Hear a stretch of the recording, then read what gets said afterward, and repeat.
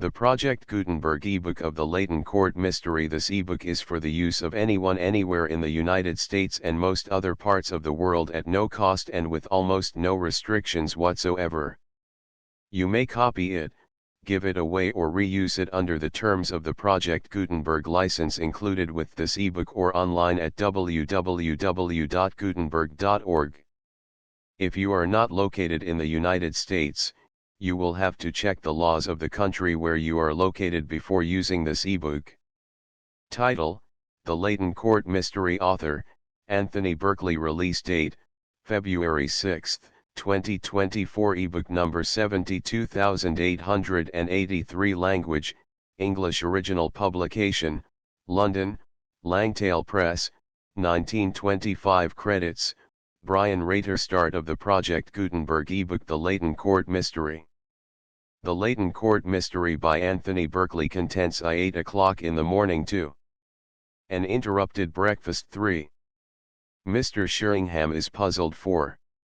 Major Jefferson is reluctant. v. Mr. Sheringham asks a question. 6.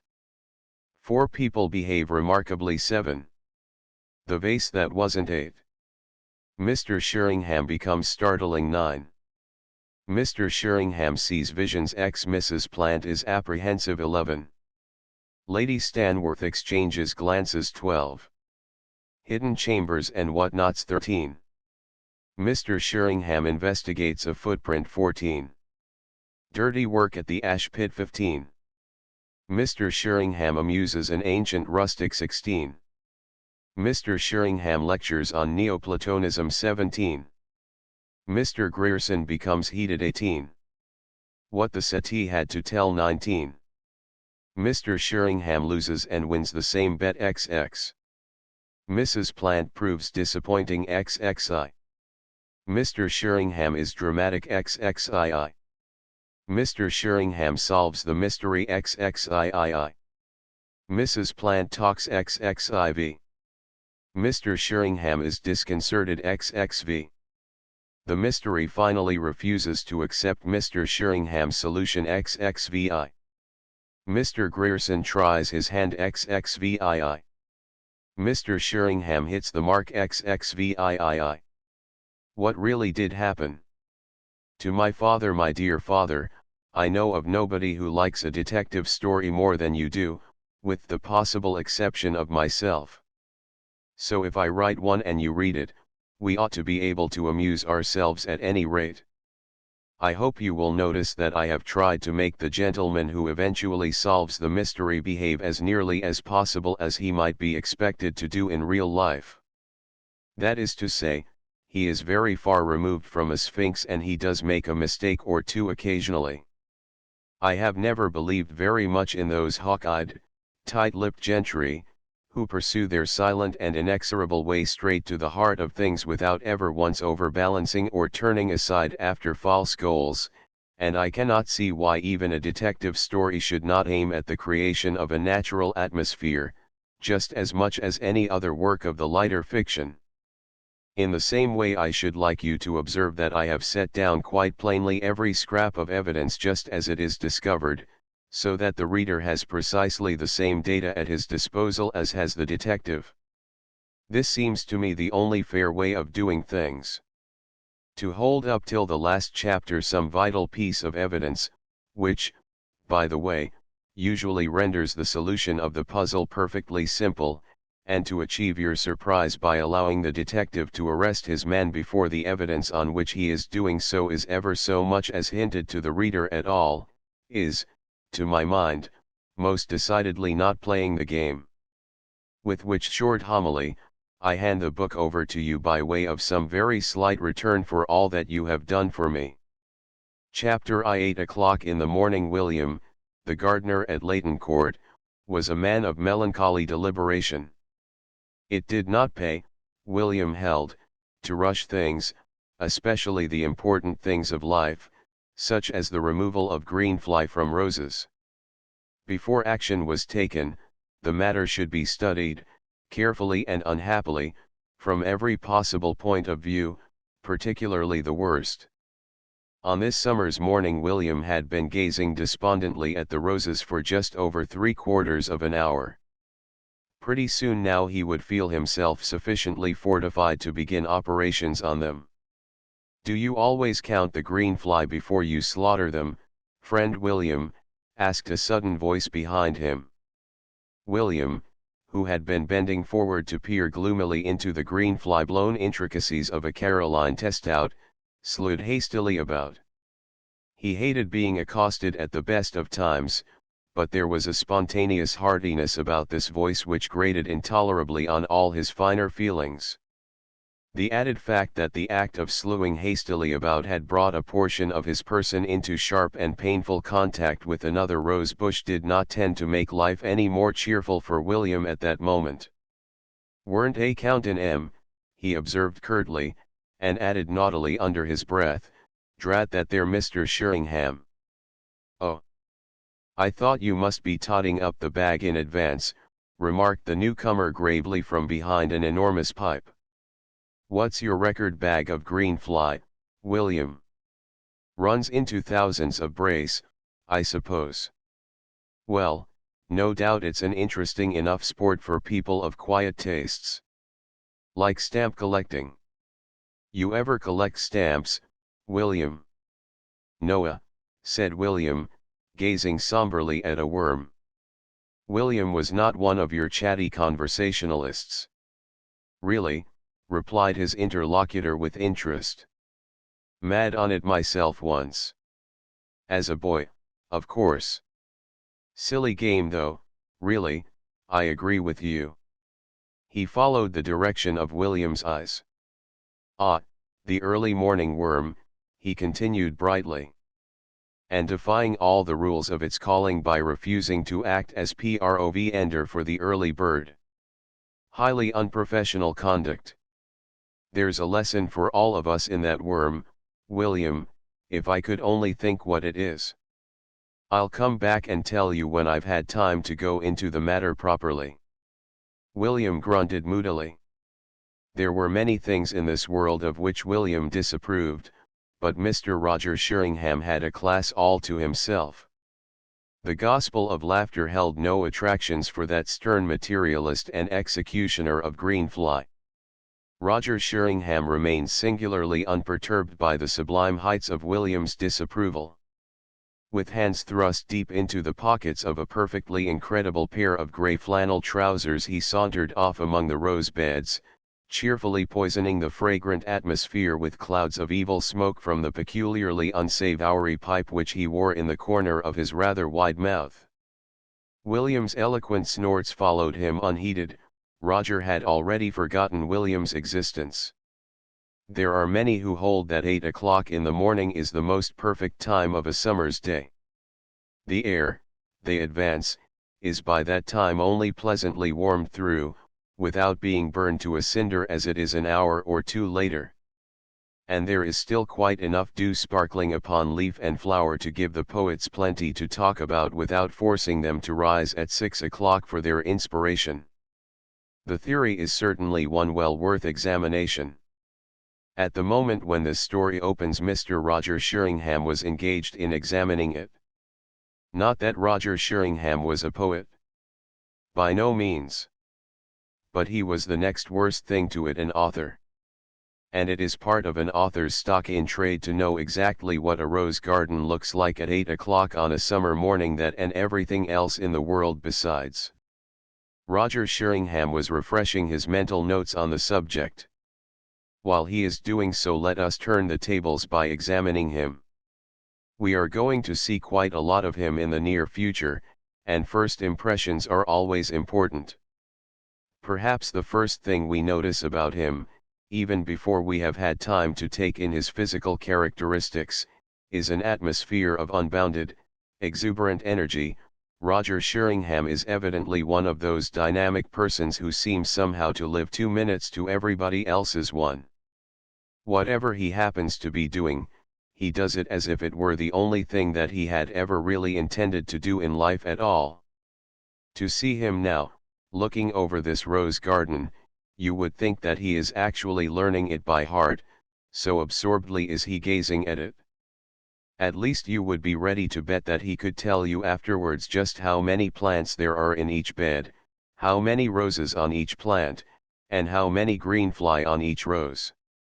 Whether this habit of observation is natural, or whether it is part of the training of his craft, there can be no doubt that Roger possesses it in a very high degree.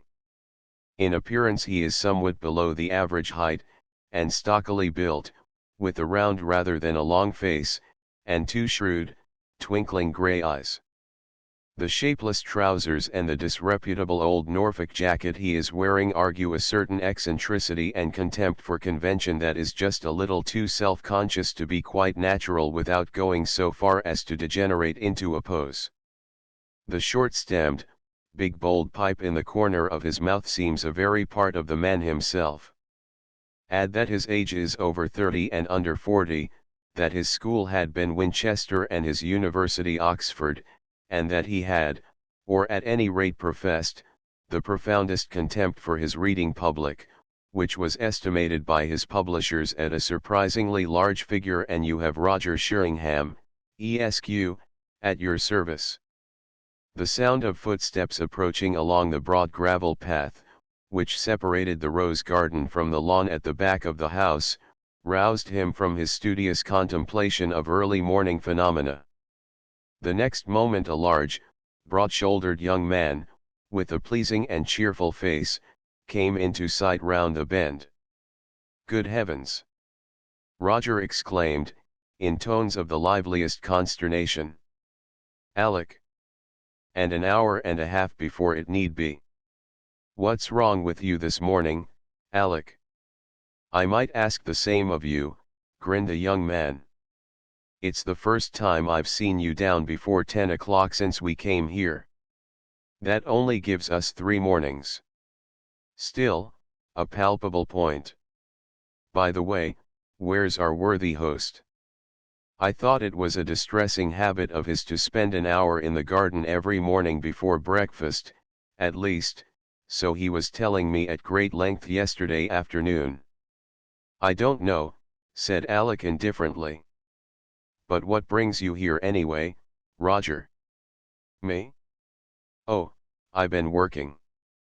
Studying the local flora and fauna, the latter ably represented by William.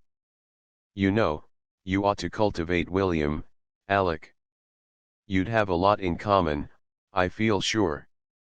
They fell into step and strolled among the scattered beds. "You working at this hour?" Alec remarked. "I thought you wrote all your tripe between midnight and dawn." "You're a young man of singular literary acuteness," sighed Roger. "Hardly anybody would dare to call my work tripe. Yet you and I know that it is, don't we? But for goodness sake don't tell anyone else your opinion. My income depends on my circulation, you know, and if it once got noised about that Alexander Grierson considered Alec landed a punch on the literary thorax." "Oh, for heaven's sake, shut up," he grunted. "Don't you ever stop talking, Roger?" "Yes," Roger admitted regretfully. "When I'm asleep. It's a great trial to me. That's why I so much hate going to bed." "But you haven't told me why you're up and about so early." "Couldn't sleep," responded Alec, a trifle sheepishly. "Ah." Roger stopped and scrutinized his companion's face closely. "I shall have to study you, Alec, you know. Awfully sorry if it's going to inconvenience you, but there's my duty to the great British public, and that's plain enough, my interesting young lover. So now perhaps you'll tell me the real reason why you're polluting this excellent garden with your unseemly presence at this unnecessary hour." "Oh, stow it, you blighter," growled the interesting young lover, blushing hotly. Roger regarded him with close attention. "Notes on the habits of the newly engaged animal, male genus," he murmured softly. "One reverses all its habits and instincts by getting up and seeking fresh air when it might still be frosting in bed. 2 assaults its closest friends without the least provocation. 3 turns a bright brick red when asked the simplest question. 4 Will you shut up, or have I got to throw you into a rose bed, shouted the harassed Alec. I'll shut up, said Roger promptly. But only on William's account, please understand that. I feel that William would simply hate to see me land on one of his cherished rose bushes. It would depress him more than ever, and I shrink from contemplating what that might mean. In passing, how is it that you were coming from the direction of the lodge just now and not from the house? You're infernally curious this morning, Alec smiled. If you want to know, I've been down to the village. So early? Alec, there must be something wrong with you, after all. And why on earth have you been down to the village? Well, if you must have it, to post a letter, said Alec reluctantly. Ah, a letter so important, so remarkably urgent that it couldn't wait for the ordinary collection from the house. Roger mused with interest. Now I wonder if that letter could have been addressed, let us say, to the Times. Marvelous, Holmes. How could you have surmised that? You know my methods, Watson. It is only necessary to apply them. Well, Alexander Watson, am I right? You're not, said Alec shortly. It was to my bookmaker. Well, all I can say is that it ought to have been to the Times, retorted Roger indignantly. In fact, I don't mind going so far as to add that it's hardly playing the game on your part that it shouldn't have been to the Times. Here you go laying a careful train of facts all pointing to the conclusion that this miserable letter of yours was to the Times, and then you turn round and announce calmly that it was to your bookmaker. If it comes to that, why write to your bookmaker at all? A telegram is the correct medium for conducting a correspondence with one's bookmaker. Surely you know that. Doesn't it ever hurt you? Alec sighed wearily. Don't you ever put your larynx out of joint or something? I should have thought that. Yes, I should have liked to hear your little medical lecture so much, Roger interrupted rapidly, with a perfectly grave face. Unfortunately, a previous engagement of the most pressing urgency robs me of the pleasure. I've just remembered that I've got to go and see a man about now. What was it about? Oh, yes. I remember. A goat. Well, goodbye, Alec. See you at breakfast, I hope. He seized his astonished companion's hand, shook it affectionately, and walked quickly away in the direction of the village. Alec gazed after him with open mouth. In spite of the length of their acquaintance, he had never got quite used to Roger. A light tread on the grass behind him caused him to turn round, and what he saw supplied the reason for Roger's hurried departure. A quick smile of appreciation flitted across his face. Then he hurried eagerly forward, and all thought of Roger was wiped from his mind. So soon are we forgotten when somebody more important comes along. The girl who was advancing across the grass was small and slight, with large grey eyes set wide apart, and a mass of fair hair which the slanting rays of the sun behind her turned into a bright golden mist about her head. She was something more than pretty, for mere prettiness always implies a certain insipidity, and there was certainly no trace of that in Barbara Shannon's face. On the contrary, the firm lines of her chin alone, to take only one of her small features, showed a strength of character unusual in a girl of her age. One hardly looks for that sort of thing at feminine 19 or thereabouts. Alec caught his breath as he hurried towards her. It was only yesterday that she had promised to marry him, and he had not quite got accustomed to it yet. Dearest, he exclaimed, making as if to take her in his arms. William had long since disappeared in search of weapons with which to rout the green fly. Dearest, how topping of you to guess I should be waiting for you out here. Barbara put out a small hand to detain him. Her face was very grave and there were traces of tears about her eyes. "Alec," she said in a low voice, "I've got rather bad news for you. Something very dreadful has happened, something that I can't possibly tell you about, so please don't ask me, dear, it would only make me more unhappy still. But I can't be engaged to you any longer. You must just forget that yesterday ever happened at all. It's out of the question now. Alec, I can't marry you." Chapter 2. An interrupted breakfast. Mr. Victor Stanworth, the host of the little party now in progress at Layton Court, was, according to the reports of his friends, who were many and various, a thoroughly excellent sort of person. What his enemies thought about him, that is, provided that he had any, is not recorded. On the face of it, at any rate, however, the existence of the latter may be doubted.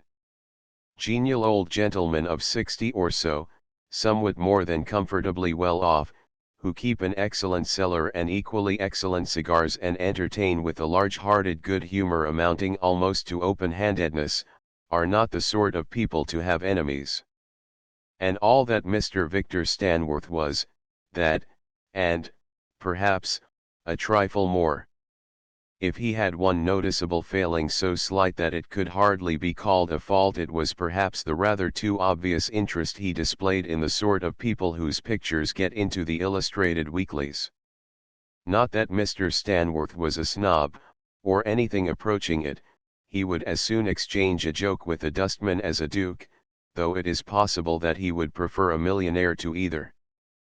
But he had not attempted to conceal his satisfaction when his younger brother, now dead these 10 years or more, had succeeded in marrying, against all expectation and the more than plainly expressed wishes of the lady's family, Lady Cynthia Anglemere, the eldest daughter of the Earl of Grassingham. Indeed, he had gone so far as to express his approval in the eminently satisfactory form of settling 1,000 a year on the lady in question for so long as she continued to bear the name of Stanworth. It is noticeable, however, that a condition of the settlement was the provision that she should continue the use of her title also.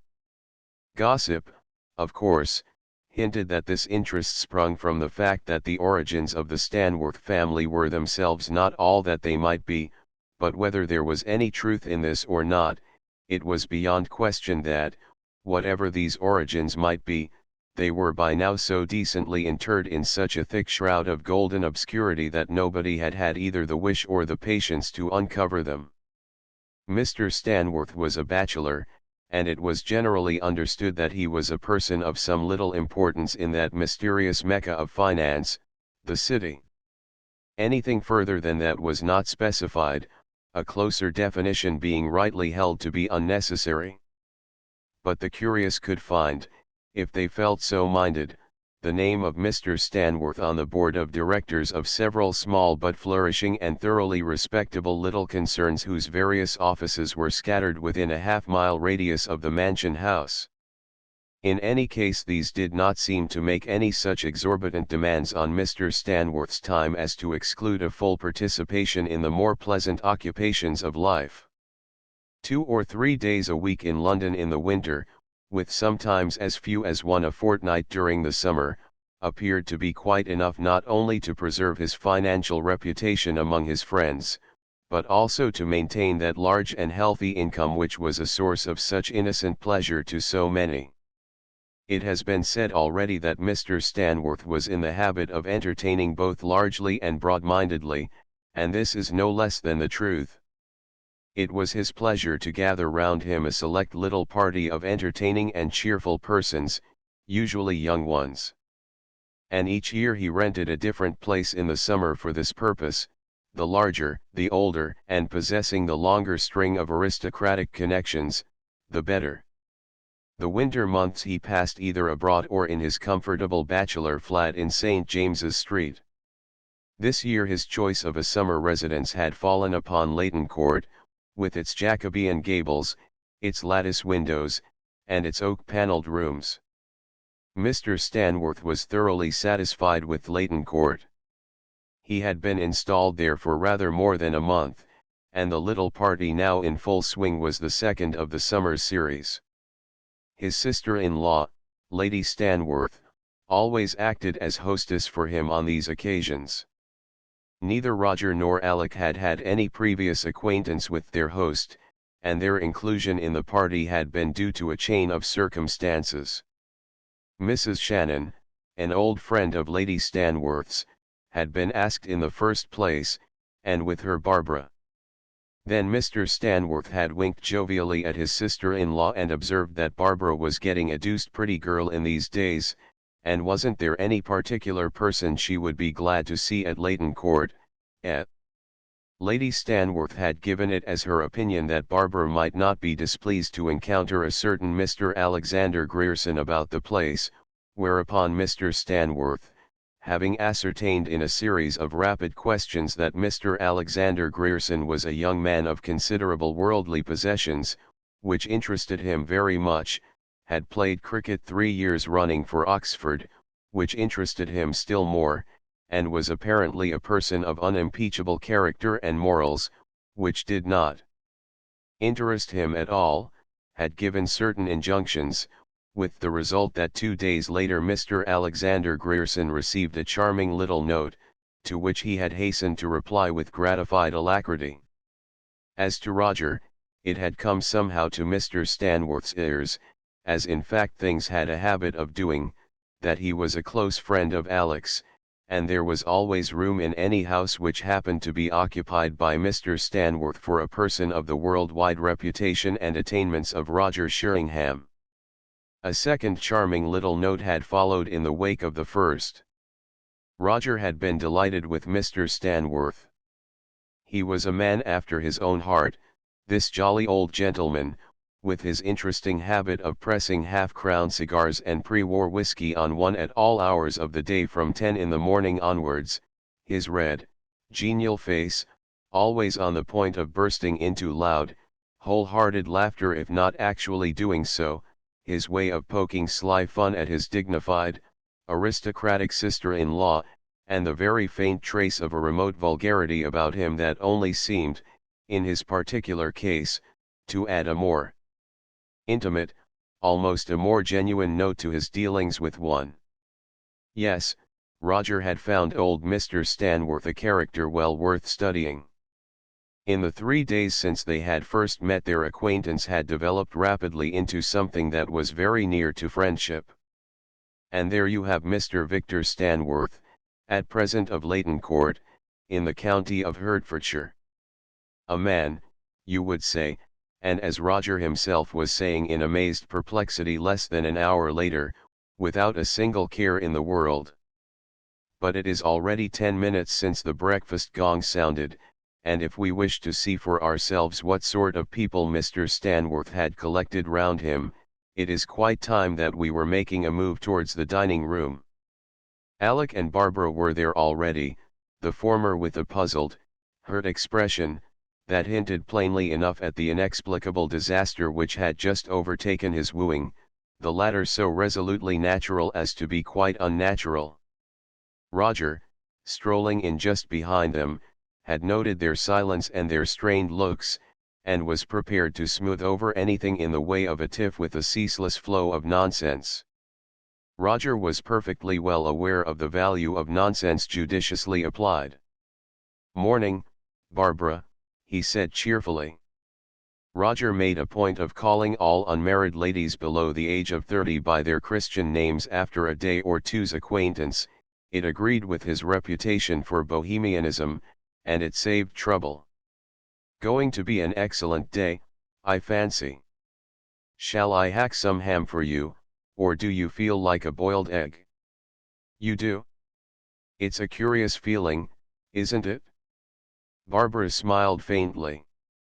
"Thank you, Mr. Sheringham," she said, lifting the cozies off an array of silver that stood at one end of the table.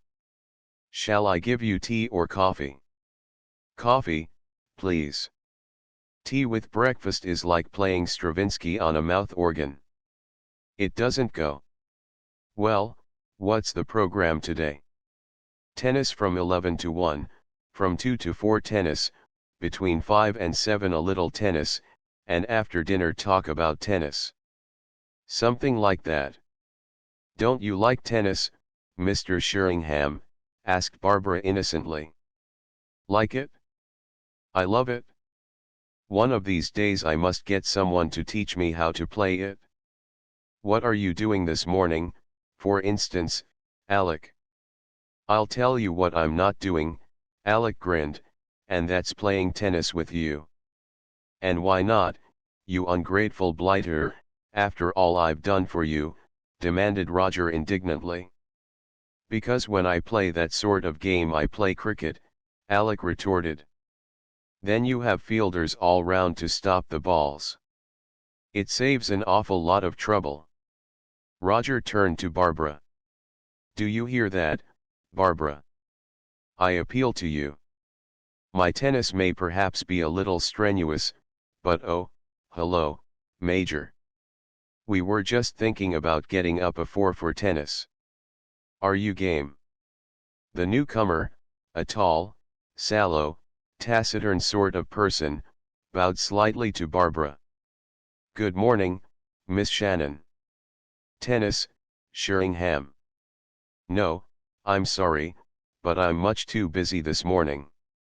He went to the sideboard, inspected the dishes gravely, and helped himself to some fish. Scarcely had he taken his seat with it than the door opened again and the butler entered. Can I speak to you a moment, please, sir? Asked the latter in a low voice. The major glanced up. Me, Graves. Certainly. He rose from his seat and followed the other out of the room. Poor Major Jefferson, Barbara observed. Yes, said Roger with feeling. I'm glad I haven't got his job. Old Stanworth's an excellent sort of fellow as a host, but I don't think I should care for him as an employer. Alec. Jefferson seems to have his hands pretty full. It's a pity, because he really plays a dashed good game of tennis. By the way, what would you call him exactly? A private secretary. Sort of, I suppose, said Roger. And everything else as well. A general dog's body for the old man. Rotten job. Isn't it rather funny to find an army man in a post like that? Barbara asked, more for the sake of something to say than anything.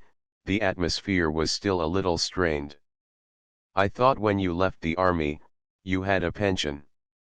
So you do, Roger returned. But pensions don't amount to much in any case. Besides, I rather fancy that Stanworth likes having a man in the job with a certain social standing attached to him. Oh, yes, I've no doubt that he finds Jefferson uncommonly useful. Surly sort of devil though, isn't he? Observed Alec. Can I have another cup of coffee, please, Barbara? Oh, he's all right, Roger pronounced. But I wouldn't like to be out with that butler alone on a dark night. He's the most extraordinary butler I've ever seen, said Barbara with decision, manipulating the coffee pot. He positively frightens me at times. He looks more like a prize fighter than a butler. What do you think, Mr. Sheringham? As a matter of fact, you're perfectly right, Barbara, Alec put in. He is an old boxer. Jefferson told me. Stanworth took him on for some reason years ago, and he's been with him ever since. I'd like to see a scrap between him and you, Alec, Roger murmured bloodthirstily. There wouldn't be much to choose between you. Thanks, Alec laughed. Not today, I think. He'd simply wipe the floor with me. He could give me nearly a stone, I should say. And you're no chicken. Ah, well, if you ever think better of it, let me know. I'll put up a purse all right. Let's change the subject, said Barbara, with a little shiver. Oh. Good morning, Mrs. Plant. Hello, Mother, dear. Had a good night. Mrs. Shannon, small and fair like her daughter, was in all other respects as unlike Barbara as could well be imagined. In place of that young lady's characterful little face, Mrs. Shannon's features were doll-like and insipid. She was pretty enough, in a negative, plump sort of way, but interest in her began and ended with her appearance. Barbara's attitude towards her was that of patient protectiveness.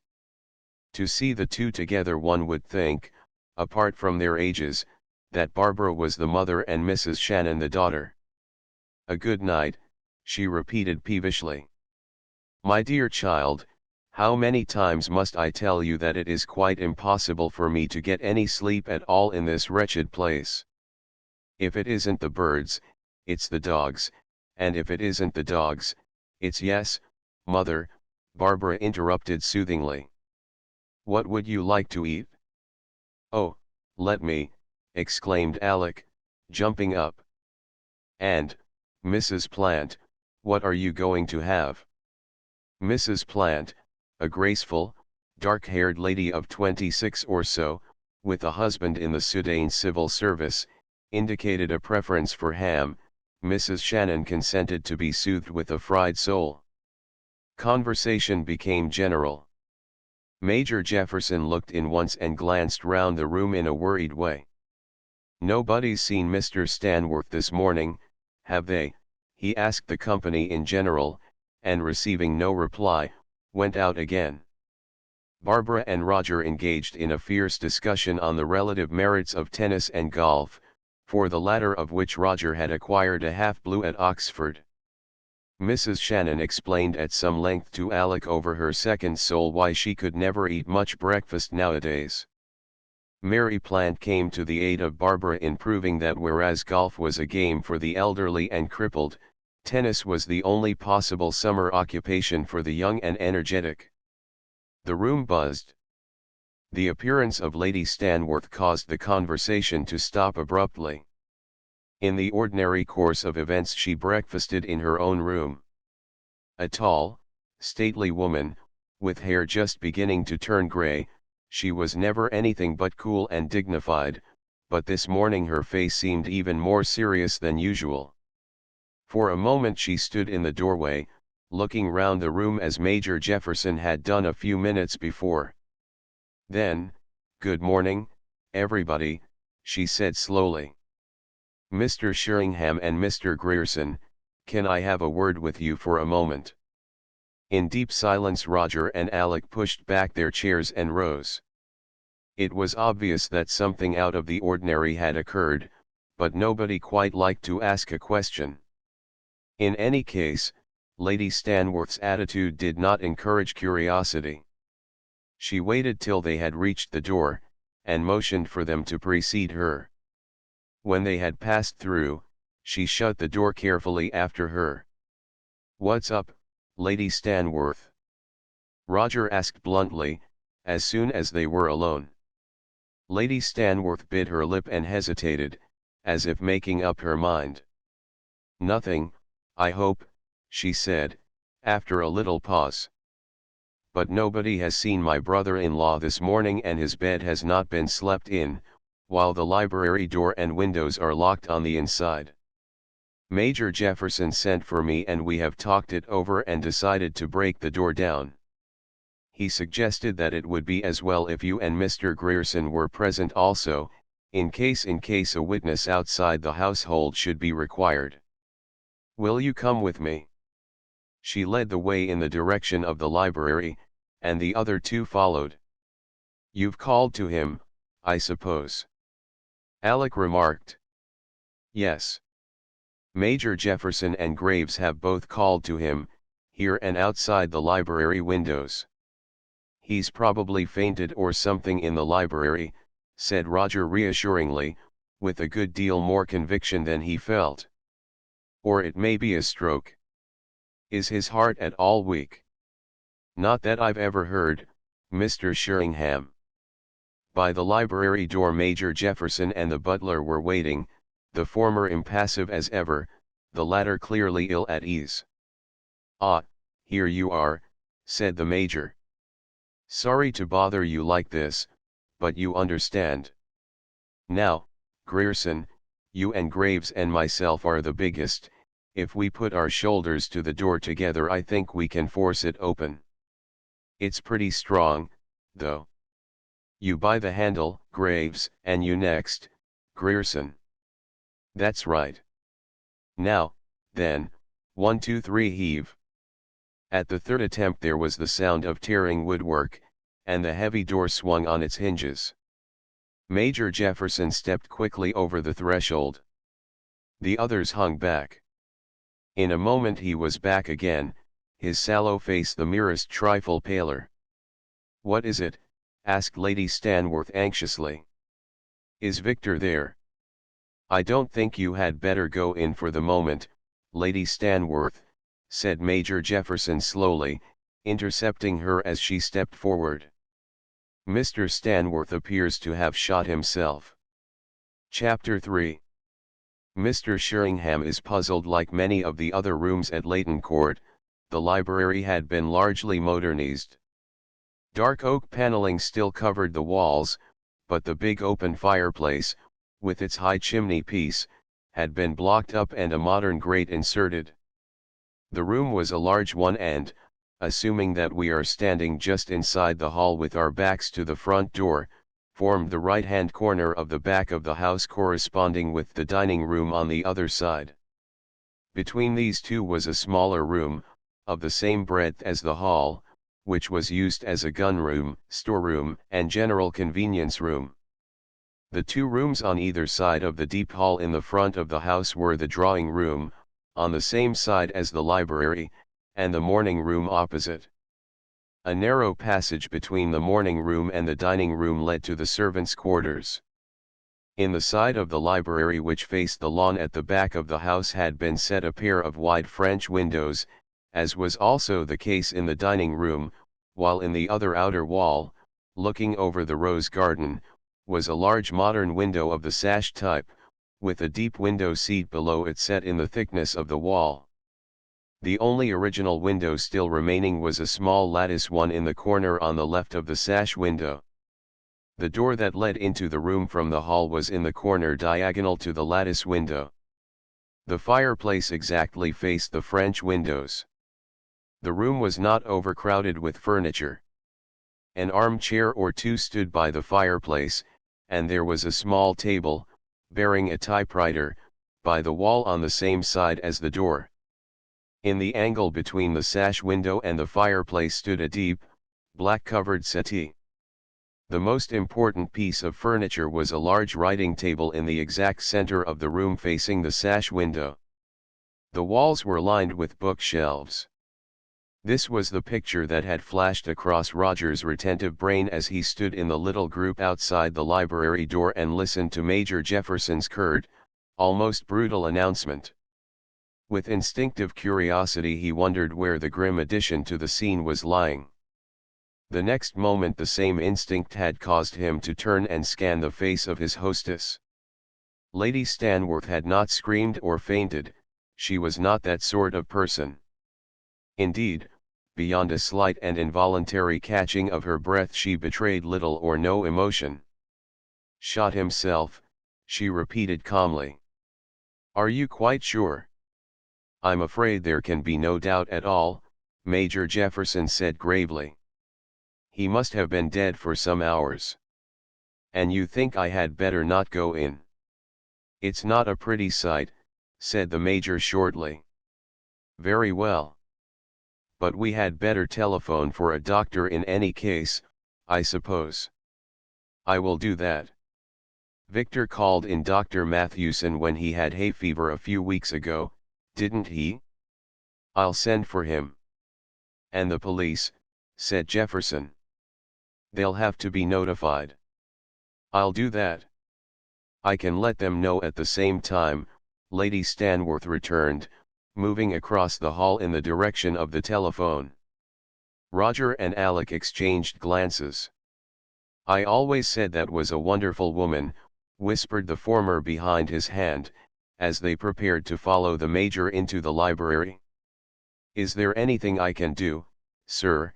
asked the butler from the doorway. Major Jefferson glanced at him sharply. Yes, you come in, too, Graves. It makes another witness. The four men filed in silence into the room. The curtains were still drawn, and the light was dim. With an abrupt movement Jefferson strode across and pulled back the curtains from the French windows. Then he turned and nodded silently towards the big writing table. In the chair behind this, which was turned a little away from the table, sat, or rather reclined, the body of Mr. Stanworth. His right hand, which was dangling by his side almost to the floor, was tightly clenched about a small revolver, the fingers still convulsively clasping the trigger. In the center of his forehead, just at the base of his hair, was a little circular hole, the edges of which looked strangely blackened. His head lolled indolently over the top of the chair back, and his wide-open eyes were staring glassily at the ceiling. It was, as Jefferson had said, not a pretty sight. Roger was the first to break the silence. "Well, I'm damned," he said softly. "What on earth did he want to go and do that for?" "Why does anyone do it?" asked Jefferson, staring at the still figure as if trying to read its secret. "Because he has some damned good reason of his own, I suppose." Roger shrugged his shoulders a little impatiently. "No doubt. But old Stanworth of all people. I shouldn't have thought that he'd got a care in the world. Not that I knew him particularly well, of course, but I was only saying to you yesterday, Alec," he broke off suddenly. Alec's face had gone a ghastly white, and he was gazing with horrified eyes at the figure in the chair.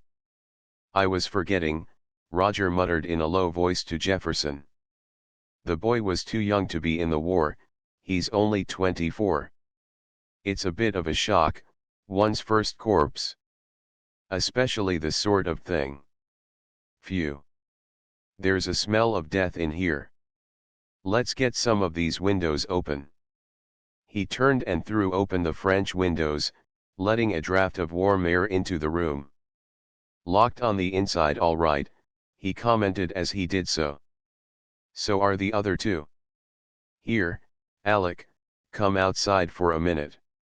It's no wonder you're feeling a bit turned up." Alec smiled faintly. He had managed to pull himself together and the color was returning to his cheeks. "Oh, I'm all right," he said, a little shakily. "It was just a bit of a shock at first."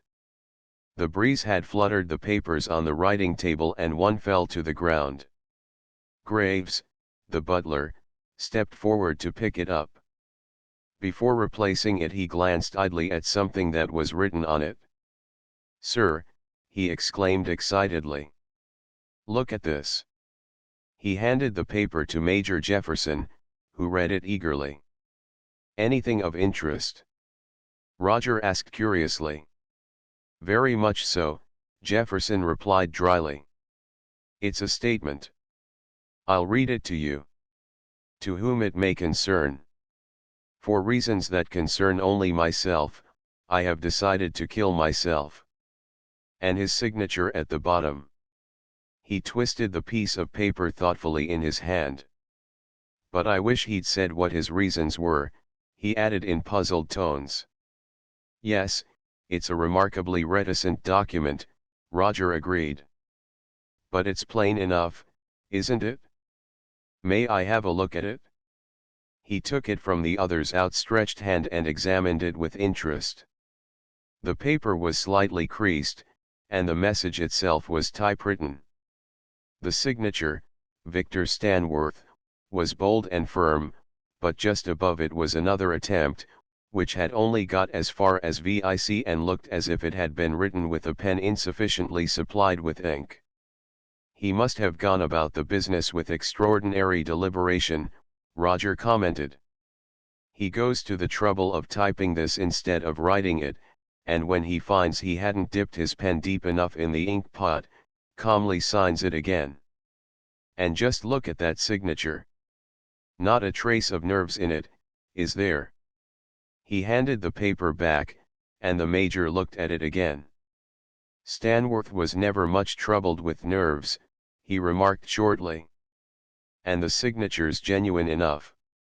I'd take my oath on that." Alec could not help feeling that Jefferson's words had supplied an answer to a question which Roger had purposely refrained from asking. "Well, I don't know much about this sort of thing," Roger observed, "but I suppose one thing's certain. The body mustn't be touched before the police come. Even in the case of a suicide?" Jefferson asked doubtfully. "In any case, surely." "I shouldn't have thought it would have mattered in this case," said Jefferson, a little reluctantly. "Still, perhaps you're right. Not that it matters either way," he added quickly. There was a tap on the half-open door. "I've telephoned to Dr. Matthewson and the police," came Lady Stanworth's even tones. "They're sending an inspector over from Elchester at once. And now don't you think we ought to tell the others in the dining room?" "I think so certainly," said Roger, who happened to be nearest to the door. "There's no sense in delaying it. Besides, if we tell them now it will give them time to get over it a little before the police come." "Quite so," said Jefferson. "And the servants as well. Graves, you'd better go and break the news in the kitchen. Be as tactful as you can." "Very good, sir." With a last, but quite expressionless glance at his late master, the burly figure turned and walked slowly out of the room.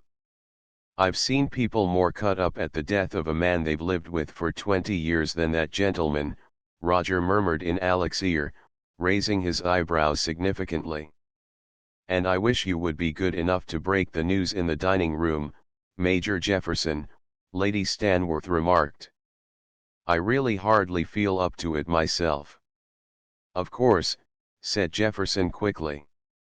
"In fact, I think it would be much better if you went up to your room and rested a little before the police get here, Lady Stanworth. This is bound to be a very great strain. I will tell one of the maids to take you up a cup of tea." Lady Stanworth looked a trifle surprised, and for a moment it seemed that she was going to object to this course. Evidently, however, she changed her mind if that was the case, for she only said quietly, "Thank you. Yes, I think that would be best. Please let me know directly the police arrive." She made her way, a little wearily, up the broad staircase and disappeared from view. Jefferson turned to Roger. "I think as a matter of fact that I should prefer you to tell the ladies, if you would, Sheringham. You'd do it much better than I. I'm not much use at putting unpleasant things in a pleasant way." "Certainly I will, if you'd rather. Alec, you'd better stay here with the Major." Jefferson hesitated. "As a matter of fact, Grierson, I was wondering if you would be good enough to run across to the stables and tell Chapman to have the car ready all day today, as it might be wanted any time at a moment's notice. Will you?" "Of course," said Alec promptly and hurried off, only too glad of the opportunity for a little action. He had not yet quite got over that first sight of the dead man in the streaming sunshine. Roger walked slowly across to the dining room door, but he was not pondering over what he was going to say. He was repeating to himself over and over again, why was Jefferson so infernally anxious to get rid of the four of us in such a hurry? Why? Why? Why? With his hand on the very knob of the door a possible answer came to him, in the form of another question. Why was Jefferson so reluctant to admit that the body must not be touched before the arrival of the police? It was a somewhat distirate Roger who opened the dining room door, and proceeded to acquaint three astounded ladies with the somewhat surprising fact that their host had just shot himself through the head. Their reception of his news did not speak very well for Roger's tactfulness. It may have been that his preoccupation with what was in his mind prevented him from doing justice to himself, but the fact remains that even he was considerably startled by the way in which his hearers behaved, and it took a good deal to startle Roger. Mrs. Shannon, it is true, merely remarked with a not unjustified annoyance that it was really exceedingly awkward, as she had made all her arrangements for being here another 10 days and now she supposed they would have to leave at once, and where on earth did anyone think they could go to with the house in town shut up and all the servants away? Barbara rose slowly to her feet, with every trace of color drained out of her face, swayed a little and, sitting down abruptly, stared with unseeing eyes out into the sunlit garden. Mrs. Plant incontinently and silently fainted. But Roger had other things to do than dancing attendance upon fainting and hysterical ladies. Leaving Mrs. Plant somewhat unceremoniously to the ministrations of Barbara and her mother, he hurried back to the library, taking care to step lightly. The sight that met his eyes was exactly what he had expected. Major Jefferson was bending over the dead man, rapidly and methodically searching his pockets. "Hello," Roger remarked easily from the doorway. "Putting him straight a bit." The major started violently. Then he bit his lip and slowly straightened his back.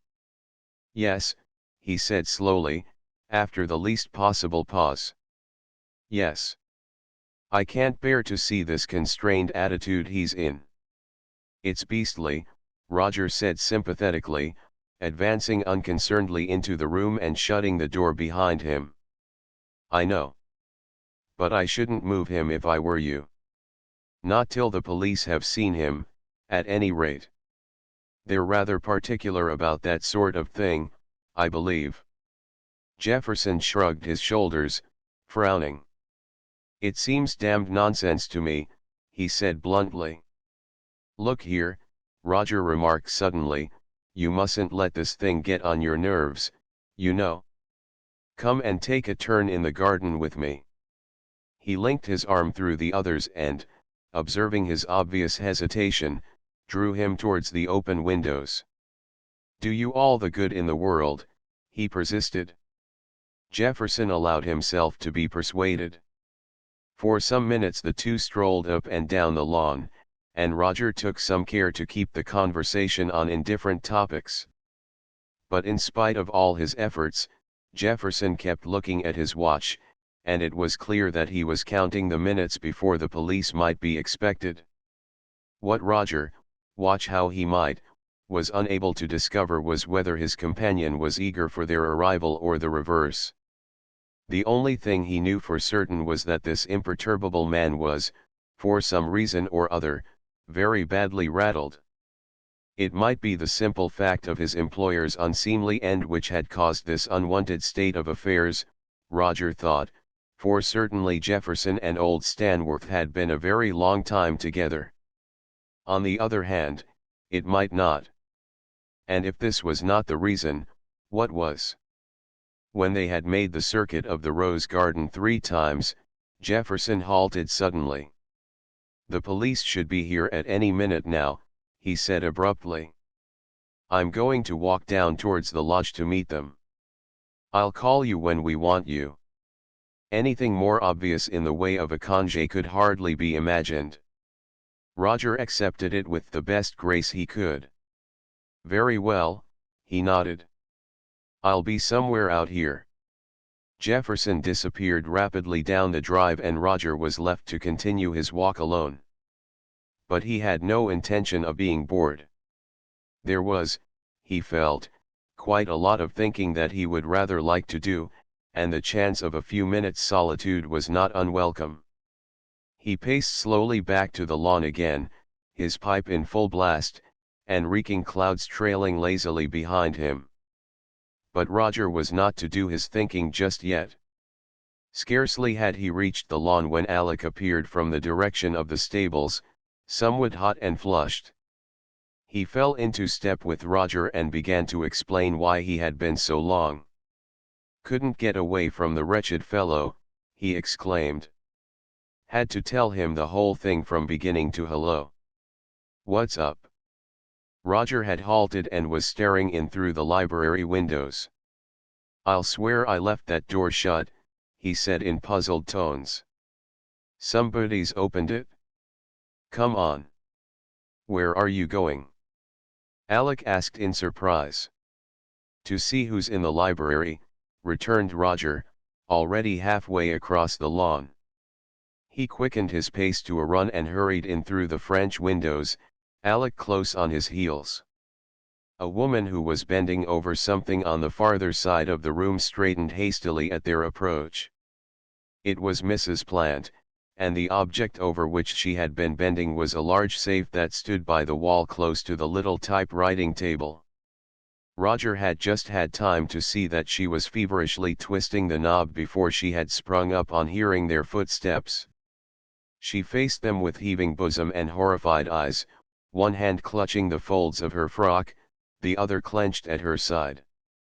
It was obvious that she was frightened almost out of her wits. "Were you looking for anything?" Roger asked politely, and cursed himself for the banality of the words even as he spoke them. With a tremendous effort Mrs. Plant appeared to pull herself together. "My jewels," she muttered jerkily. "I asked Mr. Stanworth to lock them in his safe the other day. I was wondering would the police take them. I thought it might be better if that's all right, Mrs. Plant," said Roger soothingly, breaking in upon her painful utterances. "The police wouldn't take them in any case, I expect, and you can easily identify what is yours. They'll be safe enough, I assure you." A little color was coming slowly back into her cheeks and her breathing was becoming less rapid. "Thank you so much, Mr. Sheringham," she said more easily. "It was absurd of me, no doubt, but they're rather valuable, and I had a sudden panic about them. Of course I ought not to have tried to take them myself. I can't think what I can have been doing." She laughed nervously. "Really, I'm positively ashamed of myself. You won't give me away for being so foolish, will you?" There was a note of urgent appeal in the last sentence that belied the lightness of the words. Roger smiled reassuringly. "Of course not," he said promptly. "Wouldn't dream of it." "Oh, thank you so much. I know I can rely on you. And on Mr. Grierson, too. Well, I suppose I'd better run away before anyone else catches me here." She made her way out of the room, carefully averting her eyes from the chair by the writing table. Roger turned to Alec and whistled softly. "Now what did she want to lie like that for?" he asked with raised eyebrows. "Do you think she was lying?" Alec asked in puzzled tones. "I should have said that Mrs. Plant was as straight as they make 'em." Roger shrugged his shoulders in mock despair. "And so should I. That's what makes it all the more extraordinary. Yet of course she was lying. Like a trooper. And so ridiculously. Her story's bound to be disproved as soon as the safe is opened. She must have said the first thing that came into her head. Alec, my son, there's something damned queer going on here. Mrs. Plant isn't the only one who's lying. Come out into the garden and listen to the duplicity of Jefferson." Chapter 4. Major Jefferson is reluctant. Inspector Mansfield, of the Elchester Police, was a methodical person. He knew exactly what he had to do, and just how to do it. And he had precisely as much imagination as was required for his job, and not a fraction more. Too much imagination can be a very severe handicap to a conscientious policeman, in spite of what the detective stories may say. As the inspector entered the library with Jefferson from the hall, Roger, who had heard his arrival and was determined to miss no more of this interesting situation than he could possibly help, contrived to present himself at the French windows, the faithful Alec still in tow. "Good morning, Inspector," he said cheerfully. Jefferson frowned slightly, Perhaps he was remembering his last words to Roger. "These are Mr. Sheringham and Mr. Grierson, Inspector," he said a little brusquely. "They were present when we broke the door in." The inspector nodded. "Good morning, gentlemen. Sad business, this." "Very." He glanced rapidly round the room. "Ah, there's the body. Excuse me, Major." He stepped quickly across and bent over the figure in the chair, examining it attentively. Then he dropped on his knees and scrutinized the hand that held the revolver. "Mustn't touch anything till the doctor's seen him," he explained briefly, rising to his feet again and dusting the knees of his trousers. "May I have a look at that document you spoke of, sir?" "Certainly, Inspector. It's on the table." Jefferson showed where the paper was lying, and the inspector picked it up. Roger edged farther into the room. The presence of himself and Alec had not been challenged, and he wished to establish his right to be there. Furthermore, he was uncommonly curious to hear the inspector's views on the somewhat remarkable document he was now studying. The inspector looked up.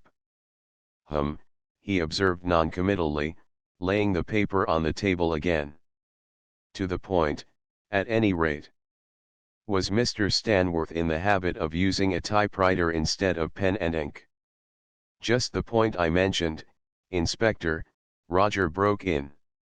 "Indeed, sir," said the inspector politely. He turned to Jefferson. "Do you happen to know, Major Jefferson?" "Yes, I think he was," Jefferson said thoughtfully. "He certainly always wrote his letters on it. I fancy he used it a good deal. But to sit down and type a thing like that!" Roger exclaimed. "It seems so unnecessary somehow." "And what do you make of it then, Mr. Sheringham?" the inspector asked with tolerant interest. "I should say it showed a cold-blooded deliberation that proves Mr. Stanworth to have been a very exceptional man," Roger replied quickly. The inspector smiled faintly. "I see you're more used to considering characters than actions," he said.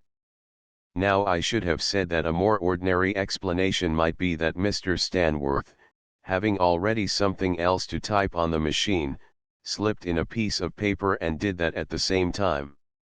"Oh," Roger remarked, somewhat nonplussed. "Yes, I never thought of that. It's extraordinary what simple things one doesn't think of at times," said the inspector wisely.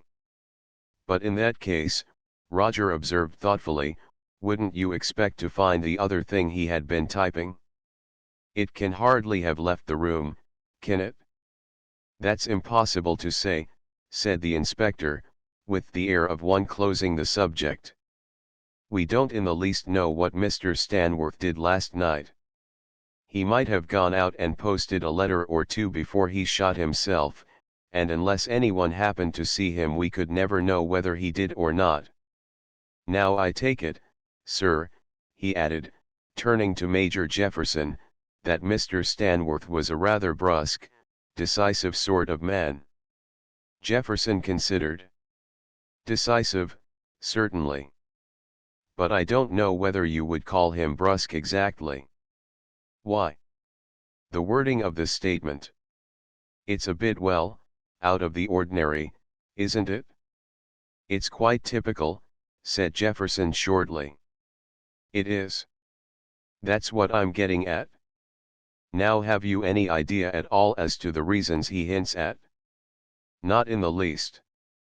I'm absolutely in the dark." "Ah. Well, perhaps Lady Stanworth will be able to throw some light on that point later." He strolled over to the door and began to examine the lock. Roger drew Alec aside. "You know, this is jolly interesting, this business," he murmured. "I've never seen the police at work before. But the story books are all wrong. This man isn't a fool by any means, very far from it. He caught me out properly over that typing, and twice at that. Perfectly obvious points when they're mentioned, of course, and I can't think why they didn't occur to me. That's the trouble with an idée fixe, you can't see beyond it, or even round it. Hello, he's trying the windows now. The inspector had crossed the room and was testing the fastenings of the French windows. You said all these were fastened when you got in as well as the door, sir, he remarked to Jefferson. Yes. But Mr. Sheringham can answer for that better than I. He opened them. The inspector flashed a quick glance at Roger. And they were all securely fastened. Absolutely, said Roger with conviction. I remember commenting on it at the time. Why did you open them, sir? To let some air into the place. It smelled of death, if you know what I mean. The inspector nodded as if the explanation satisfied him, and at the same moment the front door bell rang. I expect that's the doctor, Jefferson remarked, moving towards the door. I'll go and see. That man's badly on the jump, Roger commented to himself. Aloud he took the opportunity of remarking, I dare say you'll find some private papers in that safe which may throw some light on the business. Roger badly wanted to know what was inside that safe. And what wasn't. Safe, sir, said the inspector sharply. What safe? Roger pointed out where the safe stood. I understand that Mr. Stanworth always carried it about with him, he remarked casually. That seems to point to the fact of there being something helpful inside, I should say. The inspector glanced round. You never know with these suicides, sir, he said in confidential tones.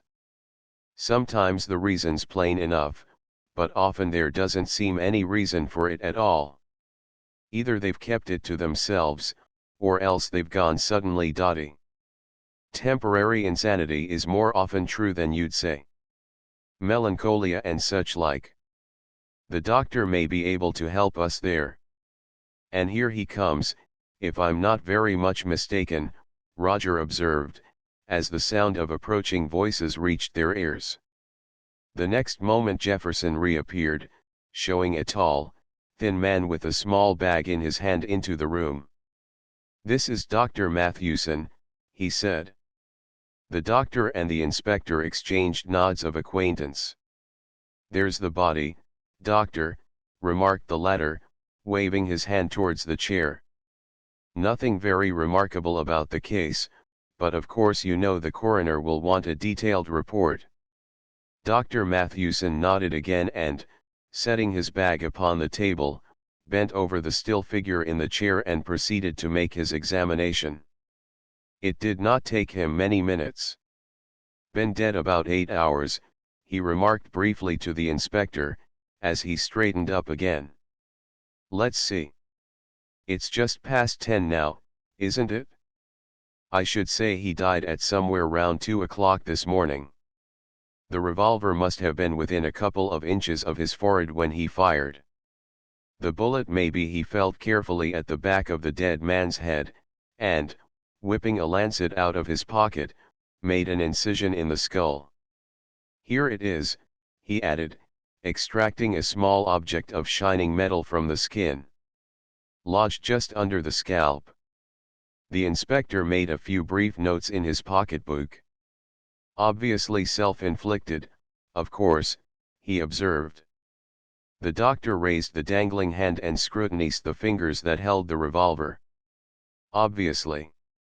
The grip is properly adjusted and must have been applied during life. With an effort he loosened the clasp of the dead fingers and handed the weapon across the table to the inspector. The latter twirled the chamber thoughtfully before opening it. Not fully loaded, but only one chamber fired, he announced, and made another note. Edges of wound blackened and traces of powder on surrounding skin, supplied the doctor.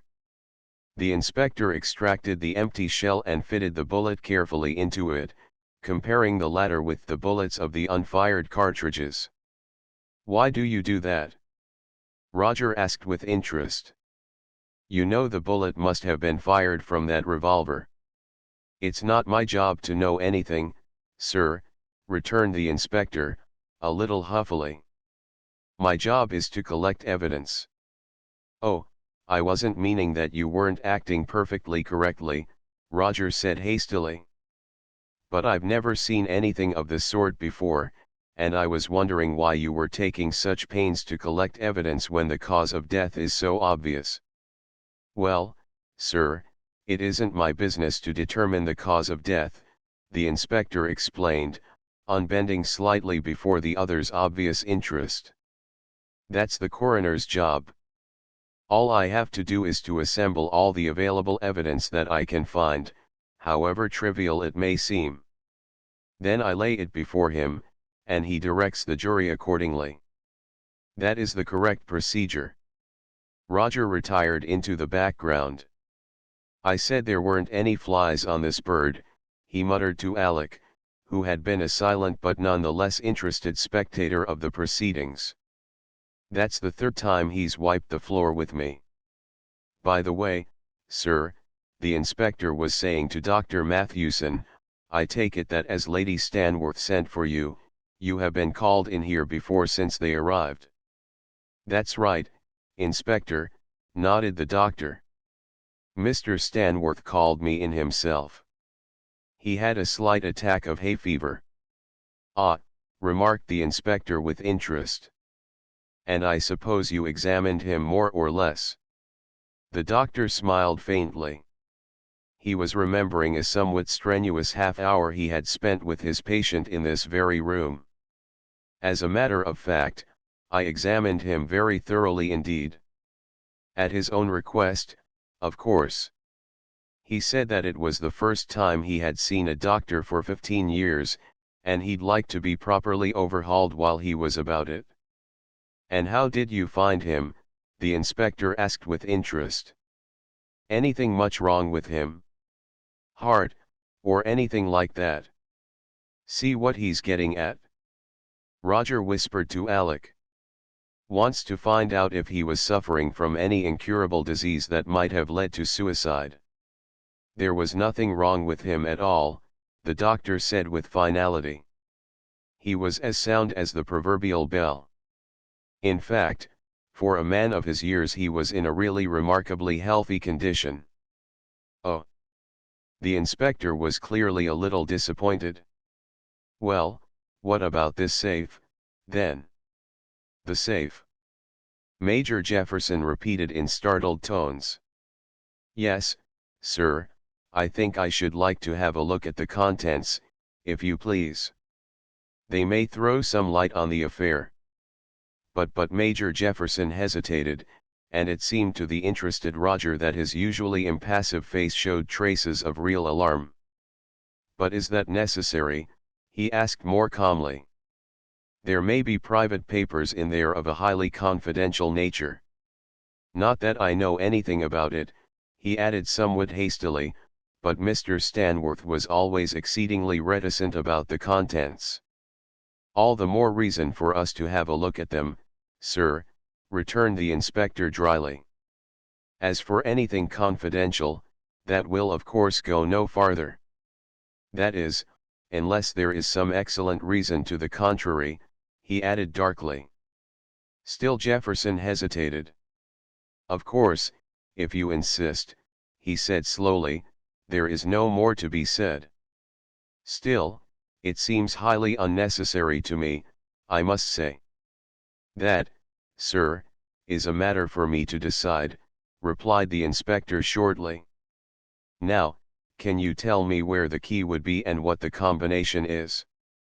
I believe that Mr. Stanworth usually kept his keyring in his right-hand waistcoat pocket, Jefferson said tonelessly, as if the subject had ceased to interest him. As for the combination, I have not the least idea what it was. I was not in Mr. Stanworth's confidence to that extent, he added with the least possible shade of bitterness in his voice. The inspector was feeling in the pocket mentioned. Well, they're not here now, he said. With quick, deft movements he searched the other pockets. Ah! Here they are. In the one above. He must have slipped them into the wrong pocket by mistake. But you say you don't know the combination? Now I wonder how we can find that. He weighed the ring of keys thoughtfully in his hand, deliberating. Roger had strolled round the room with a careless air. If that safe was going to be opened, he wanted a good look at the contents. Now he paused by the fireplace. "Hello," he remarked suddenly. "Somebody's been burning something here." He bent and peered into the grate. "Paper. I shouldn't be surprised if those ashes aren't all that's left of your evidence, Inspector." The inspector crossed the room hastily and joined him. "I dare say you're right, Mr. Sheringham," he said disappointedly. "I ought to have noticed that myself." "Thank you. Still, we must get that safe opened as soon as possible in any case." Roger rejoined Alec. "One to me," he smiled. Now, if he'd been one of the storybook inspectors, he'd have bitten my head off for discovering something that he'd missed. "I like this man." The inspector put his notebook away. "Well, Doctor," he said briskly, "I don't think there's anything more that you or I can do here, is there?" "There's nothing more that I can do," Dr. Mathewson replied. "I'd like to get away, too, if you can spare me. I'm rather busy today." "I'll let you have that report at once." "Thanks." "No, I shan't want you any more, sir. I'll let you know when the inquest will be. Probably tomorrow." He turned to Jefferson. "And now, sir, if you'll let me use the telephone, I'll ring up the coroner and notify him. And after that, if there's another room convenient, I'd like to interview these gentlemen and yourself, and the other members of the household also. We may be able to get a little closer to those reasons that Mr. Stanworth mentions." He folded up the document in question and tucked it carefully away in his pocket. "Then you won't be wanting this room any more?" asked Jefferson. "Not for the present. But I'll send in the constable I brought with me to take charge in the meantime." "Oh." Roger looked curiously at the last speaker. Then he turned to Alec. "Now am I getting a bee in my bonnet," he said in a low voice, as they followed the others out of the room, "or did Jefferson sound disappointed to you just then?" "Heaven only knows," Alec whispered back. "I can't make out any of them, and you're as bad as anybody else. Wait till I get you alone." "I'm going to talk my head off," Roger promised. The inspector was giving his instructions to a large burly countryman, disguised as a policeman, who had been waiting patiently in the hall all this time. While Jefferson led the way to the morning room, the latter ambled portentously into the library.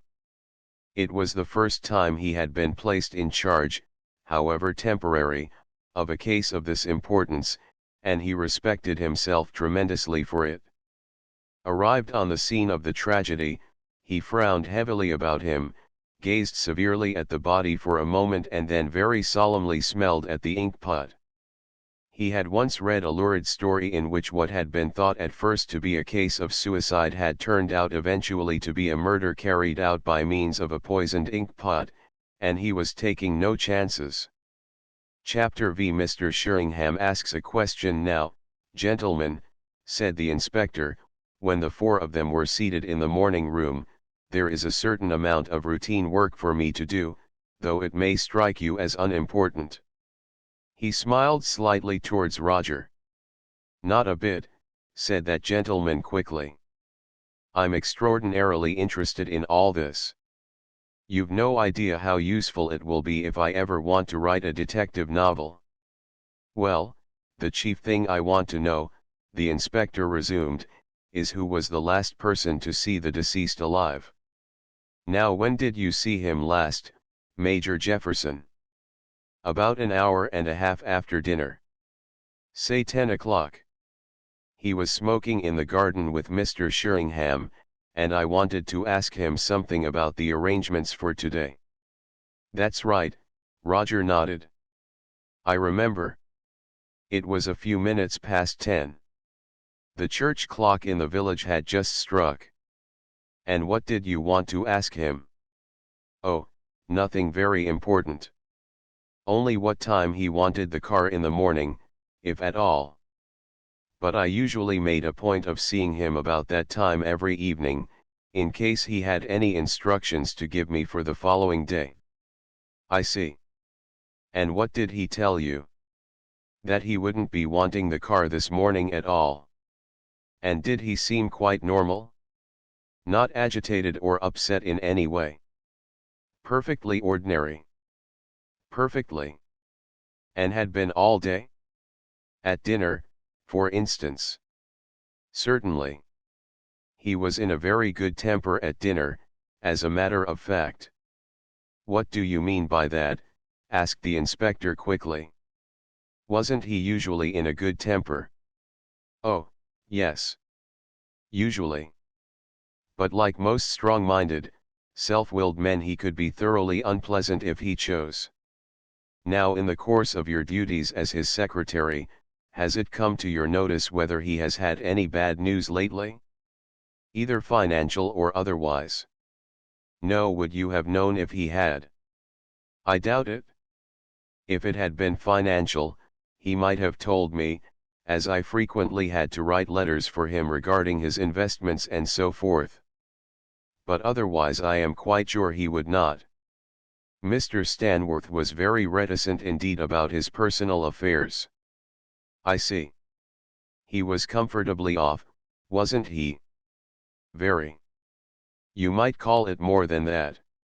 Rich, in fact. And how were his investments laid out? Did he, for instance, put most of his money into one concern? You mean, was he in a position to be ruined by the failure of any single business? No, I'm sure he wasn't. His money was spread over a large number of investments, and to my certain knowledge he still has a very large sum indeed in government stock. Then we can take it as fairly sure that, whatever caused him to take his life, it was nothing to do with money matters. Yes, I'm quite convinced of that. Then we must look elsewhere. Now, had Mr. Stanworth any relations besides his sister-in-law? Not to my knowledge, and I've been with him 6 years. He had a younger brother, of course, Lady Stanworth's husband, but I've never heard of any others. I see. Well, Major Jefferson, am I to take it that you can't throw any light at all on the reasons for Mr. Stanworth's suicide? Think carefully, if you please. Suicide is a pretty serious step, and the reasons must be correspondingly serious. The coroner is bound to do his best to bring them to light. I haven't the least idea, said Jefferson quietly. It is the last thing in the world I should have expected from Mr. Stanworth. The inspector turned to Roger. Now, sir, you were in the garden with him last evening at 10. What happened after that? Oh, we didn't stay out very long after that. Not more than 20 minutes, I should say. I had some work to do, and we went in together. What were you talking about in the garden? Roses chiefly. He was very keen on roses and took a lot of interest in the rose garden here. Did he seem cheerful? Very. He always struck me as an exceptionally cheerful person. Genial, in fact. Did anything he said lead you to think that he might be contemplating taking his life? Not at the time, of course, but looking back on it. No casual remark, or anything like that. Good heavens, no. On the contrary, he talked quite a lot about the future. What part of the country he was going to stay in next year, and that sort of thing. I see. Well, what happened when you went in? We met Mrs. Plant in the hall, and he stopped to speak to her. I went on to the drawing room to get a book I'd left there. When I came back they were still in the hall talking. I said good night to both of them and went on up to my room. That was the last I saw of him. Thank you. Then you can't help, either. Not in the least, I'm afraid. The whole thing beats me completely. The inspector looked at Alec. And you, sir? When did you see him last? Alec considered. I hardly saw him after dinner at all, Inspector. That is, I didn't speak to him, but I caught a glimpse of him once or twice in the garden with Mr. Sheringham. You were in the garden, too? Yes. What were you doing? Alec blushed. Well, I was, that is, Roger came to his rescue. Mr. Grierson and Miss Shannon, whom you have not yet had the pleasure of meeting, became engaged yesterday, Inspector, he said gravely, but with a sidelong wink. The inspector smiled genially. Then I don't think we need inquire what Mr. Grierson was doing in the garden last night, he remarked jovially. Or Miss Shannon, for that matter, when I come to question her later. And you can't help us either in any other direction. I'm afraid not, Inspector. I really knew very little of Mr. Stanworth in any case. I only met him for the first time when I arrived here 3 days ago. Inspector Mansfield rose to his feet.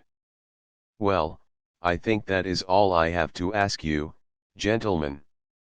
After all, even if we can't find out what his reasons were, the case is clear enough. The door and all the windows locked on the inside, the revolver in his hand, which the doctor says must have been there during life, to say nothing of his own statement. I don't think the coroner will take very long to arrive at his verdict. What about the inquest? Roger asked. Shall we be wanted?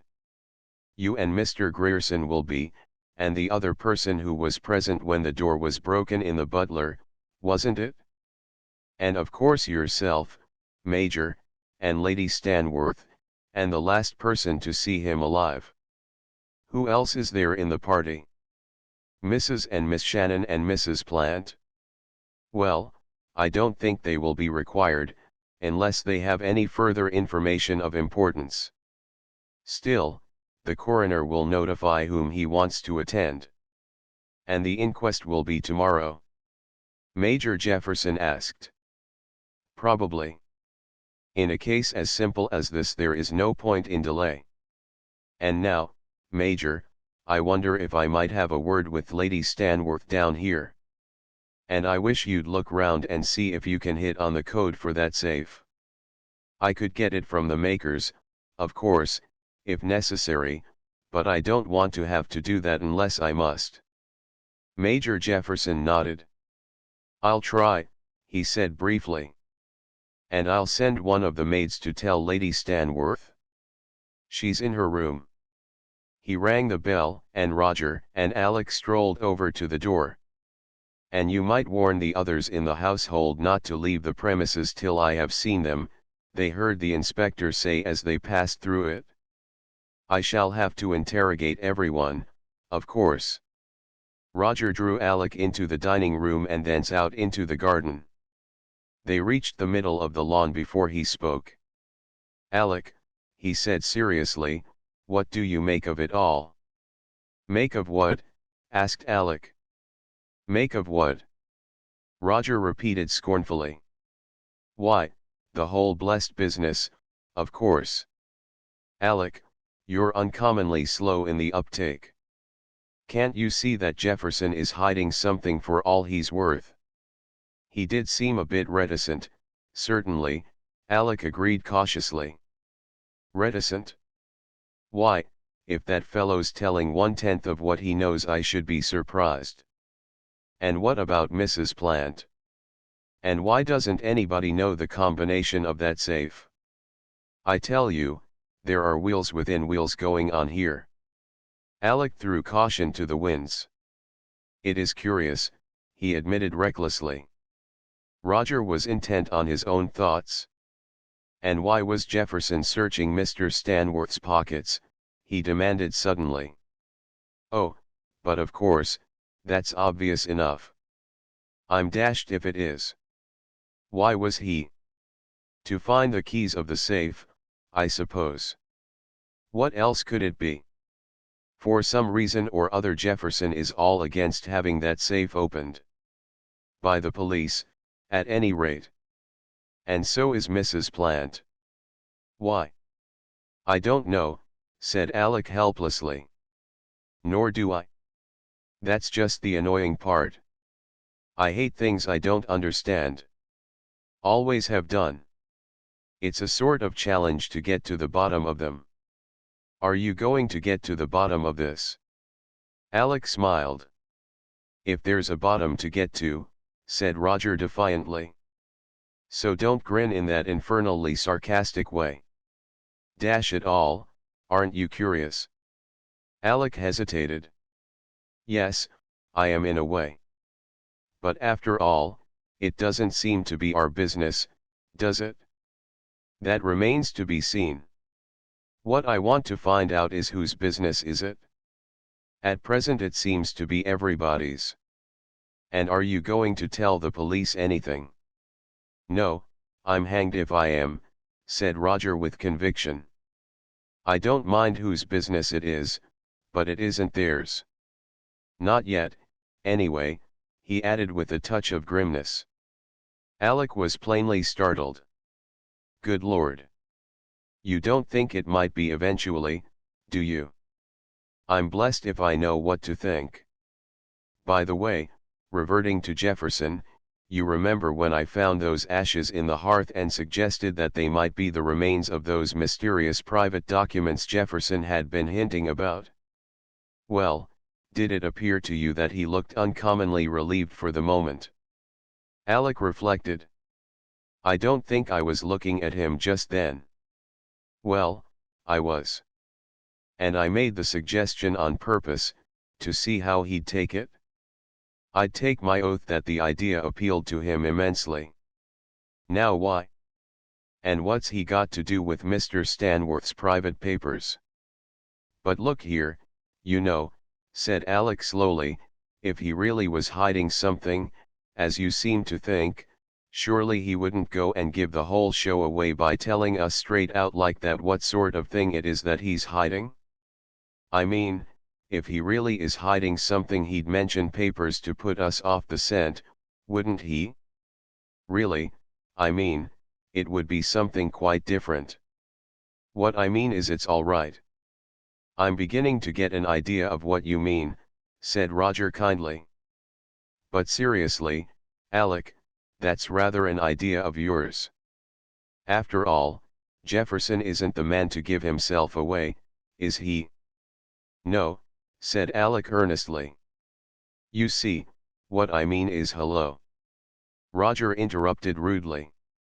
There's the inspector going down the drive. And without Jefferson, by all that's lucky. Let's cut after him and ask him if he's brought anything else to the surface. And without waiting for a reply he set off at a run in the wake of the retreating inspector. The latter, hearing their footsteps on the gravel, turned round to wait for them. Well, sir, he said with a smile. Remembered something else to tell me. Roger dropped into a walk. No, but I was wondering whether you had anything to tell me. Found anything more out? You're not connected with the press by any chance, Mr. Sheringham, are you? The inspector asked suspiciously. Oh, no, it's just natural curiosity, Roger laughed. Not for publication, and all that. I was thinking you might get me into trouble if it came out that I'd been talking more than I ought to, sir. But I haven't found anything more out in any case. Lady Stanworth wasn't any help. Not a bit, sir. She couldn't throw any light on it at all. I didn't keep her long. Or any of the others, either, for that matter. There was nothing more to be got out of them, and I've got to get back and make out my report. Not even found the safe's combination. No, returned the inspector disappointedly. I shall have to ring up the makers and get that. I've taken a note of the number. And who saw him last? Mrs. Plant. He stopped her in the hall to ask her if she liked some roses he'd had specially sent up to her room for her, and left her to go into the library. Nobody saw him after that. And is the body still in there? No, sir. We shan't want that any more. The constable I brought with me, Rudgman, is helping them take it upstairs now. The lodge gates appeared in sight, and Roger halted. Well, goodbye, Inspector. Shall we see you over here again? Yes, sir. I shall have to come over about that safe. I don't suppose we'll find anything in it, and it's a 10-mile bicycle ride for me in this heat, but there you are. He laughed ruefully and went on his way. Roger and Alec turned and began to pace slowly back to the house. So Mrs. Plant was the last to see him alive, was she? Observed the former thoughtfully. That means she'll be staying over for the inquest. The others will be going this afternoon, I suppose. What's the time? Alec glanced at the watch on his wrist. Just past 11. And all that's happened in 2 hours. My hat? Well, come along with me. If the body's been removed, we may find the coast clear with any luck. What are you proposing to do now? Alec asked with interest. Look around that library. Oh? What's the idea? For once in his life a curious reluctance seemed to have settled upon Roger. Almost nervously he cleared his throat, and when at last he did speak his voice was unwontedly grave. Well, he said slowly, picking his words with care, there's a thing that nobody else seems to have noticed, but it's been striking me more and more forcibly every minute. I tell you candidly it's something rather horrible, a question that I'm honestly rather frightened of finding the answer to. What are you driving at? Asked Alec in perplexity. Roger hesitated again. Look here, he said suddenly, if you were going to shoot yourself, how would you go about it? Wouldn't you do it like this? He raised his hand and pointed an imaginary revolver at a spot just above the right-hand end of his right eyebrow. Alec copied his action. Well, yes, I might. It seems the natural way to do it. Exactly, said Roger slowly. Then why the devil is that wound in the center of Stanworth's forehead? Chapter 6. Four people behave remarkably. Alec started, and his broad, good-humored face paled a little. Good Lord, he ejaculated in startled tones. What on earth do you mean? Simply what I say, returned Roger. Why did Stanworth go out of his way to shoot himself in such a remarkably difficult manner? Don't you see what I mean? It isn't natural. Alec was staring up the drive. Isn't it? But he did it all right, didn't he? Oh, of course he did it, said Roger in a voice that was curiously lacking in conviction. But what I can't understand is this. Why, when he could have done it so easily, did he go about it in such a roundabout way? I mean, a revolver isn't such an easy thing to manipulate unhandily, and the attitude he used must have twisted his wrist most uncomfortably. Just try pointing your forefinger in a straight line at the middle of your forehead, and you'll see what I mean. He suited his action to his words, and there was no doubt about the constraint of his attitude. Alec looked at him attentively. Yes, it does look awkward, he commented. It is. Infernally awkward. And you saw where the doctor took the bullet from? Almost at the very back. That means the revolver must have been nearly in a dead straight line. You try and see how difficult it is. It almost dislocates your elbow. Alec copied the action.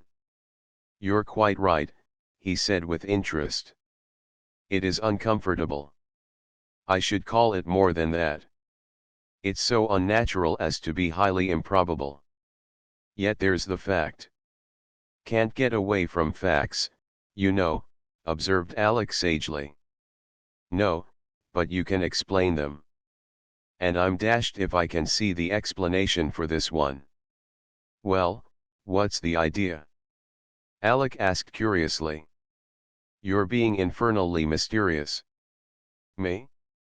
I like that. It isn't I who am being mysterious. It's everything else. Facts and people and everything. Look here, we won't go in for a moment. Let's find a seat somewhere and try and get a grip on things. I'm getting out of my depth, and I don't like it. He led the way to where a few garden chairs were scattered beneath a big cedar at one of the corners of the lawn, and threw himself into one of them. Alec followed suit, somewhat more cautiously. Alec was a big person, and he had met garden chairs before. Proceed, he said, fishing for his pipe. You interest me strangely. Nothing loath, Roger took up his tale. Well, then, in the first place let's consider the human side of things. Hasn't it struck you that there are 4 separate and distinct people here whose conduct during the last few hours has been, to say the least of it, remarkable? No, said Alec candidly, it hasn't. 2 have, I know. Who are the other 2? Well, the butler is one. He didn't seem particularly cut up over Stanworth's death, did he? Not that you look for a tremendous display of emotion from a great hulking brute like that, true. But you do look for some. He wasn't vastly upset, Alec admitted. And then there is his position in the household.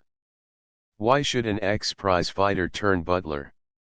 The 2 professions don't seem to harmonize somehow. And why should Stanworth want to employ an ex-prize fighting butler for that matter? It's not what you'd expect from him. He always seemed to me particularly meticulous over points of etiquette. I wouldn't have called him a snob exactly, he was too nice and jolly for that. But he did like to be taken for a gentleman. And gentlemen don't employ prize-fighting butlers, do they? I've never heard of it being done before, Alec conceded cautiously. Precisely. My point exactly. Alec, you're positively sparkling this morning. Thanks, Alec growled, lighting his pipe. But apparently not enough so to make out who the 4th of your suspicious people is. Get on with it. After you with that match. Why, didn't it strike you that somebody else took the news of Stanworth's death with remarkable fortitude? And that after it had been broken to her with a bluntness that verged on brutality. Alec paused in the act of applying a second match to his refractory pipe. By Jove! You mean Lady Stanworth? I do, said Roger complacently. Yes, I did notice that, Alec remarked, staring over his pipe at his companion. But I don't think there was much love lost between those 2, was there? You're right. There wasn't. I shouldn't mind going farther than that and saying that she absolutely hated old Stanworth. I noticed it lots of times these last 3 days, and it puzzled me even then. Now he paused and sucked at his pipe once or twice. Now it puzzles me a good deal more, he concluded softly, almost as if speaking to himself. Go on, Alec prompted interestedly. Well, that's 4 people, 2 whose behavior has not been quite what you'd expect under the circumstances, and 2 who are downright suspicious. Anyhow, you can say 4 curious people. Alec nodded in silence. He was thinking of a 5th person whose conduct early that morning had been something more than curious. With an effort he thrust the thought from him abruptly. At any rate, Roger was going to know nothing about that. And now we come to facts, and the Lord knows these are curious enough, too. First of all, we've got the place of the wound and the extreme unlikelihood, as one would have said if one hadn't actually seen it, of anyone committing suicide by shooting himself in that particular way. About that I'm not going to say any more for the moment. But there are plenty of things to talk about without that. There would be, with you anywhere about, Alec murmured irreverently. You wait. This is serious. Now according to what they say, people went to bed in pretty decent time, last night, didn't they? Mrs. Plant after meeting Stanworth in the hall, Barbara and her mother soon after you came in from the garden, and Jefferson and you after you'd finished playing billiards. That's right, Alec nodded. 11:30ish. Well, said Roger triumphantly. Somebody's lying. I was working in my room till past 1, and I heard footsteps in the corridor not once but 2 or 3 times between midnight and then the last time just as I was knocking off. Of course I didn't pay any particular attention to them at the time, but I know I'm not mistaken. So if everyone says that they were in their rooms by 11:30, except Stanworth, who was presumably locked in the library, then I repeat somebody's lying. Now what do you make of that? Heaven only knows, said Alec helplessly, puffing vigorously at his pipe. What do you? Beyond the bare fact that somebody's lying, nothing yet. But that's quite enough for the present. Then there's another thing. You remember where those keys were? In the waistcoat pocket above the one in which he usually kept them. The inspector just remarked that he must have put them in the wrong pocket. Now, do you think that's likely? Might be done. I don't see anything wildly improbable in it. Oh, no, not wildly improbable. But improbable enough, for all that. Have you ever done it, for instance? Put a thing in the wrong pocket? Lord, yes, heaps of times. No, you idiot. Not just in any wrong pocket. In the upper pocket of a waistcoat instead of the lower. Alec considered. I don't know. Haven't I? Probably not. Once again, it's an unnatural mistake. One doesn't use the upper pockets of a waistcoat much. They're not easy to get at. But consider this. When you want to slip a thing into the lower pocket of a waistcoat that's hanging on a chair, it's the easiest thing in the world to put it in the upper pocket by mistake. Done it myself hundreds of times. Alec whistled softly. I see what you're getting at. You mean absolutely. A waistcoat worn by somebody else is in the same category as a waistcoat hanging on a chair. If we're to go by probabilities, then the most likely thing is that somebody else put those keys in that pocket. Not Stanworth himself at all. But who on earth do you imagine did it? Jefferson. Jefferson. Roger repeated scornfully. Of course not Jefferson. That's the whole point. Jefferson was looking for those keys, and it's just because they were in the wrong pocket and he didn't know it, that he couldn't find them. That's plain enough. Sorry. Alec apologized. Well, this is all wrong, don't you see? It complicates things still more. Here's a fifth mysterious person to be added to our list of suspicious characters. Then you don't think it was Mrs. Plant? Alec said tentatively. I know it wasn't Mrs. Plant. She was playing about with the knob of the safe, she hadn't got the keys. And in any case, even if she had, there was no possibility of her getting them back again. No, we've got to look elsewhere. Now let's see, when was that library left empty? He paused for reflection. Jefferson was there alone while I was in the dining room. I should like to know why Mrs. Plant fainted, by the way, but we've got to wait for that till the safe's opened, but he didn't find the keys. Then we both went into the garden. Then I met you, and we caught Mrs. Plant almost immediately afterwards. How long was I with Jefferson? Not more than 10 minutes or so. Then the keys must have been disturbed in that 10 minutes before Mrs. Plant went into the library. There was no opportunity later.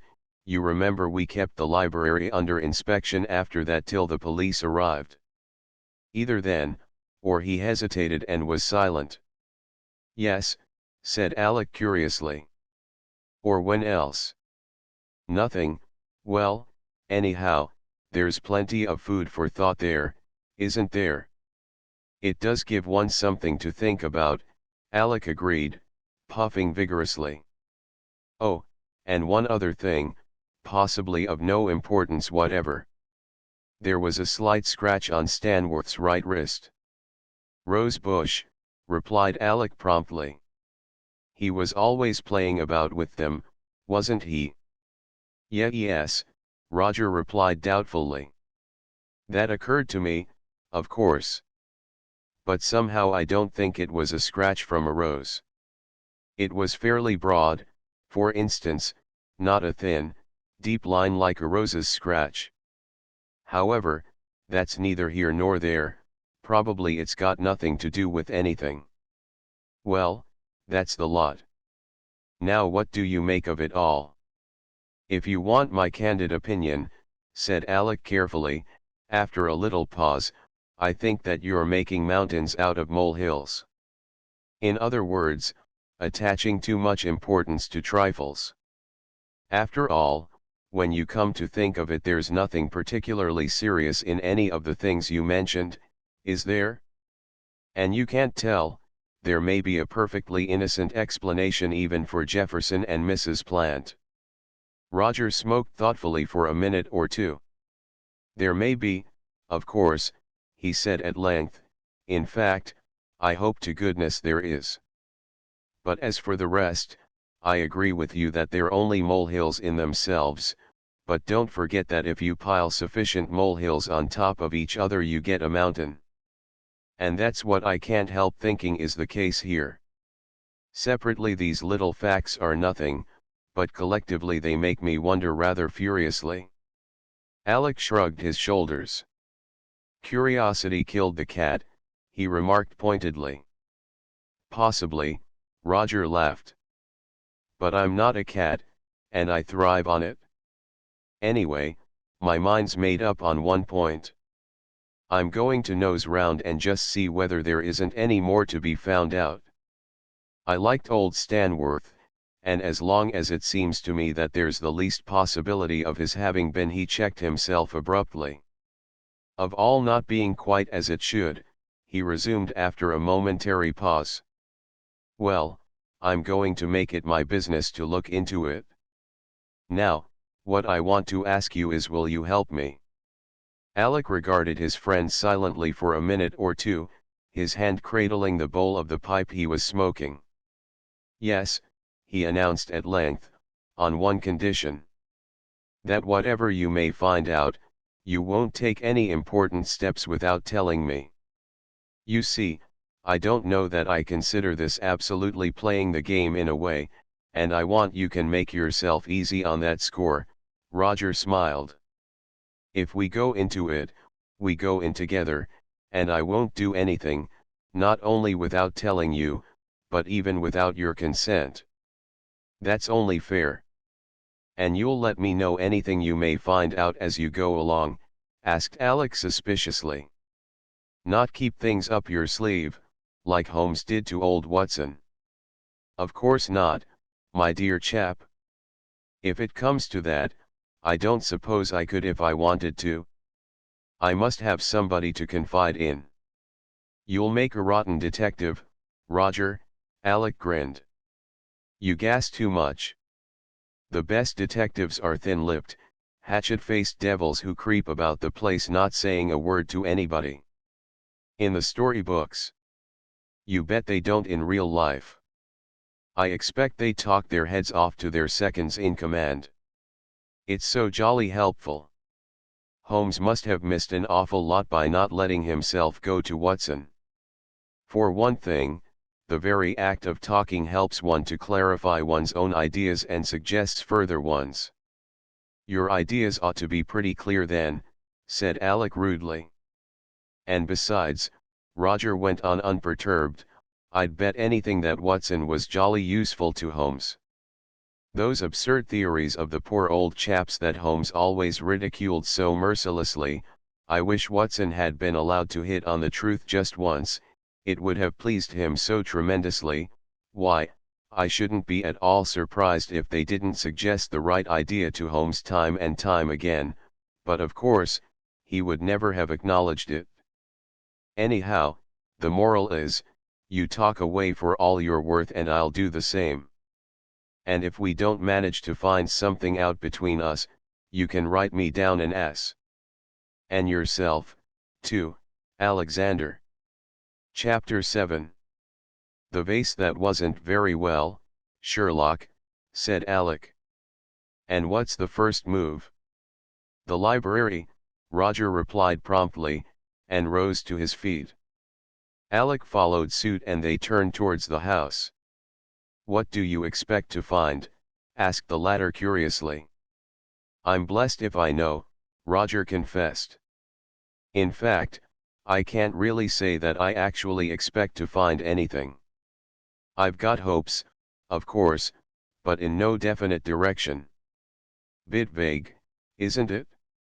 Thoroughly. That's the interesting part.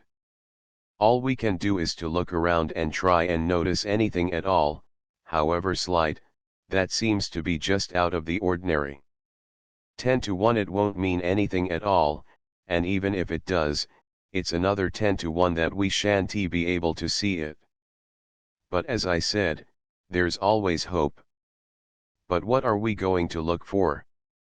Things connected with the people you mentioned, or just things. Anything. Anything and everything, and trust to luck. Now step quietly over this bit of gravel. We don't want everyone to know that we're nosing around in here. They stepped carefully over the path and entered the library. It was empty, but the door into the hall was slightly ajar. Roger crossed the room and closed it. Then he looked carefully round him. Where do we start operations? Alec asked with interest. Well, Roger said slowly, I'm just trying to get a general sort of impression. This is really the first time we've been able to look round in peace, you know. What sort of impression? Roger considered. It's rather hard to put into words exactly, but I've got a more or less retentive sort of mind. I mean, I can look at a thing or a place and carry the picture in my brain for quite a time. I've trained myself to it. It's jolly useful for storing up ideas for descriptions of scenery and that sort of thing. Photographic, you might call it. Well, it struck me that if there had been any important alteration in this room during the last few hours, if the position of the safe had been altered, for instance, or anything like that, I should probably be able to spot it.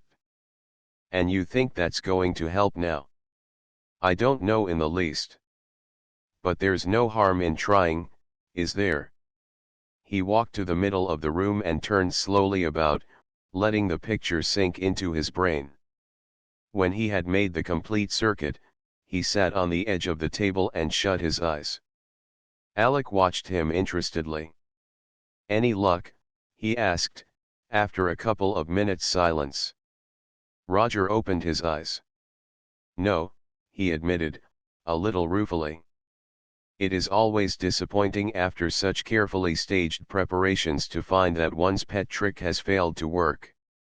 Roger felt not unlike a conjurer who had not succeeded in producing the rabbit from the top hat. Ah, observed Alec noncommittally. I can't see anything different, said Roger, almost apologetically. Ah. Alec remarked again. Then I suppose that means that nothing is different, he suggested helpfully.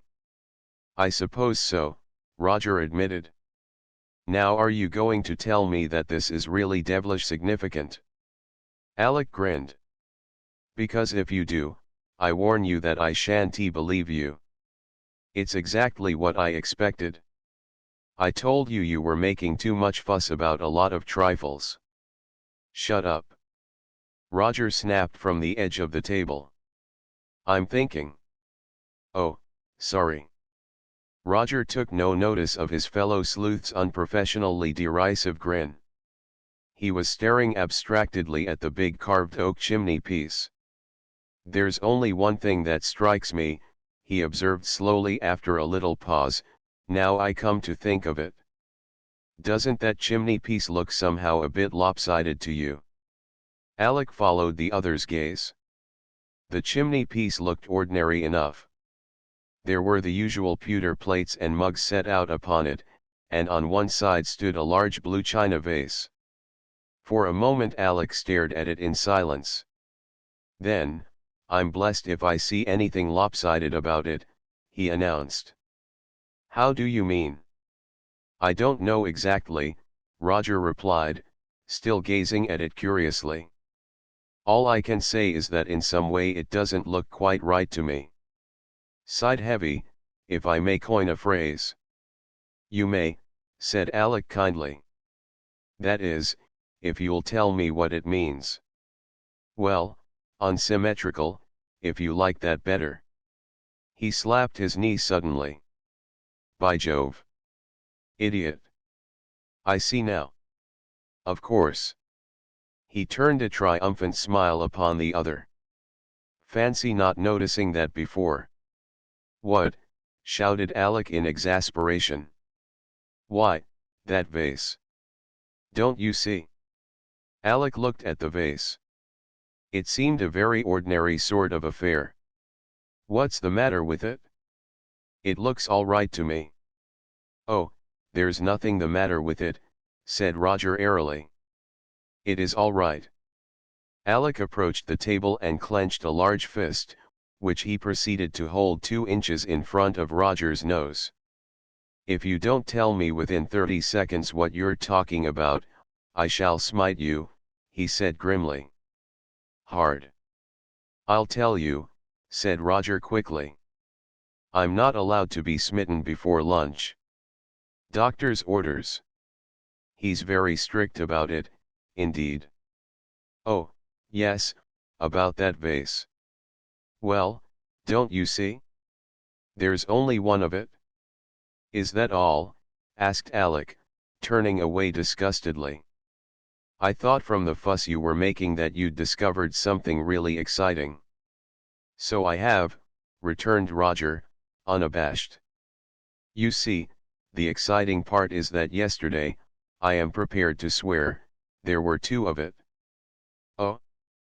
How do you know that? Because now I come to realize it, I remember an impression of well-balanced orderliness about that chimney piece.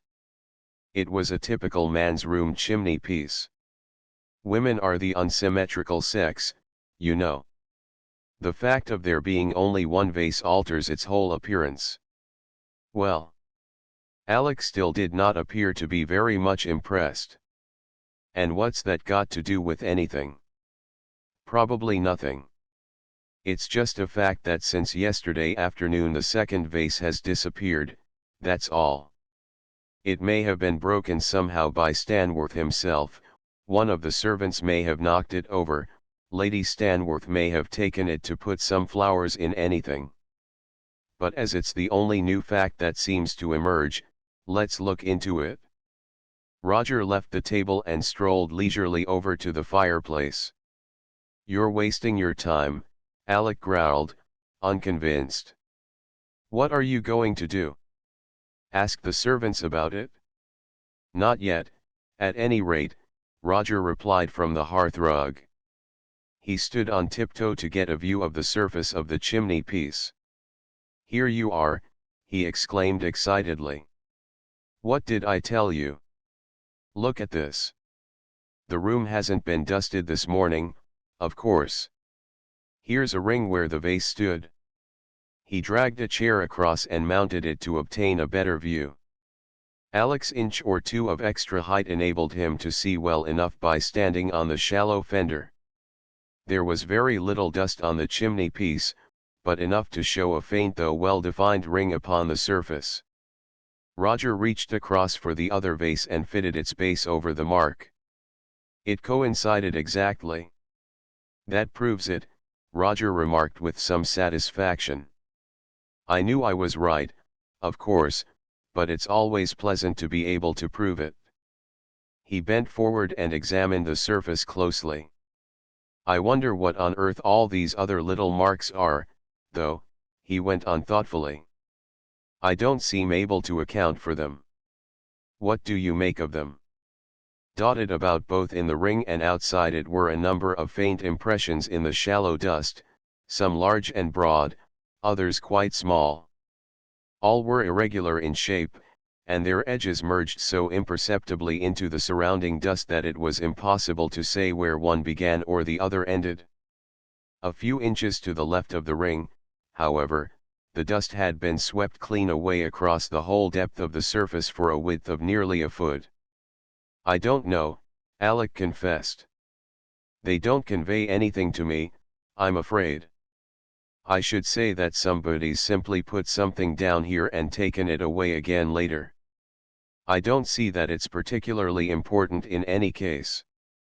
"Probably it isn't. But it's interesting. I suppose you must be right. I can't see any other explanation, I'm bound to say. But it must have been a very curiously shaped object, to leave those marks. Or could it have been a number of things? And why should the dust have been scraped away like that? Something must have been drawn across the surface, something flat and smooth and fairly heavy." He meditated for a moment. "It's funny." Alec stepped back from the fender. "Well, we don't seem to be progressing much, do we?" he remarked. "Let's try somewhere else, Sherlock." He wandered aimlessly over towards the French windows and stood looking out into the garden. A sharp exclamation from Roger caused him to wheel round suddenly. The latter had descended from his chair, and was now standing on the hearth rug and looking with interest at something he held in his hand. "Here," he said, holding out his palm, in which a small blue object was lying. "Come and look at this. I stepped on it just now as I got down from the chair. It was on the rug. What do you think of it?" Alec took the object, which proved to be a small piece of broken blue china, and turned it over carefully. "Why, this is a bit of that other vase," he said sagely. "Excellent, Alexander Watson." "It is." Alec scrutinized the fragment more closely.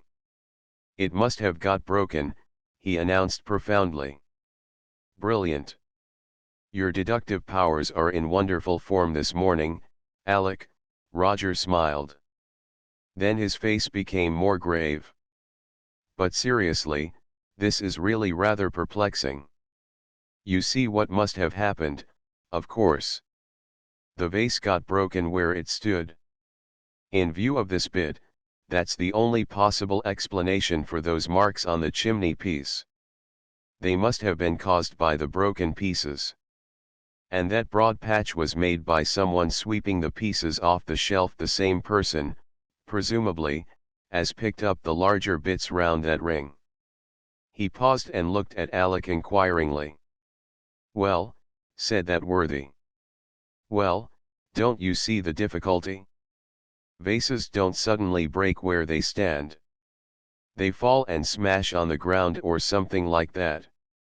This one calmly fell to pieces in its place, as far as I can see.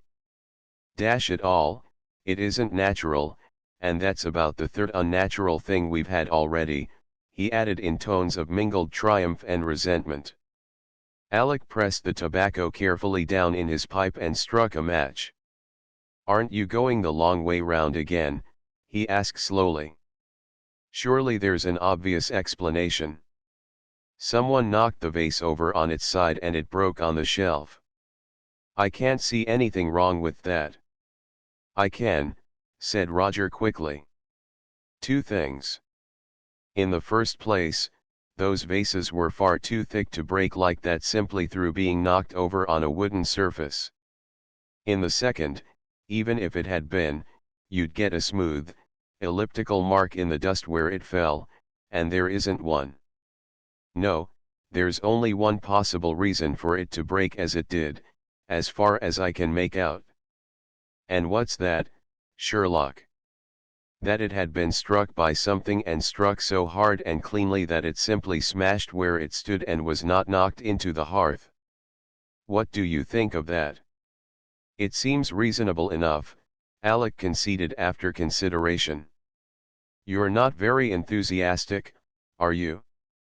It's so jolly eminently reasonable that it must be right. Now, then, the next question is who or what hit it like that? I say, do you think this is going to lead anywhere? Alec asked suddenly.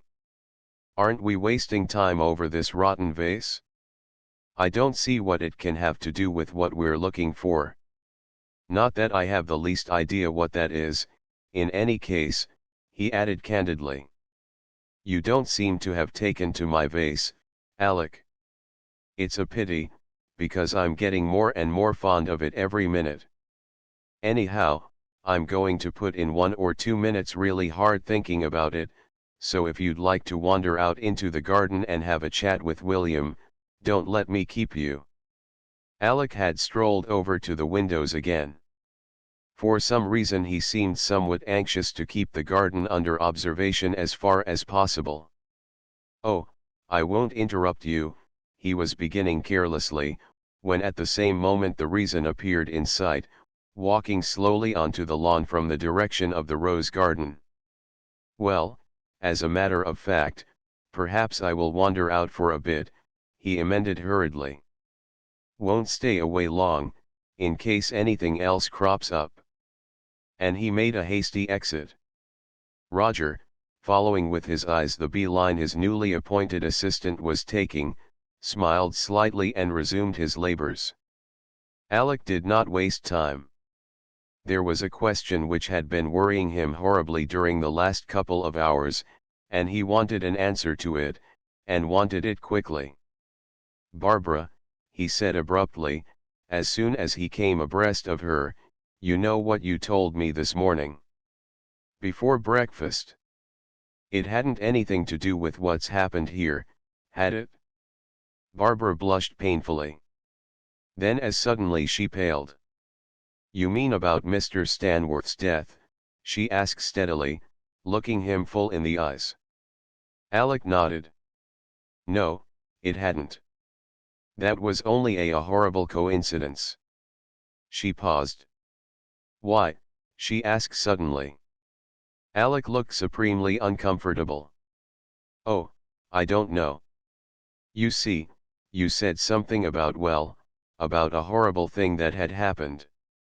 And then half an hour later, when we knew that I couldn't help wondering just for the moment whether he floundered into silence. It's all right, Alec, said Barbara gently. It was a perfectly reasonable mistake to make. As I said, that was only a dreadful coincidence. And aren't you going to change your mind about what you said this morning? Asked Alec humbly. Barbara looked at him quickly. Why should I? She returned swiftly. I mean, she hesitated and corrected herself. Why should you think I might? I don't know. You were very upset this morning, and it occurred to me that you might have had bad news and were acting on the spur of the moment, and perhaps when you had thought it over, you might. He broke off meaningly. Barbara seemed strangely ill at ease. She did not reply at once to Alec's unspoken question, but twisted her wisp of a handkerchief between her fingers with nervous gestures that were curiously out of place in this usually uncommonly self-possessed young person. Oh, I don't know what to say, she replied at last, in low, hurried tones. I can't tell you anything at present, Alec. I may have acted too much on the spur of the moment. I don't know. Come and see me when we get back from the Mertons next month. I shall have to think things over. And you won't tell me what the trouble was, dear? No, I can't. Please don't ask me that, Alec. You see, that isn't really my secret. No, I can't possibly tell you.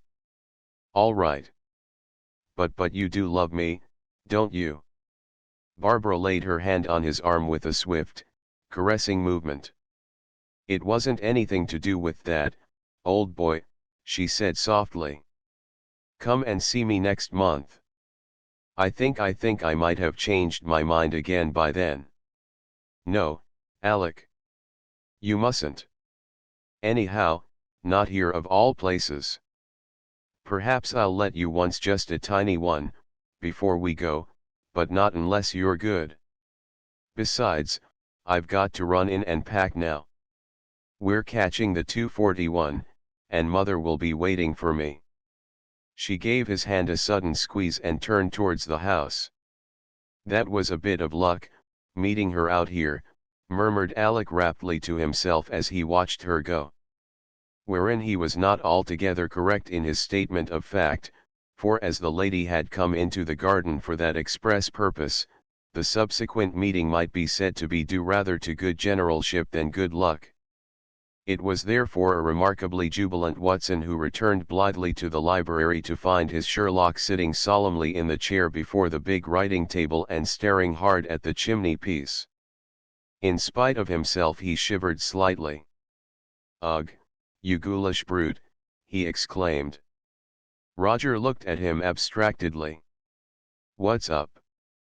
Well, I can't say that I should like to sit in that particular chair just yet a while. I'm glad you've come back, Roger said, rising slowly to his feet. I've just had a pretty curious idea, and I'm going to test it. The chances are several million to 1 against it coming off, but if it does, well, I don't know what the devil we're going to do. He had spoken so seriously that Alec gaped at him in surprise. Good Lord, what's up now? He asked. Well, I won't say in so many words, Roger replied slowly, because it's really too fantastic. But it's to do with the breaking of that second vase. You remember I said that in order for it to have smashed like that it must have been struck extraordinarily hard by some mysterious object. It's just occurred to me what that object might possibly have been. He walked across to where the chair was still standing in front of the fireplace and stepped up onto it. Then, with a glance towards the chair he had just left, he began to examine the woodwork at the back of the chimney piece. Alec watched him in silence. Suddenly he bent forward with close attention and prodded a finger at the panel, and Alec noticed that his face had gone very pale. He turned and descended, a little unsteadily, from the chair. My hat, but I was right, he exclaimed softly, staring at Alec with raised eyebrows. That second vase was smashed by a bullet. You'll find its mark just behind that little pillar on the left there. Chapter 8. Mr. Sheringham becomes startling. For a moment there was silence between the two. Then, Great Scott! Alec remarked. Absolutely certain. Absolutely. It's a bullet mark all right. The bullet isn't there, but it must have just embedded itself in the wood and been dug out with a penknife. You can see the marks of the blade round the hole. Get up and have a look. Alec stepped onto the chair and felt the hole in the wood with a large forefinger. Couldn't be an old mark, could it? He asked, examining it curiously. Some of this paneling's been pretty well knocked about. No, I thought of that. An old hole would have the edges more or less smoothed down, those are quite jagged and splintery. And where the knives cut the wood away the surface is quite different to the rest. Not so dark. No, that marks a recent one, all right. Alec got down from the chair. "What do you make of it?" he asked abruptly. "I'm not sure," said Roger slowly. "It means rather a drastic rearrangement of our ideas, doesn't it? But I'll tell you one highly important fact, and that is that a line from this mark through the middle of the ring in the dust leads straight to the chair in front of the writing table. That seems to me jolly significant. I tell you what. Let's go out onto the lawn and talk it over. We don't want to stay in here too long in any case." He carefully replaced the chair on the hearth rug in its proper position and walked out into the garden. Alec dutifully followed, and they made for the cedar tree once more. "Go on," said the latter when they were seated. "This is going to be interesting." Roger frowned abstractedly. He was enjoying himself hugely. With his capacity for throwing himself heart and soul into whatever he happened to be doing at the moment, he was already beginning to assume the profound airs of a great detective. The pose was a perfectly unconscious one, but none the less typical. "Well, taking as our starting point the fact that the bullet was fired from a line which includes the chair in which Mr. Stanworth was sitting," he began learnedly, "and assuming, as I think we have every right to do, that it was fired between, let us say, the hours of midnight and 2 o'clock this morning, the first thing that strikes us is the fact that in all probability it must have been fired by Mr. Stanworth himself.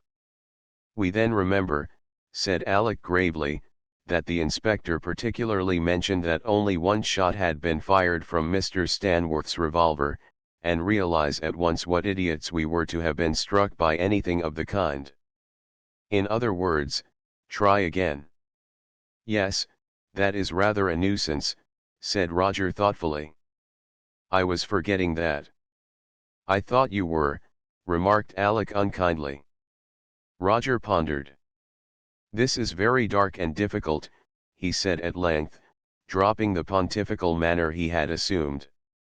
"As far as I can see, it's the only reasonable theory that the second shot was fired by old Stanworth. The only other alternative is that it was fired by somebody else, who happened to be standing in a direct line with Stanworth and the vase and who was using a revolver of the same, or nearly the same, caliber as Stanworth's. That doesn't seem very likely on the face of it, does it?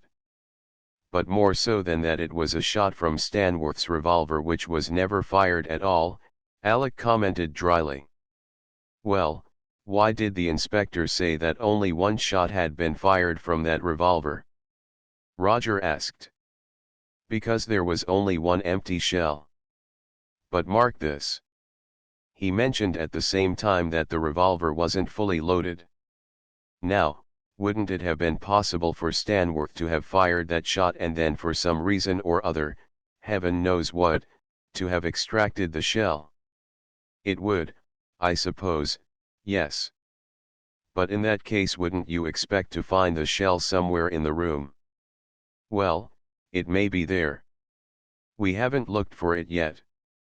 Anyhow, we can't get away from the fact that in all probability Stanworth did fire that other shot. Now why did he fire it?" "Search me," said Alec laconically. "I think we can rule out the idea that he was just taking a pot shot at the vase out of sheer joie de vivre, or that he was trying to shoot himself and was such a bad shot that he hit something in the exact opposite direction." "Yes, I think we might rule those out," said Alec cautiously. "Well, then, Stanworth was firing with an object." "What at?" "Obviously some other person. So Stanworth was not alone in the library last night, after all. We're getting on, aren't we?" "A jolly sight too fast," Alec grumbled. "You don't even know for anything like certain that the second shot was fired last night at all, and oh, yes, I do, friend Alec. The vase was broken last night. Well, in any case, you don't know that Stanworth fired it. And here you are already inventing somebody else for him to shoot at? It's too rapid for me." Alec, you are Scotch, aren't you? Yes, I am. But what's that got to do with it? Oh, nothing, except that your bump of native caution seems to be remarkably well developed. Try and get over it. I'll take the plunges, you follow. Where had we got to? Oh, yes, Stanworth was not alone in the library last night. Now, then, what does that give us? Heaven only knows what it won't give you, murmured Alec despairingly. I know what it's going to give you, retorted Roger complacently, and that's a shock. It's my firm impression that old Stanworth never committed suicide at all last night. What? Alec gasped. What on earth do you mean? That he was murdered. Alec lowered his pipe and stared with incredulous eyes at his companion. My dear old chap, he said after a little pause, have you gone suddenly quite daft? On the contrary, replied Roger calmly, I was never so remarkably sane in my life. But how could he possibly have been murdered? The windows all fastened and the door locked on the inside, with the key in the lock as well. And, good Lord, his own statement sitting on the table in front of him. Roger, my dear old chap, you're mad. To say nothing of the fact that his grip on the revolver was what did the doctor call it? Oh, yes, properly adjusted, and must have been applied during life. Yes, there are certainly difficulties, Alec, I grant you. Alec shrugged his shoulders eloquently. This affair's gone to your head, he said shortly. Talk about making mountains out of molehills. Good Lord. You're making a whole range of them out of a single worm cast. Very prettily put, Alec, Roger commented approvingly. Perhaps I am. But my impression is that old Stanworth was murdered. I might be wrong, of course, he added candidly. But I very seldom am. But dash it all, the thing's out of the question. You're going the wrong way round once more. Even if there was a second man in the library last night, which I very much doubt, you can't get away from the fact that he must have gone before Stanworth locked himself in like that. That being the case, we get back to suicide again. You can't have it both ways, you know. I'm not saying that this mythical person may not have put pressure of some sort on Stanworth, that is, if he ever existed at all, and forced him to commit suicide. But as for murder, why, the idea's too dashed silly for words. Alec was getting quite heated at this insult to his logic. Roger was unperturbed. Yes, he said thoughtfully, I had an idea it would be a bit of a shock to you. But to tell you the truth, I was a bit suspicious about this suicide business almost from the very first. I couldn't get over the place of the wound, you know. And then all the rest of it, windows and door and confession and what not, well, instead of reassuring me, they made me more suspicious still. I couldn't help feeling more and more that it was a case of accuse. Or to put it in another way, that the whole scene looked like a stage very carefully arranged for the second act after all the debris of the first act had been cleared away. Foolish of me, no doubt, but that's what I felt. Alec snorted. Foolish. That's putting it mildly. Don't be so harsh with me, Alec, Roger pleaded. I think I'm being rather brilliant. You always were a chap to let things run away with you, Alec grunted. Just because a couple of people act a little queerly and a couple more don't look as mournful as you think they ought, you dash off and rake up a little murder all to yourself. Going to tell the inspector about this wonderful idea of yours? No, I'm not, said Roger with decision. This is my little murder, as you're good enough to call it, and I'm not going to be done out of it. When I've got as far as I can, then I'll think about telling the police or not. Well, thank goodness you're not going to make a fool of yourself to that extent, said Alec with relief. You wait, Alexander, Roger admonished. You may make a mock of me now, if you like, thanks. Alec put in gratefully. But if my luck holds, I'm going to make you sit up and take notice. Then perhaps you'll begin by explaining how this excellent murderer of yours managed to get away from the room and leave everything locked on the inside behind him, said Alec sarcastically. He didn't happen to be a magician in a small way, did he? Then you could let him out through the keyhole, you know. Roger shook his head sadly. My dear but simple-minded Alexander, I can give you a perfectly reasonable explanation of how that murder might have been committed last night, and yet leave all these doors and windows of yours securely fastened on the inside this morning. Oh, you can you? Said Alec derisively. Well, let's have it. Certainly. The murderer was still inside when we broke in, concealed somewhere where nobody thought of looking. Alec started. Good Lord, he exclaimed. Of course we never searched the place. So you think he was really there the whole time? On the contrary, Roger smiled gently, I know he wasn't, for the simple reason that there was no place for him to hide in. But you asked for an explanation, and I gave you one. Alec snorted again, but with rather less confidence this time. Roger's glib smoothing away of the impossible had been a little unexpected. He tried a new tack. Well, what about motive? He asked. You can't have a murder without motive, you know. What on earth could have been the motive for murdering poor old Stanworth? Robbery, returned Roger promptly. That's one of the things that put me on the idea of murder. That safe's been opened, or I'm a Dutchman. You remember what I said about the keys? I shouldn't be surprised if Stanworth kept a large sum of money and other negotiable valuables in there. That's what the murderer was after. And so you'll see, when the safe is opened this afternoon. Alec grunted.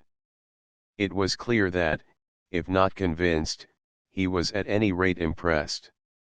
Roger was so specious and so obviously sure himself of being on the right track, that even a greater skeptic than Alec might have been forgiven for beginning to doubt the meaning of apparently plain facts. Hello, said Roger suddenly. Isn't that the lunch bell? We'd better nip in and wash. Not a word of this to anyone, of course. They rose and began to saunter towards the house. Suddenly Alec stopped and smote his companion on the shoulder. Idiots, he exclaimed. Both of us? We'd forgotten all about the confession. At any rate, you can't get away from that.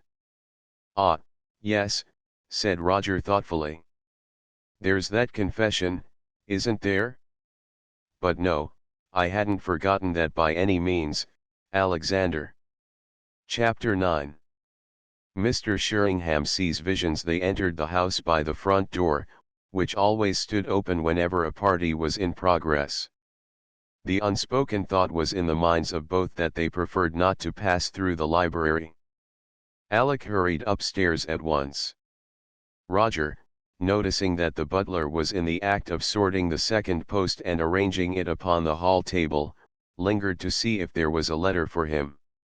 The butler, observing his action, shook his head. Nothing for you, sir. Very small post, indeed. He glanced through the letters he still held in his hand. Major Jefferson, Miss Shannon, Mrs. Plant. No, sir. Nothing else. Thank you, Graves, said Roger, and followed in Alec's wake. Lunch was a silent meal, and the atmosphere was not a little constrained. Nobody liked to mention the subject which was uppermost in the minds of all, and to speak of anything else seemed out of place. What little conversation there was concerned only the questions of packing and trains.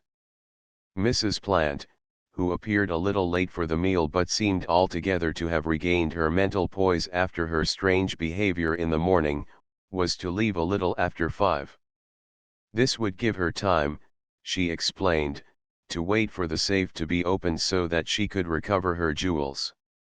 Roger, pondering furiously over the matter-of-fact air with which she made the statement and trying to reconcile it with the conclusions at which he had already arrived regarding her, was forced to admit himself completely at sea again, in this respect at any rate. And this was not the only thing that perplexed him.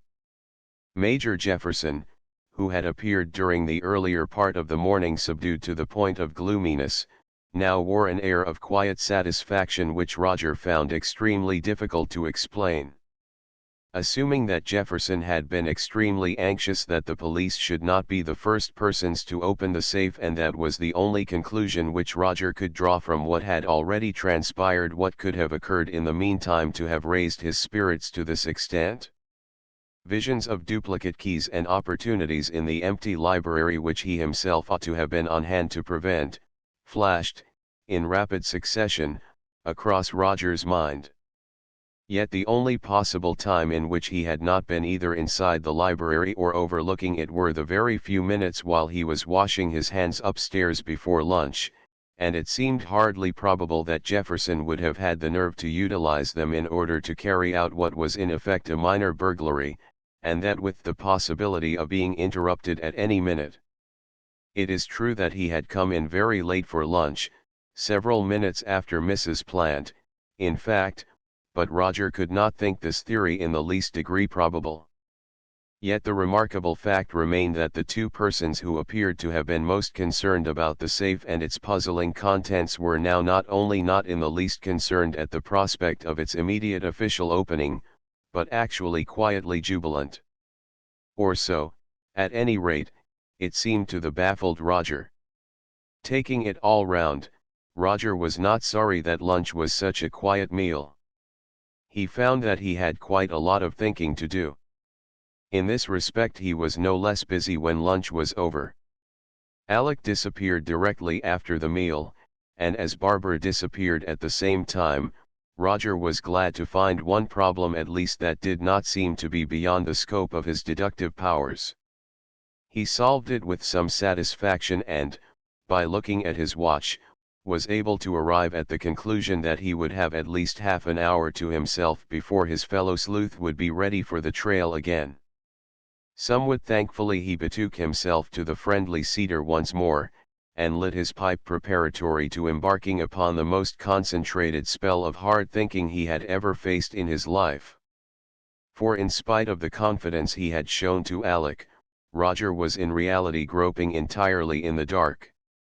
The suggestion of murder, which he had advanced with such assurance, had appeared to him at the time not a little far-fetched, and the fact that he had put it forward at all was due as much as anything to the overwhelming desire to startle the stolid Alec out of some of his complacency. Several times Roger had found himself on the verge of becoming really exasperated with Alec that morning. He was not usually so slow in the uptake, almost dull, as he had been in this affair, yet just now, when Roger was secretly not a little pleased with himself, all he had done was to throw cold water upon everything. It was a useful check to his own exuberance, no doubt, but Roger could wish that his audience, limited by necessity to so small a number, had been a somewhat more appreciative one. His thoughts returned to the question of murder. Was it so far-fetched, after all? He had been faintly suspicious even before his discovery of the broken vase and that mysterious second shot. Now he was very much more so. Only suspicious, it is true, there was no room as yet for conviction. But suspicion was very strong. He tried to picture the scene that might have taken place in the library.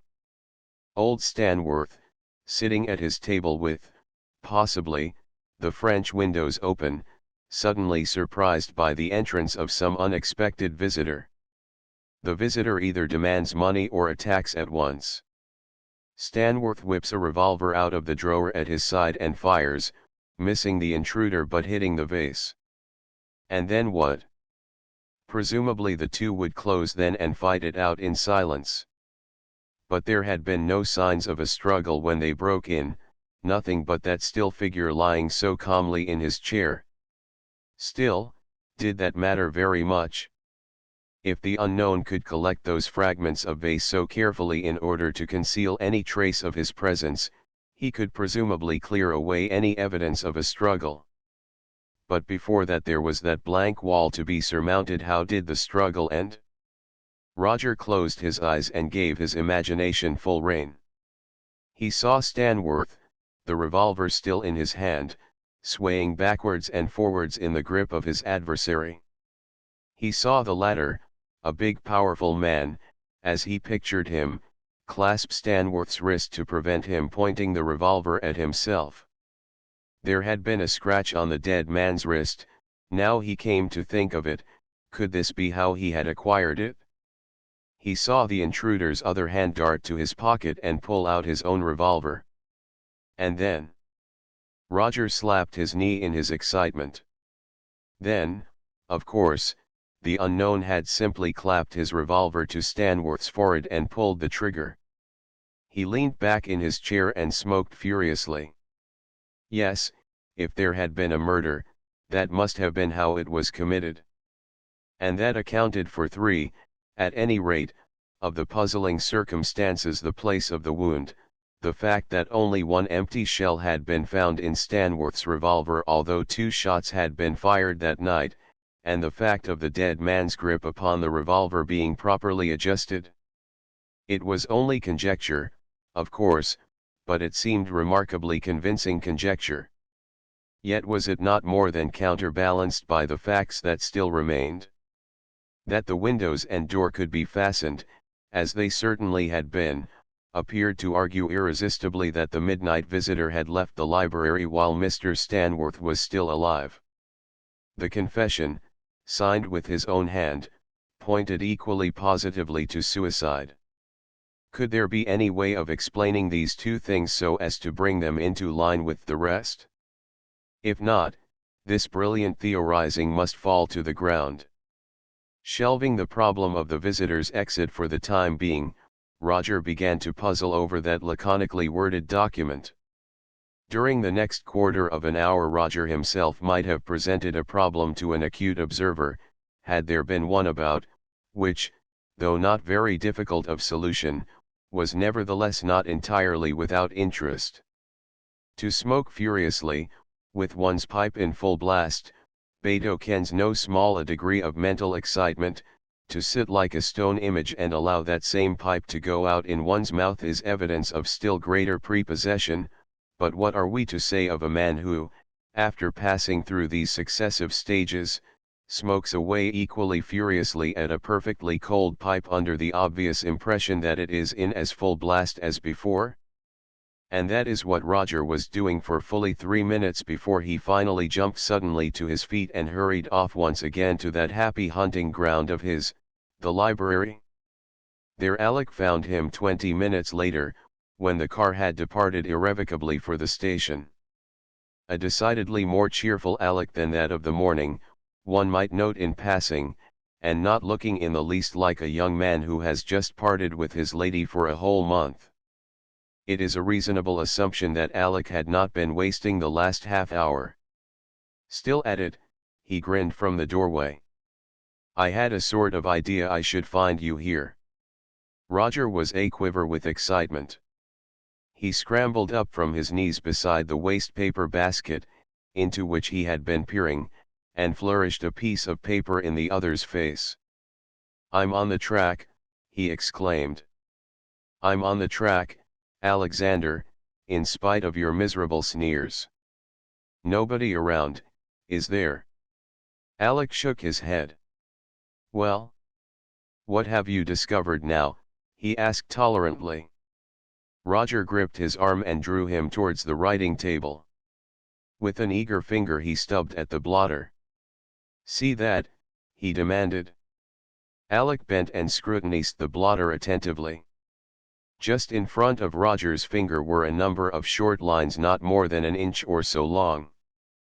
The ones at the left-hand end were little more than scratches on the surface, not inked at all. Those in the middle bore faint traces of ink, while towards the right end the ink was bold and the lines thick and decided. Beyond these were a few circular blots of ink. Apart from these markings, the sheet of white blotting paper, clearly fresh within the last day or two, had scarcely been used. "Well," said Roger triumphantly. "Make anything of it?" "Nothing in particular," Alec confessed, straightening up again. "I should say that somebody had been cleaning his pen on it." "In that case," Roger returned with complacency, "it would become my painful duty to inform you that you were completely wrong." "Why?" "I don't see it." "Then look again." If he had been cleaning his pen, Alexander Watson, the change from ink to the lack of it would surely be from left to right, wouldn't it?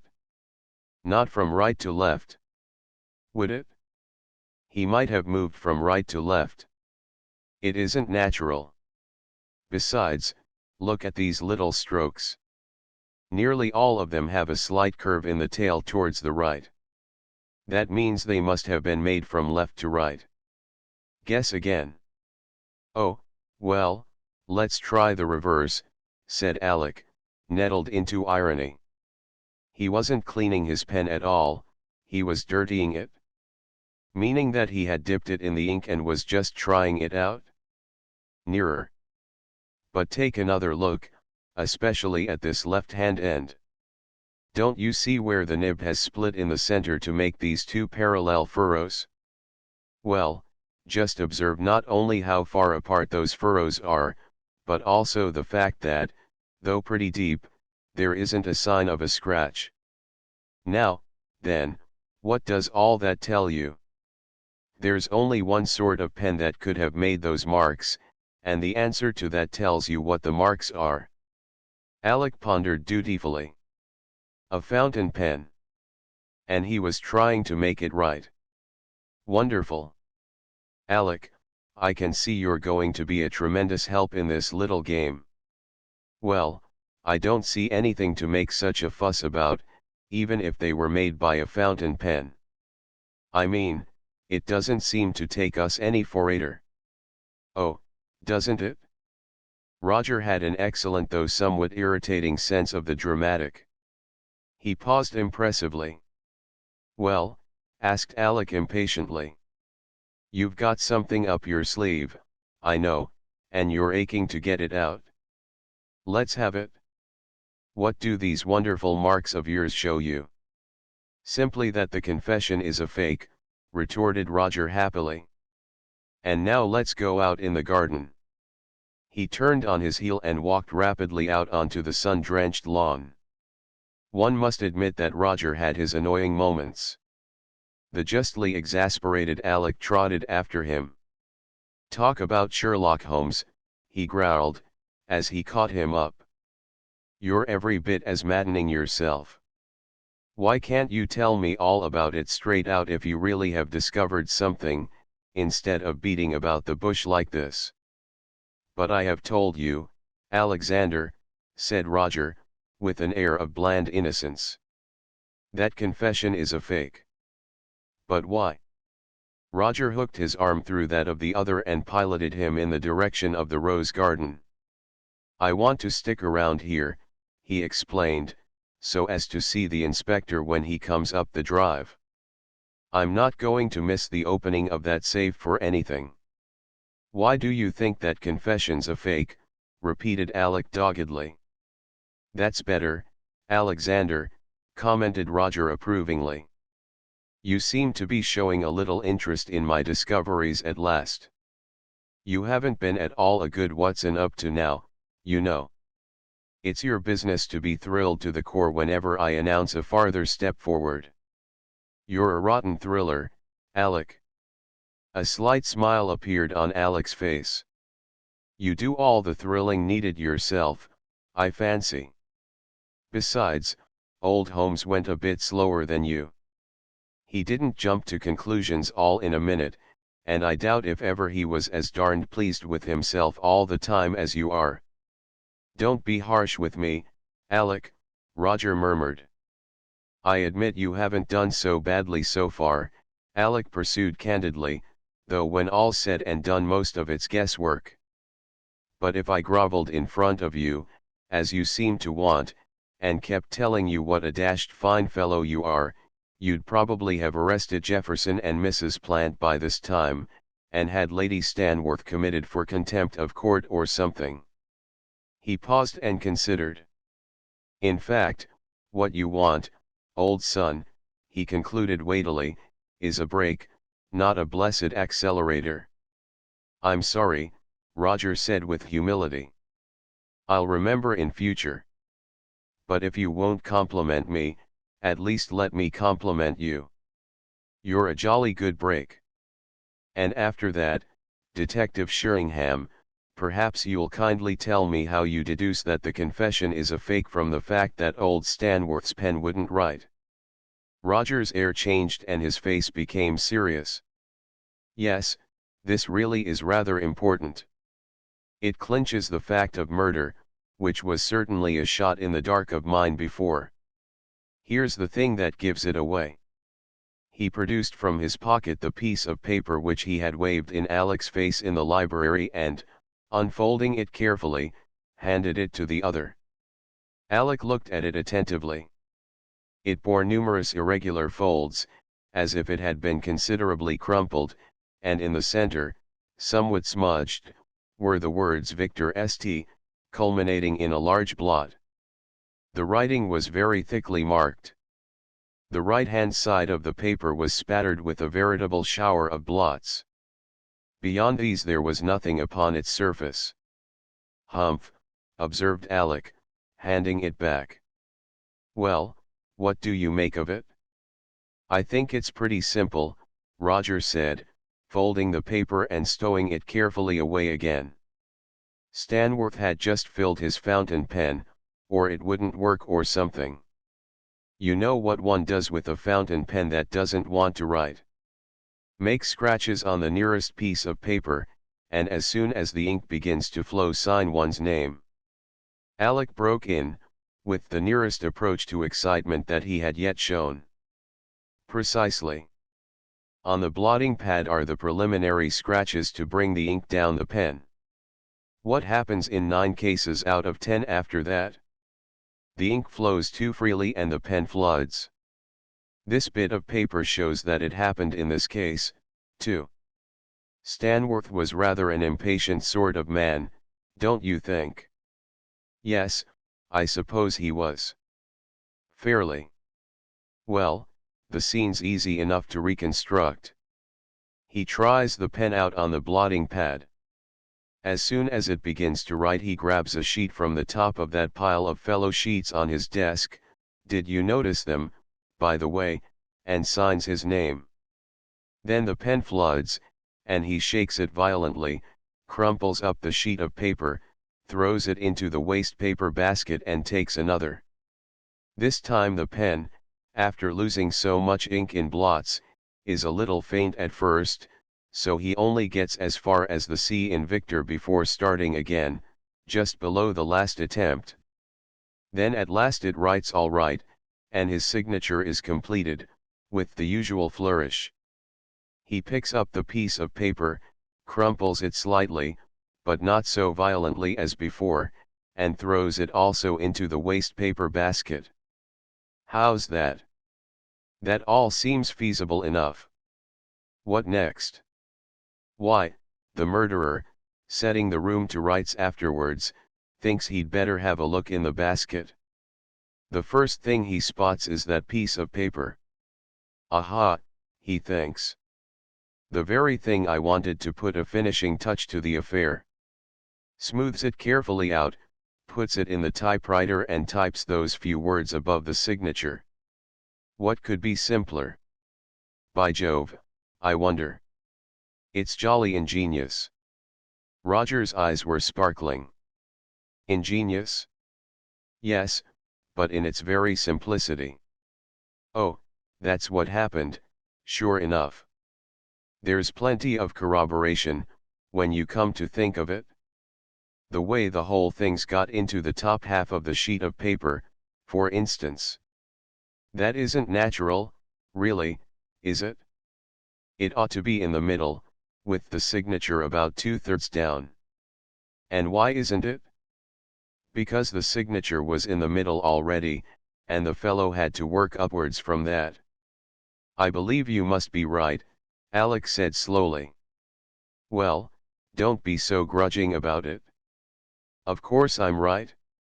As a matter of fact, those scratches on the blotting paper gave me the idea as soon as I saw them. I'd been puzzling after a way of getting round that confession. But when I found that second sheet in the waste paper basket, of course the thing was as plain as a pikestaff. That was a bad blunder of his, by the way, not to look through the rest of the basket's contents. Yes, Alec agreed seriously. And supposing the inspector had found it? It might have given him something to think about, mightn't it? It might, and it mightn't. Of course, from the inspector's point of view, there's been nothing to afford the least question as to the plain fact of suicide, except the absence of motive, of course, and that's really nothing, after all. He hasn't had his suspicions aroused more or less by accident, as it were, like we have. We've had the luck, all right, Alec remarked, possibly in his role of brake. Undoubtedly, but we haven't let it lie about untouched, Roger said complacently.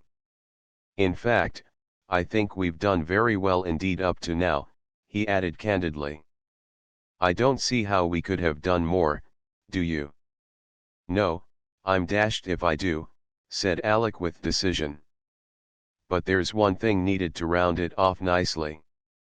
Oh? What's that? To find the murderer, Roger replied calmly. Chapter X. Mrs. Plant is apprehensive. Great Scott! Alec exclaimed, considerably startled. Find the murderer. Roger seemed pleased with the impression he had made. Naturally. What else? It's the logical sequel to what we've already done, isn't it? Yes, I suppose so, Alec hesitated, if you put it like that. But well, we seem to be getting on so jolly fast. I mean, it's rather difficult to realize that a murder's been committed at all. It all seems so impossible, you know. That's simply because it's something foreign to your usual experience of life, Roger said thoughtfully. I admit that it is a bit of a shock at first to face the fact that Stanworth was murdered instead of committing suicide. But that's not because there's anything inherently improbable about murder itself. Murder's a common enough event if it comes to that. But it doesn't generally take place among the circle of one's immediate friends, that's the trouble. Anyhow, there's no getting over it in this case. If ever a man was murdered, Stanworth was. And very cleverly murdered, too. I tell you, Alec, it's no ordinary criminal we're after. It's an extraordinarily cool, brainy, and calculating sort of person indeed. Calculating? Alec repeated. Then do you think it was premeditated? Impossible to say, as yet. But I should certainly imagine so. It looks as if it had been very carefully thought out beforehand, doesn't it? There doesn't seem to have been much left to chance, Alec agreed. And look at the deliberation of the fellow. Fancy stopping to collect those bits of vase and cover up the traces of that second shot like that. He must have some nerve. Yes, it certainly looks more and more as if it was a prearranged thing. I don't say for last night in particular, that may only have been a favorable opportunity which the chap was quick to seize. But I do think that he'd made up his mind to kill Stanworth some time or other. You think it was somebody Stanworth knew, then? Oh, there's not much doubt about that. And somebody he was vastly afraid of, too, I should imagine. Why else should he keep a revolver so handy, if he wasn't expecting something of the kind? Yes, that's the line we ought to go on. See if we can discover whether there was anybody among his acquaintances of whom Stanworth was thoroughly frightened. If we can only find that out, and the name of the person as well, the odds are 10 to 1 that we shall have solved the mystery of the murderer's identity. That sounds reasonable enough, said Alec with interest. Got any theory of how it was done? Roger beamed. I believe I can tell you exactly how it was done, he said, not without pride. Listen. He recounted at some length the results of his after-lunch meditations and explained the reasons upon which his conclusions had been based. It took the two of them several circuits of the rose garden before the recital was completed, and then Roger turned expectantly to his companion. You see, he concluded eagerly. That accounts for everything except the facts of the confession and the murderer's escape from the library. Now I've cleared up the confession, and we've only got one difficulty to get over. What do you think of it? Humph, observed Alec cautiously. He paused, and it was evident that he was thinking deeply. Well, asked Roger impatiently. There's one thing I don't quite see, Alec said slowly. According to you, the shot that killed Stanworth was fired from the other man's revolver. Then how is it that the bullet they took out of his head fitted the empty shell in his own revolver? Roger's face fell. Hello, he exclaimed. That never occurred to me. I thought it couldn't have, said Alec complacently. That rather knocks your theory on the head, doesn't it? It's one to you, Watson, certainly, Roger smiled a little ruefully. Ah, observed Alec deeply. He was evidently not going to spoil the impression he had just made by any rash remarks. Alec was one of those fortunate people who know just when to stop. Still, after all, Roger said slowly, that's only a matter of detail, isn't it? My version of how it happened may be quite wrong. But that doesn't affect the main issue, which is that it was done. In other words, the fact of murder is definitely established, you think, although you don't know how it was carried out. Alec asked thoughtfully. Precisely. Humph. And do you still think the motive was robbery? I do. And by Jove. Roger stopped suddenly in his stride and turned exultantly to his companion. That may account for Mrs. Plant, too. What about Mrs. Plant? Well, didn't you notice her at lunch? She was as cheerful and unconcerned as anything. Rather a change from the very perturbed person we surprised at the safe this morning, wasn't it? And on the face of it you'd have expected her to be still more worried, with the prospect of the opening of the safe this afternoon and the proving of her little story to us to be false. But was she? Not a bit of it. She looked as if she hadn't a trouble in the world. You must have noticed it?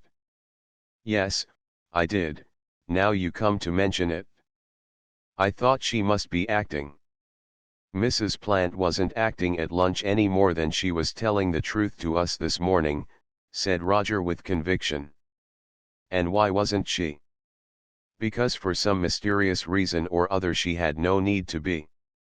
In other words, she knew that when the safe was opened this afternoon, everything would be all right as far as she was concerned. How on earth did she know that? I wish I could tell you. But consider. If the safe had been robbed last night, Mrs. Plant's jewels would have disappeared with the other valuables, wouldn't they? That is, assuming that they had ever been there. Well, there's her answer to us.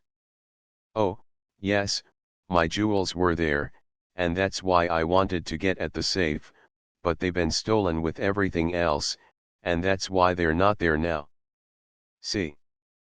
Yes, but what I want to know is, how did she find out that the safe had been robbed and her story to us would hold water after all? And that's exactly what I want to know, too, my excellent Alec. If we only knew that, we should have advanced a long way to the solution of the mystery. All that we can say definitely is that, sometime between our finding her in the library and lunchtime, information must have reached her about what happened to the safe last night.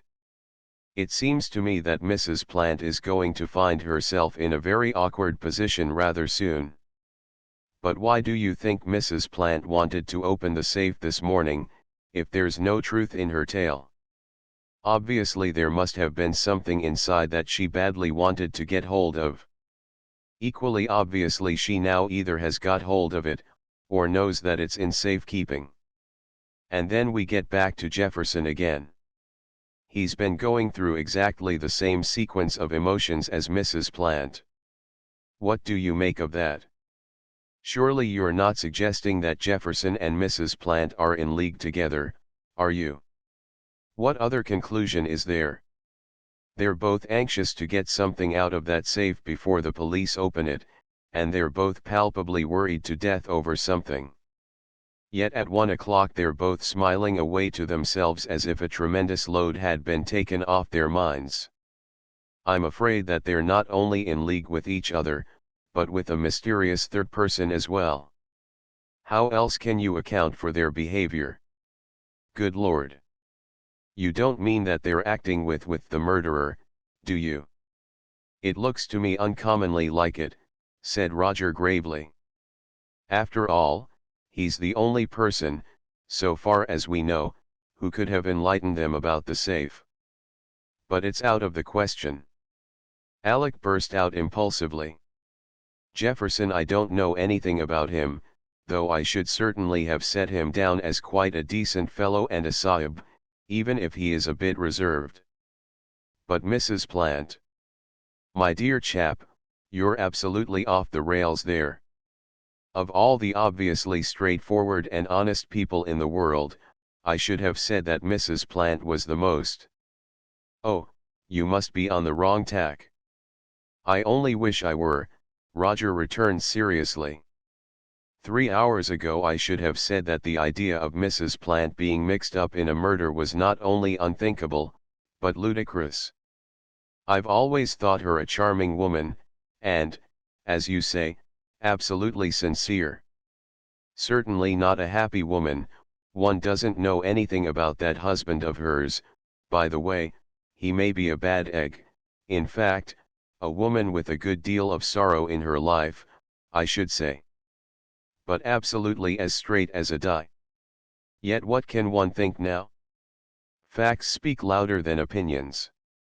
And the facts are only too plain. I don't care, said Alec obstinately. If you're trying to mix Mrs. Plant up in this affair, you're making a hopeless mistake, Roger. That's all I've got to say. I hope you're right, Alec, Roger said dryly. By the way, I think I want to have a word with the lady. Oh, I'm not going to tax her with the murder or anything, he added with a smile, observing the look on Alec's face. But I think she said at lunch that she was expecting to leave here this afternoon. Of course that's out of the question. She was the last person to see Stanworth alive, and she'll be wanted to give evidence at the inquest. The inspector must have forgotten to tell her. Let's go and see what she's got to say about it. Somewhat unwillingly Alec accompanied Roger on his quest. He did not attempt to make any secret of his distaste for this aspect of his new role. To hunt down a man who deserves no mercy and expects none is one thing, to hunt down a charming lady is very much another. Mrs. Plant was sitting in a garden chair on a shady part of the lawn. There was a book in her lap, but she was staring abstractedly at the grass before her and her thoughts were evidently very far away. Hearing their footsteps she glanced up quickly and greeted the two with her usual quiet, rather sad smile. "Have you come to tell me that Inspector Mansfield has arrived?" she asked, perfectly naturally. Roger threw himself casually on the ground just in front of her. "No, he hasn't come yet," he replied easily. "Very hot out here, isn't it?" I suppose it is. But the heat doesn't worry me, I'm glad to say. I had enough of it in the Sudan to inure me to anything that this country can produce. You're lucky then. Alec, why on earth don't you lie down and be comfortable? Never stand up when you can sit down instead. By the way, Mrs. Plant, I suppose you'll be staying over for the inquest tomorrow, won't you? Oh, no. I shall be off this afternoon, Mr. Sheringham. Roger glanced up. But surely you'll be wanted to give evidence. You were the last person to see him alive, weren't you? In the hall, you know. Oh, I don't think I shall be needed, shall I? Mrs. Plant asked apprehensively, paling slightly. The inspector didn't say anything about it? Perhaps he didn't know then that you were the last person, said Roger carelessly, but watching her narrowly. And afterwards he must have forgotten to warn you, or else he was intending to do so this afternoon. But they're certain to need you, you know. It was very clear that this piece of news was highly unwelcome. Mrs. Plant's hand was trembling in her lap, and she was biting her lip in an effort to retain her self-control. Do you really think so? She asked, in a voice that she strove desperately to render unconcerned. But I haven't got anything of any importance to tell, you know. Oh, no, of course not, Roger said reassuringly. It's only a matter of form, you know. You'll just have to repeat what you told the inspector this morning. Are they likely to ask me any questions, Mr. Sheringham? Mrs. Plant asked, with a little laugh. Oh, they may ask you one or two, perhaps. Nothing very dreadful. I see. What sort of questions, would you imagine? About Mr. Stanworth's manner, probably. Whether he was cheerful, and all that. And of course they'll want to know what he spoke to you about. Oh, that was nothing, Mrs. Plant replied quickly. Just about nothing of any importance whatever. You will be giving evidence, too, won't you, Mr. Sheringham? Yes, unfortunately. Only the white knuckles of her clenched hand gave any hint of Mrs. Plant's feelings as she asked lightly enough, and you're not going to give me away over that absurd panic of mine about my jewels this morning, are you? You promised, didn't you? Of course not, said Roger easily. Wouldn't dream of it? Not even if they ask you. Mrs. Plant persisted, with a nervous little laugh. How could they ask me? Roger smiled. Nobody knows anything about it except us three. Besides, I shouldn't think of giving you away. Nor you, Mr. Grierson, she asked, turning to Alec. Alec flushed slightly. Naturally not, he said awkwardly.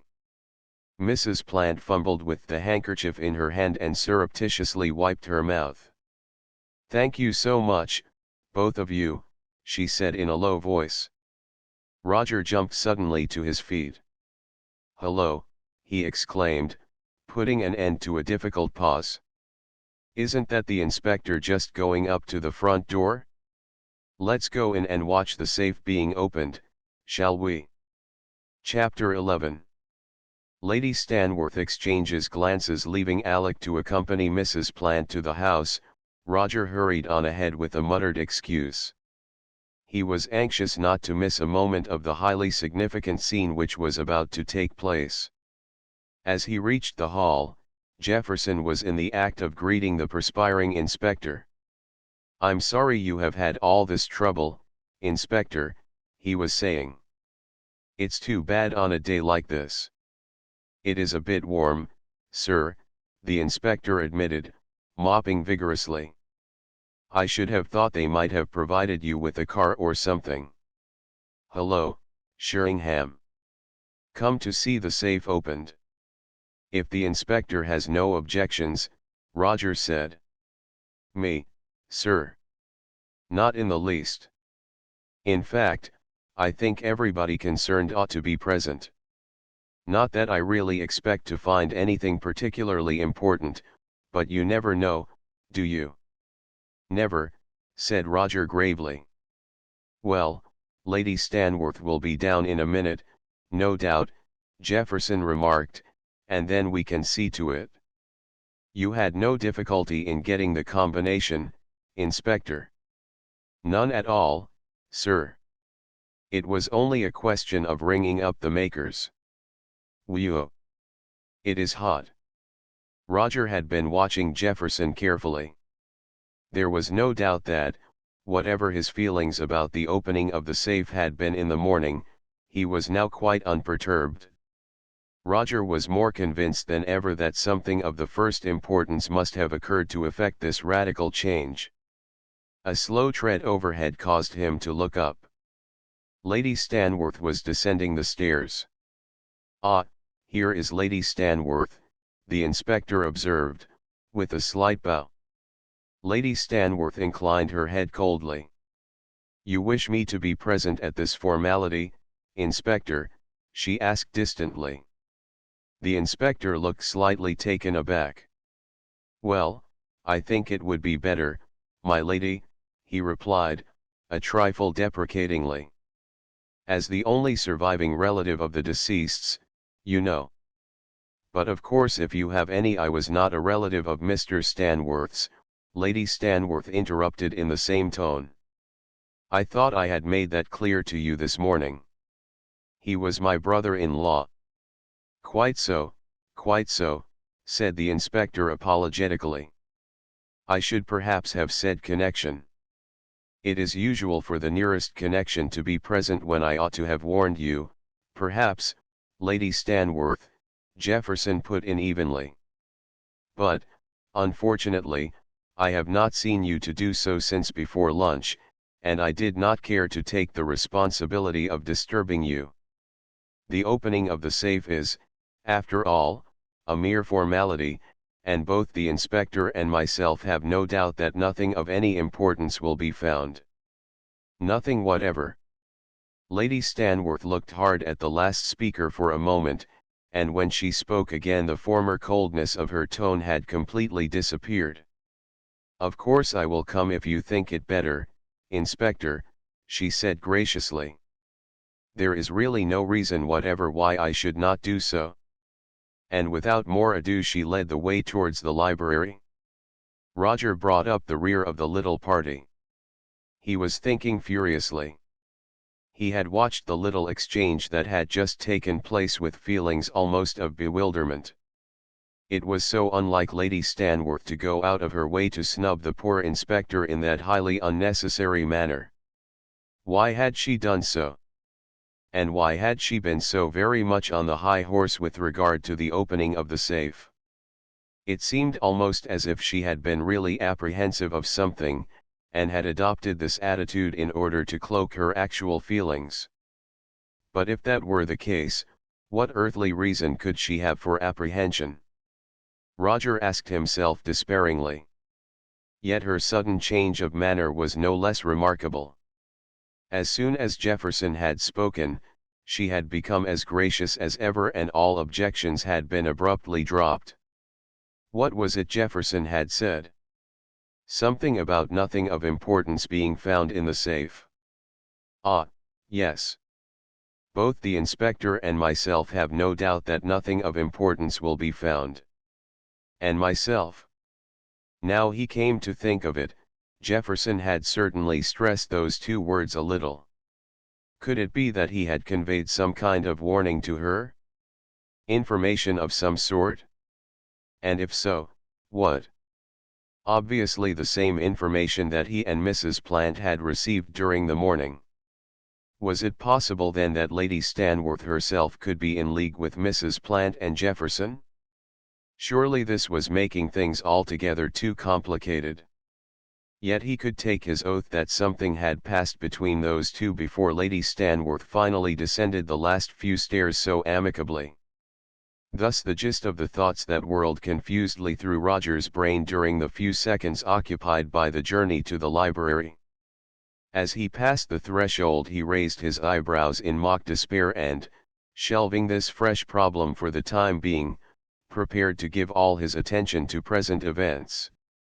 Mrs. Plant and Alec were already in the library, the former perfectly cool and collected, the latter, to Roger's eyes at any rate, somewhat ill at ease. It was clear, Roger reflected, with some uneasiness, that Alec did not at all like the highly ambiguous position in which he stood with regard to that lady. What would he say when he heard the possibility that his hostess also might not be unconcerned with this dark and mysterious business? It would be just like Alec to throw up the whole affair and insist on all cards being laid upon the table, and that would have broken Roger's heart just at the moment. Inspector Mansfield was regrettably lacking in an appreciation of dramatic effects. He did not gaze around him from beneath lowered brows. He did not mutter to himself so that everyone could strain forward to catch his ominous words. He did not even make a speech. All he did was to observe cheerfully, "Well, let's get this business over," and casually open the safe. He could not have made less fuss had it been a tin of sardines. But in spite of the inspector's lamentable behavior, drama was not altogether lacking. As the heavy door swung open, there was an involuntary catching of breath and heads were craned anxiously forward. Roger, watching the faces of the others instead of the center of attraction, noted quickly that a flicker of anxiety flashed across the countenances of both Mrs. Plant and Jefferson. Neither of them have seen inside, then, he thought. Their information came from a third person. That's certain, anyway. But it was Lady Stanworth who held his attention most closely. Thinking herself unobserved for the moment, she had not troubled to hide her feelings. She was standing a little behind the others, peering between their heads. Her breath was coming quickly, and her bosom rising and falling almost tumultuously, her face was quite white. For a few seconds Roger thought she was going to faint. Then, as if she was reassured, the color came back into her face and she sighed ever so softly. "Well, Inspector," she asked in normal tones. "What is there?" The inspector was rapidly scrutinizing the contents. "As I expected," he replied, a trifle disappointedly. "Nothing of any importance as far as I'm concerned, my lady."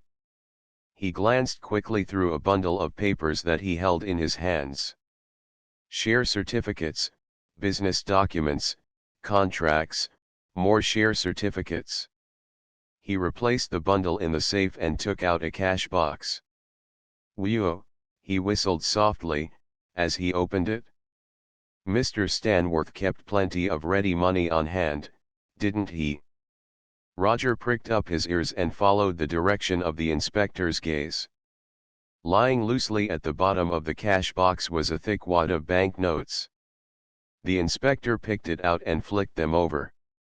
"Upwards of £4,000, I should say," he remarked with fitting awe. "That doesn't look as if he was in financial difficulties, does it?" "I told you I thought it most unlikely," Jefferson said shortly. Mrs. Plant stooped and looked into the safe.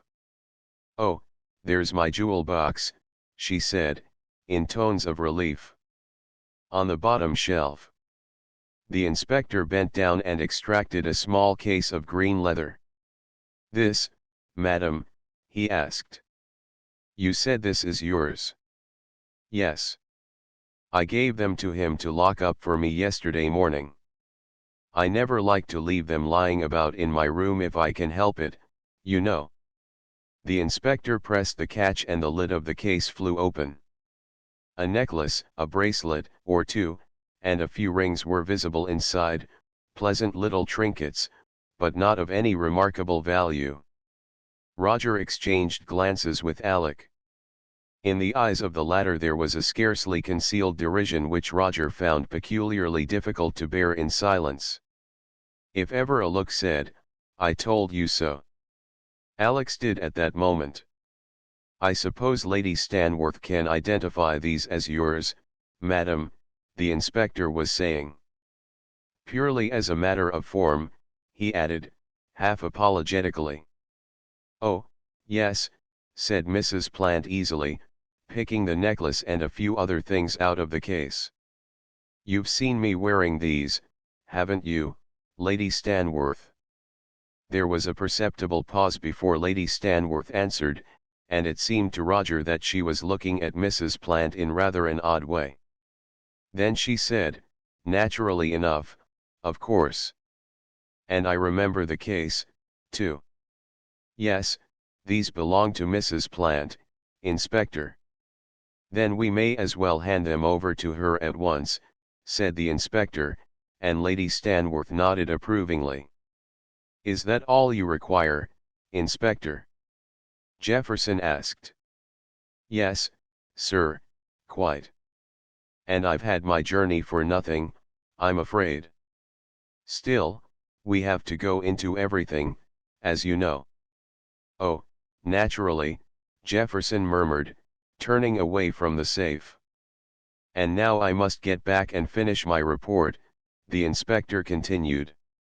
"The coroner will communicate with you this afternoon as soon as I've seen him again." "Oh, by the way, Inspector," Mrs. Plant put in, "Mr. Sheringham was telling me that I might be wanted to attend the inquest. Is that necessary?" "I'm afraid so, madam." "You were the last person to see Mr. Stanworth alive." "Yes, but my evidence wouldn't be of the least importance, would it? The few words I had with him about those roses can't throw any light on the matter at all." "I'm very sorry, madam," the inspector murmured, "but in these cases the last person to see the deceased alive is invariably called, whether the evidence appears to be of any importance or not." "Oh. Then I must take it as quite certain that I shall have to attend?" Mrs. Plant asked disappointedly. "Quite, madam," the inspector returned firmly, moving towards the door. Roger hooked his arm through that of Alec and drew him out through the French windows. "Well?" asked the latter with an undisguised grin. "Still as sure as ever that those jewels weren't in the safe, Sherlock Sheringham?" "Yes." "I been expecting a little subtle ridicule from you, Alec," Roger said with mock humility. "No doubt I deserve it." "I'm glad you're beginning to realize that," retorted Alec pleasantly. "Yes, for drawing the only possible conclusions from a given set of facts." "Well, I suppose we shall have to go back to the beginning again, and start to draw some impossible ones instead." "Oh, Lord!" Alec groaned. "But seriously, Alec," said Roger with a change of tone, "things are going very curiously. Those jewels ought not to have been in the safe at all, you know. Nor the money either, for that matter. It's all wrong. Most annoying when things break rules like that, isn't it? Well, I suppose you'll allow now that Mrs. Plant was speaking the truth this morning, after all." "I suppose I shall have to," said Roger reluctantly. "For the present, at any rate.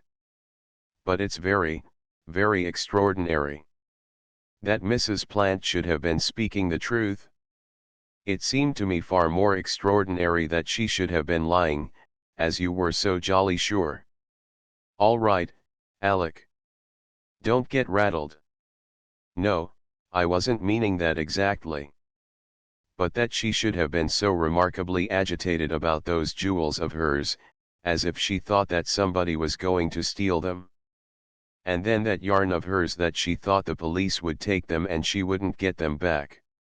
No, say what you like, Alec, it is extraordinary." "Women are extraordinary," said Alec wisely. "Humph. Certainly Mrs. Plant is."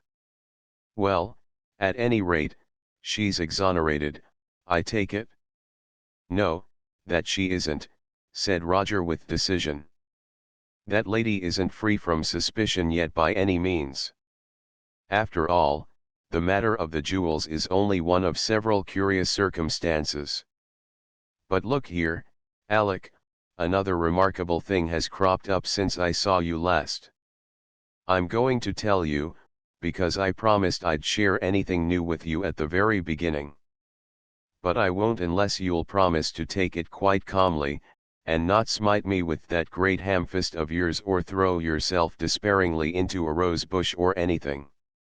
You know, you're a very difficult sort of person to work with on this sort of job, Alec. Fire away. Alec grunted. What's happened now? You won't like it, but I can't help that. After all, I'm only telling you facts, not theories, and there's no getting away from them, however unwelcome they may be. It's about Lady Stanworth this time. Listen. And Roger embarked upon a voluble recital of the strange behavior of Lady Stanworth. Chapter 12. Hidden chambers and what not so, said Alec carefully, when Roger had finished. You see? I carefully refrained from drawing any deduction. Aloud, at any rate. All I say is that it looks funny. Lots of things seem to look funny to you, Roger, Alec remarked tolerantly. About this case. Roger retorted. You're quite right. Lots of things do. But let's put all these side issues behind us for the moment. There's one thing that I'm simply aching to set about. Only one, said Alec nastily. And what's that? To find out how the murderer got away from the library last night. If we can solve that little problem, we've cleared up the last remaining difficulty as far as the committing of the murder goes. Yes, I suppose we have, Alec replied thoughtfully. But it seems to me that we've rather got our work cut out there, haven't we? I mean, it's pretty well impossible for a man to get out of a room like that and leave everything locked up behind him, you know. On the contrary, that's just what it isn't, because he did it. And it's up to us to find out how. Got any ideas about it? Alec asked with interest. Not a one. At least, I can think of one very obvious way. We'll test that first, at any rate. The library's empty now, and I expect Jefferson will be pretty busy for the rest of the afternoon. We can sleuth away in peace. They turned their steps in the direction of the library. And what is the obvious solution to the library mystery? Alec asked. I'm blessed if I can see one. Roger looked at him curiously. Can't you really? He said. No, I'm dashed if I can. Well, what about a secret door, then? Oh. Alec observed blankly. Yes, I didn't seem to think of that. It's the only obvious way. And it's not outside the possibilities by any means in an old house like this. Especially in the library, which hasn't been pulled about so much as some of the other rooms.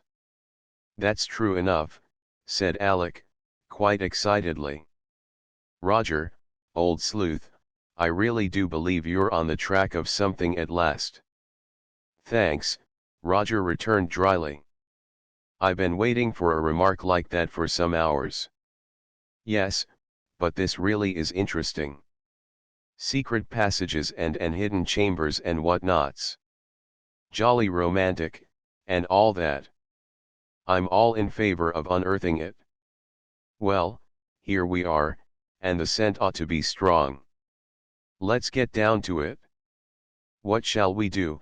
Asked Alec, staring curiously round the walls as if he expected the secret door to fly suddenly open if he looked hard enough. Well, first of all, I think we'd better examine this paneling. Now, let's see, this wall where the fireplace is backs onto the drawing room, doesn't it? and this one behind the safe onto the storeroom and a little bit of the hall. So that if there is a door or anything, the probability is that it will be in one of those two walls, it's not likely to be in either of the outside ones. Well, I tell you what we'd better do. You examine the paneling in here, and I'll scout round on the other side of the walls and see if I can spot anything there. Right-ho, said Alec, beginning to scrutinize the fireplace wall with great earnestness. Roger made his way out into the hall and thence to the drawing room. The dividing wall between that room and the library was covered with paper, and one or two china cabinets stood against it. After a cursory peep or two behind these, Roger mentally wrote that wall off, at any rate, as blameless. The storeroom, similarly, was so full up with trunks and lumber as to be out of the question. Roger returned to the library, to find Alec industriously tapping panels. I say, said the latter, several of these panels sound hollow. Well, there's no way through either into the drawing room or the storeroom, I'm convinced, Roger remarked, closing the door behind him. So that I don't think it's much use trying those walls haphazard. Alec paused. What about a secret chamber, though? That wouldn't necessarily need a way straight through. It might come out anywhere. I thought of that. But the walls aren't thick enough. They're only about 18 inches through. No, let's go and have a look at it from the outside. There might possibly be some way into the garden. They went out through the open windows and contemplated the red brick walls attentively. Doesn't look very hopeful, does it? Said Alec. I'm afraid not, Roger admitted. No, I fear that the secret door theory falls to the ground. I thought it would somehow. Oh? Why? Well, this house doesn't belong to the Stanworths, you see, and they've only been here a month or so. I don't suppose they'd know anything about secret passages, even if there were any. No, but the other fellow might. The murderer? It isn't likely, is it? I hate giving up the idea, said Alec reluctantly. After all, it's the only possible explanation of his disappearance, as far as I can see. Roger suddenly smote his hands together. By Jove! There's one hope left. Idiot not to have thought of it before. The fireplace. The fireplace. Of course. That's where most of these old houses have their secret hiding places. It will be there if anywhere. He hurried back into the library, Alec close at his heels. There he stopped suddenly short. Oh, Lord, I was forgetting that the blessed place had been bricked in so very thoroughly. He gazed at the modern intrusion without enthusiasm. That's hopeless, I'm afraid. Alec looked thoughtfully round the room. I don't think we've examined these walls enough, you know, he remarked hopefully. There's plenty of scope in this paneling really. Roger shook his head. It's just possible, but I'm very much afraid that he caught a sudden and violent frown from Alec, and broke off in mid-sentence. The door was opening softly. The next moment Jefferson entered. Oh, hello, you two, he said. I've been looking for you. Can you manage to look after yourselves for the afternoon? Lady Stanworth and Mrs. Plant are in their rooms. Both naturally rather upset. And I've got to go into the town to see about a few things. Oh, we'll be all right, Roger said easily. Please don't bother about us. Jefferson glanced round. Looking for a book, he asked. No, said Roger quickly. As a matter of fact, I was studying this overmantel.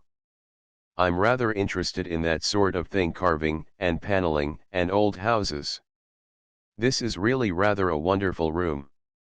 What's the date, do you know? Early Jacobean, I should say. Somewhere about that, Jefferson said indifferently. I don't know the actual date, I'm afraid. Very interesting period, Roger commented. And there's usually a priest hole or something like that in houses built at that time. Anything of the sort here? There ought to be, you know. Can't say, I'm afraid, Jefferson replied, a little impatiently. Never heard of one, at any rate. Well, I must be getting along. As the door closed behind him, Roger turned to Alec. I didn't expect anything, but I thought I might as well try it. He didn't give anything away, though, whether he knew or not. On the whole, I should say that he didn't know. Why? He was far too offhand to be lying. If he wanted to put us off, he'd have elaborated somewhat, I fancy. Well, if we can't find our secret door, we must try other means of providing an exit for our man. That leaves us with one door and 3 windows. We'll try the door first. The door proved to be a massive piece of wood, with a large and efficient lock. Except where the socket in the lintel had been torn away in the efforts to force an entrance, it was still undamaged. Well, that's out of the question, at any rate, Roger said with decision. I don't see how anybody could possibly have got out through that and left it locked on the inside, with the key still in the lock. It might have been done with a pair of pliers, if the end of the key projected beyond the lock on the other side. But it doesn't, so that's out of the question. French windows next. These were of the ordinary pattern, with a handle which shot a bolt simultaneously at the top and bottom.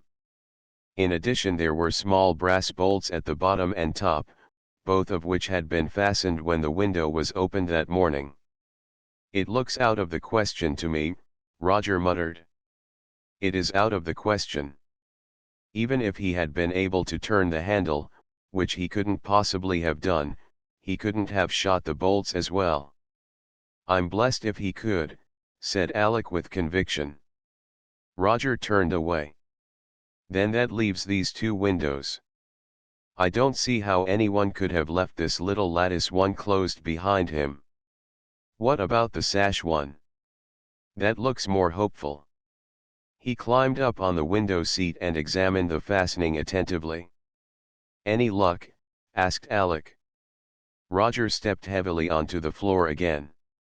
I regret to have to confess myself baffled, he said disappointedly. There's an anti-burglar fitting on that window which would absolutely prevent the thing being fastened from the outside. I'm beginning to think the fellow must have been a wizard in a small way. It seems to me, said Alec weightily, that if the chap couldn't have got out, as we appear to have proved, then he could never have been in here at all. In other words, he doesn't exist, and old Stanworth did commit suicide, after all. But I tell you that Stanworth can't have committed suicide, said Roger petulantly. There's far too much evidence against it. Alec threw himself into a chair.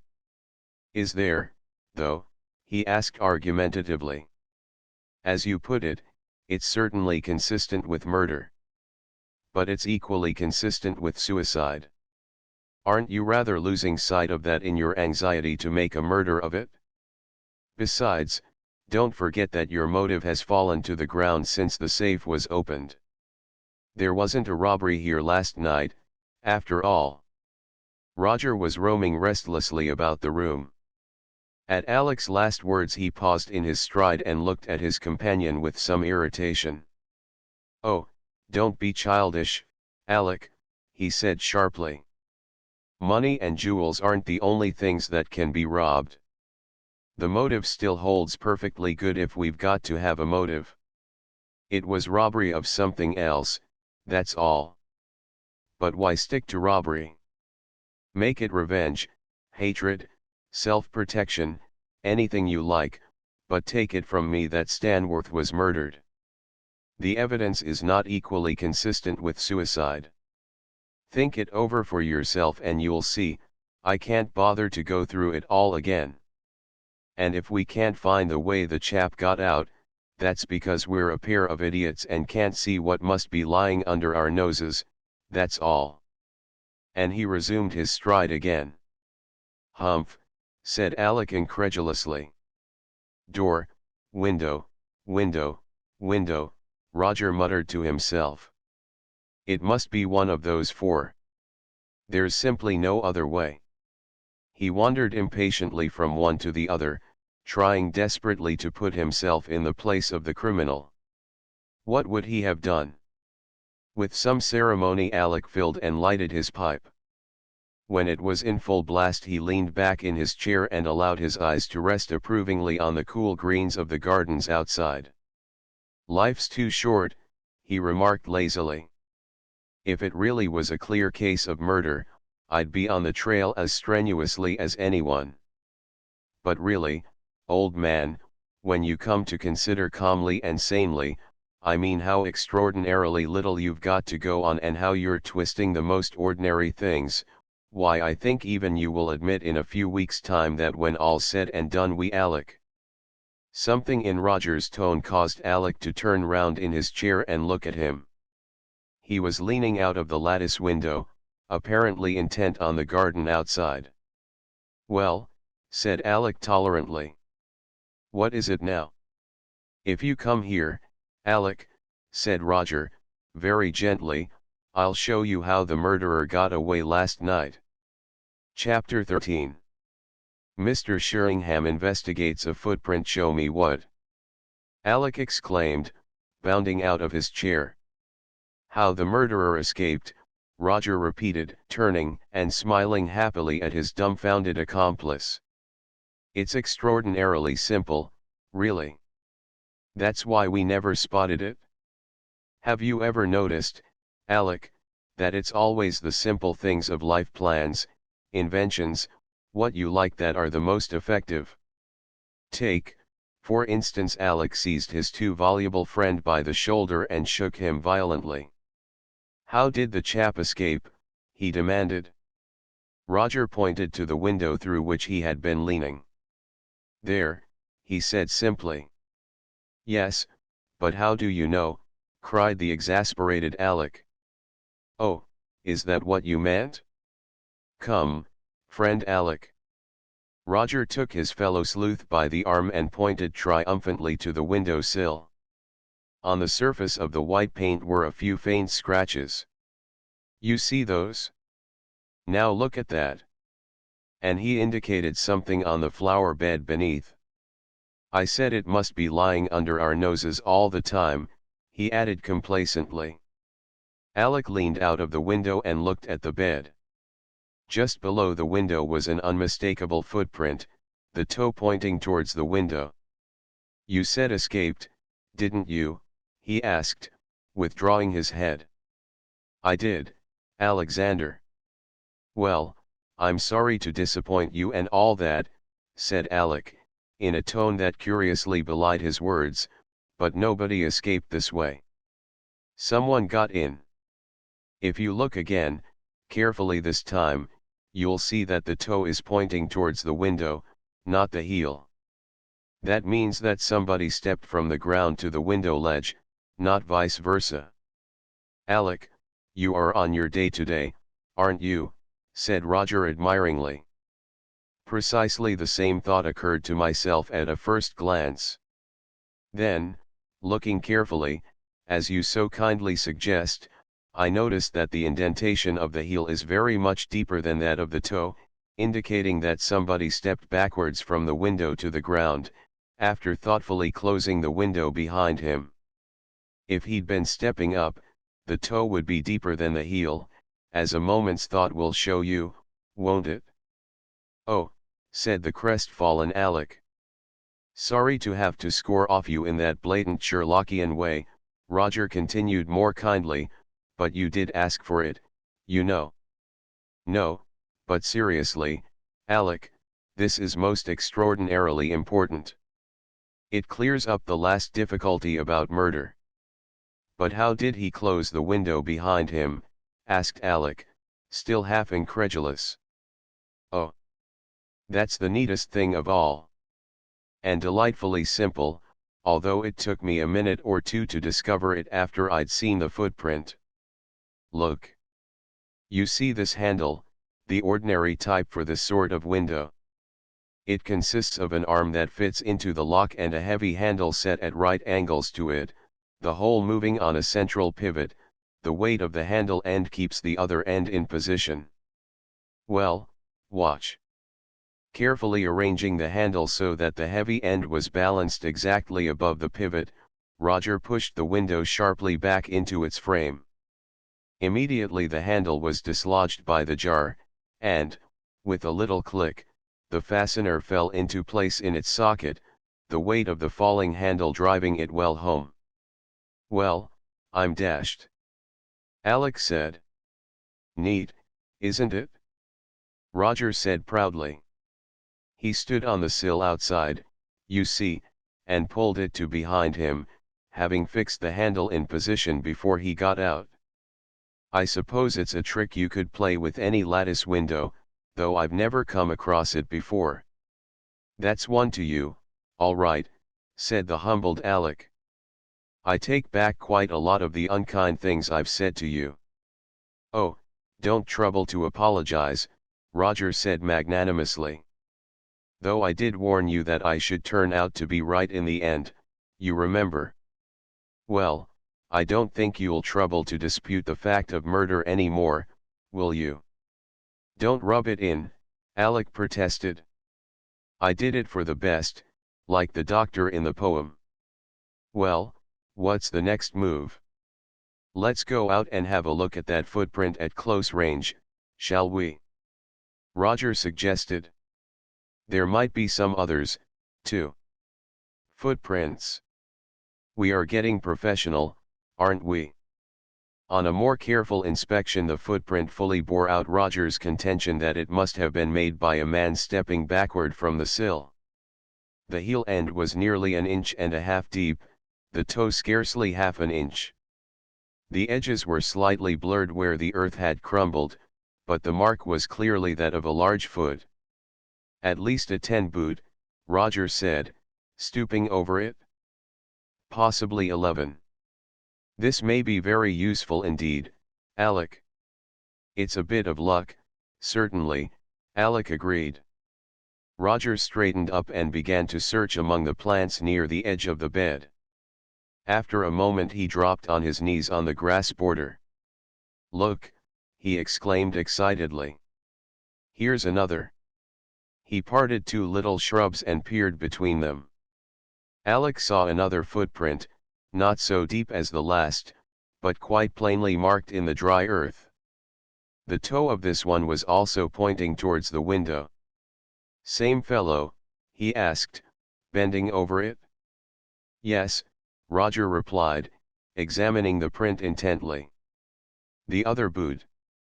Let's see, this is well over a yard from the last one, isn't it?" He must have stepped back onto the path in 2 big strides. He rose to his feet and dusted the knees of his trousers. "It's a pity we can't track him any farther," he added disappointedly. "Can you do anything more with these?" Alec asked with interest. "I don't know. We ought to take accurate measurements of them sometime, I suppose. Oh, and there's something else I should very much like to do." "What's that?" "Get hold of a specimen boot from every male person in the house and grounds and fit them into these prints," Roger exclaimed, raising his voice slightly in his excitement. "Yes, that's what we ought to do if we possibly can." Alec was pondering. "But look here, wouldn't you say that these footprints meant that the fellow was someone outside the house? They show him getting away from the place after Stanworth had been killed, don't they? If the chap had been someone inside the house, why should he have troubled to get out so elaborately through the window, when all he'd got to do was to walk out by the door? After all the other things he'd done to make it look like suicide, it wouldn't really be necessary to leave the door locked on the inside, would it?" You mean we're not likely to find a boot in the house to correspond with these prints? Not if the chap were someone from outside, no. What do you think? Oh, yes, I agree. I think in all probability it was someone not belonging to the household. You're quite right about the existence of these footprints all pointing to that conclusion. But we don't actually know, do we? And I believe in eliminating all possibilities, however remote. If we can get a chance to try everyone's boots out and they don't fit, then we know quite definitely that everybody in this house is free from suspicion of committing the crime itself, though not from suspicion of other things, by the way. What other things? Alec asked interestedly. Being an accessory after the fact. After, certainly, and not improbably before, as well, some of them. It seems to me, Alec, Roger added pathetically, that 3/4 of this household seem to be accessories after the fact. It isn't fair. Humph, said Alec. This was trespassing upon ground which he had no wish to cover. He felt thankful that at any rate Barbara Shannon's mysterious behavior had not come to Roger's ears. What would the latter have said had he heard of that? Accessory after the fact seemed mild in comparison. Hello. What's up? He asked, suddenly catching sight of Roger. That gentleman was listening intently, his head on one side. At Alec's words he held up his finger warningly. Thought I heard someone in the library, he whispered. You creep up to the lattice window and look through. I'll try the French ones. Carefully. Enjoying himself thoroughly, he made his way stealthily to the side of the French windows and peeped cautiously round them.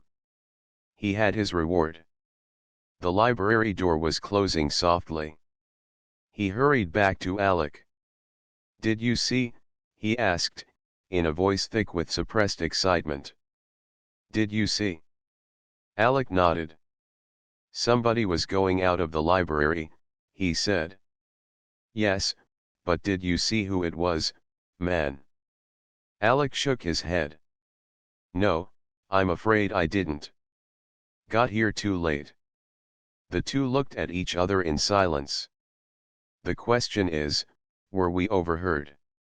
Roger said at last. Good Lord! Alec exclaimed in dismay. Do you think we were? Impossible to say. I hope to goodness we weren't, though. It would rather give things away, wouldn't it? Hopelessly, said Alec with fervour. Roger looked at him curiously. Why, Alexander, you're actually getting quite keen on the chase at last. It is rather exciting, Alec confessed, almost apologetically. That's the spirit. Well, come off that bed and let's get farther away from the house to discuss what's to be done next. It's not safe to talk near these windows, evidently.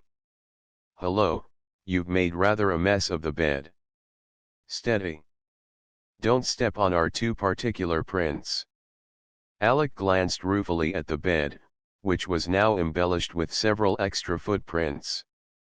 I'd better smooth mine out, he said hastily. They look a bit suspicious, all round that window, don't they? Anyone can see that we've been mucking about here.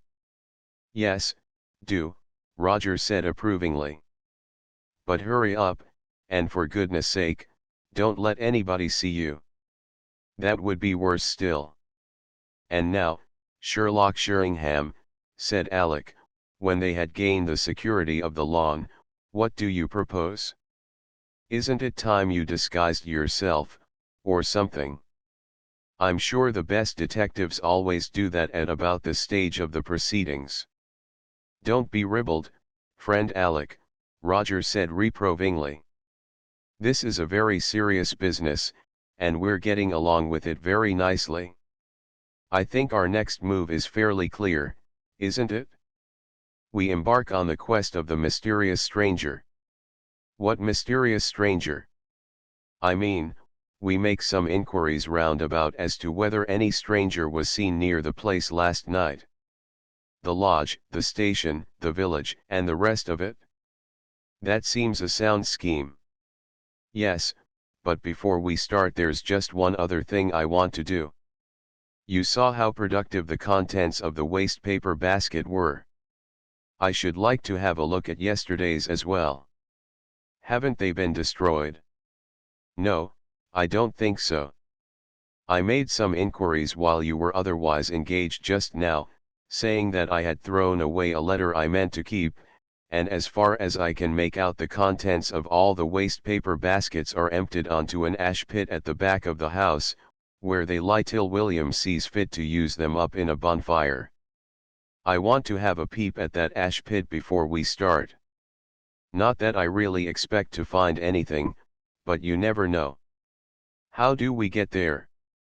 We'll go round the front of the house, it's somewhere on the farther side, I think. We'd better get a move on, we've got no time to waste. I'm game, said Alec, quite enthusiastically. They set off. In front of the house the car was standing, the chauffeur lounging negligently at the wheel as if he had been there some time. Roger whistled softly. Hello, hello, hullo, he said softly. What's this? It's the car, replied the ever-literal Alec. I said you'd make a great detective one day, if you ever took it up seriously, Alec. No, you goop. What's the car doing here? Who's it waiting for? Better ask the chauffeur, I should think, said Alec, quite unruffled. I will. Alec slapped his pockets. Dash it all. I've left my pipe somewhere. In the library, I think. I'll run back for it while you're speaking to the chauffeur, that'll give you a chance to dawdle. Won't be a minute. He jog-trotted round the angle of the house, and Roger sauntered towards the chauffeur. When Alec reappeared, pipe in mouth, 2 or 3 minutes later, Roger was waiting for him near the car. There was a look of mingled apprehension and triumph on his face. Ah, here you are, he exclaimed in a loud voice. Well, we'd better be off if we want anything like a decent long walk before tea.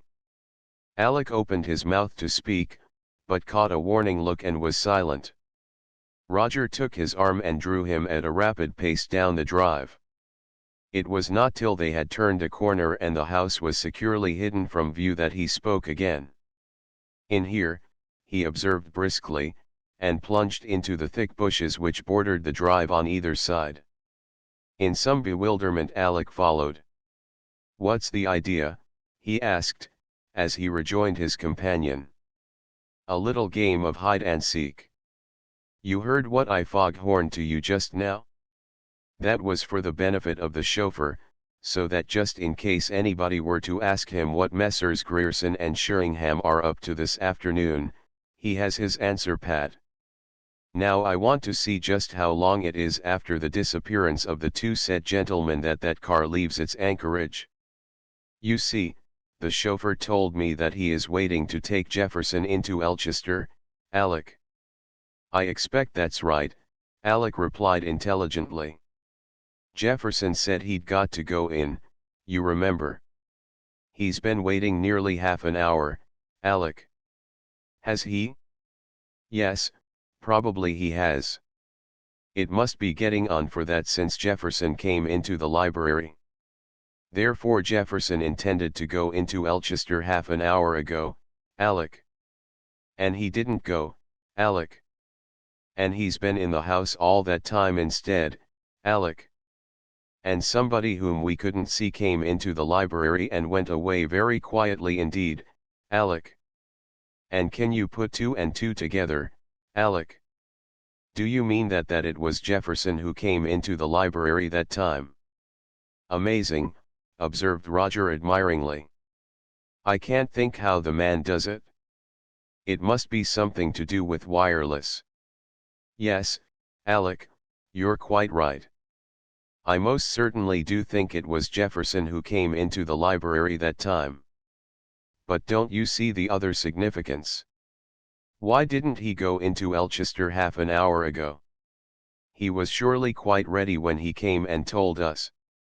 Was it because I somehow roused his suspicions, asking him about priest holes and things, and he stayed behind to spy on us and find out what we were up to? The Lord knows, said Alec helplessly.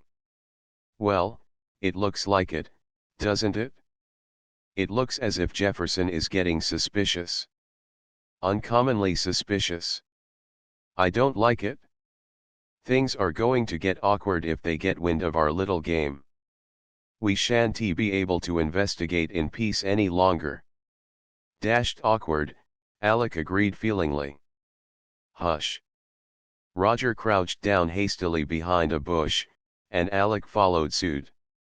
As they did so, there came the noise of an approaching car, and the big blue sunbeam swept past them and down the drive. Roger glanced at his watch. Humph.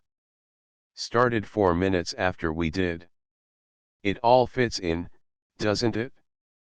But there's one thing that really is worrying me badly. What's that?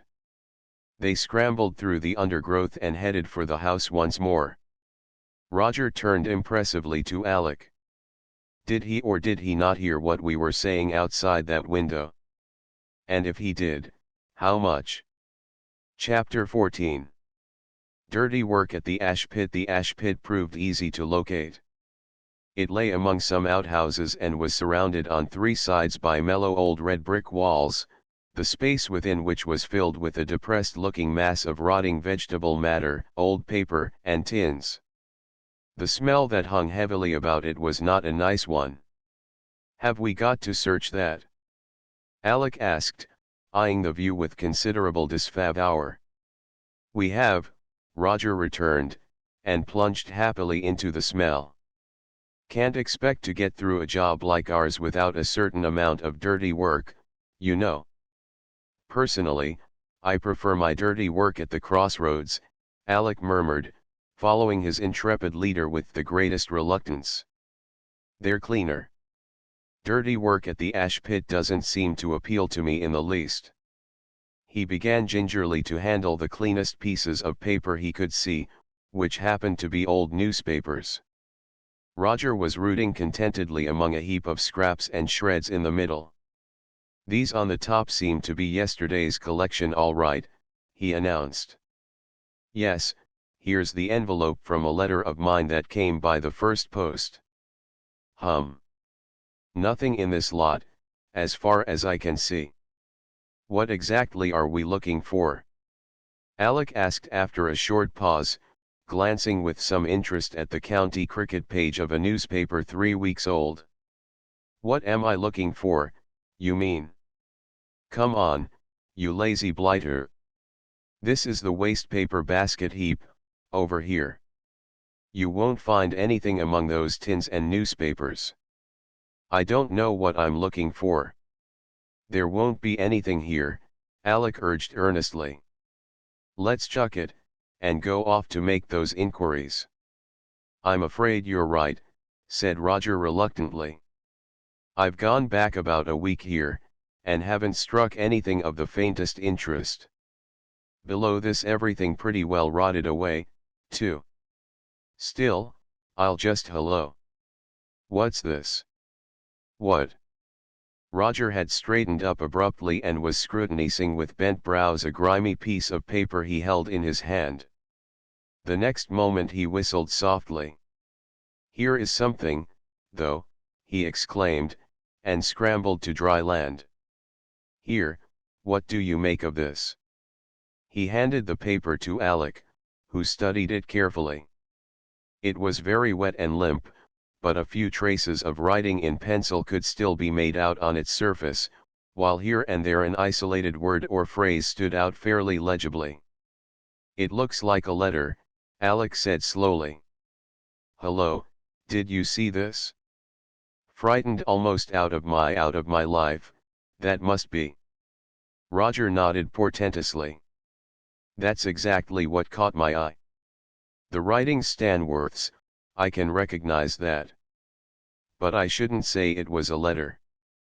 He wouldn't write a letter in pencil. It's probably some notes, or it may be the rough draft of a letter. Yes, that's more likely. Look, you can make that bit out, see? Serious dang serious danger, my boy. Alec, we're on the track of something here. He took the paper from the other's hands and studied it afresh. Can't see who it's addressed to, can you? Alec asked excitedly. No, worse luck, the first line or two has absolutely gone. Wait a minute, there's something here. This NEI and the last two letters look like OD. A long word. What's that? He pointed with a quivering finger. NEIG, isn't it? Said Alec. And that's in our neighborhood. By Jove, so it is. This neighborhood. And here's something else. That BRUT, that brute Prince. Prince. The next word. See. You can make it out quite distinctly. So it is. Good for you, Alec. That brute Prince. Good Lord, do you realize what this means? Roger's excitement was showing signs of becoming uncontrollable, his eyes were sparkling and he was breathing as if he had just run 100 yards in 11 seconds. It's jolly important, Alec concurred, beaming. I mean, it shows that important. Roger almost howled. Don't you see, man? It means that we know the murderer's name. What? It's put the game right in our hands. Stanworth was murdered by a man called Prince, whom he knew to be in the neighborhood but let's go somewhere rather more secluded and study this document some more. The nearest outhouse offering a safe refuge, they withdrew hastily and scrutinized their find more closely. After 10 minutes concentrated effort they found themselves in possession of the following: that brute Prince, this neighborhood, serious danger, fright of my life this morning on chancing to be locked up. I think that's absolutely all that's decipherable, without a magnifying glass, at any rate, Roger said at length, folding up the precious paper and stowing it carefully away in his pocketbook. But it's plain enough, isn't it? So forward. He marched out of the shed and turned in the direction of the drive. Where to now?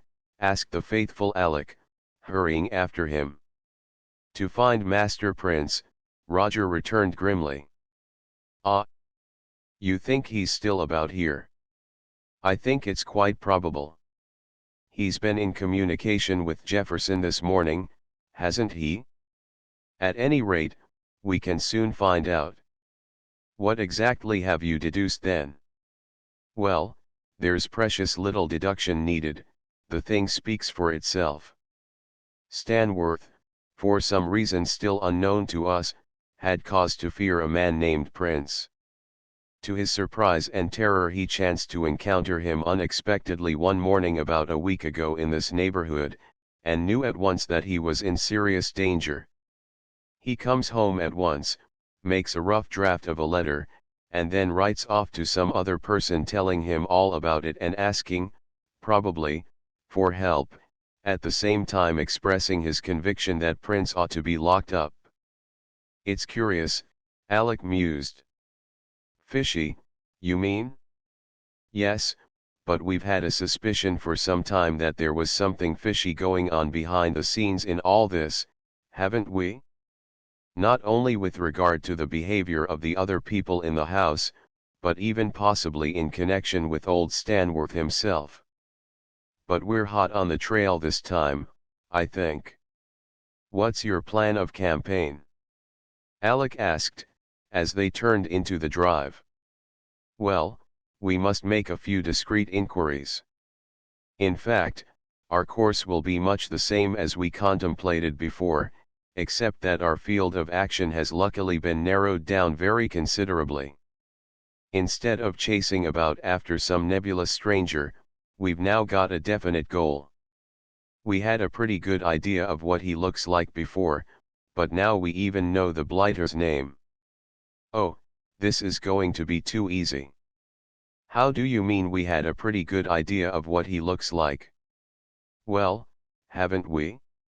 We know he must be strong, because of what happened in the library.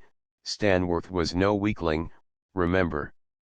Then the size of his footprints shows that he was a large man, probably tall. I can't tell you the color of his hair or how many false teeth he's got, but we've got a good working idea of his appearance for all that. But what are you going to do, if you do succeed in finding him? You can't go up to him and say, "Good afternoon, Mr. Prince. I believe you murdered Mr. Stanworth at 2 o'clock this morning." It isn't done. You leave all that to me, Roger returned largely. I'll think of something to say to him, all right. I'm sure you will, Alec murmured with conviction. In the meantime, here's the lodge. What about seeing if William's in? He lives here, doesn't he? Or Mrs. William? They might have opened the gates to this man Prince last night. Right-ho. But be discreet. Really, Alec, said Roger with dignity, as he tapped on the lodge door. William's wife was a round-faced, apple-cheeked old lady with a pair of twinkling blue eyes that looked as if they saw something humorous in most of the things upon which they rested, as no doubt they did, considering that they belonged to the wife of William. "Good afternoon, gentlemen," she said, with a little old-fashioned bob. "Would it be me you were wanting?" "Good afternoon," Roger replied with a smile. "We were wondering if William happened to be at home." "Me husband? Lor, no, sir, he's never at home at this time. He's got his work to do." "Oh, I suppose he's about the garden somewhere, is he?" "Yes, sir. Cuttin' pea sticks in the orchard, I think he is." "Was it anything important?" "Oh, no, nothing important. I'll call around and see him later on." "Shocking business this, sir, about the master," Mrs. William began volubly. "Shocking. Such a thing's never been known at Layton Court before, not in my time at ASNT, nor ever before that, so far as I've heard tell." "And did you see the corpse, sir? Shot hisself in the EAD, didn't he?" "Yes, shocking," said Roger hastily. "Shocking. By the way, I was expecting a friend last night rather late, but he never turned up." "You didn't see anything of him here, I suppose, did you?" "About what time would that be, sir?" "Oh, somewhere about 11 o'clock, I should think, or even later." "No, sir, that I didn't. William and me was both on us in bed and asleep before 10:30. "I see. And you close the gates when you lock up for the night, don't you?" "That we do, sir. Unless there's orders come down to the contrary. They was shut near after 10 o'clock last night, and not open till Halbert, that's the chauffeur, came down early this mornin'." "Was your friend coming by motor car, sir?" "I don't know. It depended." "Why?" "Because there's always the little gate at the side left open, which people on foot can come in by. All I can tell you, sir, is that nobody came to my knowledge, which he naturally wouldn't have done if he never came up to the house, would he? Not without he got lost in the drive, which isn't very likely in a manner of speaking. No, I'm afraid he can't have come at all." "In any case, you say that, up to the time you went to bed, no stranger at all came in?"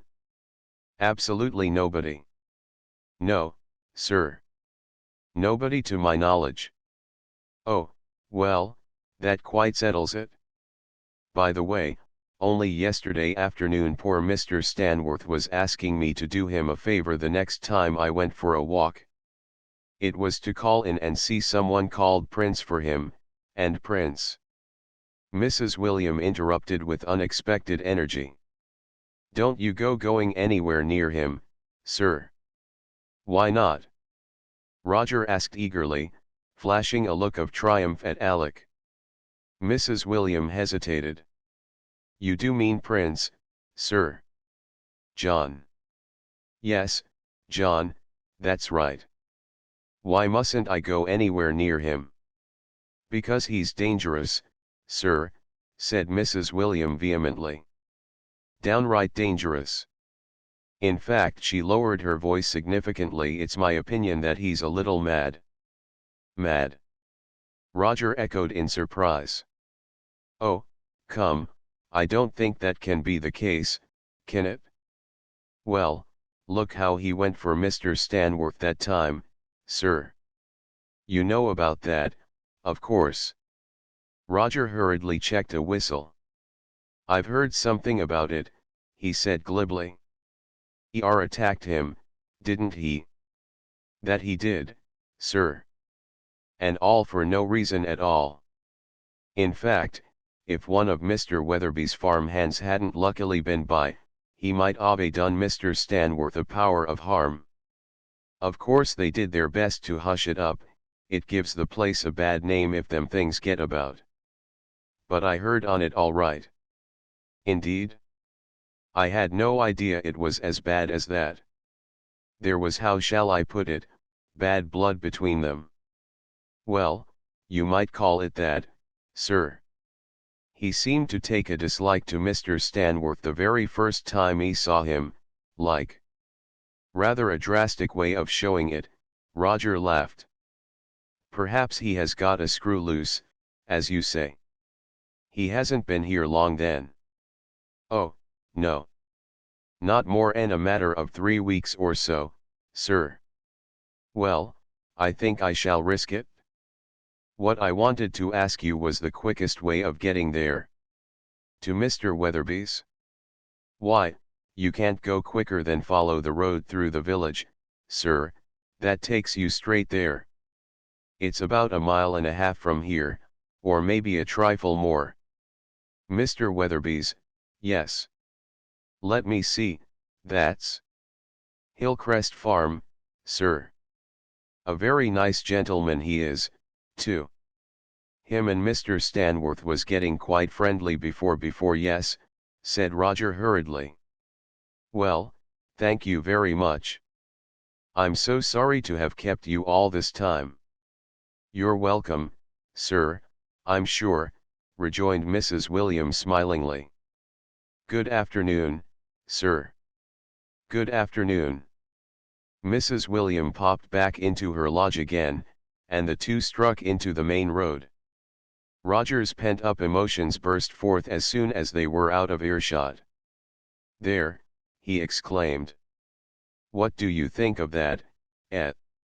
"Extraordinary!" Alec ejaculated, hardly less excited. "But what a bit of luck just to hit on possibly the one person who would have been willing to give us all the information." "Luck? It's positively uncanny. Well, I never guessed that detecting was as easy as this. We're going straight after this man Prince, then?" "You bet we are. We want to catch our bird before he flies." "You think he intends flying?" "Most probably, I should say," Roger replied, striding along the dusty road at top speed. "He's only been in the place 3 weeks, you see, so he evidently came with the full intention of doing what he has done. Now the job's accomplished, there's no need for him to stay any longer." "Oh, he's a clever one, is Master Prince. But not quite clever enough. He attacked Stanworth once before apparently, and in broad daylight." "Yes, didn't she bring that out beautifully? I could have screamed with excitement. It all fits together, doesn't it? Seemed to take a dislike to him at first sight, like." "Ah, Mrs. William, that wasn't first sight, not by a long chalk. I expect that happened after Stanworth wrote his letter, otherwise he'd have mentioned it. It may have been in one of the bits that have disappeared. That's true, there were some long gaps. Look here, I'll tell you what we'd better do, call in at the village pub on our way and see if we can get any more information out of the landlord. He's sure to know everything that happens round here. That seems a sound scheme, Alec agreed readily. In the meantime, let's marshal our facts, that's the correct phrase, isn't it? This man Prince has managed to obtain employment of some kind on the farm of a Mr. Weatherby, who appears to be a gentleman farmer.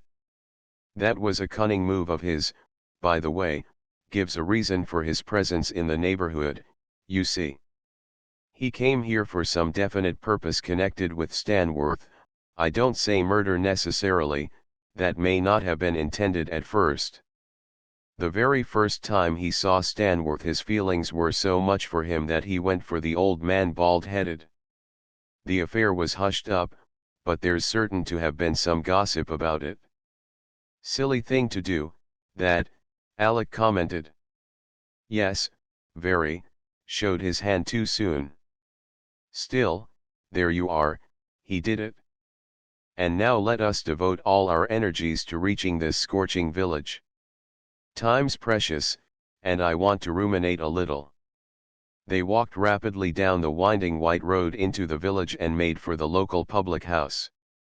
Time was, indeed, so precious that no considerations of temperature could be allowed to interfere with their expenditure of it.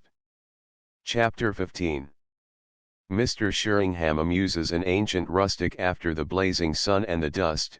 The cool bar of the old-fashioned little village inn, with its sanded floor and its brasses gleaming in the soft twilight, was remarkably welcome. Roger buried his nose thankfully in his tankard before getting to business.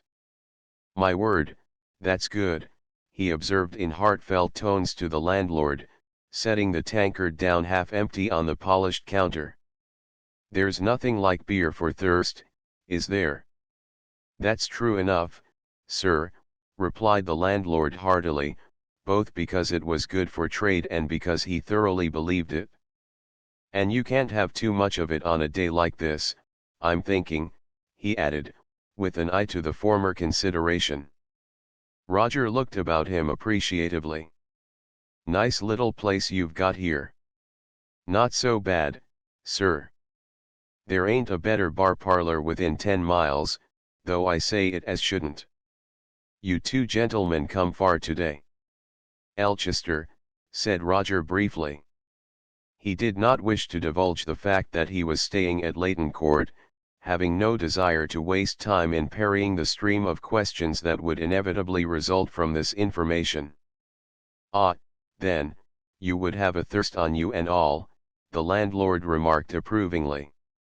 We have, agreed Roger, finishing up the contents of his tankard, so you can fill these up again for us. The landlord replenished the tankards and leaned confidentially over the counter. You heard the news. There ain't half been goings on round these parts this morning. Up at Layton Court. You'd pass it on the left coming from Elchester, nigh on a mile back. Gentleman shot hisself there, they say. The chauffeur, he told me about it. Came in for a glass o' beer, he did, same as what you two gentlemen might be doing now, and told me all about it. Wasn't ARF put out about it, he wasn't. Wanted the day off tomorrow, and now he can't ask for it, what with having to cart the police and everyone backwards and forwards and all. Roger hurriedly subdued the involuntary smile that had risen to his lips on learning Albert's personal view of the tragedy. It would have made a striking epitaph, he felt. Sacred to the memory of John Brown, who died, greatly regretted by everybody, especially his chauffeur, who wanted the day off. Yes, I did hear something about it, he replied carelessly. Shocking affair. And how do you find business round here? Mustn't complain, I suppose, said the landlord guardedly, this being the only public in the village, why see. And good drinkers they are round these parts, too, he added with enthusiasm. That's fine. I like a man who can appreciate good beer when he gets it. And I suppose you get quite a few strangers in here from time to time as well. No, none too many, said the landlord regretfully. We lie a bit off the chief roads here, why see.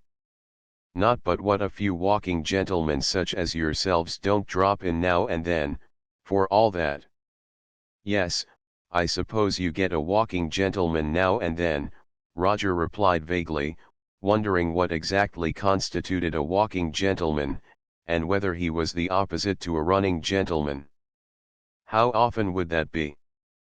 Well, sir, that depends, don't it, said the landlord cautiously, evidently determined to be entrapped into no rash statements.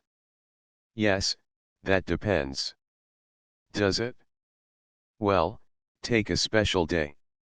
How many strangers came in yesterday, for instance? Lor bless you, sir, we don't get 'em in like that, not so many in a day. In a month, more like. Why, I don't suppose there's been a stranger in this bar before you gents come in, not for a matter o' nearly a week. You don't say. I do, sir, retorted the landlord with much earnestness. I do and all. Well, I should have thought you'd have got plenty in a cozy little place like this. Anyhow, you can be sure that I shall warn all my friends to come and pay you a visit if they happen to be in the neighborhood. Better beer I've never tasted anywhere. It is good beer, the landlord admitted, almost reluctantly. Thank you kindly, sir. And anything I can do in return for you and your friends, I'm sure I'll be most happy. Well, you can do something now, as a matter of fact, Roger rejoined caressingly. We've come over from Elchester to see Prince John, you know. Up at Hillcrest Farm. The landlord nodded. I know. So if you could put us on the right road from here, we should be very grateful. Turn to the left when you get out of here and go straight on, sir, returned the landlord promptly. You can't miss it. First farm on the right-hand side past the crossroads. Thanks very much. Let me see, I've never actually met Prince before, but he's pretty easy to recognize, I understand. Big fellow, isn't he? That he is. Matter o' nigh on 6 feet from the top of his EAD down, when he holds his EAD up, that is. Stoops a bit, does he? Well, you might call it that, sir. Hangs his EAD, in a manner of speakin'. You know how they do. Oh, yes, quite. Strong chap, too, isn't he? He is, and all. It'd take all of 6 men to hold him, if he did get rampageous. Pretty quiet usually, then, is he? Oh, he's quiet enough. But no fool, I gather. I mean, he's pretty intelligent, isn't he? The landlord chuckled hoarsely. Lord bless you, no.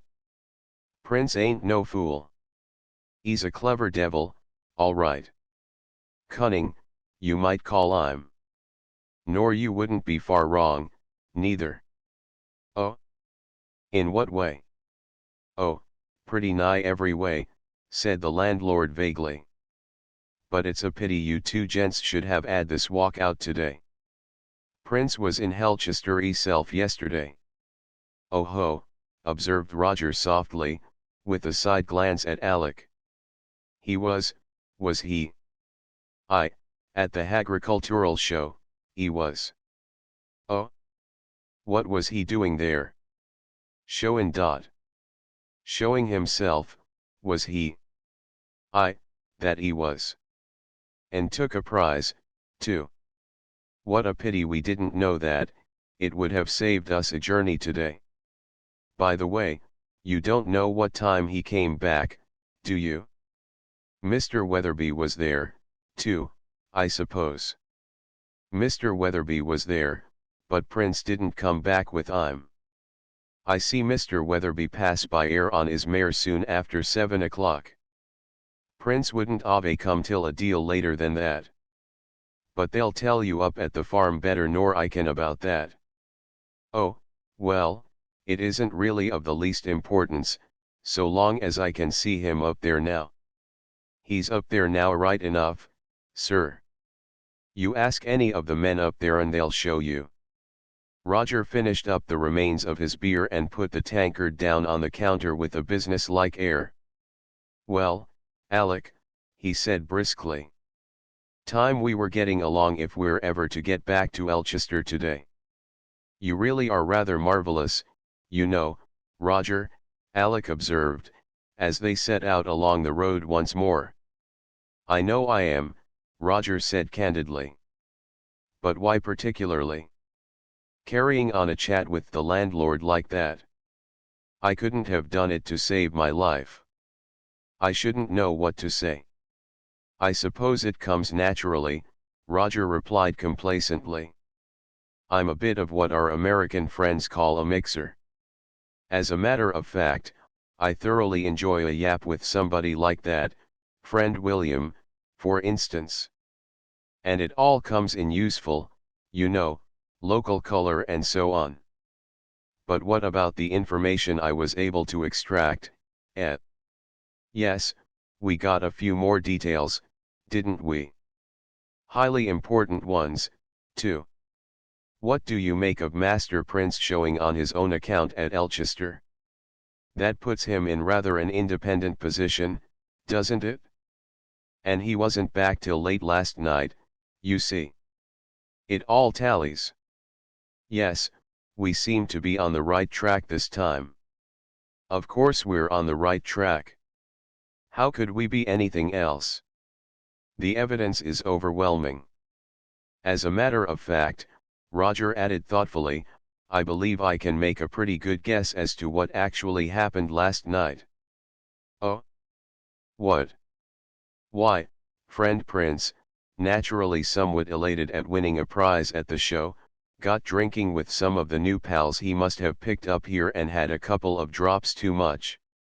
On his way back he passes Layton Court and either rattles the side door and notices it ajar, in any case, walks in and up to the French windows, which are open. Stanworth, who we know was mortally afraid of him, jumps at his appearance and threatens him with a revolver. In the struggle, Stanworth is shot, either on purpose or accidentally. That sobers friend Prince up more than a little, and, with the cunning we know him to possess, he sets the stage for us to find the next morning. How's that? It's quite possible, Alec admitted. But what I want to know is how are we going to tackle Prince now? Wait and see what happens. I shall get into conversation with him and try to get him to account for his movements last night. If he gets obstreperous, we shall simply have to lay him out, that's all.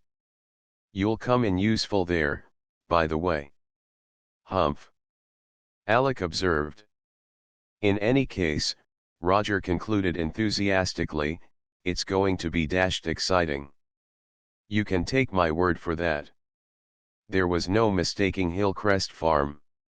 It lay on the top of a sharp rise just as the landlord had described it. The two instinctively slackened their steps as they approached, as if unconsciously reconnoitering the scene of battle. I don't want to enlist Weatherby just yet, Roger murmured. I think we ought to try and tackle him ourselves. And we don't want to give the alarm in any case, or arouse any suspicions. That's why I didn't put hundreds more questions to that landlord. What do you think? Oh, absolutely. What about asking that old chap if he knows where Prince is? Yes, I will. Roger strolled over towards the spot where an ancient rustic was clipping one of Mr. Weatherby's hedges. "I want to speak to Mr. Prince," he confided to the ancient. "Can you tell me where I shall find him?" "Sir," queried the other, curving a large and horny hand round an equally large and horny ear. "I want to speak to Mr. Prince," Roger repeated loudly. "Where is he?" The ancient did not move. "Sir," he remarked stolidly. "Prince," bawled Roger. "Where?" "Oh, Prince. 'E's in the next field alongside. Up tother and I seed 'im last, not above 5 minutes back." The horny palm ceased to function as an ear trumpet and became a receptacle for a spare shilling of Roger's, and the two moved on. In the side of the next field was set a sturdy gate. Roger swung himself easily over it, the light of battle in his eyes. Alec followed suit, and they advanced together up the center of the field. "I can't see anyone here, can you?" Roger remarked, when they had gone some little distance. "Perhaps he's gone somewhere else. Nothing but a cow in that corner. Is there any other way out of the field? He didn't get over that gate into the road within the last 5 minutes. We should have seen him." Roger halted and gazed round carefully. "Yes, there's a hello. What's the matter with that cow? She seems very interested in us."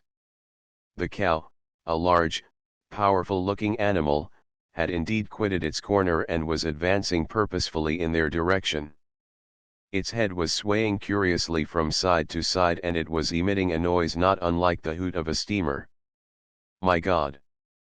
Alec shouted suddenly. "That isn't a cow, it's a bull. Run like hell." Roger needed no second invitation, he set off at top speed in the wake of the flying Alec. The bull, observing this disappointing procedure, thundered after them. It was an exciting race while it lasted. The result, some 6 seconds later, was as follows: Mr. A. Grierson. Mr. R. Sheringham. Bull. Distance between first and second, 10 yards, between second and third, 1 5-barred gate, taken by the second in his stride. Struth. Roger observed with feeling, and collapsed incontinently into a ditch. A hoarse and grating noise caused them to look up. The noise emanated from the ancient. He was laughing. "Nearly 'ad you that time, gents," he croaked joyfully. "Ain't seen him go for anyone like that not since he went for that Mr. Stanforth, or whatever 'e calls 'eself. I'm from Layton Court. I ought to 'ave warned 'ee. You want ter be very careful o' that there Prince John." Chapter 16. "Mr. Sheringham lectures on Neoplatonism." "Alec," interrupted Roger plaintively, "if you say one more word to me about bulls, cows, or any other farmyard impedimenta, I shall burst at once into loud tears. I warn you." They were walking once more along the white, dusty road, but the springy exhilaration of the outward journey had gone out of their steps. A short but pithy conversation with the ancient rustic, conducted mostly in ear-splitting yells, had speedily shown the crestfallen Roger the precise nature of the wild goose, or should it be wild bull, he had been chasing. Alec, it might be noticed in passing, was not being at all kind about it. If ever anything could have been more obvious. Roger pursued mournfully. "My reasoning was perfectly sound. It almost looks as if Mrs. William and that idiot of a landlord were trying deliberately to deceive me. Why couldn't they have said straight out that the disgusting animal was a bull and have done with it?"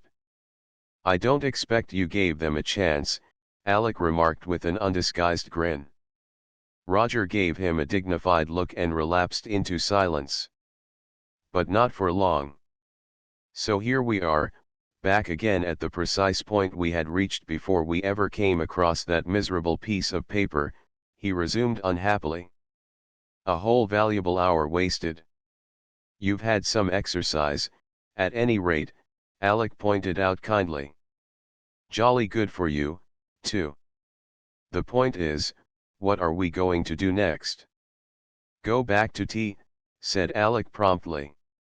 And talking about wasting valuable time, I believe that's all we're doing at all with regard to this business.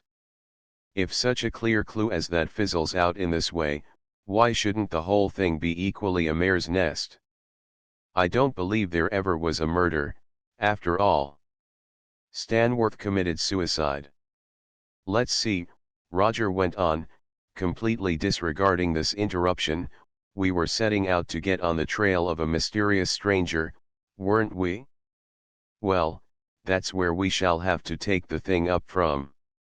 Luckily I kept my wits about me enough to put a few questions about strangers to those two, and we drew a blank. We will now visit the station. Oh, no. Alec groaned. Station, returned Roger firmly, and station it was. But even the station did not prove any more fruitful. On the plea of making inquiries for a friend, Roger succeeded in extracting with some difficulty, from a very bucolic porter, the information that only half a dozen trains in a day stopped there. The place was indeed little more than a halt, and none at all after 7 o'clock in the evening. The earliest in the morning was soon after 6, and no passengers had been picked up so far as he knew. No, he hadn't seen a stranger arrive yesterday, leastways, not to notice one like. After all, it's only what we might have expected, Roger remarked philosophically, as they set off homewards at last. If the fellow came by train at all, he'd probably go to Elchester. He's no fool, as we knew very well. Alec, now that the prospect of tea and shade was definitely before him, was ready to discuss the matter rather more amicably. You're quite sure now that he is a stranger, then? He asked. You've given up the idea that it's anybody actually in this neighborhood? I'm nothing of the sort, Roger retorted. I'm not sure of any blessed thing about him, except that he wears large boots, is strong, and is no ordinary criminal, and that he corresponds closely with the quite distinct mental picture I had formed of the late lamented Mr. John Prince. He may be a stranger to the neighborhood, and he may not. We know that he was still in it during the morning, because he managed to communicate with the occupants of the household. But as for anything more definite than that, we simply can't say, not knowing his motive. By Jove, I do wish we could discover that. It would narrow things down immensely. I tell you something that never seems to have occurred to us, Alec remarked suddenly. Why shouldn't it have been just an ordinary burglar, who got so panic-stricken when he found he'd actually killed his householder that he hadn't the nerve to complete what he came for and simply hurried off? That seems to me as probable as anything, and it fits the facts perfectly. Yes, we did rather touch on the burglar idea at the very beginning, didn't we? Do you realize that it was only 5 hours ago, by the way? It seems more like 5 weeks.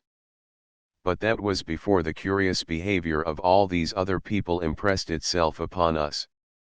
Upon you, you mean? I still think you're making ever so much too much of that side of it. There's probably some perfectly simple explanation, if we only knew it. I suppose you mean Jefferson and Mrs. Plant.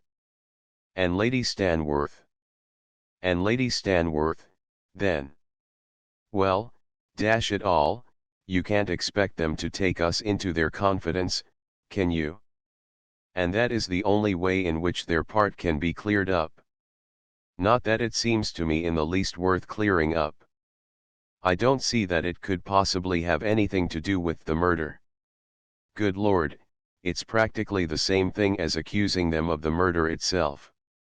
I ask you, my dear chap, can you imagine either Mrs. Plant or Lady Stanworth will leave Jefferson out for the moment actually plotting old Stanworth's murder? It's really too ludicrous. You ought to have more sense. This particular topic always seems to excite you, Alexander, observed Roger mildly. Well, I mean, it's so dashed absurd. You can't really believe anything of the sort. Perhaps I don't. Anyhow, we'll shelve it till something more definite crops up. It's quite hot enough already, without making each other still more heated. Look here, let's give the whole thing a rest till we get back. It will clear our brains. I'll give you a short lecture on the influence of the Platonic ethics on Hegelian philosophy instead, with a few sidelights on Neoplatonism. Which, in spite of Alec's spirited protests, he at once proceeded to do. In this way the time passed pleasantly and instructively till they had passed the lodge gates once more. So you see, concluded Roger happily, that while in medieval philosophy this mysticism is in powerful and ultimately successful opposition to rationalistic dogmatism, with its contemptuous disregard for all experience, the embryonic science of the 15th and 16th centuries was actually in itself a logical development of Neoplatonism in this same opposition to barren rationalism. Was it, said Alec gloomily, registering a secret but none the less fervent prayer that he might never hear the word Neoplatonism again as long as he lived. I see. You do? Good. Then let us seek out and have speech with friend William. Are you going to give him a short lecture on rationalistic dogmatism? Alec asked carefully. Because if so, I'm going indoors. I'm afraid it would be wasted on William, Roger replied seriously. William, I feel sure, is a dogmatist of the most bigoted type if ever there was one, and to lecture to him on the futility of dogma would be as ineffective as to harangue a hippopotamus on the subject of drawing-room etiquette. No, I just want to sound William a little. Not that I think it will really be of much help to us, but just at present I'm turning every stone I can see. In due course William was run to earth in a large greenhouse. He was mounted unhappily on an exceedingly rickety pair of steps and engaged in tying up a vine. On seeing Roger he hastily descended to firm ground. William did not believe in taking chances. Good afternoon, William, said Roger brightly. Arternoon, sir, William responded suspiciously. I've just been having a chat with your wife, William. William grunted noncommittally. I was telling her that a friend of mine, whom I expected to come up to the house to see me last night, never turned up, and I was wondering if you'd seen anything of him down at the lodge. William ostentatiously busied himself with a small plant. Never seed no one, he observed with decision. No? Never mind, then. It doesn't really matter. That's an interesting job you've got on hand, William. You take a plant out of its pot, sniff its roots and put it back again, is that it? Now what operation do you call that in the science of horticulture? William hastily relinquished the plant and glowered at his interlocutor. Some folks mainly have no work to do, he remarked darkly, but other folks obey. Meaning yourself, I take it? Roger said approvingly. That's right. Work away. Nothing like it, is there? Keeps you cheerful and bright and contented. Great thing, work, I agree with you. A flicker of interest passed across William's countenance. What did that there Mr. Stanworth want to shoot hisself for, he demanded suddenly. I don't know, to tell you the truth, said Roger, somewhat taken aback at the unexpectedness of this query. Why, have you got any ideas about it? I don't 'old with it meself, said William primly. Not with suicide. You're absolutely right, William, Roger replied warmly. If more people were like you, there'd be less suicides, undoubtedly. It's an untidy habit, to say the least. It ain't acting right, William pursued firmly. That's what it ain't. You put it in a nutshell, William, it isn't. In fact, it's acting all wrong.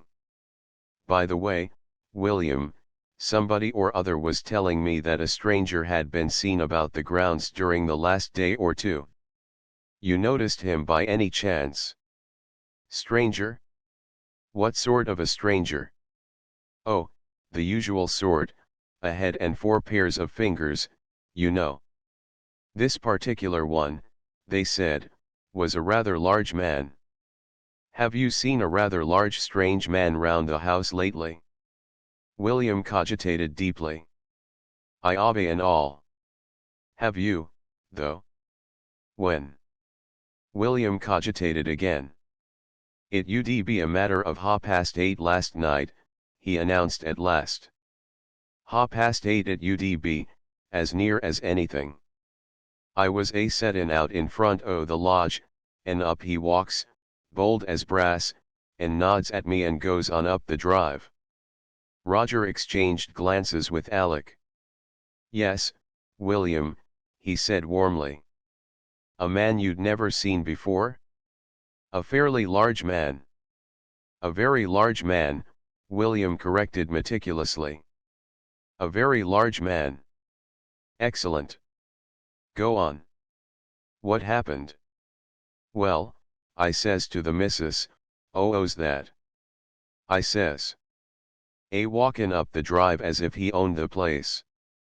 William pondered.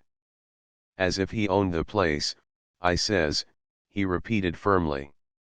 And a very good thing to say, too. Well. Oh, she says. Yes, the cook's brother, she says. I was introduced to him at Helchester the other day, she says. At least, she says he's our brother, she says. A strange rasping noise in his throat appeared to indicate that William was amused. At least, she says he's our brother, she says, he repeated with much enjoyment. Oh! Roger exclaimed, somewhat dashed. Oh, did she? And did you see him again, William? That I did. Back he come nigh on a quarter of a hour later, and cook with him, a handjin on his arm like what she ought to have known better not to obey done, William rejoined, suddenly stern. I don't 'old with it meself, I don't, added this severe moralist. Not at er age, I don't. His expression relaxed reminiscently. At least, she says he's er brother, she says, he added, with a sudden rasp. I see, said Roger. Thank you, William. Well, I suppose we mustn't interrupt you any more. Come on, Alec. Slowly and sadly they made their way back to the house. William got his own back then, if he only knew it, Roger said with a wry smile. I did think for a moment that we might be getting at something at last. You really are a hell of an optimist, Roger, Alec observed wonderingly. Their path took them past the library, and as they reached the bed in which the footprints had been discovered, Roger instinctively paused. The next moment he darted forward and stared with incredulous eyes at the bed. Good Lord, he exclaimed, clutching Alec's arm and pointing with an excited finger.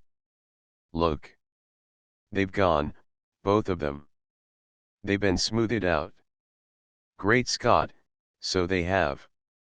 The two gazed at each other with wide eyes. So Jefferson did hear what we were talking about. Roger almost whispered. I have an idea that things are going to get rather exciting very soon, after all. Chapter 17.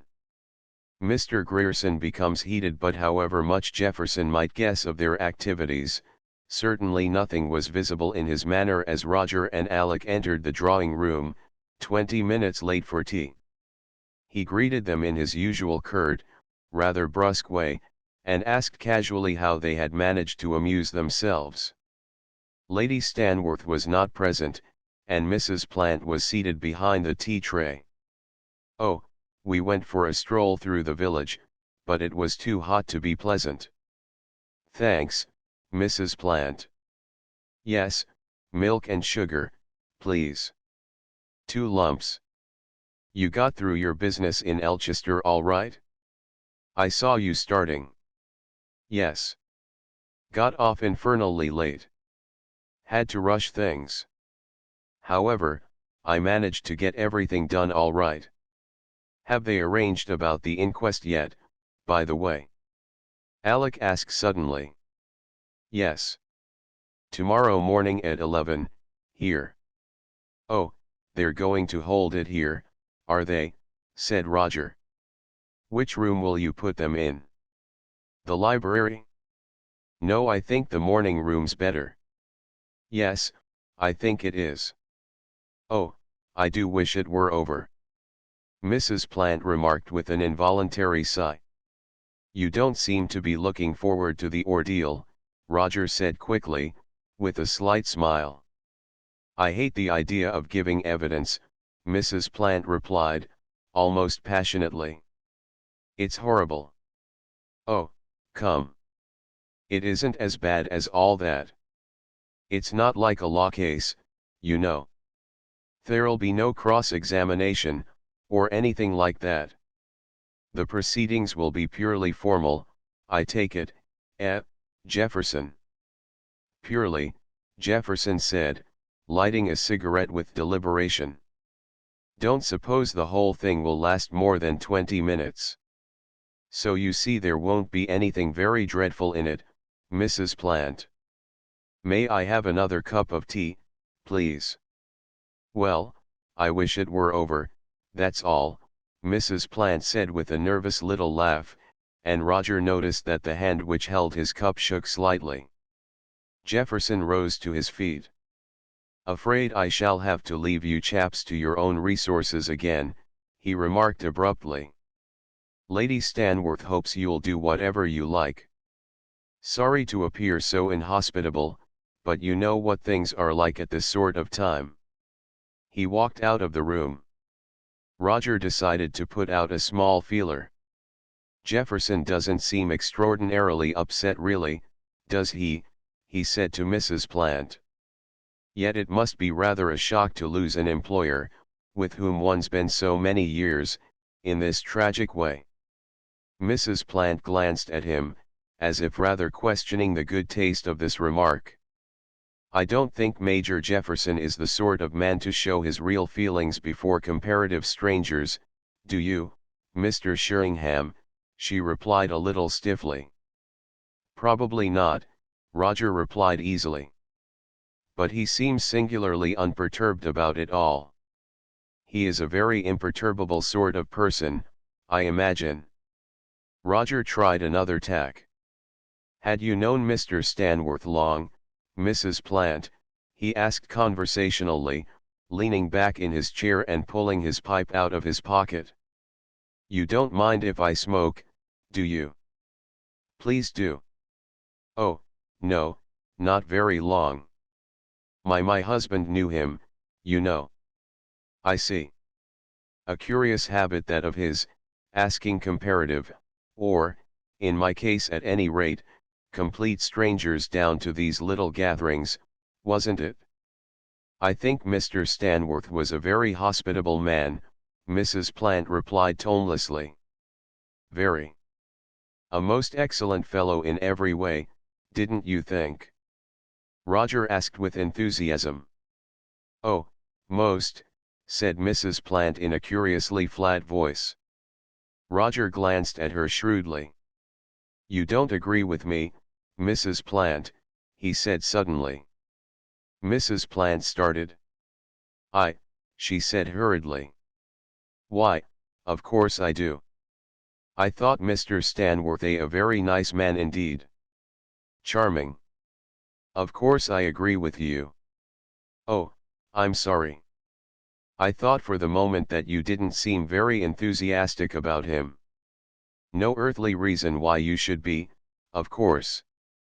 Everybody has their likes and dislikes, don't they?" Mrs. Plant glanced quickly at Roger, and then looked out of the window. "I was simply thinking how tragic the whole thing is," she said in a low voice. There was a short silence. Lady Stanworth didn't seem to be on very good terms with him, though, did she? Roger remarked carelessly, prodding at the tobacco in his pipe with a matchstock. "Do you think so?" Mrs. Plant returned guardedly. "She certainly gave me that impression. In fact, I should have gone farther. I should have said that she positively disliked him." Mrs. Plant looked at the speaker with distaste. "There are secrets in every household, I suppose," she said shortly. "Don't you think that it is a little impertinent for outsiders to probe into them? Especially under circumstances like these?"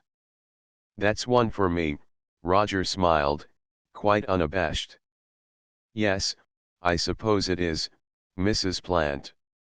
The trouble is, you see, that I simply can't help it. I'm the most curious person alive. Everything interests me, especially every human thing, and I've just got to get to the bottom of it. And you must admit that the relations between Lady Stanworth, of all people, and the shall we say, somewhat plebeian Mr. Stanworth, are uncommonly interesting to a novelist." "Everything is copy to you, you mean?"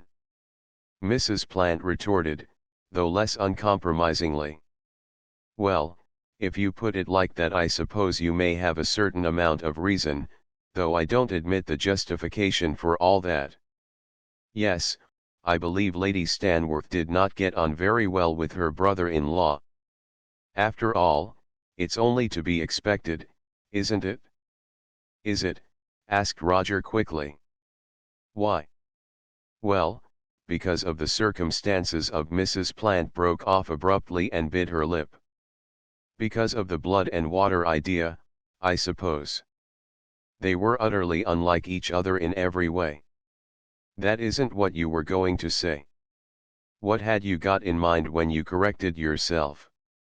Mrs. Plant flushed slightly.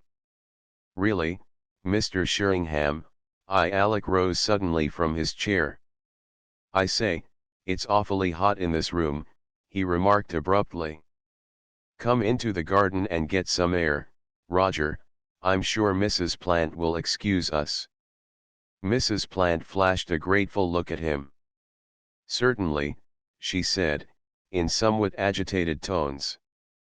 I think I shall go upstairs and lie down for a little myself. I have rather a headache." The two men watched her go out of the room in silence. Then Alec turned to Roger. "Look here," he said heatedly, "I'm not going to let you bully that poor little woman like this. It's a bit too thick. You get a lot of damned silly notions into your head about her, and then you try to bully her into confirming them. I'm not going to stand for it." Roger shook his head in mock despair. "Really, Alexander," he said tragically, "you are a difficult person, you know. Extraordinarily difficult." "Well, it's getting past a joke," Alec retorted a little more calmly, though his face was still flushed with anger. "We can do what we want without bullying women. And just when I was getting along so nicely." Roger mourned. "You make a rotten Watson, Alec.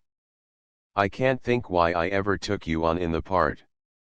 "A jolly good thing for you that you did," Alec said grimly. "I can see fair play, at any rate. And trying to trick a woman who's got nothing to do with the thing at all into a lot of silly admissions is not playing the game." Roger took the other's arm and led him gently into the garden. All right," he said in the tones of one soothing a fractious child. "We'll try other tactics, if you're so set on it. In any case, there's no need to get excited. The trouble is that you've mistaken your century, Alec. You ought to have lived 400 or 500 years ago. As a heavyweight succorer of ladies in distress, you could have challenged all comers with one lance tied behind your back. There, there. Oh, it's all very well for you to laugh, returned the slightly mollified Alec, but I'm perfectly right, and you know it. If we're going on with this thing, we're not going to make use of any dashed underhand sneaky little detective tricks. If it comes to that, why don't you tackle Jefferson, if you're so jolly keen on tackling someone? For the simple reason that the excellent Jefferson would certainly not give anything away, my dear Alec, whereas there's always the chance that a woman will. But enough. We'll confine ourselves to sticks and stones, and leave the human element out of account, or the feminine part of it, at any rate. But for all that, Roger added wistfully, I would like to know what's going on amongst that trio. Humph. Alec grunted disapprovingly. They paced for a time in silence up and down the edge of the lawn, which ran parallel with the back of the house. Roger's thoughts were racing. The disappearance of the footprints had caused him drastically to rearrange his ideas. He had now no doubt at all that Jefferson not only knew all about the crime itself, but that he was in all probability an actual participator in it. Whether his part had been an active one and he had been present in the library at the time, was impossible to say, probably not, Roger inclined to think. But that he had helped to plan it and was now actively concerned in endeavoring to destroy all traces of it was surely beyond all disbelief. That meant one accomplice, at least, within the house. But what was really worrying Roger far more than the question of Jefferson's share in the affair was the possible inclusion of the two women who seemed somehow to be mixed up with it. On the face of things no doubt it was, as Alec so strongly held, almost incredible that either Mrs. Plant or Lady Stanworth could be a party to a murder. Yet it was impossible to dispute the facts. That there was a distinct understanding between Jefferson and Lady Stanworth seemed as certain to Roger as that there had been a murder in the house instead of a suicide. And a similar understanding between Mrs. Plant and Jefferson appeared to be even more strongly established.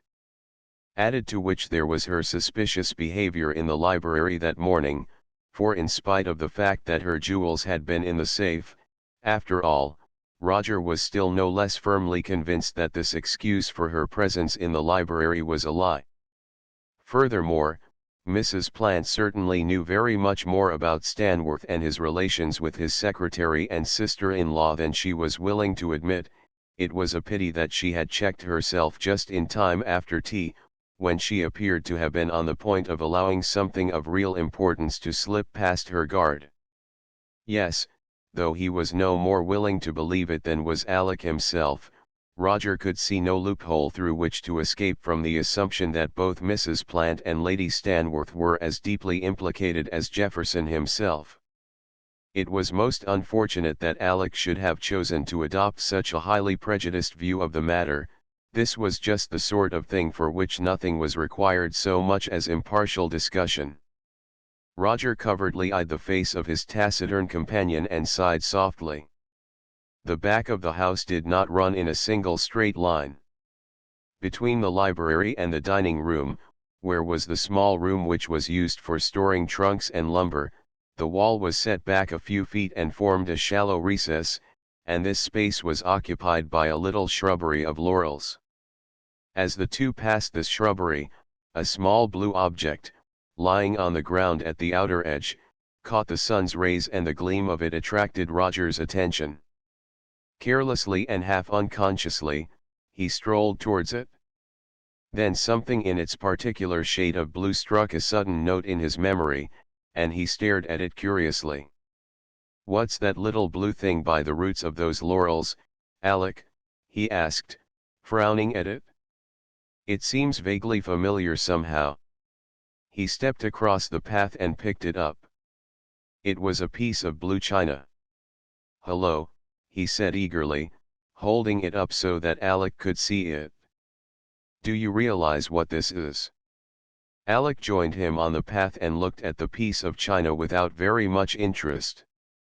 "Yes, it's a bit of broken plate or something." "Oh, no, it isn't. Don't you recognize the color?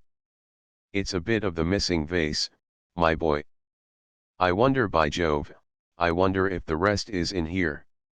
He dropped on his hands and knees and peered among the laurels. Yes, I believe I can see some other bits farther in. I'll investigate, if you'll keep an eye open to see that nobody is coming. And he crawled laboriously into the little shrubbery. A few moments later he returned by the same route. In his hands were several more pieces of the vase. It's all in there, he announced triumphantly. Right back by the wall. You see what must have happened. The fellow threw it in there, said Alec wisely. Exactly. I expect he put the pieces in his pocket when he collected them, in order to chuck them away somewhere as soon as he got clear. Methodical sort of bird, isn't he?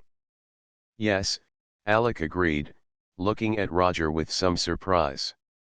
You seem quite excited about it. I am. Roger said emphatically. Why? It's what we expected, isn't it? More or less. I mean, if the vase was broken and the pieces disappeared, it's a pretty reasonable assumption that he threw them away somewhere, isn't it? Roger's eyes sparkled. Oh, perfectly. But the point is where he threw them. Doesn't it occur to you, Alec, that this place is not on the route between the lattice window and the quickest way out of the grounds? In other words, the drive. Also, doesn't it occur to you that if he wanted to throw them where nobody would be likely to find them, the best place to do it would be that thick undergrowth on either side of the drive, especially as he would be passing along it on his way out? Don't those points seem rather significant to you? Well, perhaps it is a little curious, now you come to mention it. A little curious. Roger repeated disgustedly. My dear chap, it's one of the most significant things we've struck yet. What's the inference? I don't say it's correct, by the way. But what is the inference? Alec pondered. That he was in a deuce of a hurry. That he was in a deuce of a fiddlestick. He'd have gone on straight down the drive if that is all. No. The inference to my way of thinking is that he never was going down the drive at all. Oh? Where was he going, then? Back into the house again. Alec, it's beginning to look as if that mysterious stranger of ours may be going the same way as Mr. John Prince. Chapter 18. What the settee had to tell. Alec stared incredulously. Back into the house? But what on earth would he want to be going back into the house for? Ah, now you're asking me something. I haven't the least idea. I don't even know that he was going back into the house. All I say is that that is the only inference I can draw from the fact of these pieces of vase being where they are. It's possibly quite wrong. But look here, if he wanted to go into the house again, why on earth should he have taken the trouble to climb out of the window like that? Why didn't he just go out of the library door? Obviously because he wanted to leave all ways into or out of the library fastened on the inside, in order to further the idea of suicide. But why should he have gone back into the house at all? That's what I can't understand. Well, Roger remarked very casually, supposing he lived there. What? I said, supposing he lived there. He'd want to go up to bed, wouldn't he? Good Lord, you're surely not suggesting that somebody in the house murdered old Stanworth, are you? Alec asked in horrified tones. Roger relit his pipe with some care. Not necessarily, but you keep asking me why he should want to get back into the house, and I give you the most obvious explanation. As a matter of fact, I should say that he probably wanted to communicate with somebody inside before making his escape. Then you don't think it was somebody from inside the house who killed Stanworth? Alec asked with some relief. Heaven only knows, Roger replied laconically. No, perhaps on second thoughts I don't. We mustn't forget that Jefferson couldn't find those keys this morning. Unless that was a blind, by Jove. I never thought of that. Or he might have forgotten something important and wanted to get at the safe again, not realizing that he'd put the keys back in the wrong pocket. I suppose, Alex said slowly, that Jefferson is the only person inside the house that you would suspect of having done it. No, I'm hanged if he is, Roger retorted with energy. Oh. Who else then? I'm suspecting everybody at present, put it like that. Everybody and everything within these four walls.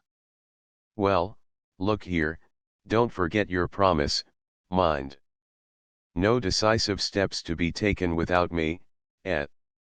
Yes, but look here, Alec, Roger said seriously, you really mustn't stand out unnecessarily if I might want to take steps that don't altogether meet with your approval. We're playing a very grave game, you know, and we can't treat it as a joy trip and only do the bits we like and leave out all the nasty part. Yes, Alex said, a little reluctantly. I see that. I won't make a fuss about anything unnecessarily. But we must go on working together. Right. Roger answered promptly. That's a bargain, then. Well, look here, there's one thing we ought to have done earlier, but it quite slipped my memory. We must have a look for that possible second cartridge case. Personally, I don't believe there is one. I think there was one shot fired from each revolver. But it's a possibility, and we ought not to overlook it. Rather a tall order, isn't it? It might be anywhere in the whole grounds. Yes, but there's only one place that it's any use to search the library. If we can't find it there, we'll give it up. Very well. Oh, Alexander, Roger observed unhappily, as they strolled back to the library. Alexander, we're very terribly handicapped in this little problem, as Holmes would call it. In what way particularly? Not knowing the motive for the murder. If we could only get at that, it would simplify matters tremendously. Why, I dare say we could put our hands on the criminal at once. That's the way all these murder cases are solved, both in real life and in fiction. Establish your motive, and work back from that. We're groping utterly in the dark, you see, till we've found that. And you haven't any idea of it at all? Not even a guess. Not a one. Or, rather, too many. It's impossible to say with a man like Stanworth.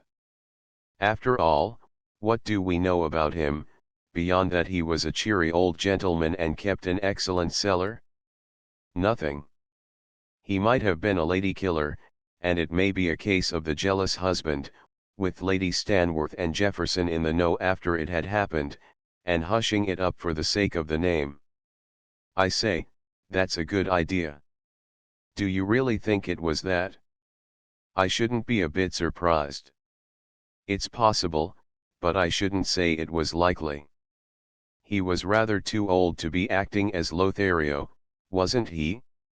Or again it might have been somebody whom he ruined in business.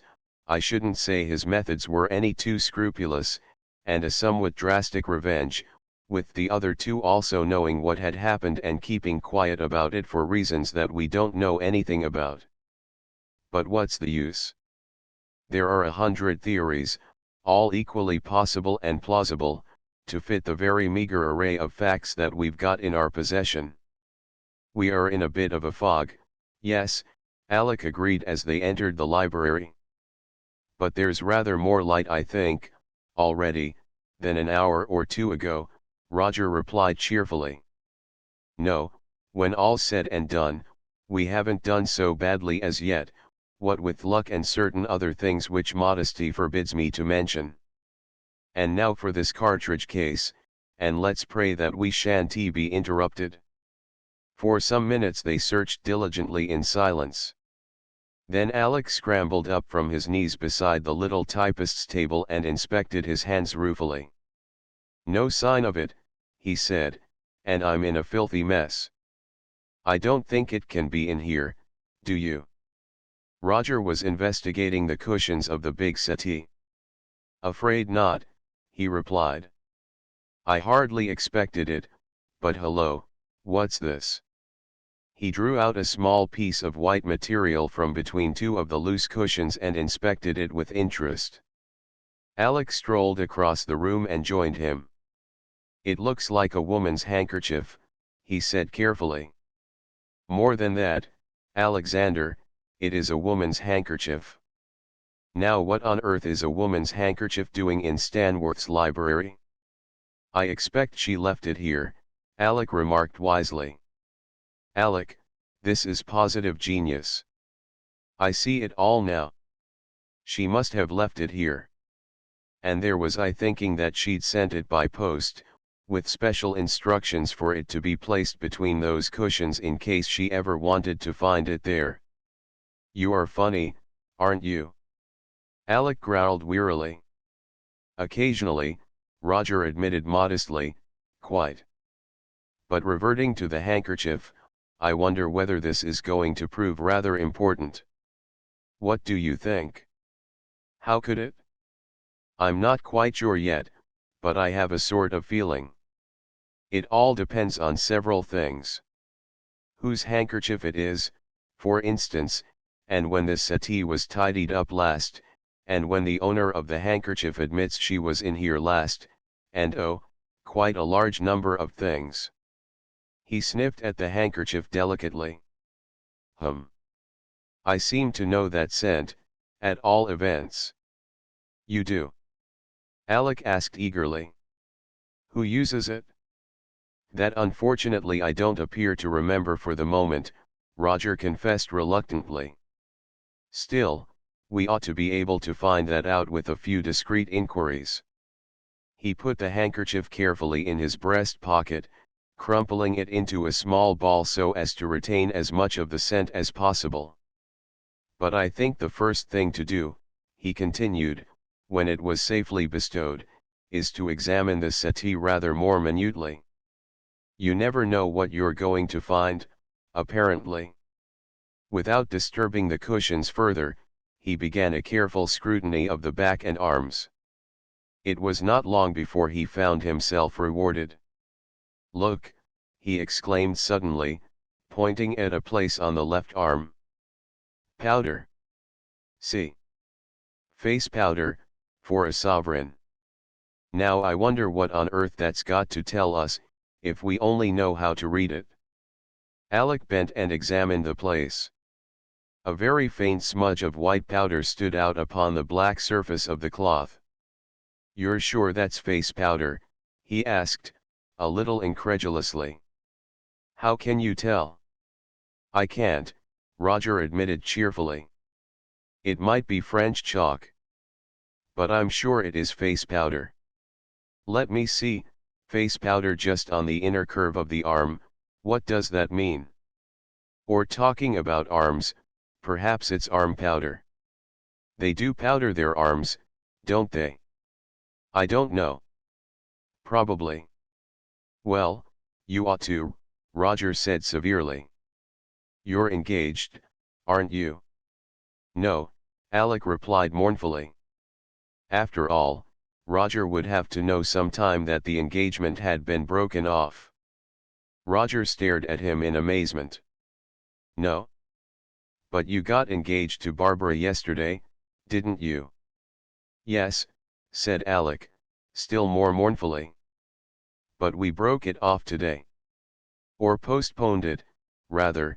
It may be on again in a month or so, I hope." "But why, in the name of goodness?" "Oh, for certain reasons," Alec said lamely. "We decided it was the best thing to do. Private reasons, you know." "Good Lord, I'm awfully sorry to hear it, old man," said Roger genuinely.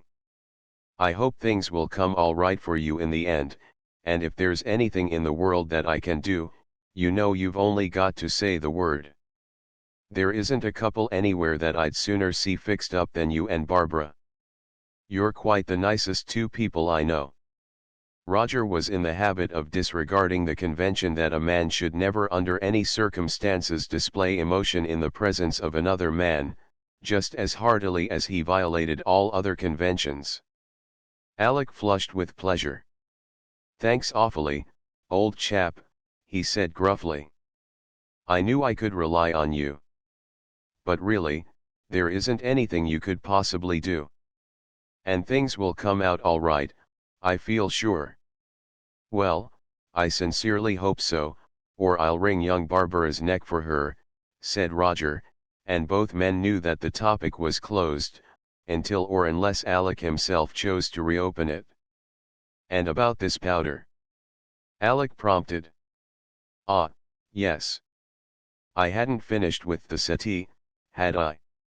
Well, let's see if there's anything more to be found first." He bent over the couch again, only to look up the next instant. "See this," he said, indicating a long fair hair in the angle between the arm and the back. "There has been a woman sitting here recently. This confirms the face powder. What an extraordinarily lucky thing that we thought of searching the place for that cartridge case. It would never have done to have missed this. I have an idea that this woman is going to be more useful to us than 50 cartridge cases." And taking a letter out of his pocket, he drew out the sheet of paper and carefully placed the hair in the envelope. "They always do this in books," he explained, observing Alec's interested gaze, "so I suppose it's the right thing to do." "And what are you going to do next?" Alec asked, as the envelope followed the handkerchief into Roger's breast pocket. "You've only got about half an hour before dinner time, you know." "Yes. I'm going to try and find out if I can when the settee was last tidied up. That seems to me the point on which everything depends. After that I've got to spot the owner of the handkerchief." "By the scent?" "There are no initials on it." "By the scent. This is the sort of occasion when being a dog must come in so useful," Roger added reflectively. Chapter 19. Mr. Sheringham loses and wins the same bet. At the top of the stairs the two parted, Alec going to his own room and Roger to his. Arrived there, the latter did not proceed immediately with his changing. For some moments he leaned, deep in thought, on the window-sill overlooking the garden. Then, as if he had come to a decision, he crossed the room briskly and rang the bell. A cheerful, plump young person answered it and smiled questioningly. Roger was always a favorite with servants, if not always with gardeners. "Oh, hello, Alice. I say, I seem to have lost my fountain pen. You haven't seen it about anywhere, have you?" The girl shook her head. "No, sir, that I haven't. It wasn't in here when I did the room this morning, I'm sure." That's a nuisance. I've missed it since last night. The last time I remember having it was in the library a short time before dinner. I wonder if I can have left it in there." "Do you do the library?" "Oh, no, sir. I only do the bedrooms. Mary does the downstairs rooms." "I see. Well, do you think I could have a word with Mary, if she's not too busy?" "Perhaps you could send her up here." "Yes, sir. I'll tell her at once." "Thank you, Alice." In due course Mary made her appearance. "I say, Mary," Roger remarked confidentially, "I've lost my fountain pen, and Alice tells me that she hasn't come across it in here. Now the last time I had it was in the library yesterday, sometime between tea and dinner. I've been looking round for it in there, but I can't see it. I suppose you haven't tidied up the library since then, or seen anything of it?" "Yes, sir, I tidied up the library last night while they were in at dinner. And little did I think when I was doing it that yes, quite so, Roger put in soothingly. Shocking business. But what did the tidying up consist of, Mary?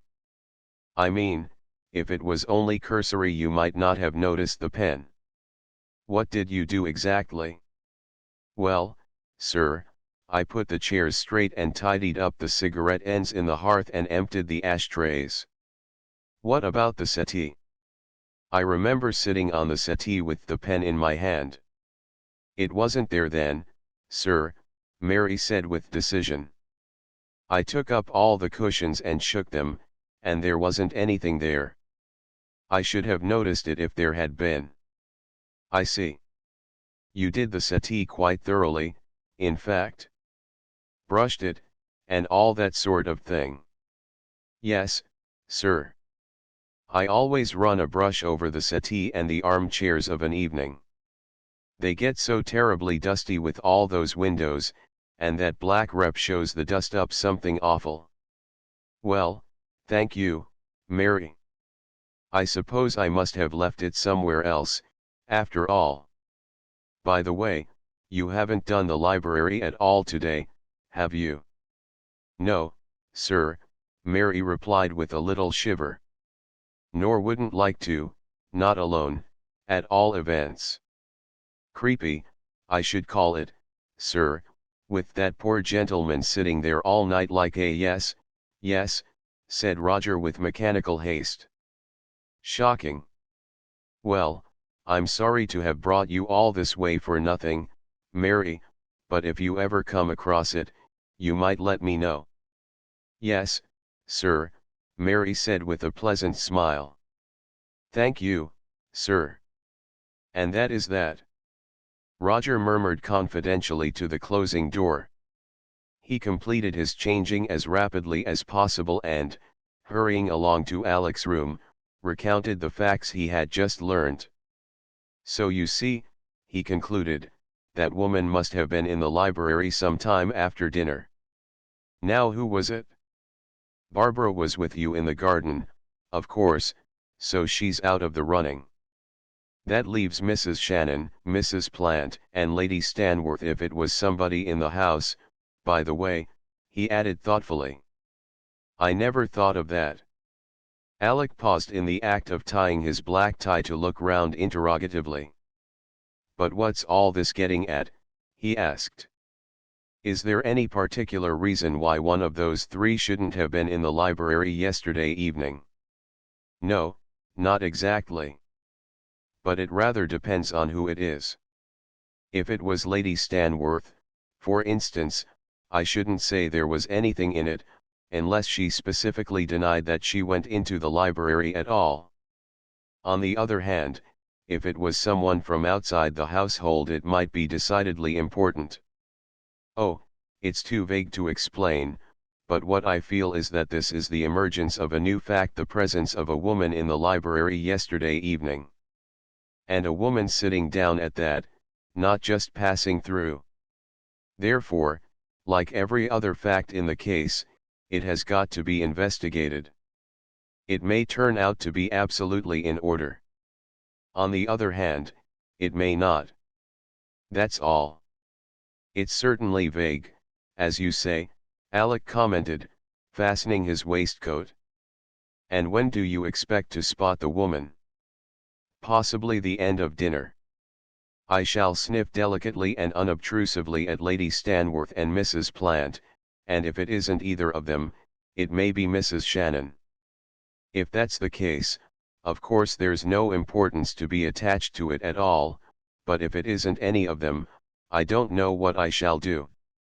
I can't go dashing all over the county, sniffing at strange women, can I? It might lead to all sorts of awkward complications. Hurry up, Alexander, the bell went at least 5 minutes ago. I'm ready, Alec said, glancing at his well-flattened hair in the mirror with approval. Lead on. The others were already waiting for them when they arrived in the drawing room, and the party went in to dinner at once. Lady Stanworth was present, to all appearances unmoved, but even more silent than usual, and her presence laid an added constraint on the little gathering. Roger tried hard to keep the ball rolling, and both Mrs. Plant and Jefferson did their best in their respective ways to second him, but Alec for some reason was almost as quiet as his hostess. Glancing now and again at his preoccupied face, Roger concluded that the role of amateur detective was proving highly ungenial to that uncompromisingly straightforward young man. Probably the introduction of this new feminine question regarding the ownership of the handkerchief was upsetting him again.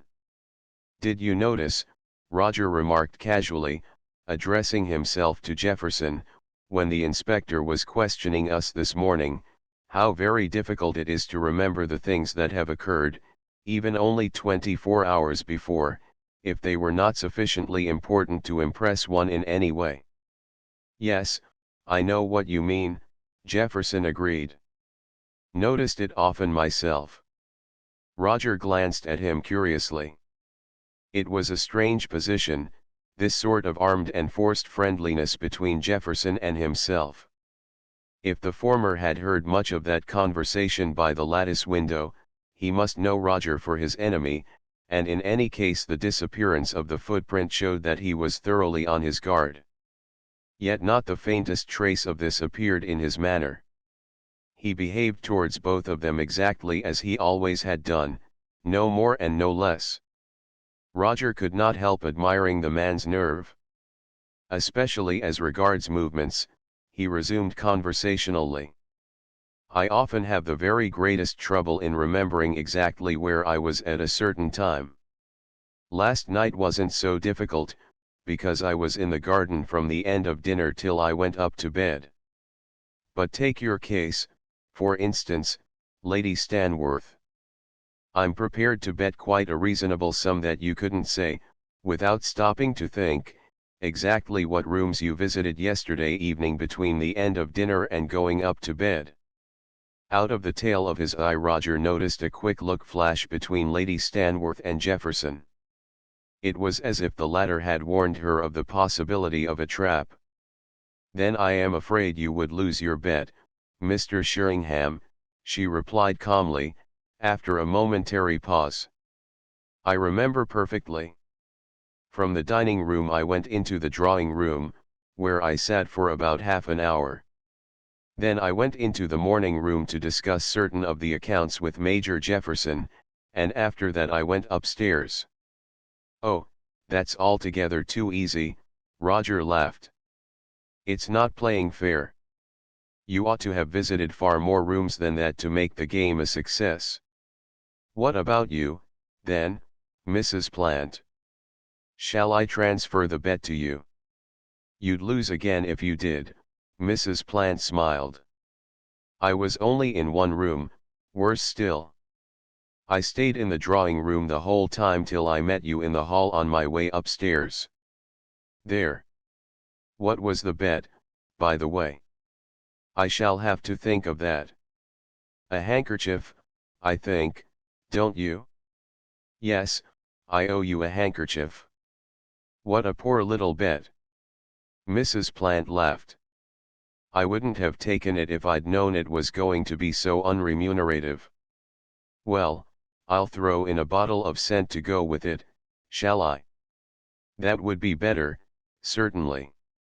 "Better stop there, Sheringham," Jefferson put in. "She'll have got onto gloves before you know where you are." "Oh, I'm drawing the line at scent." "What's your favorite brand, by the way, Mrs. Plant?" "Amour de fleurs," Mrs. Plant replied promptly. "A guinea a bottle." "Oh. Remember, I'm only a poor author." "Well, you asked for my favorite, so I told you. But that isn't the one I generally use." "Ah, now we're getting warmer. Something about 11 pence a bottle is more like my mark." "I'm afraid you'll have to pay just a little more than that. Parfum jasmine, 9 and 6 pence. And it will serve you right." "I shan't bet with you again, Mrs. Plant," Roger retorted with mock severity. I hate people who win bets against me. It isn't fair. For the rest of dinner Roger seemed to be a little preoccupied. As soon as the ladies had left the room, he strolled over to the open French windows which, like those of the library on the other side, led out onto the lawn. I think a smoke in the open air is indicated, he observed carelessly. Coming, Alec. What about you, Jefferson? No rest for me, I'm afraid, Jefferson replied with a smile. I'm up to the eyes in it. Straightening things up. Trying to, they're in a dreadful muddle. Finances, you mean? Yes, that and everything. He always managed his own affairs and this is the first time I've seen his passbooks and the rest. As he appeared to have accounts at no less than 5 different banks, you can understand something of what I've got to wade through. Jefferson's manner was perfectly friendly and open, almost frank. That's funny. I wonder why he did that. And have you found any reason for his killing himself? None, said Jefferson candidly. In fact, the whole thing absolutely beats me. It's the last thing you'd have expected of old Stanworth, if you'd known him as well as I did. You knew him pretty well, of course? Roger asked, applying a match to his cigarette. I should say so. I was with him longer than I like to remember, Jefferson replied with a little laugh that sounded somewhat bitter to Roger's suspicious ears. What sort of a man was he really? I thought him quite a good sort, but then I'd probably only seen one side of him. Oh, everyone has their different sides, don't they? Jefferson parried. I don't suppose Stanworth was very unlike anyone else. Why did he employ an ex-prize fighter as a butler? Roger asked suddenly, looking the other straight in the face. But Jefferson was not to be caught off his guard. Oh, a whim I should think, he said easily. He had plenty of whims like that. It seems funny to meet with a butler called Graves in real life, Roger said with a little smile. They're always called Graves on the stage, aren't they? Oh, that isn't his real name. He's really called Bill Higgins, I believe. Mr. Stanworth couldn't face the name of Higgins, so he called him Graves instead. It's a pity. Higgins is an admirably original name for a butler. Besides, it harmonizes much more with the gentleman's general air of ruggedness, doesn't it? Well, what about this breath of air we promised ourselves, Alec? See you later no doubt, Jefferson. Jefferson nodded amicably, and the two strolled out onto the lawn. It was only just beginning to get dusk, and the light was still strong. I've found out who the handkerchief belongs to, Alec, Roger said in a low voice. Have you? Who? Mrs. Plant. I was almost certain before we sat down to dinner, but what she said clinched it. That scent is jasmine right enough. And what are you going to do? Roger hesitated. Well, you heard what she said, he replied, almost apologetically. She didn't actually deny it, because I never asked her, but she wouldn't admit to being in the library at all yesterday evening. But surely it's a perfectly innocent thing to be in the library? Alec protested. Why, Stanworth wasn't even there. He was out in the garden with you.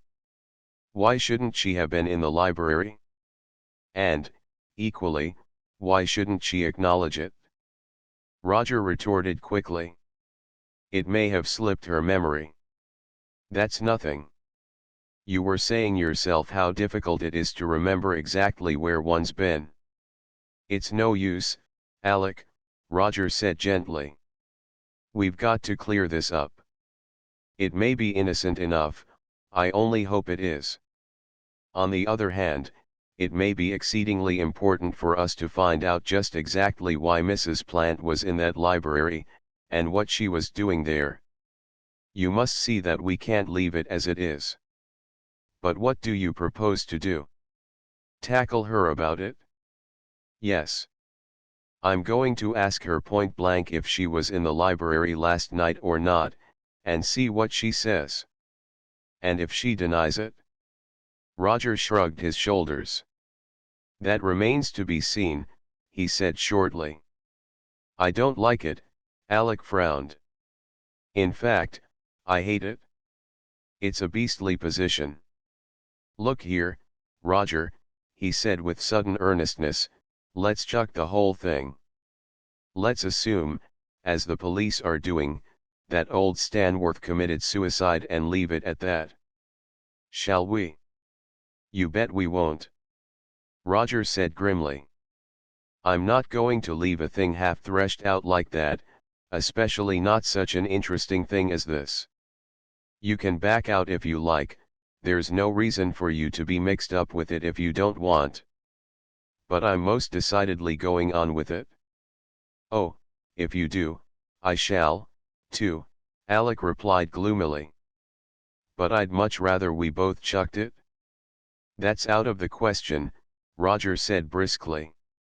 Couldn't dream of it? Well, if you're going to stick to it with me, you'd better be present at my chat with Mrs. Plant. Let's stroll round to the drawing room and see if we can find an excuse to speak with her alone.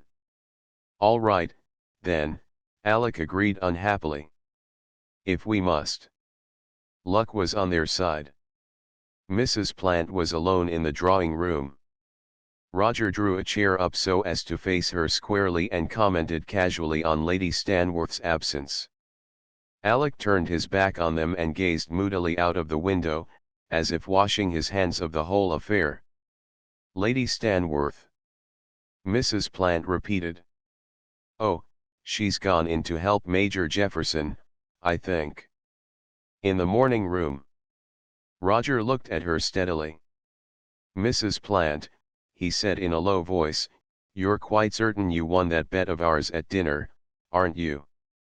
Certain, asked Mrs. Plant uneasily. Of course I am.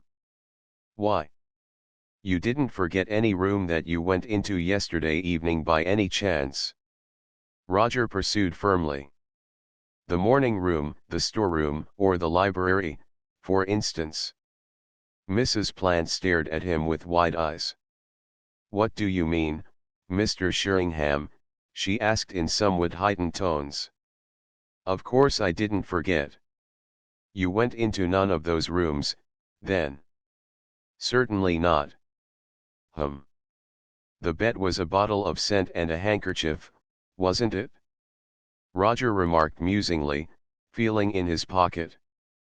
Well, here's the handkerchief. I found it where you left it on the couch in the library. Chapter XX. Mrs. Plant proves disappointing. For a moment Mrs. Plant sat perfectly rigid.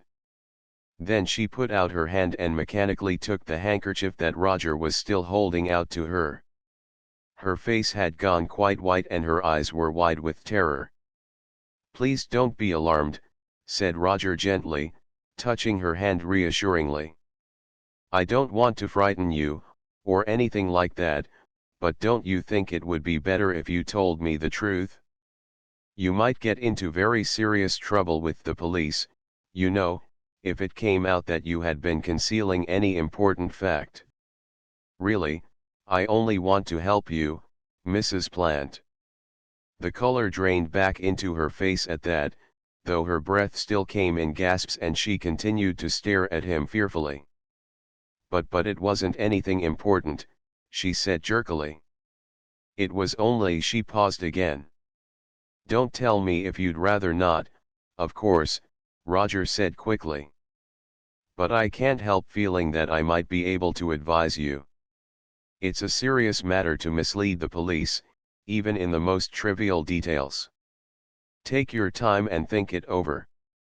He rose to his feet and joined Alec at the window. When Mrs. Plant spoke again, Her composure was largely restored. "Really," she said, with a nervous little laugh, "it's absurd for me to make such a fuss over a trifle, but I have got a horror of giving evidence, morbid, if you like, but none the less genuine. So I tried to minimize my last conversation with Mr. Stanworth as much as possible, in the hope that the police would attach so little importance to it that they wouldn't call on me to give evidence." Roger seated himself on the arm of a chair and swung his leg carelessly. "But you'll be called in any case, so why not tell exactly what happened?" "Yes, but I didn't know that then, you see, not when I made my statement. I didn't think they'd call me at all then. Or I hoped they wouldn't." "I see. Still, I think it would be better not to conceal anything as things are, don't you?"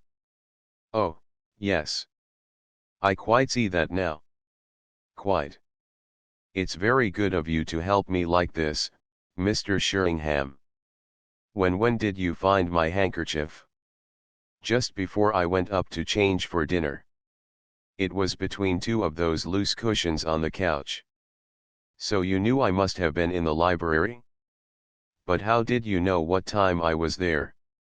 "I didn't. In fact, I don't know," Roger smiled.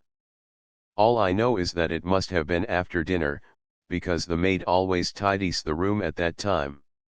Mrs. Plant nodded slowly. "I see. Yes, that was clever of you. I didn't leave anything else there, did I?" she added, again with that nervous little laugh. "No, nothing else," Roger replied smoothly. "Well, have you thought it over?" "Oh, of course I'll tell you, Mr. Sheringham. It's really too ridiculous. You remember when you passed us in the hall? Well, Mr. Stanworth was speaking to me about some roses he'd had sent up to my room. And then I asked him if he'd put my jewels in his safe for me, but I thought you said this morning that you asked him that the other day." Roger interrupted. Mrs. Plant laughed lightly. She was quite herself again. "Yes, I did, and I told the inspector it was yesterday morning. Wasn't it dreadful of me? That's why I was so upset when you told me this afternoon that I should have to give evidence. I was so afraid they'd ask me a lot of questions and find out that I was in the library, after all, when I hadn't said anything about it, and that I had told the inspector a lie about the jewels. In fact, you frightened me terribly, Mr. Sheringham. I had dreadful visions of passing the rest of my days in prison for telling fibs to the police." "I'm very sorry," Roger smiled. "But I didn't know, did I?" "Of course you didn't. It was my own fault. Well, anyhow, Mr. Stanworth very kindly said he'd be delighted to put them away safely for me, so I ran upstairs to get them and brought them down into the library. Then I sat on the couch and watched him put them in the safe. That's all that happened really, and I quite see now how absurd it was of me to conceal it." Said Roger thoughtfully. "Well, it certainly isn't vastly important in any case, is it?" "And that's all." "Every bit." Mrs. Plant replied firmly. "Now what do you advise me to do? Admit that I made a mistake when I was with the inspector and tell the truth? Or just say nothing about it? It may be very silly of me, but I really can't see that it makes the least difference either way. The incident is of no importance at all. Still, it's best to be on the safe side, I think. If I were you, I should take the inspector aside before the proceedings open tomorrow and tell him frankly that you made a mistake, and that you took your jewels into Mr. Stanworth in the library last night before saying good night to him." Mrs. Plant made a wry face. "Very well," she said reluctantly, "I will. It's horrid to have to admit that one was wrong, but you're probably right. Anyhow, I'll do that." "I think you're wise," Roger replied, getting to his feet again. Well, Alec, what about that stroll of ours? I'm afraid it will have to be a moonlit one now. He paused in the doorway and turned back. Good night, Mrs. Plant. If I don't see you again, I expect you will be turning in fairly early. Sleep well, and don't let things worry you, whatever you do. I'll try not to, she smiled back. Good night, Mr. Sheringham, and thank you very much indeed. And she heaved a heartfelt sigh of relief as she watched his disappearing back.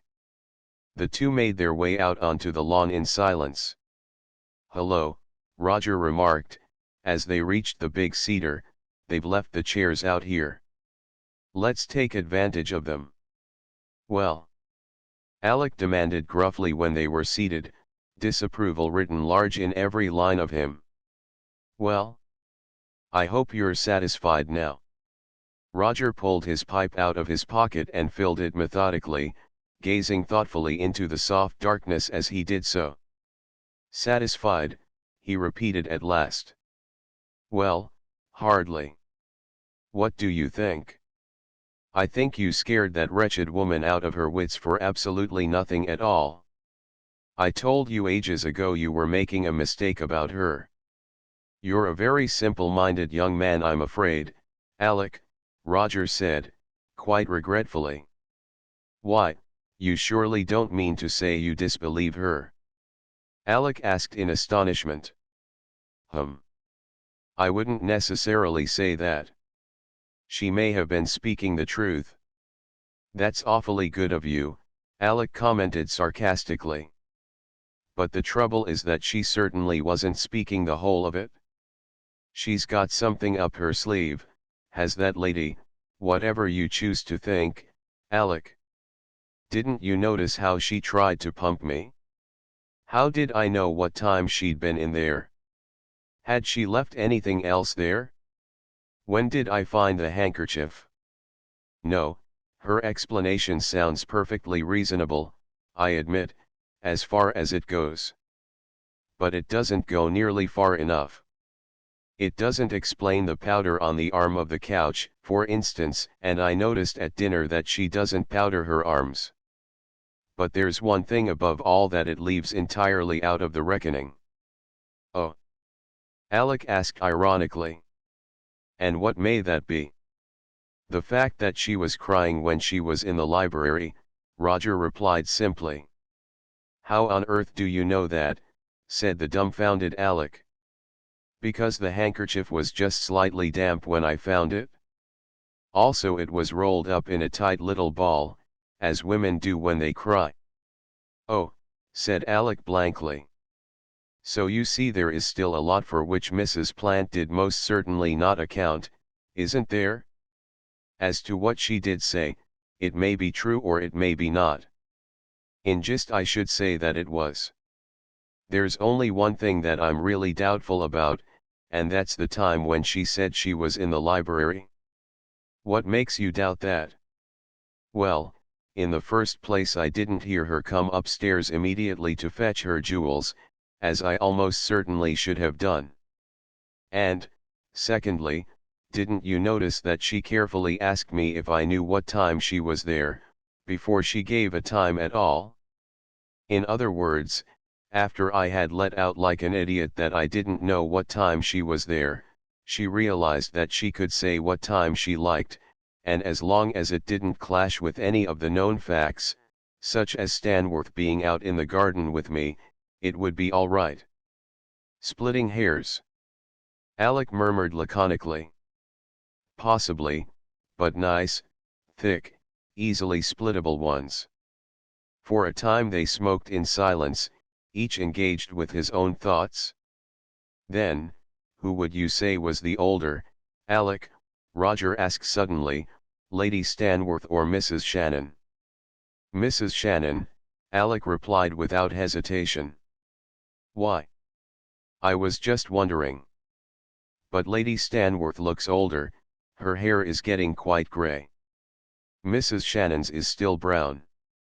Yes, I know Mrs. Shannon looks the younger of the two, but I'm sure she's not, for all that.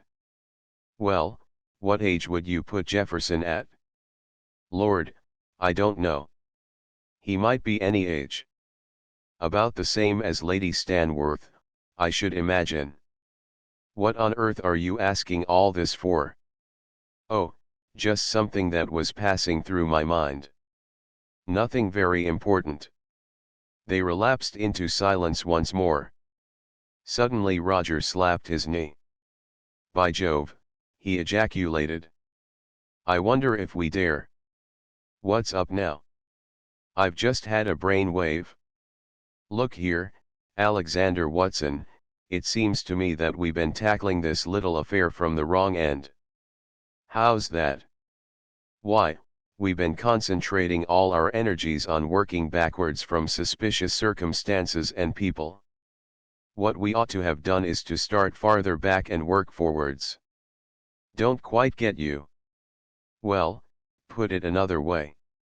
The big clue to any murder must after all be supplied by the victim himself. People don't get murdered for nothing except by a chance burglar, of course, or a homicidal maniac, and I think we can dismiss both of those possibilities here. What I mean is, find out all you can about the victim and the information ought to give you a lead towards his murderer. You see? We've been neglecting that side of it altogether. What we ought to have been doing is to collect every possible scrap of information we can about old Stanworth. Find out exactly what sort of a character he had and all his activities, and then work forwards from that. Get me? That seems reasonable enough, Alex said cautiously. But how could we find out anything? It's no good asking Jefferson or Lady Stanworth. We should never get any information out of them. No, but we've got the very chance lying close to our hand to find out pretty nearly as much as Jefferson knows, Roger said excitedly. Didn't he say that he was going through all Stanworth's papers and accounts and things in the morning room? What's to prevent us having a look at them, too? You mean, nip in when nobody's about and go through them? Exactly. Are you game? Alec was silent for a moment. Hardly done, is it? He said at last. Fellow's private papers and all that, I mean, what? Alec, you sponge-headed parrot! Roger exclaimed, in tones of the liveliest exasperation. Really, you are a most maddening person. Here's a chap murdered under your very nose, and you're prepared to let the murderer walk away scot-free because you think it isn't done to look through the wretched victim's private papers. How remarkably pleased Stanworth would be to hear you, wouldn't he? Of course if you put it like that, Alex said doubtfully. But I do put it like that, you goop. It's the only way there is of putting it. Come, Alec, do try and be sensible for once in your life. All right then, Alex said, though not with any vast degree of enthusiasm. I'm game. That's more like it. Now look here, my bedroom window is in the front of the house and I can see the morning room window from it. You go to bed in the ordinary way, and sleep, too, if you like, all the better, in case Jefferson should take it into his head to have a look in at you, and I'll sit up and watch for the morning room light to go out. I'm safe enough in any case, as I can always pretend to be working. I'll put my things out, in fact. Then I'll wait for an hour after it's out, to give Jefferson plenty of time to get to sleep, and then I'll come along and rouse you, and we'll creep down at our leisure. How about that?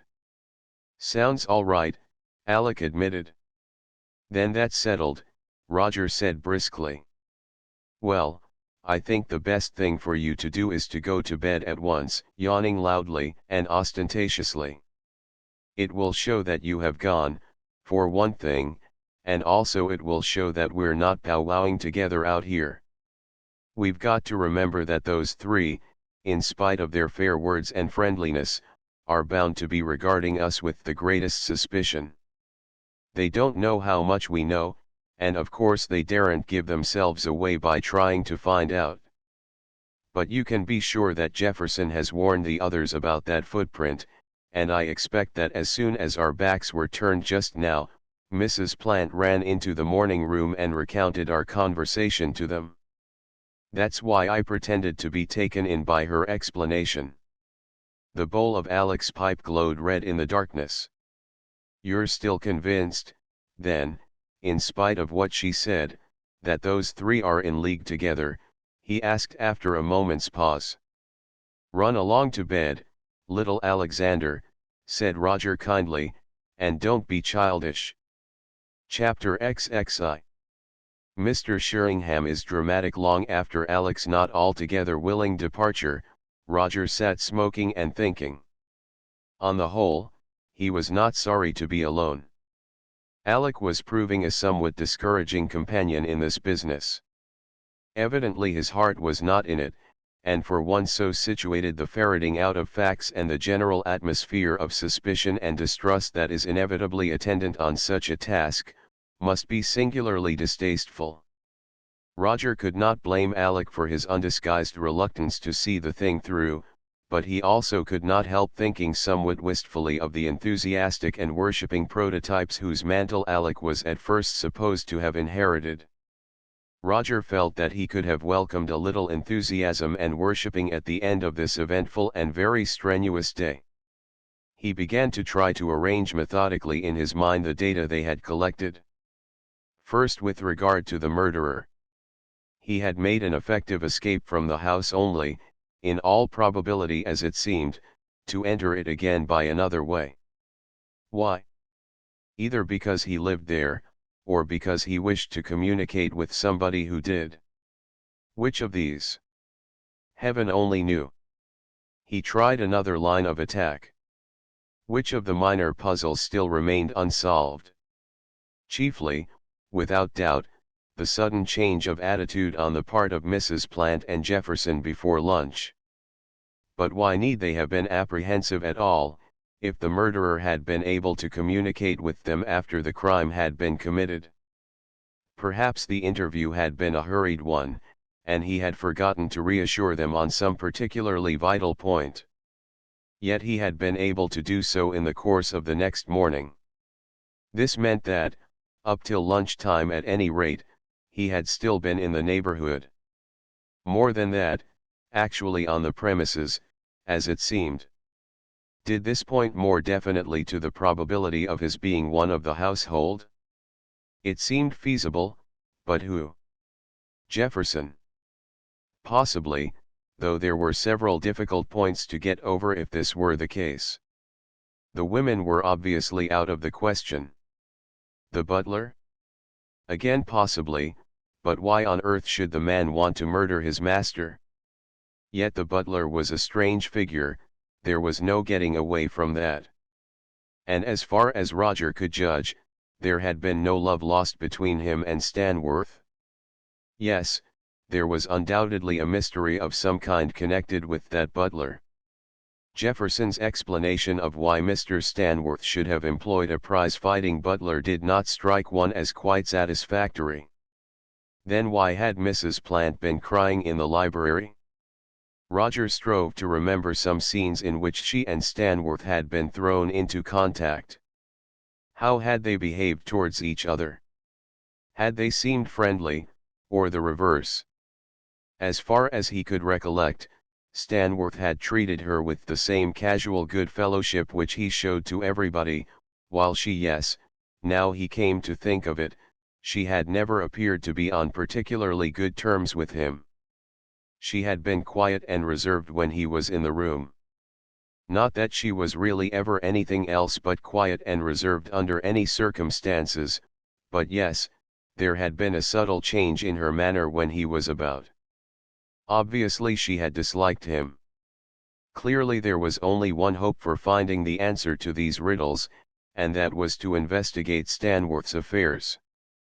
In all probability even that would prove futile, but as far as Roger could see there was no other way to try with even a moderate chance of success.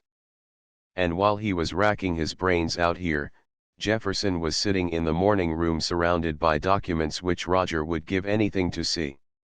A sudden idea occurred to him. Why not beard the lion in his den and offer to give Jefferson a hand with his task? In any case, that would form a direct challenge, the answer to which could not fail to be interesting. With Roger to think was, in 9 cases out of 10, to leap into precipitate action. Almost before the thought had completed its passage through his mind, he was on his feet and striding eagerly towards the house. Without troubling to knock, he burst open the door of the morning room and walked in. Jefferson was seated in front of the table in the center of the room, surrounded, as Roger's mind's eye had seen him, with papers and documents. Lady Stanworth was not present. He glanced up as Roger entered. "Hello, Sheringham," he said in some surprise. "Anything I can do for you?" "Well, I was smoking out there in the garden with nothing to do," Roger remarked with a friendly smile, "when it occurred to me that instead of wasting my time like that I might be giving you a hand here. You said you were up to the eyes in it. Is there anything I can do to help?" "Damned good of you," Jefferson replied, a little awkwardly, "but I don't really think there's anything. I'm trying to tabulate a statement of his financial position. Something like that is sure to be wanted when the will's proved, or whatever the rigmarole is." "Well, surely there's something I can do to help you out, isn't there?" Roger asked, sitting on a corner of the table. "Add up tremendous columns of figures, or something like that." Jefferson hesitated and glanced round at the papers in front of him. "Well," he said slowly, "of course if there's anything particularly private in Stanworth's affairs." Roger remarked airily. Jefferson looked up quickly. "Private? There's nothing particularly private about them. Why should there be? Then make use of me by all means, my dear chap. I'm at a loose end, and only too glad to give you a hand." "Of course if you put it like that, I should be only too pleased," Jefferson replied, though not without a certain reluctance. I was just wondering what would be the best job for you to tackle." "Oh, anything that comes along, you know." "Well, look here, I tell you what you might do," Jefferson said suddenly. "I want a statement made out showing his holdings in the various companies of which he was a director, with the approximate value of the shares, their yield for the last financial year, his director's fees, and all the rest of it." "Manage that, could you?" "Like a shot," said Roger with great cheerfulness, concealing his disappointment at the comparative unimportance of the task allotted to him. Such details as these could be obtained from any work of reference on the subject. He had hoped for a little insight into something that was rather less public property. Still, half a bun was better than no cake, and he settled down at the opposite side of the table and set to work willingly enough on the data with which Jefferson supplied him. From time to time he tried to peep surreptitiously at some of the documents in which the latter was immersed, but Jefferson was guarding them too jealously and Roger could obtain no clear idea of their contents. An hour later he sat back in his chair with a sigh of relief. "There you are. And a very charming and comprehensive statement, too." "Thanks very much," Jefferson said, taking the statement which Roger was holding out to him. "Damned good of you, Sheringham. Saved me a lot of trouble. And you've done it in about a quarter of the time I should have taken. Not my sort of line, this game." "So I should imagine," Roger observed with studied carelessness. "In fact, it's always surprised me that you should have taken a job like the secretaryship on at all. I should have put you down as a typical open-air man, if you'll allow me to say so. The type of Englishman that won our colonies for us, you know." "No option," Jefferson said, with a return to his usual curt manner. Not my choice, I assure you. Had to take what I could jolly well get. Rotten, I know, Roger replied sympathetically, watching the other curiously. In spite of himself and what he felt, he knew he could not help a mild liking for this abrupt, taciturn person, a typical soldier of the wordless, unsocial school. It struck Roger at that moment that Jefferson, whom he had been inclined to regard at first as something of a sinister figure, was in reality nothing of the sort. The man was shy, exceedingly shy, and he endeavored to hide this shyness behind a brusque, almost rude manner, and as always in such a case, this had produced an entirely mistaken first impression of the man himself behind the manner. Jefferson was downright, but it was the downrightness of honesty, Roger felt, not of villainy. Roger began, half unconsciously, to rearrange some of his ideas. If Jefferson was concerned in Stanworth's death, then it would be because there was a very excellent reason for that death. All the more reason to probe into Stanworth's affairs. "Going to stay down here long, Jefferson?" he asked, with an obvious yawn. "Not very. Just got to finish off this job I'm on now." "You turn in. Must be getting pretty late." Roger glanced at his watch. "Close on 12. "Right, I think I will, if you're sure there's nothing else I can do." "Nothing, thanks. I shall have a go at it before breakfast myself. Got to get cleared up in here by 11. "Well, good night, Sheringham, and many thanks." Roger sought his room in a state of some perplexity. This new conclusion of his with regard to Jefferson was going to make things very much more complicated instead of more simple. He felt a strong sympathy with Jefferson all of a sudden. He was not a clever man, certainly he was not the brains of the conspiracy. What must his feelings be when he knew, as indeed he must know, that Roger was tracking out things that would, in 99 cases out of 100 and with only very ordinary luck, have remained undiscovered forever? How must he regard the net which he could see spread to catch him, and with him whom? Roger dragged a chair up to the open window, and sat down with his feet on the sill. He felt he was getting maudlin. This had every appearance of a thoroughly cold-blooded crime, and here he was feeling sorry already for one of its chief participants. Yet it was because Jefferson, as he saw now that the scales had suddenly fallen from his eyes, was such a fine type of man, the tall, thin, small-headed type that is the real pioneer of our race, and because he himself genuinely liked all three members of that suspicious trio, that Roger, without necessarily giving way to maudlin sentiment, was yet unable to stifle his very real regret that everything should point so decisively to their guilt. Still, it was too late to back out now. He owed it to himself, if not even to them, to see the thing through. Roger could sympathize more fully now with Alec's feelings on the matter. Curious that he should after all have come round in the end to that much derided point of view of Alec's. He began to review the personal element in the light of this new revelation. How did it help? If Jefferson was an honest man and would only kill because nothing short of killing would meet some unknown case, then what was most likely to have produced such a state of affairs? What is the mainspring that actuates 3/4 of such drastic deeds? Well, the answer to that was obvious enough. A woman. How did that apply in this case? Could Jefferson be in love with some woman, whose happiness or peace had been threatened in some mysterious way by Stanworth himself, and if so, who was the woman? Lady Stanworth? Mrs. Plant? Roger uttered an involuntary exclamation. Mrs. Plant. That, at any rate, would fit in with some of the puzzling facts. The powder on the arm of the couch, for instance, and the wet handkerchief. Roger's imagination began to ride free.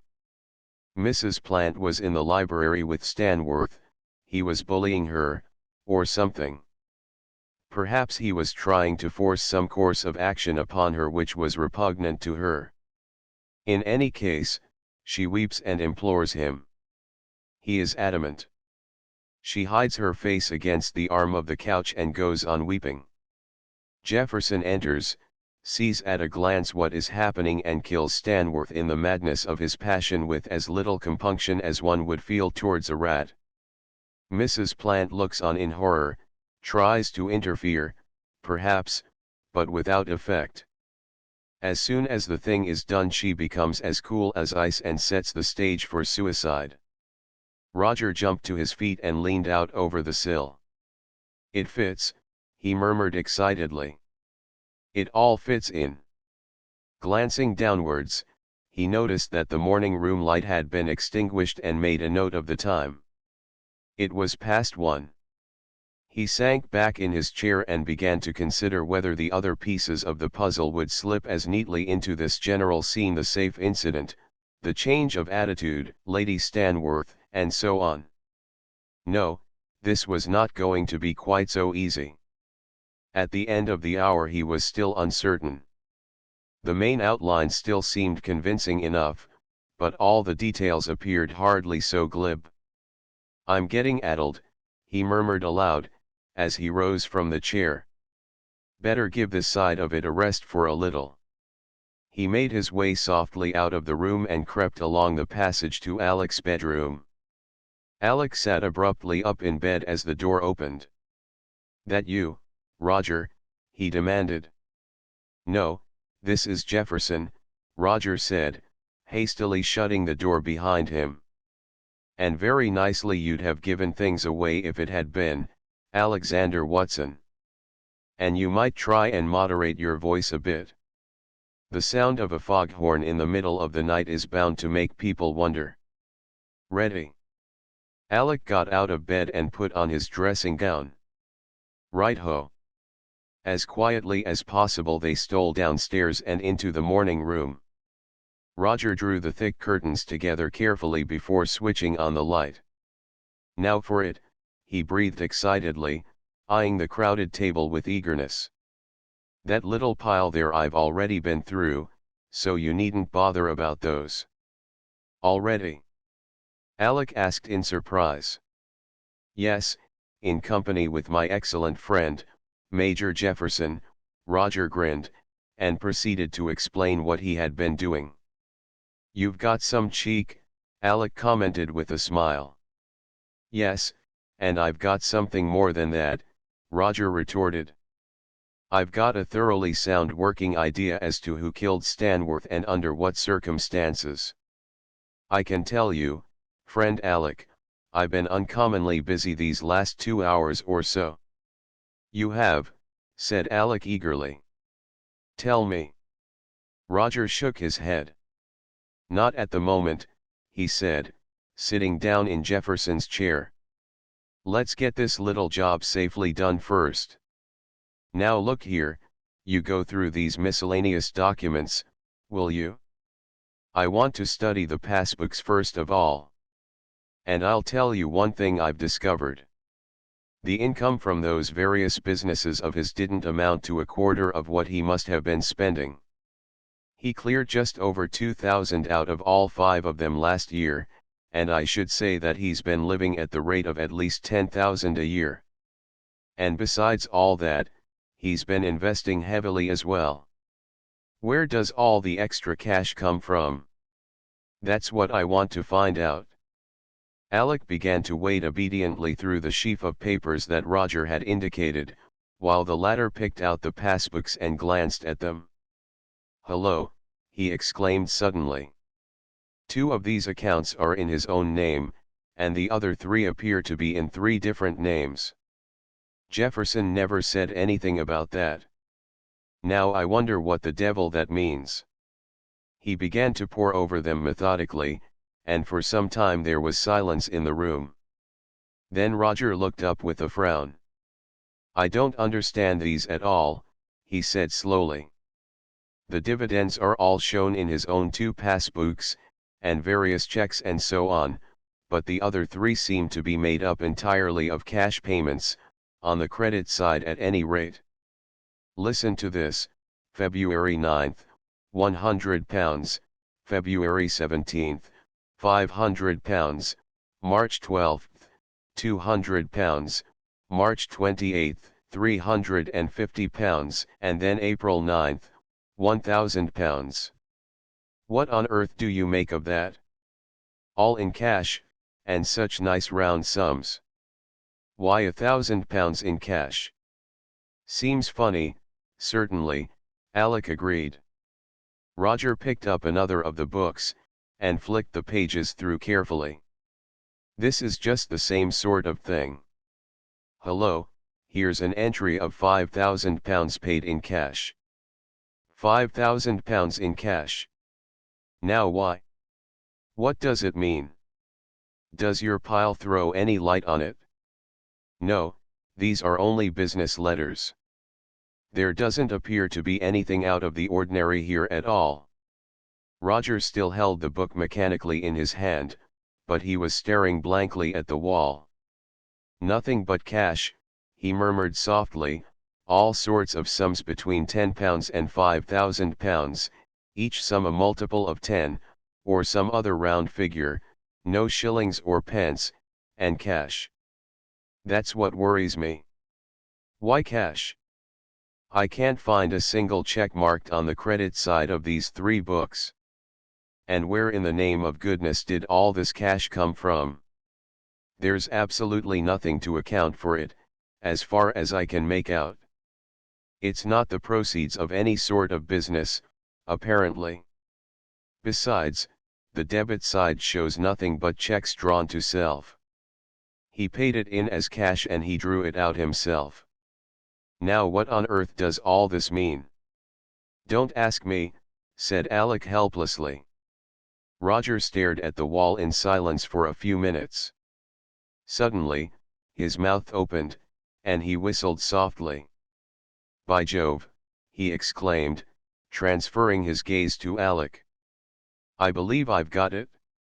And doesn't it simplify things, too? Yes, it must be right. It makes everything as clear as daylight.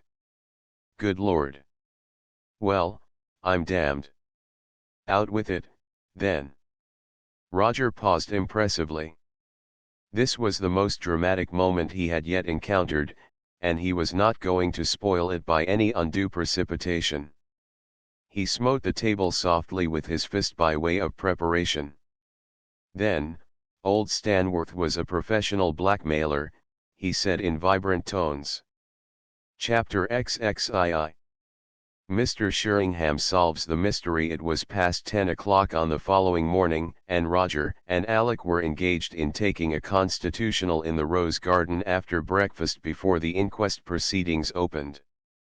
Roger had refused to say anything further on the previous evening or, rather, in the small hours of the same morning. All he had done was to remark that it was quite time they were in bed, and that he wanted a clear head before discussing the affair in the light of this new revelation of Stanworth's character. He remarked this not once, but many times, and Alec had perforce to be contented with it. Now, with pipes in full blast, they were preparing to go further into the matter.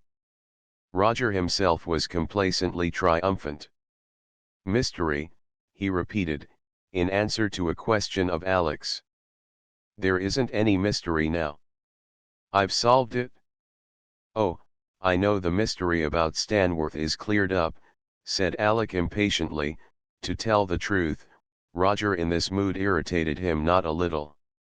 That is, if your explanation is the right one, which I'm not disputing at the moment. Thank you very much. But what about the mystery of his death? You can't have solved that. On the contrary, Alexander, Roger rejoined, with a satisfied smile, that is exactly what I have done. Oh? Then who killed him? If you want it in a single word, Roger said, not without a certain reluctance, Jefferson. Jefferson? Alec exclaimed. Oh, Rod. Roger glanced at him curiously. Now that's interesting, he commented. Why do you say rot like that? Because Alec hesitated. Oh, I don't know. It seems such rot to think of Jefferson committing a murder, I suppose. Why? You mean, you don't think it's the sort of thing he would do? I certainly don't. Alec returned with emphasis. Do you know, Alec, I'm beginning to think you're a better judge of character than I am. It's a humiliating confession, but there you are. Tell me, have you always thought that about Jefferson, or only just recently? Alec considered. Ever since this business cropped up, I think. It always seemed fantastic to me that Jefferson could be mixed up with it.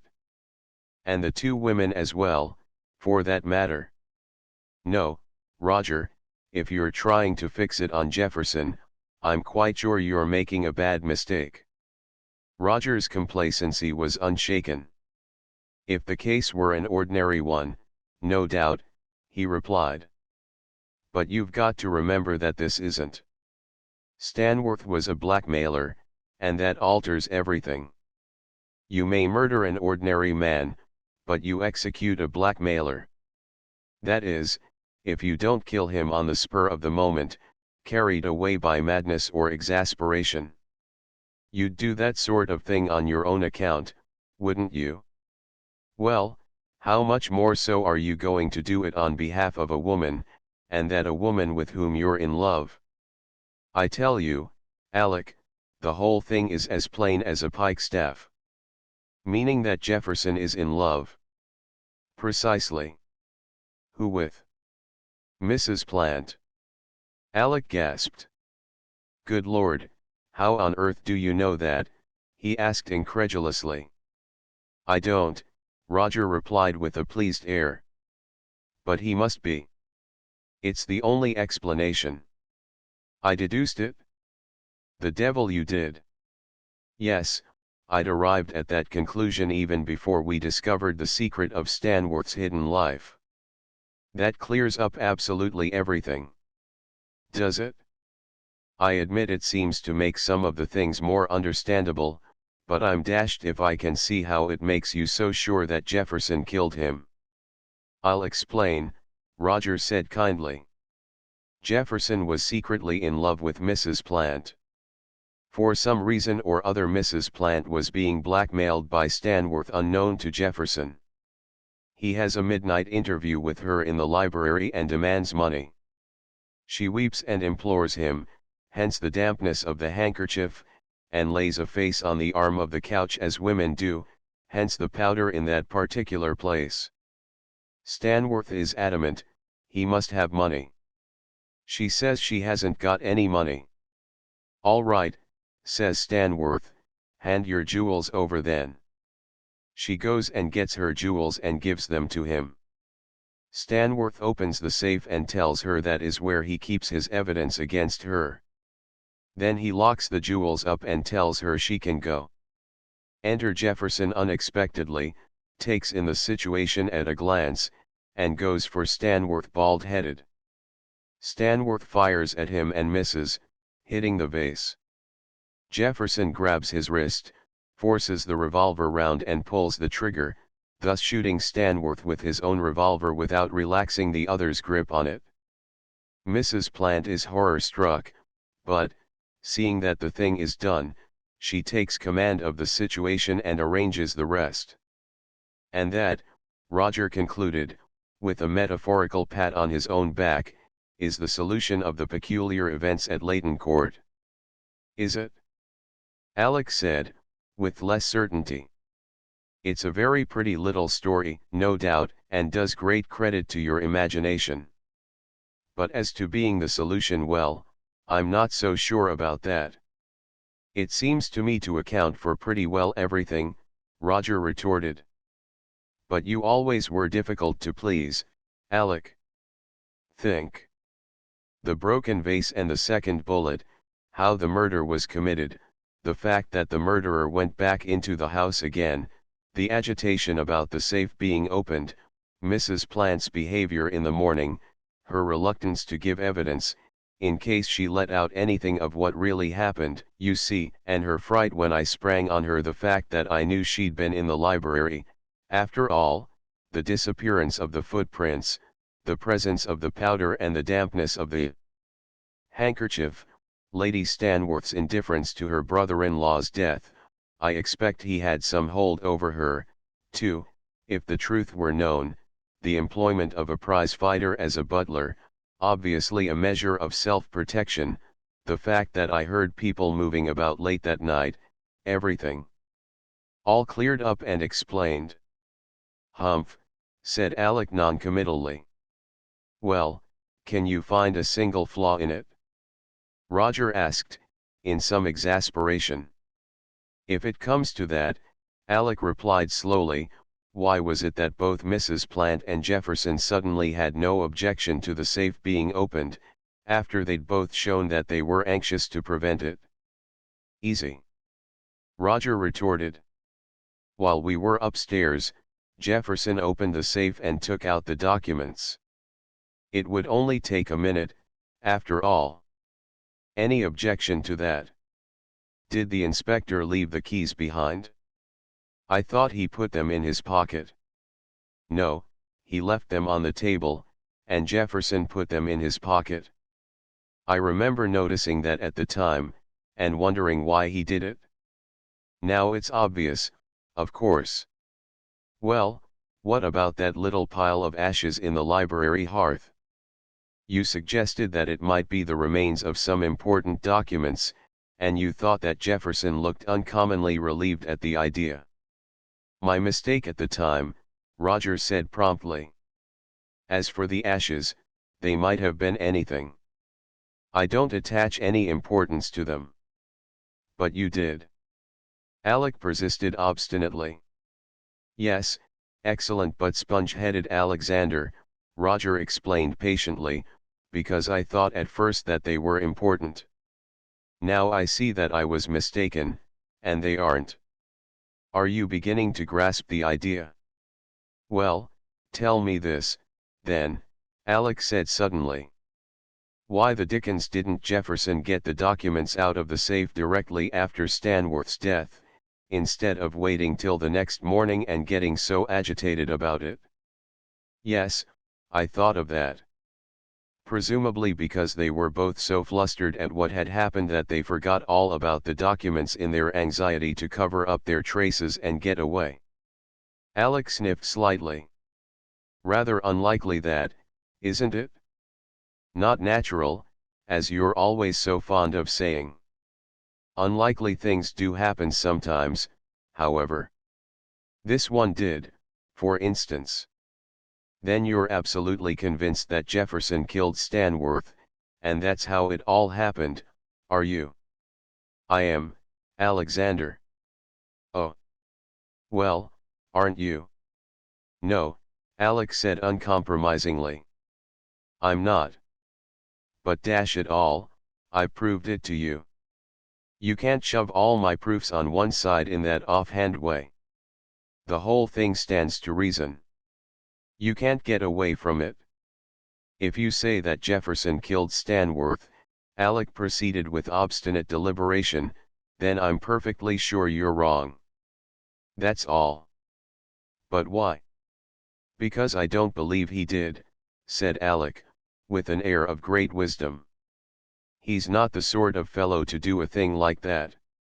I suppose I've got a sort of intuition about it, he added modestly. Intuition be hanged. Roger retorted, with a not unjustified irritation. You can't back your blessed intuition against proofs like the ones I've just given you. But I do, Alec said simply. Every time, he added, with a careful attention to detail. Then I wash my hands of you, said Roger shortly. For a time they paced side by side in silence. Alec appeared to be pondering deeply, and Roger was undisguisedly huffy. After all, it is a little irksome to solve in so ingenious yet so convincing a way a problem of such apparently mysterious depth, only to be brought up against a blank wall of disbelief founded on so unstable a foundation as mere intuition. One's sympathy is certainly with Roger at that moment. "Well, anyhow, what are you going to do about it?" Alec asked, after some minutes' reflection. "Surely you're not going to tell the police without troubling to verify anything further, are you?" "Of course not. In fact, I haven't made up my mind whether I shall tell the police at all yet." "Oh. It depends largely on what the two of them, Jefferson and Mrs. Plant, have to tell me." "So you're going to tackle them about it, are you?" "Of course." There was another short silence. "Are you going to see them together?" Alec asked. "No, I shall speak to Mrs. Plant first, I think. There are one or two minor points I want to clear up before I see Jefferson." Alec reflected again. "I shouldn't, Roger, if I were you," he said quite earnestly. "Wouldn't what?" "Speak to either of them about it. You're not at all sure whether you're really right or not. After all, it's only guesswork from beginning to end, however brilliant guesswork." "Guesswork?" Roger repeated indignantly. "There isn't any guesswork about it." "It's yes, I know, you're going to say it's deduction." "Well, you may be right or you may not, the thing's too deep for me. But shall I tell you what I think about it? I think you'd be wise to drop the whole thing just as it is. You think you've solved it, and perhaps you have. Why not be content with that? But why this change of mind, Alexander?" "It isn't a change of mind. You know I've never been keen on it from the very beginning. But now that Stanworth's turned out to be such a skunk, why yes, I see what you mean," Roger said softly. "You mean that if Jefferson did kill Stanworth, he was perfectly right to do so and we ought to let him get away with it, don't you?" "Well," Alex said awkwardly, "I wouldn't go so far as to say that, but I don't know that I wouldn't," Roger interrupted. "That's why I said just now that I hadn't decided whether I'd tell the police or not. It all depends on whether things did happen as I imagine, or not. But the thing is, I must find out." "But must you?" Alex said slowly. "As things are at present, whatever you may think, you don't actually know. And if you do find out for certain, it seems to me that you'll be deliberately saddling yourself with a responsibility which you might wish then that you hadn't been so jolly eager to adopt." "If it comes to that, Alec," Roger retorted, "I should have said that to take no steps to find out the truth now we're so near it is deliberately to shirk that very responsibility. Wouldn't you?" Alec was silent for a moment. "Hang that," he said with sudden energy. "Leave things as they are, Roger. There are some things of which it's better that everyone should remain in ignorance. Don't go and find out a lot of things that you'd give anything afterwards not to have discovered." Roger laughed lightly. "Oh, I know it's the right thing to say, who am I to take the responsibility of judging you? No, it is not for me to do so. I will hand you over to the police, which means that you will inevitably be hanged. It's a pity, because my personal opinion is that your case is not murder, but justifiable homicide, and I know that a jury, directed by a judge with his eye on the asinine side of the law, would never be allowed to take that view. That's why I so much regret having myself to place a halter round your neck by handing you over to the police. But how is such a one as me to judge you? That's what they always say in storybooks, isn't it? But don't you worry, Alec. I'm not a spineless nincompoop like that, and I'm not in the least afraid of taking the responsibility of judging a case on its own merits. In fact, I consider that I'm very much more competent to do so than are 12 thick-headed rustics, presided over by a somnolent and tortuous-minded gentleman in an out-of-date wig. No, I'm going to follow this up to the bitter end, and when I've got there I'll take counsel with you as to what we're going to do about it." "I wish to goodness you'd leave it alone, Roger," said Alec, almost plaintively. Chapter XXIII. Mrs. Plant talks. The inquest, in spite of the snail-like deliberation demanded by all legal processes, did not occupy more than an hour and a half. The issue was never in the least doubt, and the proceedings were more or less perfunctory. Fortunately, the coroner was not of a particularly inquisitive disposition and was quite satisfied with the facts as they stood. He did not waste very much time, beyond what was absolutely necessary, in probing into such matters as motive. Only the minimum possible number of witnesses were called, and though Roger listened carefully, no new facts of any description came to light. Mrs. Plant gave her evidence clearly and without a tremor. Lady Stanworth's statuesque calm was as unshaken as ever. Jefferson was in the witness box longer than anyone else, and told his story in his usual abrupt, straightforward manner. You'd never think, to see and hear him, that his whole evidence is nothing but a pack of lies, would you? Roger whispered to Alec. No, I wouldn't, and what's more I don't, retorted that gentleman behind his hand.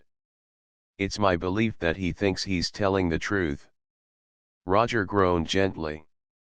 As far as minor witnesses went, Graves, the butler, and Roger were both called to corroborate Jefferson's tale of the breaking down of the door, and the former was questioned regarding his discovery of the confession, while Roger told of the locked windows.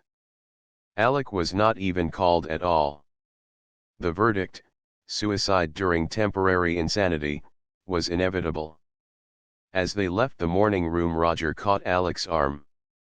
"I'm going to try and get hold of Mrs. Plant now, before lunch," he said in a low voice. "Do you want to be present, or not?" Alec hesitated. "What exactly are you going to do?" he asked. "Tax her with having been blackmailed by Stanworth, and invite her to tell me the truth about the night before last." "Then I don't want to be there," Alec said with decision. "The whole thing absolutely sickens me." Roger nodded approvingly. "I think it's better that you shouldn't be, I'm bound to say. And I can tell you afterwards what happened." "When shall I see you, then?" "After lunch. I'll have a word with you before I tackle Jefferson." He edged away from Alec and intercepted Mrs. Plant, who was on the point of ascending the staircase. Jefferson and Lady Stanworth were still talking with the coroner in the morning room. "Mrs. Plant," he said quietly, "can you spare me a few minutes? I want to have a little chat with you." Mrs. Plant glanced at him sharply. "But I'm just going up to finish my packing," she objected. "What I have to say is very much more important than packing," Roger returned weightily, unconsciously regarding her from beneath lowered brows. Mrs. Plant laughed nervously. "Dear me, Mr. Sheringham, you sound very impressive. What is it that you want to speak to me about? If you will come out into the garden where we shall not be overheard, I will tell you." For a moment she hesitated, with a longing glance up the staircase as if she wished to escape from something peculiarly unwelcome. Then with a little shrug of her shoulders she turned into the hall. "Oh, very well," she said, with an assumption of lightness. "If you really make such a point of it." Roger piloted her out through the front door, picking up a couple of folding garden chairs as he passed through the hall. He led the way into a deserted corner of the rose garden that could not be overlooked from the house, and set up his chairs so that they faced one another. "Will you sit down, Mrs. Plant?" he said gravely. If he had been trying to work up an atmosphere with a view to facilitating further developments, Roger appeared to have succeeded. Mrs. Plant seated herself without a word and looked at him apprehensively. Roger sat down with deliberation and gazed at her for a moment in silence. Then, it has come to my knowledge that you were not speaking the truth to me yesterday about your visit to the library, Mrs. Plant, he said slowly. Mrs. Plant started. Really, Mr. Sheringham, she exclaimed, flushing with indignation and rising hurriedly to her feet. I fail to understand what right you have to insult me in this gross way. This is the second time you have attempted to question me, and you will allow me to say that I consider your conduct presumptuous and impertinent in the highest degree. I should be obliged if you would kindly refrain from making me the target for your abominable lack of manners in future. Roger gazed up at her unperturbed.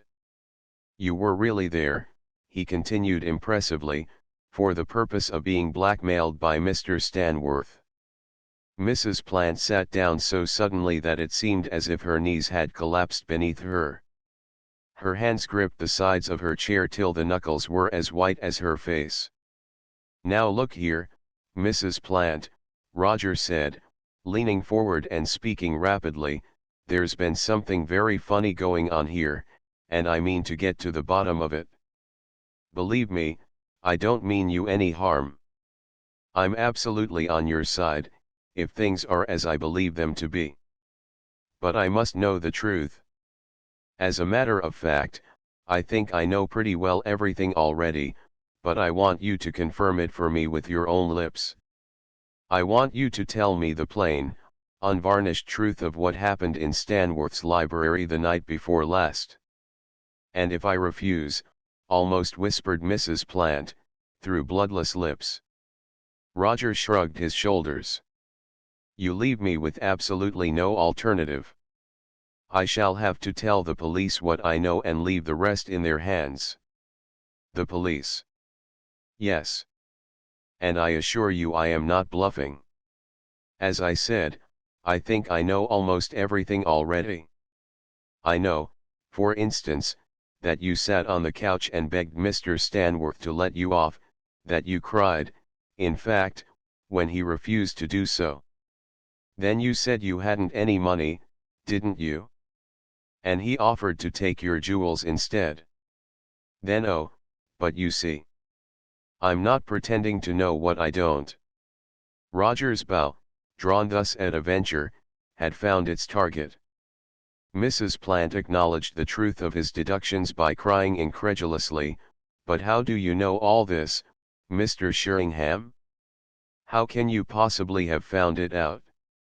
We won't go into that at the moment, if you don't mind, Roger replied complacently. Let it suffice that I do know. Now I want you to tell me in your own words the whole truth about that night. Please leave out nothing at all. You must understand that I can check you if you do so, and if you deceive me again. He paused eloquently. For a few moments Mrs. Plant sat motionless, gazing into her lap. Then she raised her head and wiped her eyes. Very well, she said in a low voice. I will tell you. You understand that I am placing not only my happiness, but literally my whole future in your hands by doing so. I do, Mrs. Plant, Roger said earnestly. And I assure you I will not abuse your confidence, although I am forcing it in this way. Mrs. Plant's eyes rested on a bed of roses close at hand. You know that Mr. Stanworth was a blackmailer, she said. Roger nodded. On a very large scale, indeed. Is that so? I did not know it, but it does not surprise me in the least. Her voice sank. He found out somehow that before I was married. There's not the least need to go into that sort of detail, Mrs. Plant, Roger interposed quickly. All that concerns me is that he was blackmailing you. I don't want to know why. Mrs. Plant flashed a grateful look at him. Thank you, she said softly. Well, I will just say that it was in connection with an incident which happened before I was married. I have never told my husband about it. It was all past and done with before I ever met him, because I knew that it would break his heart. And we are devotedly in love with each other, she added simply. I understand, Roger murmured sympathetically. Then that devil found out about it? For he was a devil, Mr. Sheringham, Mrs. Plant said, looking at Roger with wide eyes, in which traces of horror still lingered. I could never have imagined that anyone could be so absolutely inhuman. Oh! It was hell. She shuddered involuntarily. He demanded money, of course, she went on after a minute in a calmer voice, and I paid him every penny I could. You must understand that I was willing to face any sacrifice rather than that my husband should be told. The other night I had to tell him that I had no more money left. I lied when I told you what time I went into the library. He stopped me in the hall to tell me that he wanted to see me there at 12:30. That would be when everyone else was in bed, you see. Mr. Stanworth always preserved the greatest secrecy about these meetings. And you went at 12:30. Roger prompted sympathetically. Yes, taking my jewels with me. I told him that I had no more money. He wasn't angry. He never was. Just cold and sneering and horrible. He said he'd take the jewels for that time, but I must bring him the money he wanted, £250 in 3 months' time. But how could you, if you hadn't got it? Mrs. Plant was silent. Then gazing unseeingly at the rose bed, as if living over again that tragic interview, she said in a curiously toneless voice, he said that a pretty woman like me could always obtain money if it was necessary. He said he would introduce me to a man out of whom I could get it, if I played my cards properly. He said if I wasn't ready with the £250 within 3 months he would tell my husband everything. My God, said Roger softly, appalled. Mrs. Plant looked him suddenly straight in the face. That will show you what sort of a man Mr. Stanworth was, if you didn't know, she said quietly.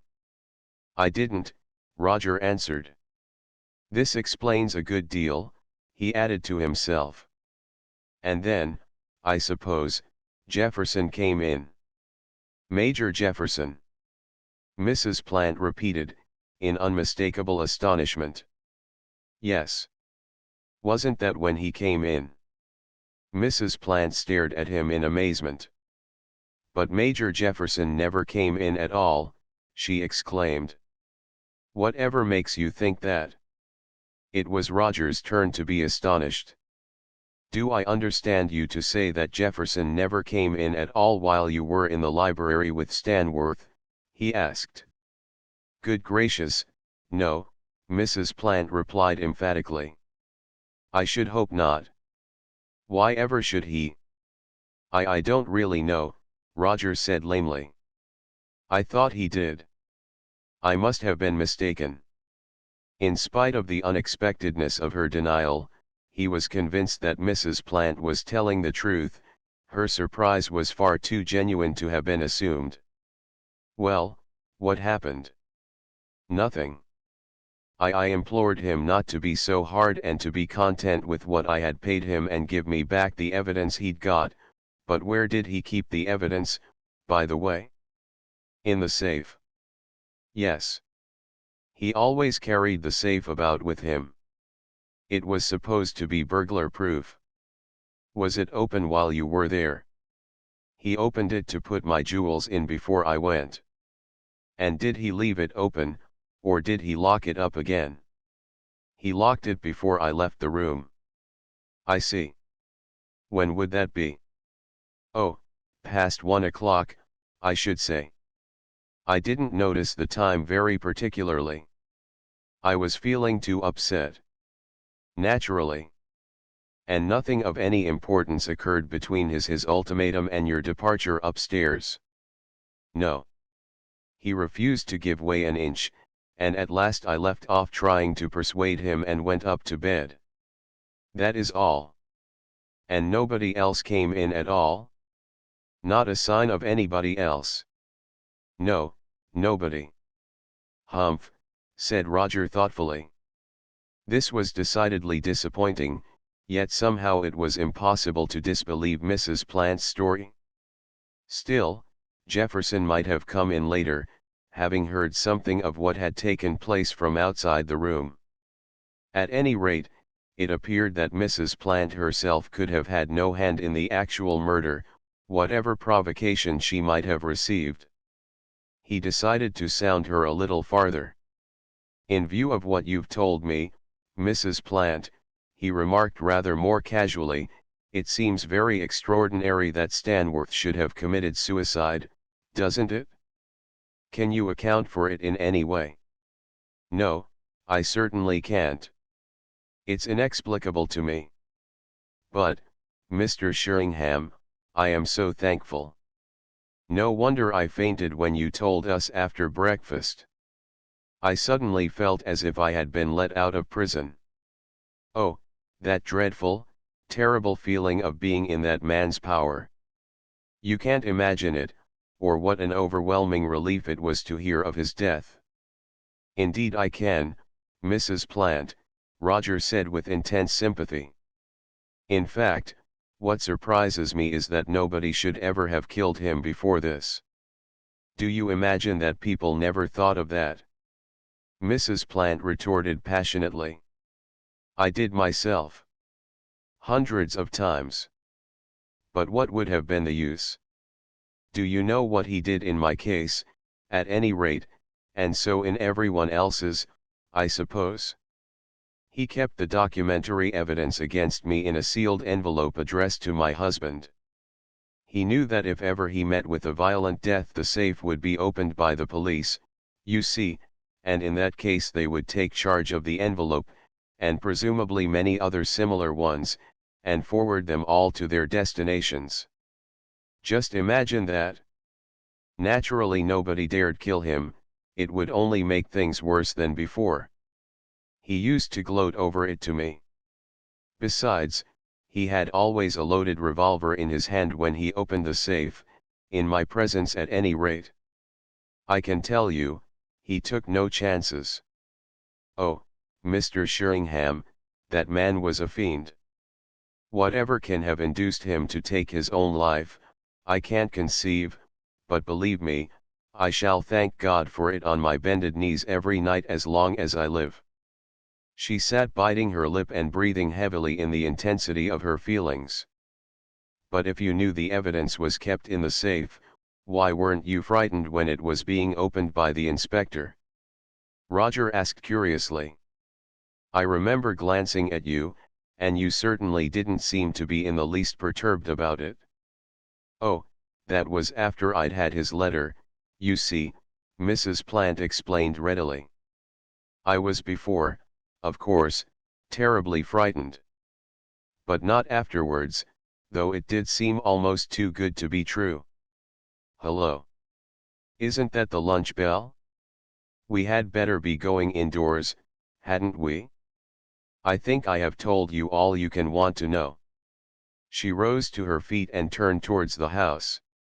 Roger fell into step with her. Letter, he said eagerly. What letter? Mrs. Plant glanced at him in surprise. Oh, don't you know about that? I thought you must do, as you seem to know everything. Yes, I got a letter from him saying that for certain private reasons he had decided to take his own life, and that before doing so he wished to inform me that I need have no fears about anything, as he had burnt the evidence he held against me. You can imagine what a relief it was. Jumping Moses! Roger exclaimed blankly. That appears to bash me somewhat sideways. What did you say, Mr. Sheringham? Asked Mrs. Plant curiously. Roger's dazed and slightly incoherent reply is not recorded.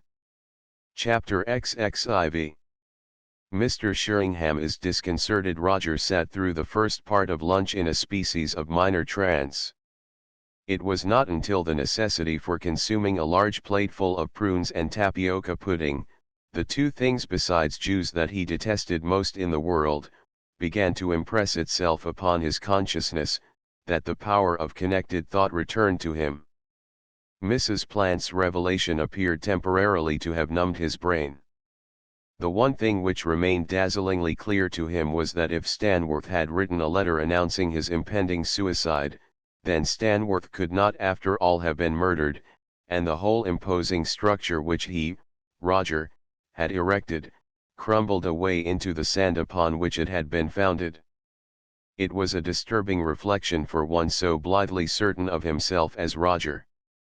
As soon as lunch was over and the discussion regarding trains and the like at an end, he hurried Alec upstairs to his bedroom to talk the matter over. It is true that Roger felt a certain reluctance to be compelled thus to acknowledge that he had been busily unearthing nothing but a mare's nest, but, on the other hand, Alec must know sooner or later, and at that moment the one vital necessity from Roger's point of view was to talk.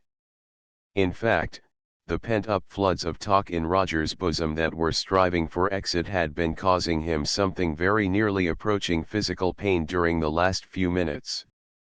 "Alexander," he exclaimed dramatically as soon as the door was safely shut.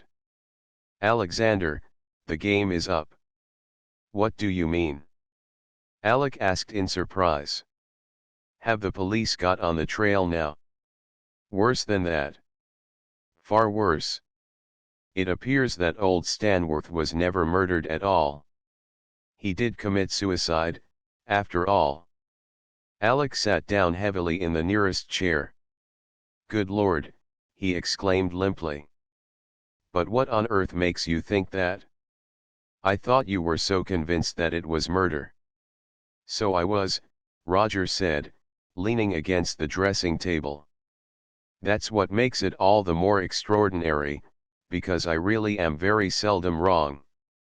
I say it in all modesty, but the fact is indisputable. By all the laws of average, Stanworth ought to have been murdered. It really is most inexplicable." "But how do you know he wasn't?" Alec demanded. "What's happened since I saw you last to make you alter your mind like this?" "The simple fact that Mrs. Plant received a note from old Stanworth, saying that he was going to kill himself for private reasons of his own or something." "Oh. I can tell you, it knocked me upside down for the minute. Anything more unexpected I couldn't have imagined. And the trouble is that I don't see how we can possibly get round it. A note like that is a very different matter to that statement. You know, I'm not sure that I'm altogether surprised that something like this has turned up," Alec said slowly. "I was never quite so convinced by the murder idea as you were. After all, when you come to look at all the facts of the case, although they certainly seem to be consistent with murder, were no less consistent with suicide, weren't they?" "So it appears," Roger said regretfully. "It was simply that you'd got the notion of murder into your head more picturesque, I suppose, and everything had to be construed to fit it, eh?" "I suppose so. In fact," Alec concluded wisely, "it was an idée fixe, and everything else was sacrificed to it." "Isn't that right?" "Alexander, you put me to shame," Roger murmured. "Well, anyhow, that shows you what comes of muddling in other people's affairs," Alec pointed out severely. "And it's lucky you hit on the truth before you made a still bigger idiot of yourself." "I deserve it all, I know," Roger remarked contritely to his hairbrush. It was Alec's turn to be complacent now, and he was taking full advantage of it. As he lay back leisurely in his chair and smoked away placidly, he presented a perfect picture of "I told you so." Roger contemplated him in rueful silence. "And yet," he murmured tentatively, after a few moments' silence. Alec waved an admonitory pipe. "Now, then," he said warningly. Roger exploded suddenly. "Well, say what you like, Alec," he burst out, "but the thing is dashed queer. You can't get away from it. After all, our inquiries haven't resulted in nothing, have they?" We did establish the fact that Stanworth was a blackmailer. I forgot to tell you that, by the way. We were perfectly right, he had been blackmailing Mrs. Plant, the swine, and jolly badly, too. Incidentally, she hadn't the least idea that his death might be anything else than suicide, and Jefferson didn't come into the library while she was there, so I was wrong in that particular detail. I'm satisfied she was telling the truth, too. But as for the rest, well, I'm dashed if I know what to think. The more I consider it, the more difficult I find it to believe that it was suicide, after all, and that all those other facts could have been nothing but mere coincidences. It isn't reasonable. Yes, that's all very well, Alec said sagely. But when a fellow actually goes out of his way to write a letter saying that, by Jove, Alec. Roger interrupted excitedly. You've given me an idea. Did he write it? What do you mean? Why, my tunty, it have been typed. I haven't seen the thing yet, you know, and when she mentioned a letter it never occurred to me that it might not be a handwritten one. If it was typed, then there's still a chance. He walked rapidly towards the door. Where are you going to now? Alec asked in surprise. To see if I can get a look at this blessed letter, Roger said, turning the handle. Mrs. Plant's room is down this passage, isn't it? With a quick glance up and down the passage, Roger hurried along to Mrs. Plant's bedroom and tapped on the door. Come in, said a voice inside. It's me, Mrs. Plant, he replied softly. Mr. Sheringham. Can I speak to you a minute? There came the sound of rapid footsteps crossing the floor and Mrs. Plant's head appeared at the door. Yes, she asked, not without a certain apprehension. What is it, Mr. Sheringham? You remember that letter you mentioned this morning? From Mr. Stanworth, I mean. Have you still got it, by any chance, or have you destroyed it? He held his breath for her reply. Oh, no. Of course I destroyed it at once. Why? Oh, I just wanted to test an idea. Let me see. He thought rapidly. It was pushed under your door or something, I suppose. Oh, no. It came by post. Did it? Said Roger eagerly. You didn't notice the postmark, did you? As a matter of fact I did. It seemed so funny that he should have taken the trouble to post it. It was posted from the village by the 8:30 post that morning. The village, was it? Oh. And was it typewritten? Yes. Roger held his breath again. Was the signature written or typewritten? Mrs. Plant considered. It was typewritten, as far as I remember. Are you sure of that? Roger asked eagerly. Yes, I think so. Oh, yes, I remember now. The whole thing was typewritten, signature and all. Thank you very much, Mrs. Plant, Roger said gratefully. That's all I wanted to know. He sped back to his own room. Alexander, he exclaimed dramatically, as soon as he was inside. Alexander, the game is on again. What's up now? Alec asked with a slight frown. That letter sounds like a fake, just the same as the confession. It was all typewritten, even the signature, and it was posted from the village. Can you imagine a man in his sane senses deliberately going down to the village to post his letter, when all he had to do was to push it under her door? He might have had others to post as well, Alec hazarded, blowing out a great cloud of smoke. Would Mrs. Plants be the only one? I never thought of that. Yes, he would. But still, it's rather unlikely that he should have posted hers as well, I should say. By the way, it was that letter which accounted for her change of attitude before lunch. She knew then that she had nothing to fear from the opening of the safe, you see. Well, how do matters stand now? Exactly as they did before. I don't see that this really affects it either way. It's only another instance of the murderer's cunning. Mrs. Plant, and possibly, as you say, one or two others, might raise awkward questions at Stanworth's sudden death, therefore their apprehensions must be allayed. All that it really does as far as we are concerned, is to confirm the idea that the murderer must have a very intimate knowledge of Stanworth's private affairs. Of course it shows that the safe was opened that night, and it brings our old friends, the ashes in the hearth, into prominence once more as being in all probability the remains of the blackmailer's evidence. Curious that that first guess of mine should have turned out to be so near the truth, isn't it? And what about Jefferson? Alec asked quietly. Ah, yes, Jefferson. Well, I suppose this affair of the letter and the fact that he did not break in on Mrs. Plant and Stanworth in the library that night and consequently was not helped by that lady, I suppose all this gives him credit for rather more brains than I had been willing to concede him, but otherwise I don't see that his position is affected. You mean, you still think he killed Stanworth? If he didn't, can you tell me who did?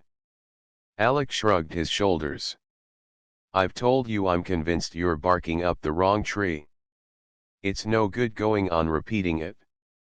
Not a bit, Roger said cheerfully.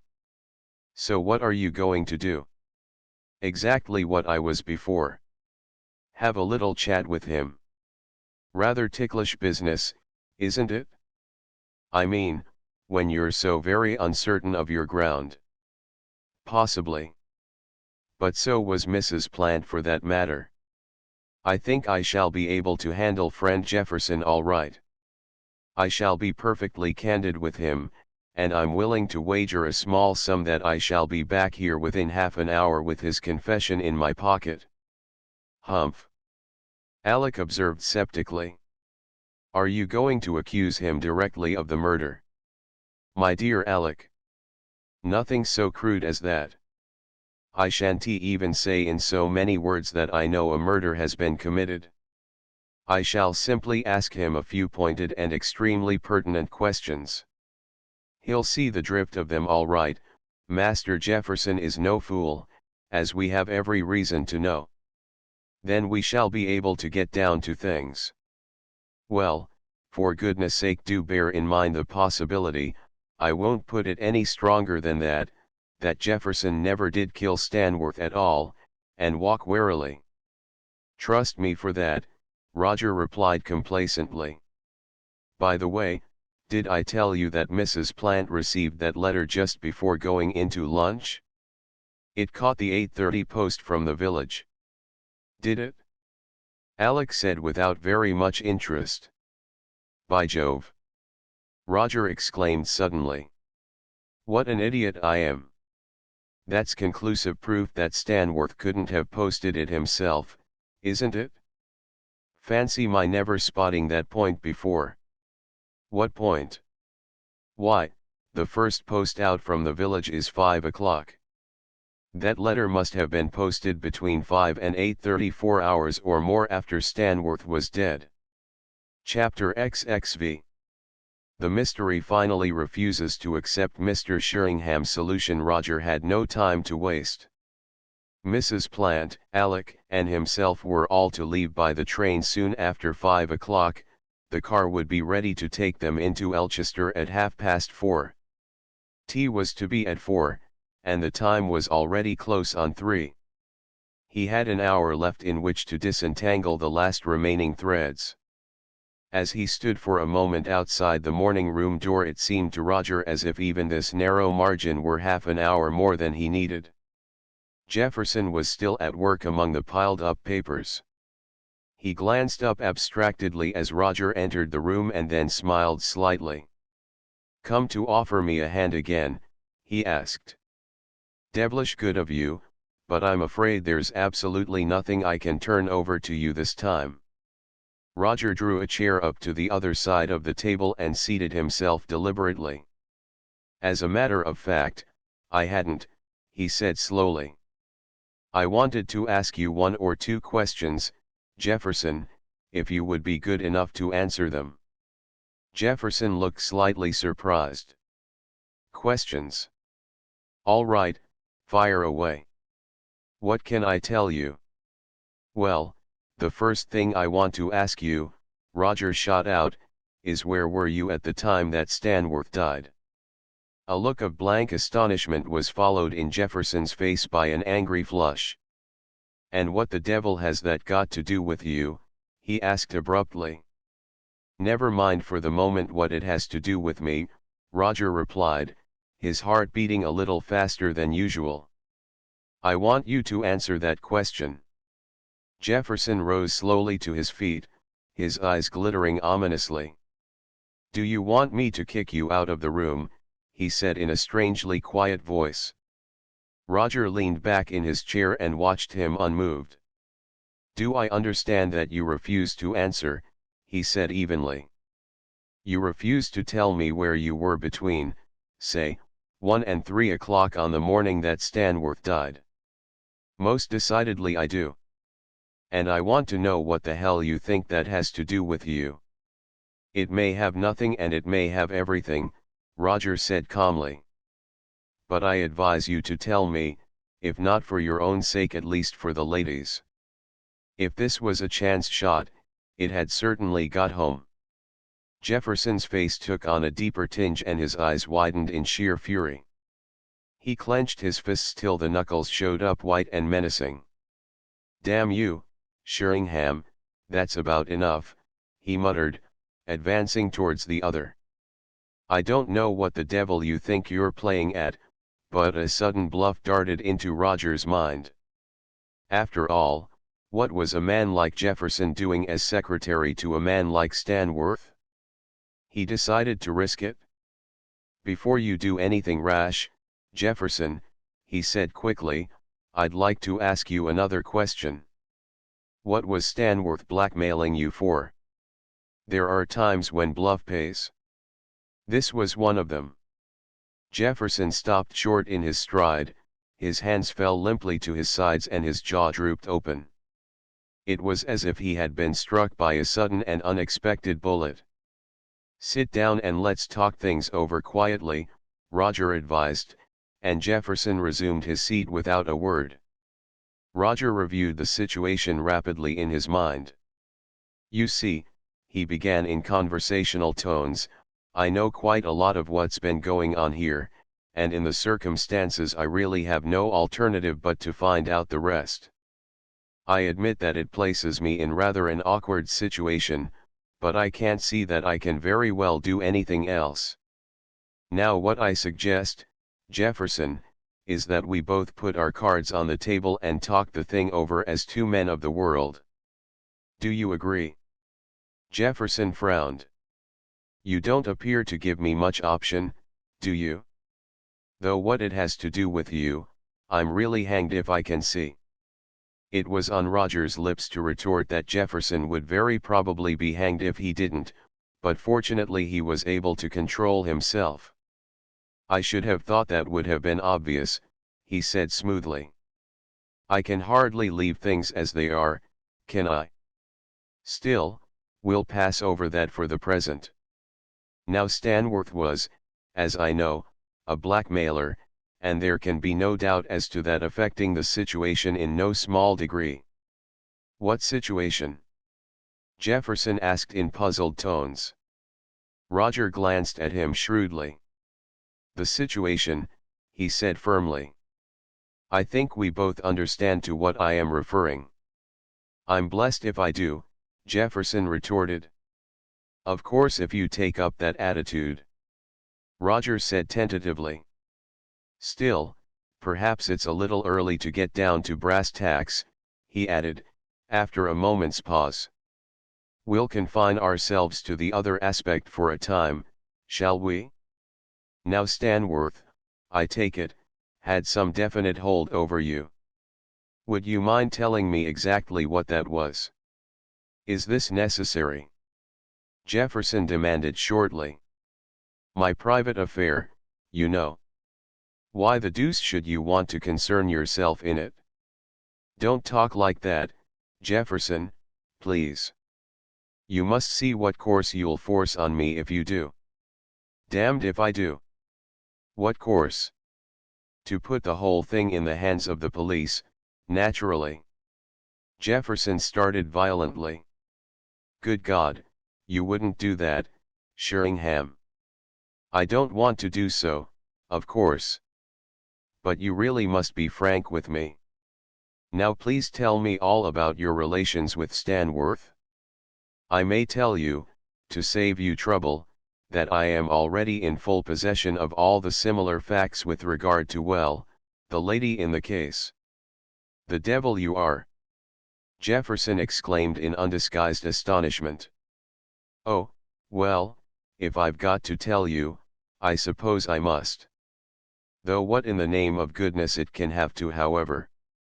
He leaned back in his chair and began to fiddle abstractedly with the papers in front of him.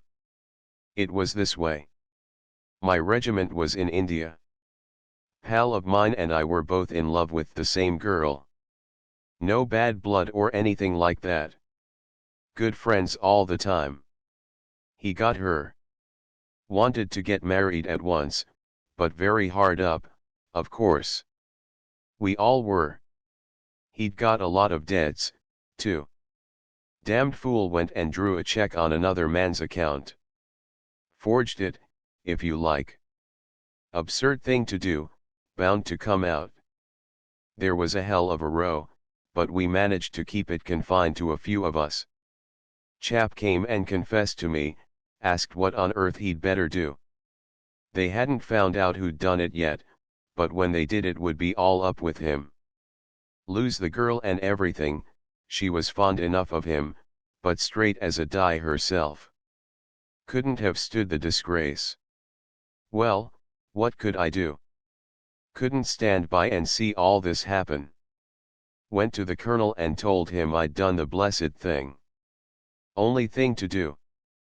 By Jove, you sportsman! Roger exclaimed involuntarily. Sportsman be damned. Wouldn't have done it for him alone. I was thinking of the girl. And what happened? Oh, it was hushed up as much as possible. I had to send in my papers, of course, but the fellow didn't prosecute. Then that hound Stanworth got wind of the story somehow and managed to lay his hands on the check, which had never been destroyed. Perfect godsend to him, of course. Gave me choice of taking on this job with him or letting the whole thing be passed on to the police. No alternative. I had to take on the job.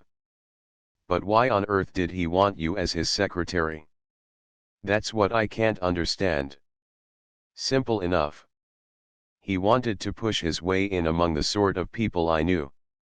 I was a sort of social sponsor for him. Damned unpleasant job, of course, but what could I do? Besides, when I took the job on I didn't know anything about him. Thought he was just a new rich merchant and I was his only victim in the threatening line. Soon found out, of course, but too late to back out then. That's all. Satisfied? Perfectly. Sorry I had to ask you, but you see how it is. Well, I'm dashed if I can blame you. I'd have done the same thing myself. But I'd like to have the story of it from your own lips. Just told you the story? No, the other one, I mean. What other one? Oh, don't beat about the bush like this. You know perfectly well what I'm driving at. I'll put it in the original form, if you like. Where were you during the night that Stanworth died? Jefferson's angry flush returned.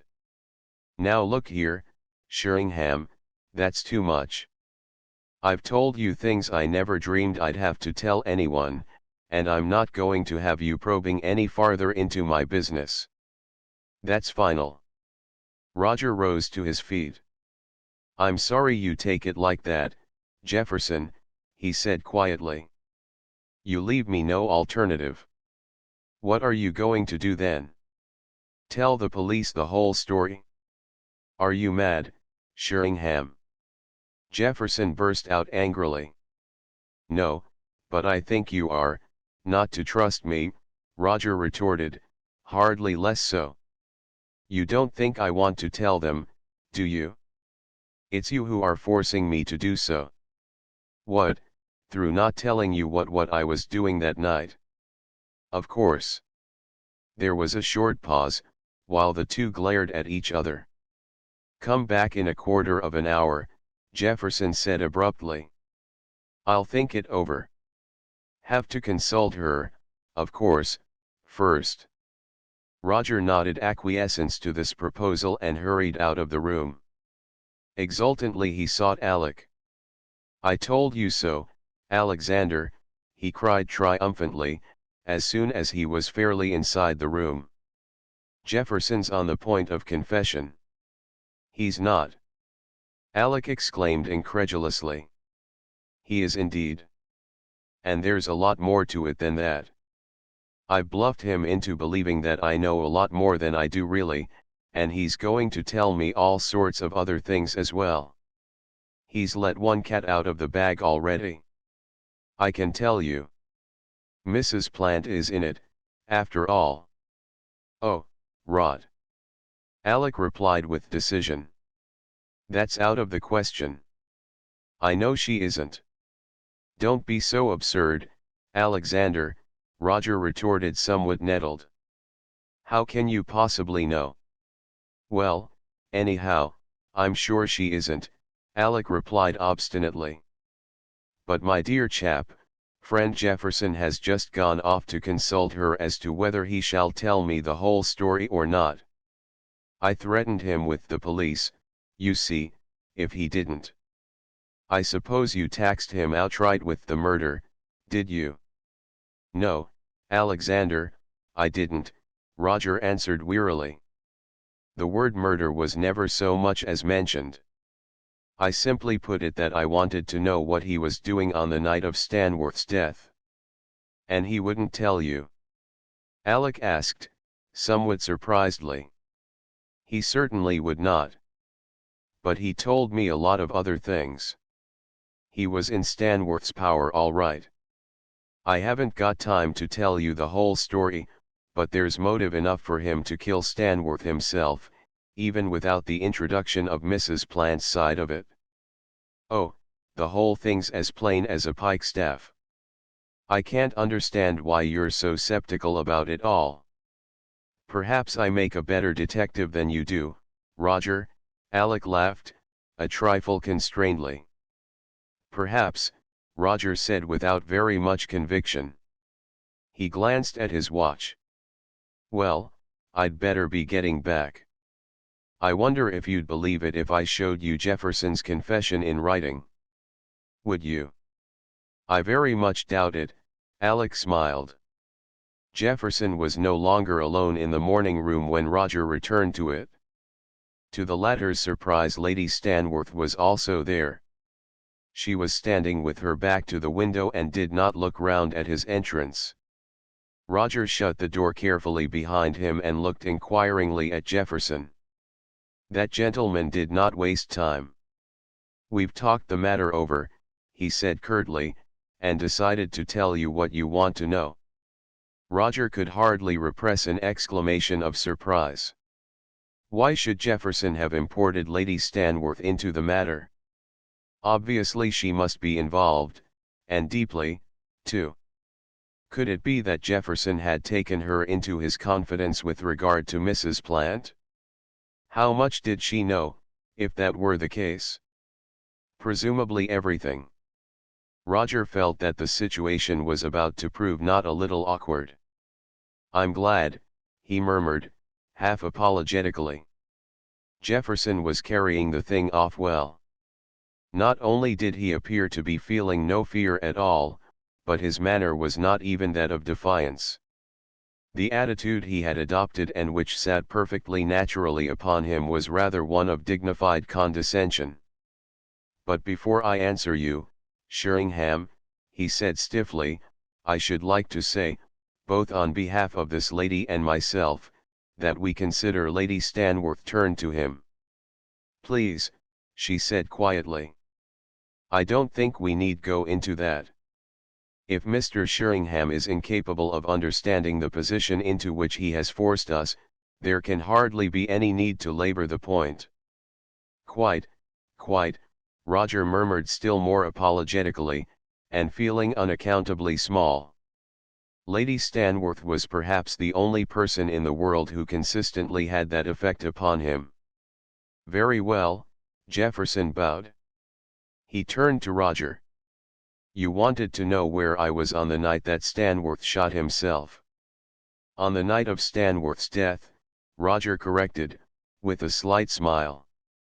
"On the night of Stanworth's death then," Jefferson said impatiently. "Same thing. As I said before, I fail entirely to see how it can concern you, but we have decided under the circumstances to tell you. After all, the fact will be common knowledge soon enough now. I was with my wife." "Your wife?" Roger echoed, scarcely able to believe his ears. "That is what I said," Jefferson replied coldly. "Lady Stanworth and I were married secretly nearly 6 months ago." Chapter XXVI. Mr. Grierson tries his hand. For some moments Roger was incapable of speech. This disclosure was so totally unexpected, so entirely the reverse of anything that he had ever imagined, that at first it literally took his breath away. He could only stand and stare, as if his eyes were about to pop out of his head, at the two entirely unmoved persons who had sprung this overwhelming surprise upon him. "Is that what you wished to know?" Jefferson asked courteously. "Or would you wish my wife to confirm it?" "Oh, no, no need at all," Roger gasped, doing his best to pull himself together. I should like to apologize to you for the apparent impertinence of my questions and to congratulate you, if you will allow me to do so." "Very kind," Jefferson muttered. Lady Stanworth, or Lady Jefferson as she was now, bowed slightly. "If you don't want me any more, Harry," she said to her husband, "there are 1 or 2 things I have to do." "Certainly," Jefferson said, opening the door for her. She passed out without another glance at Roger. "Look here, Jefferson," exclaimed the latter impulsively, as soon as the door was closed again, "I know you must be thinking me the most appalling bounder, but you must believe that I shouldn't have tackled you in that way if I hadn't got very solid and serious reasons for doing so. As things have turned out, I can't tell you at present what those reasons are, but really it's something of the greatest possible importance." "Oh, that's all right, Sheringham," Jefferson returned with gruff amiability. "Guessed you must have something up your sleeve. Bit awkward, though. Ladies, and all that, you know," he added vaguely. "Beastly," Roger said sympathetically. "As a matter of fact, that's a development that had never occurred to me at all, you and Lady Stanworth being married. If anything, it makes things very much more complicated than before. Bit of a mystery or something on hand, eh?" Jefferson asked with interest. "Very much so," Roger replied, gazing thoughtfully out of the window.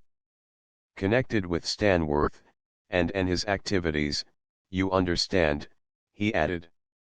"Ah," Jefferson observed comprehendingly. "Then I'd better not ask any questions. Don't want to learn anything more about that side of things. Seen too many poor devils going through it already."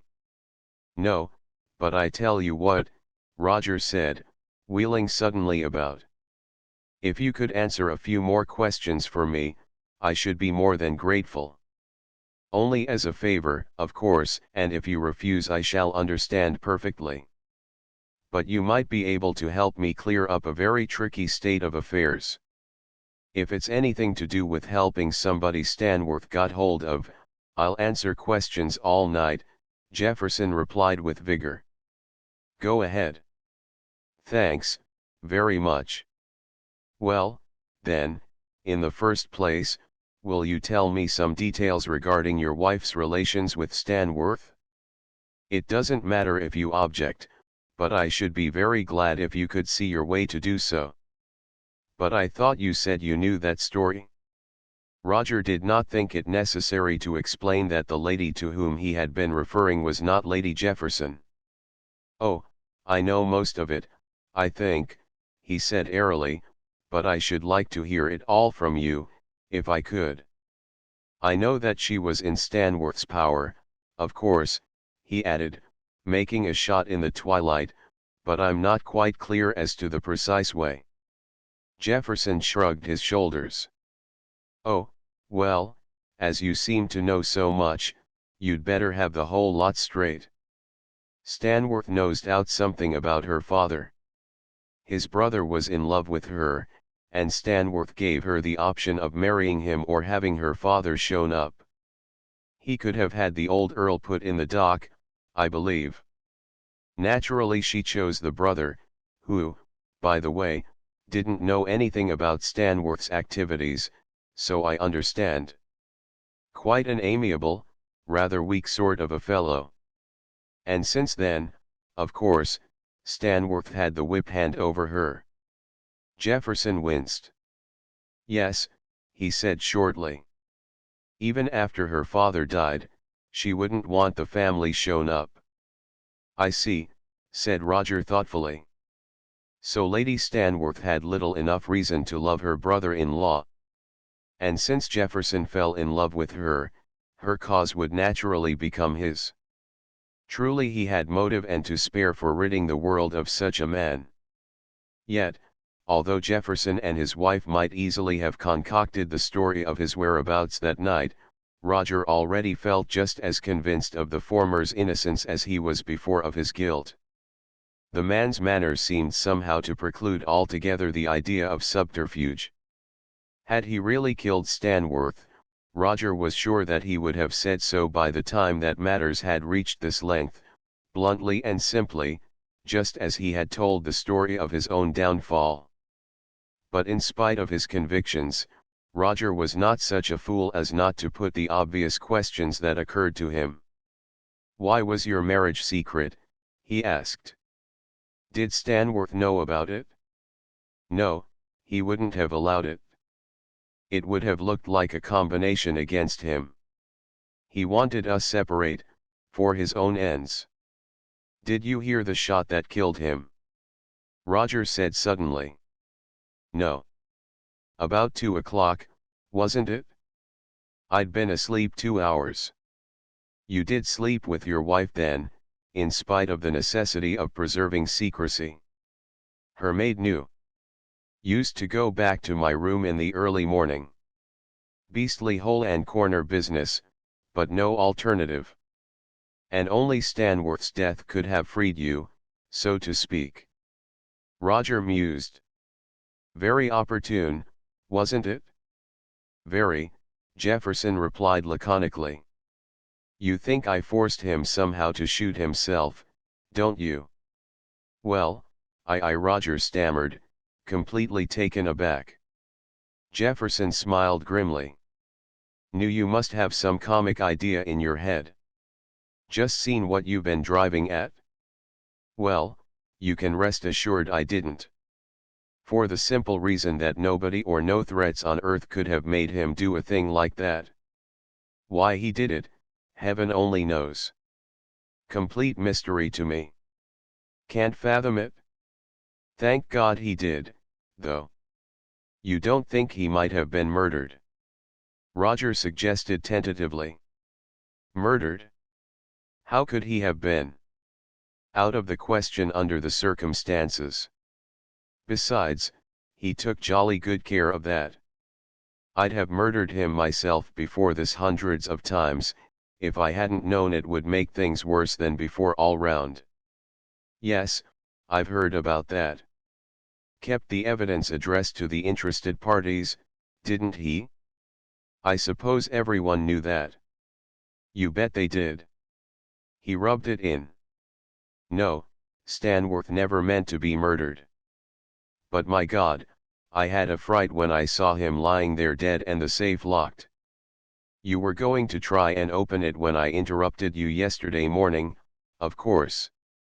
Yes, properly caught out then, Jefferson smiled ruefully.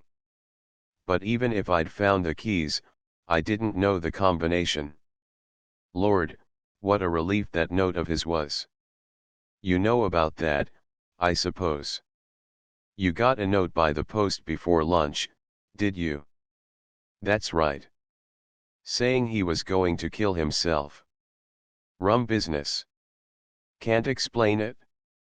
Almost too good to be true. I feel another man. And so are a good many other people, I imagine, Roger said softly. And women, too. His activities were fairly widespread, weren't they? Very, I believe. Never knew much about it, though. He kept all that sort of thing to himself. That butler now, Roger hazarded. He looks a pretty tough customer. I suppose Stanworth employed him as a sort of bodyguard. Yes, something like that. But I don't know about employed. What do you mean? He was no more employed than I was. That is to say, we got a salary and we did our work, but it wasn't a sort of employment either of us could leave. Roger whistled softly. Oh ho. So friend Graves was another victim, was he? What's his story? Don't know all the details, but Stanworth could have had that man hanged, I believe, Jefferson said coolly. Instead he preferred to use him as a sort of bodyguard, as you say. I see. Then Graves hadn't much cause to love him either, I take it? If he hadn't known what would happen afterwards, I wouldn't have given Stanworth 10 minutes of life in Graves' presence. Roger whistled again. Well, thanks very much, Jefferson. I think that's all I wanted to know. If you're trying to look for someone who induced Stanworth to shoot himself, you're wasting your time, Jefferson remarked. Couldn't be done. Oh, there's a little more in my quest than that, Roger smiled, as he let himself out of the room. He hurried upstairs, glancing at his watch as he did so. The time was nearly 5 minutes to 4. He scurried down the passage to Alec's room. Finished packing, he asked, putting his head round the door. Good, well come along to my room while I do mine. Well? Alec asked sarcastically, when they were once more ensconced in Roger's bedroom. Has Jefferson written out his confession? Roger paused in the act of laying his suitcase on a chair. Alec, he said solemnly, I owe friend Jefferson an apology, though I can't very well tender it. I was hopelessly wrong about him, and you were hopelessly right. He didn't kill Stanworth at all. It's extremely annoying of him considering how neatly I solved this little problem of ours, but there's the fact. Humph. Alec observed. I won't say, I told you so, because I know how annoying it would be for you. But I don't mind telling you that I'm thinking it hard. Yes, and the most irritating part is that you're fully entitled to do so, Roger said, throwing his pajamas into the case. That's what I find so irksome. But I suppose you've found somebody else to take his place all right. No, I haven't. Isn't it maddening? But I'll tell you one significant fact I've unearthed. That butler had as much cause as anyone, if not more, to regret the fact that Stanworth was still polluting the earth. Had he? Oh. But look here, how do you know that Jefferson didn't do it? Roger explained. Not much so far as actual hard and fast evidence goes, I'm afraid, he concluded, but we greater detectives are above evidence. It's psychology that we study, and I feel in every single bone in my body that Jefferson was telling the truth. Lady Stanworth. Alec commented. Good Lord. Some men are brave, aren't they? Still, I dare say she'll make an excellent wife. I believe that's the right thing to say on this sort of occasion. But seriously, Alec, I'm absolutely baffled again. I think I shall have to turn the case over to you. Well, do, Alec retorted with unexpected energy, and I'll tell you who killed Stanworth. Roger desisted from his efforts to close the lid of his bulging case in order to look up in surprise. You will, eh? Well, who did? Some unknown victim of Stanworth's blackmail, of course. The whole thing stands to reason. We were looking for a mysterious stranger at first, weren't we? And we thought he might be a burglar. Translate the burglar into the blackmailer's victim and there you are. And as he burnt the evidence himself, and we haven't the least idea who was on Stanworth's blackmailing list, we shall never find out who he was. The whole thing seems as clear as daylight to me. Roger turned to his refractory case again. But why did we give up the burglar idea? He asked. Aren't you rather overlooking that? Chiefly because of the disappearance of those footprints. That must mean either that the murderer came from inside the house or that he had an accomplice there. I don't agree with you. We don't know how or why the footprints disappeared. It might have been pure chance. William might have raked the bed over, somebody might have noticed it and smoothed it out. There are plenty of possible explanations for that. With a heave, Roger succeeded in clicking the lock with which he was struggling. He straightened his bent back and drew his pipe out of his pocket. I've talked enough for a bit, he announced. Oh, rot. Alec exclaimed incredulously. And it's about time I put in a little thinking, Roger went on, disregarding the interruption. You run along down to tea, Alexander, you're 10 minutes late as it is. And what are you going to do? I'm going to spend my last 20 minutes here doing some high-speed cogitating in the back garden. Then I shall be ready to chat with you in the train.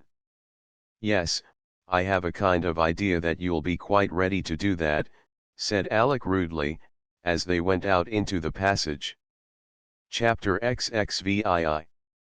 Mr. Sheringham hits the mark. Roger did not reappear until the car was at the front door and the other members of the party already making their farewells on the steps. His leave-taking was necessarily a little hurried, but perhaps this was not altogether without design. Roger did not feel at all inclined to linger in the society of Lady Jefferson. He shook hands warmly enough with her husband, however, and the manner of their parting was sufficient to assure the latter, without the necessity of any words being spoken on the subject, that his confidences would be regarded as inviolate. The taciturn Jefferson became almost effusive in return. Arrived at the station, Roger personally superintended the purchase of the tickets and deftly shepherded Mrs. Plant into a non-smoking carriage, explaining that the cigars which he and Alec proposed to smoke would spell disaster to the subtleties of Parfum Jasmine. A short but interesting conversation with the guard, followed by the exchange of certain pieces of silver, ensured the locking of the door of their own first-class smoker. And so ends an extremely interesting little visit, Roger observed as soon as the train started, leaning back luxuriously in his corner and putting his feet on the seat. Well, I shan't be sorry to get back to London, on the whole, I must say, though the country is all very well in its way. I always think you ought to take the country in small doses to appreciate it properly, don't you? No, said Alec. Or look at it in comfort from the windows of a train, Roger went on, waving an appreciative hand towards the countryside through which they were passing. Fields, woods, streams, barley that isn't barley. It's wheat. Barley, trees delightful, my dear Alexander. But how much more delightful seen like this in one charming flash, that leaves a picture printed on the brain only to give way the next instant to another equally charming one, then stuck down in the middle, for instance, of one of those fields of barley wheat. Of barley, with the prospect of a 10-mile walk in this blazing sunshine between you and the next long drink. Don't you agree? No, I thought you wouldn't. But reflect. Sunshine, considered from the purely aesthetic point of view, is, I am quite willing to grant you, a thing of what are you talking about? Alec asked despairingly. Sunshine, Alexander, returned Roger blandly. Well, for goodness sake stop talking about sunshine. What I want to know is, have you got any farther? Roger was evidently in one of his maddening moods. What with? He asked blankly. The Stanworth affair, of course, you idiot, shouted the exasperated Alec. Ah, yes, of course. The Stanworth affair, Roger replied innocently. Did I do that bit well, Alec? He asked with a sudden change of tone. What bit? When I said, what with? Did I say it with an air of bland innocence? The best detectives always do, you know. When they reach this stage of the proceedings they always pretend to have forgotten all about the case in hand. Why they do so, I've never been able to imagine, but it's evidently the correct etiquette for the job. By the way, Alec, he added kindly, you did your part very well. The idiot friend always shouts in an irritated and peevish way like that. I really think we make quite a model pair, don't you? Will you stop yapping and tell me whether you've got any farther with Stanworth's murder? Alec demanded doggedly. Oh, that, said Roger with studied carelessness. I solved that exactly 43 minutes ago. What? I said that I solved the mystery exactly 43 minutes ago. And a few odd seconds, of course. It was an interesting little problem in its way, my dear Alexander Watson, but absurdly simple once one had grasped the really vital factor in the case. For some extraordinary reason I appeared to have overlooked it before, hence the delay. But don't put that bit in when you come to write up the case, or I shall never land the next vacancy for a stolen crown jewels recoverer to an influential emperor. You've solved it, have you? Alec growled sceptically. I seem to have heard something like that before. Meaning Jefferson? Yes, I admit I backed the wrong horse there. But this is a very different matter. I've really solved it this time. Oh?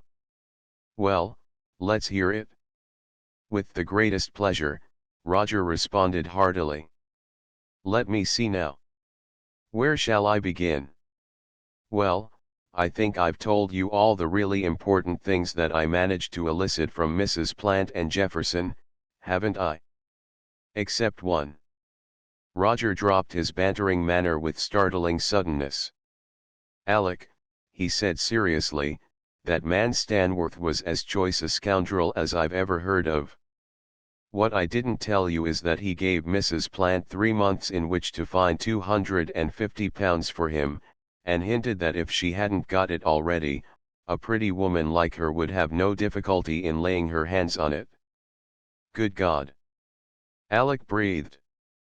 He even went farther than that and offered to introduce her to a rich man out of whom she would be able to wheedle it, if she played her cards properly. Oh, I tell you, shooting was much too easy a death for friend Stanworth. And the person who did it ought to be acclaimed as a public benefactor, instead of being hanged by a grateful country, as he certainly would be, if all this had got into the hands of the police. You can hardly expect the law to recognize the principle of poetic justice for all that, Alec objected. I don't see why not, Roger retorted. However, we won't go into that at present. Well, to my mind there were two chief difficulties in this Stanworth business. The first one was that at the beginning there didn't seem to be any definite motive for killing him, and afterwards, when we'd found out about him, there were far too many. All those people in the house, Mrs. Plant, Jefferson, Lady Stanworth, the butler, who, by the way, appears to be a murderer in a small way already, as I gather from Jefferson, that was the hold which Stanworth had over him. All of them had every reason to kill him, and the case began to take on the aspect not so much of proving who did it, but, by a process of elimination, of finding out who didn't. In that way I managed eventually to dismiss Mrs. Plant, Jefferson, and Lady Stanworth. But besides the people actually under our noses in the house, there were all the others, goodness only knows how many of them, of whose very existence we knew nothing, all his other victims. Were there many of them, then? I understand that Stanworth's practice was a fairly extensive one, Roger replied ironically. Anyhow, I was able to narrow down the field to a certain extent. Then I began to go over once more the evidence we had collected. The question I kept asking myself was, is there a single item that gives a definite pointer towards any certain person, male or female? Female. Roger repeated surprisedly. Certainly. In spite of everything, the footprint in the flower bed, for example, I was still keeping before me the possibility of a woman being mixed up in it. It didn't seem altogether probable, but I couldn't afford to lose sight of the bare possibility. And it's lucky I did, for it was just that which finally put me on the right track. Good Lord.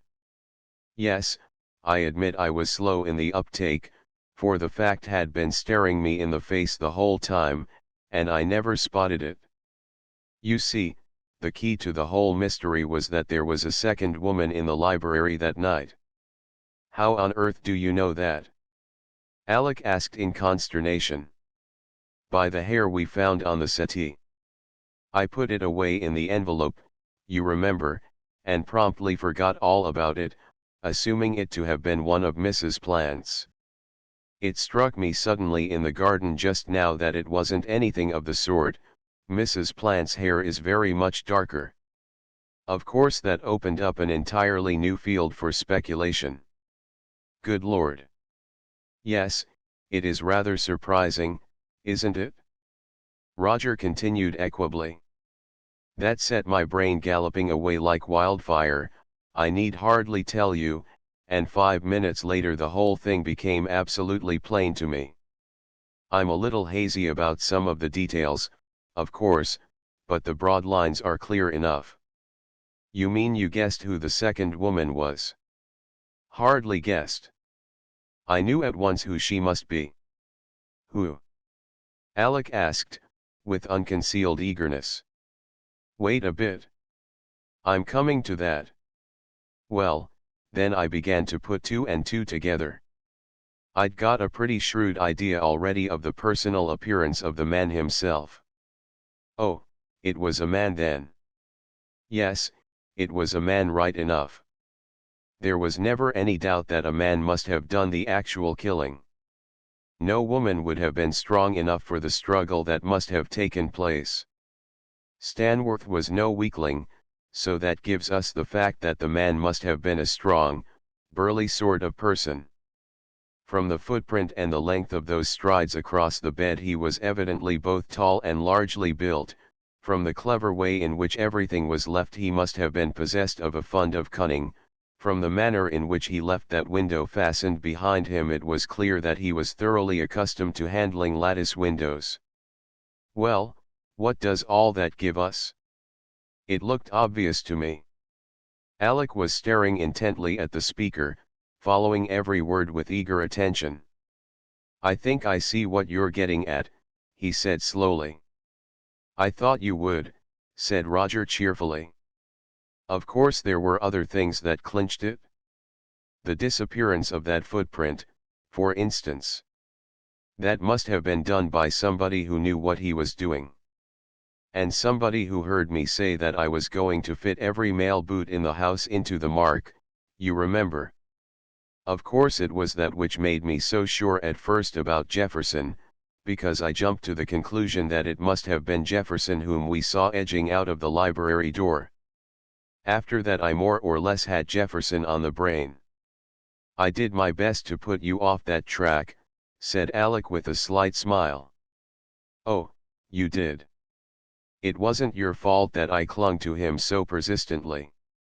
I tried hard to stop you putting your foot in it, if you remember. I know. And I dare say it's lucky you did. I might have put things a good deal more plainly to him, with extremely awkward results, if you hadn't dinned it into me so hard. Well, Alec said slowly, what are you going to do about it, now you've presumably got at the truth at last? Do about it? Forget it, of course. I told you my views just now, when I said the man who killed Stanworth ought to be acclaimed as a public benefactor. As that is unfortunately out of the question, the next best thing is to forget as diligently as possible that Stanworth did not after all shoot himself, as everybody else believes. Humph, said Alec, gazing out of the window. I wonder. You're really sure of that? Absolutely, said Roger with decision.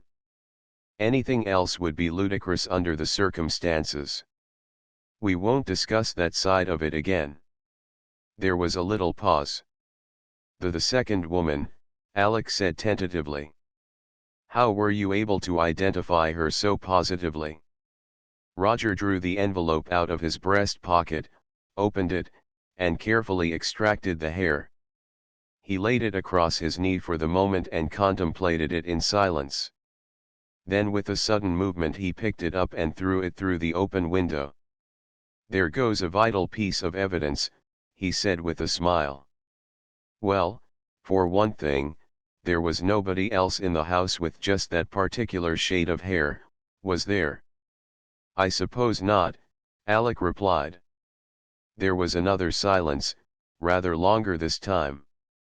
Then Roger, glancing curiously across at his companion, remarked very airily, just to satisfy my natural curiosity, Alec, why exactly did you kill Stanworth? Chapter XXVIII. What really did happen? Alec contemplated the tips of his shoes for a moment. Then he looked up suddenly.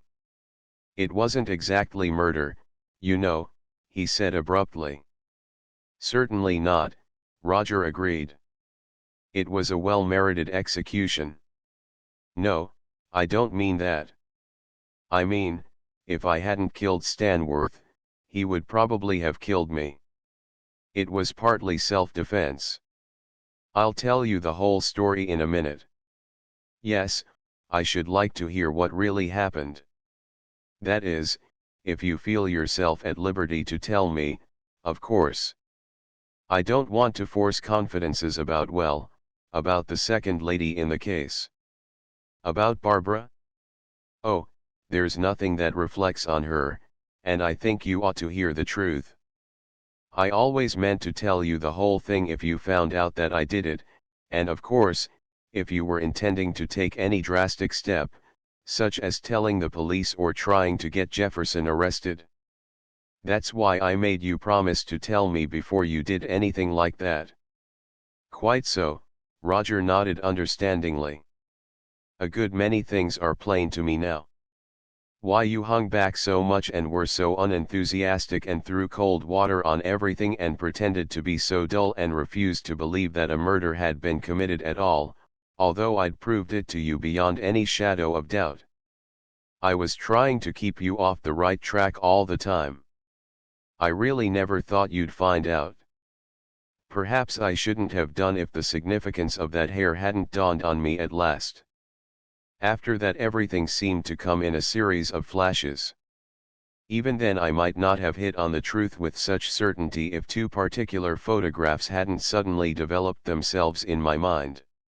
Tell me all your side of it, then I'll tell you mine. Very well. As I said, that hair was the clue to the whole thing. I'd taken it quite idly out of my pocket out there in the garden and was having a look at it, when it suddenly struck me that whosoever it might be, it was certainly not one of Mrs. Plant's. I stared at it hard enough then, I can tell you, and the second realization occurred to me that, from the color at any rate, it looked uncommonly like one of Barbara's.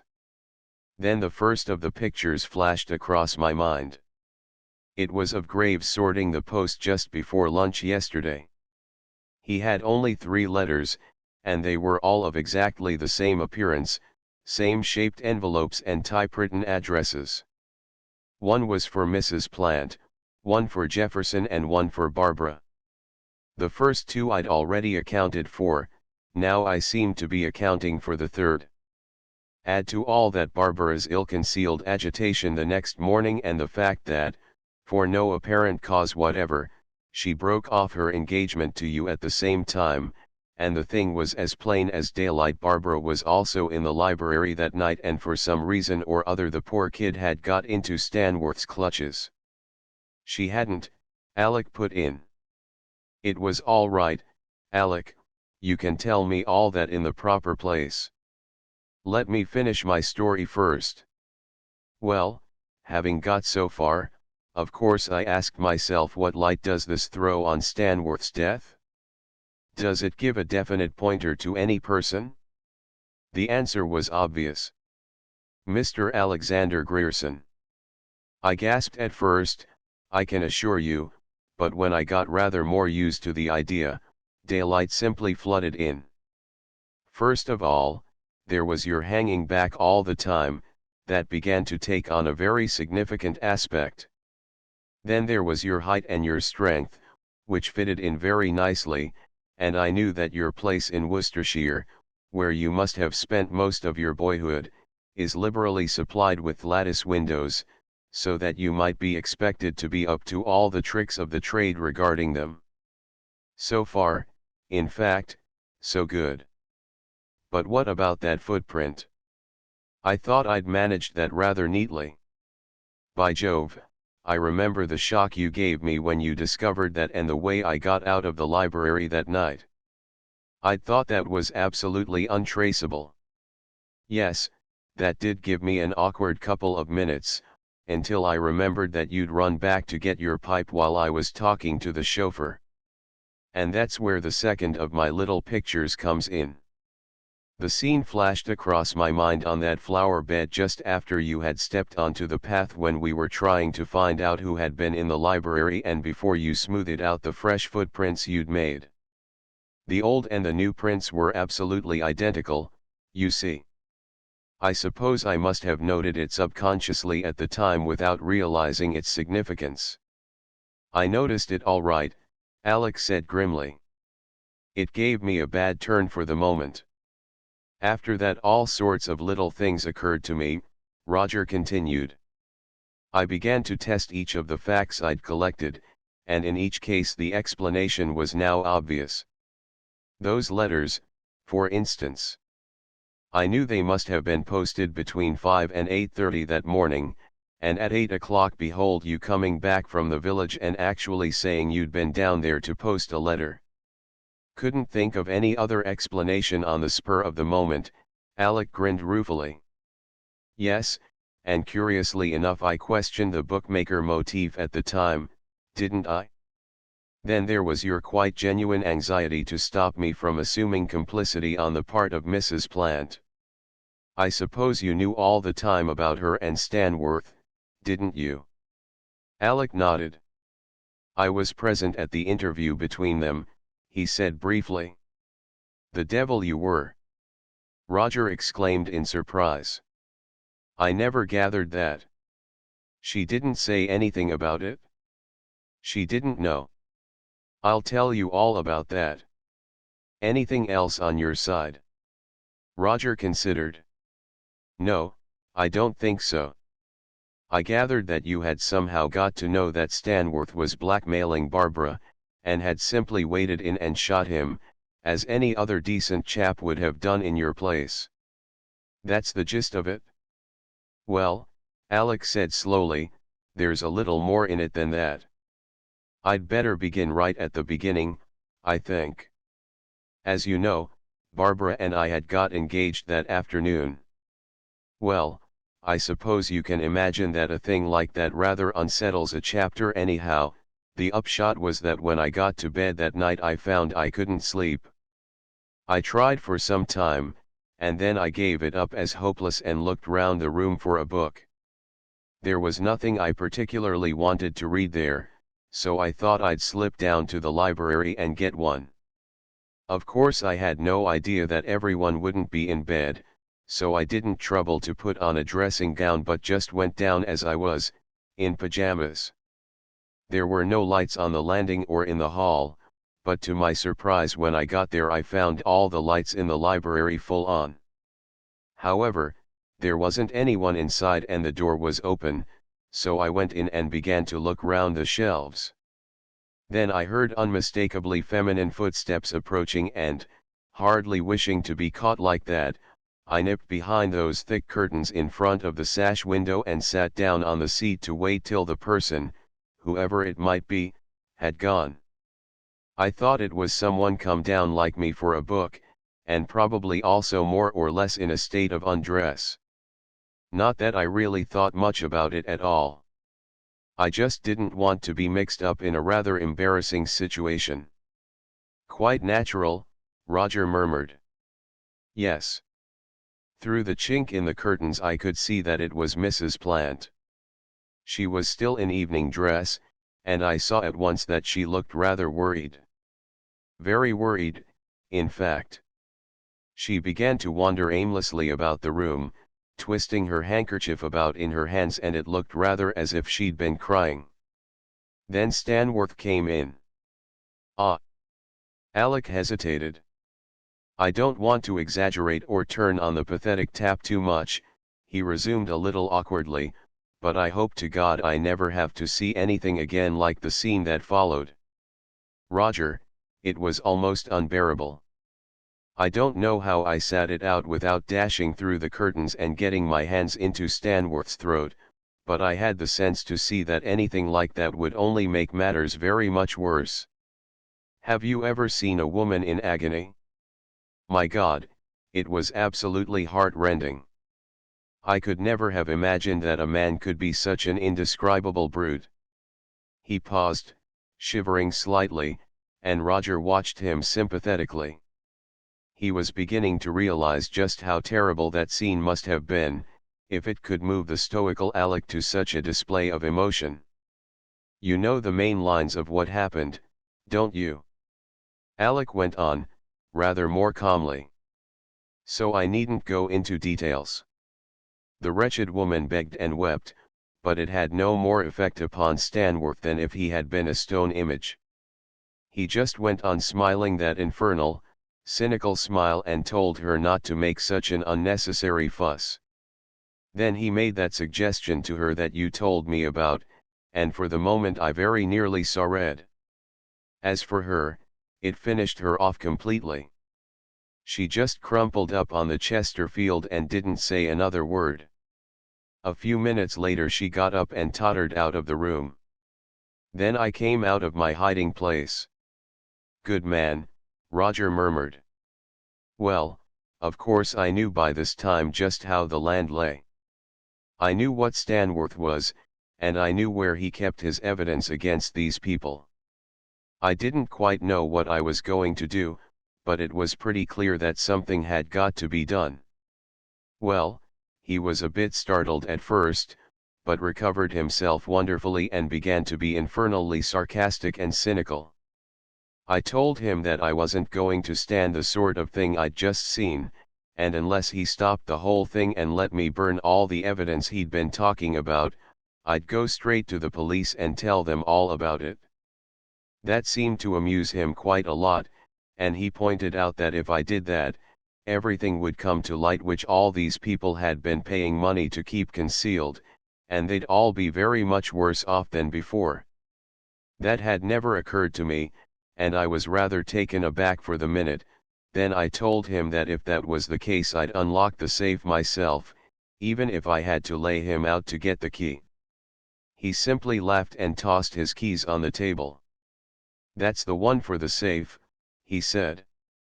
"I don't quite know how you're going to open it as you happen to be ignorant of the combination, but doubtless you have provided for that contingency."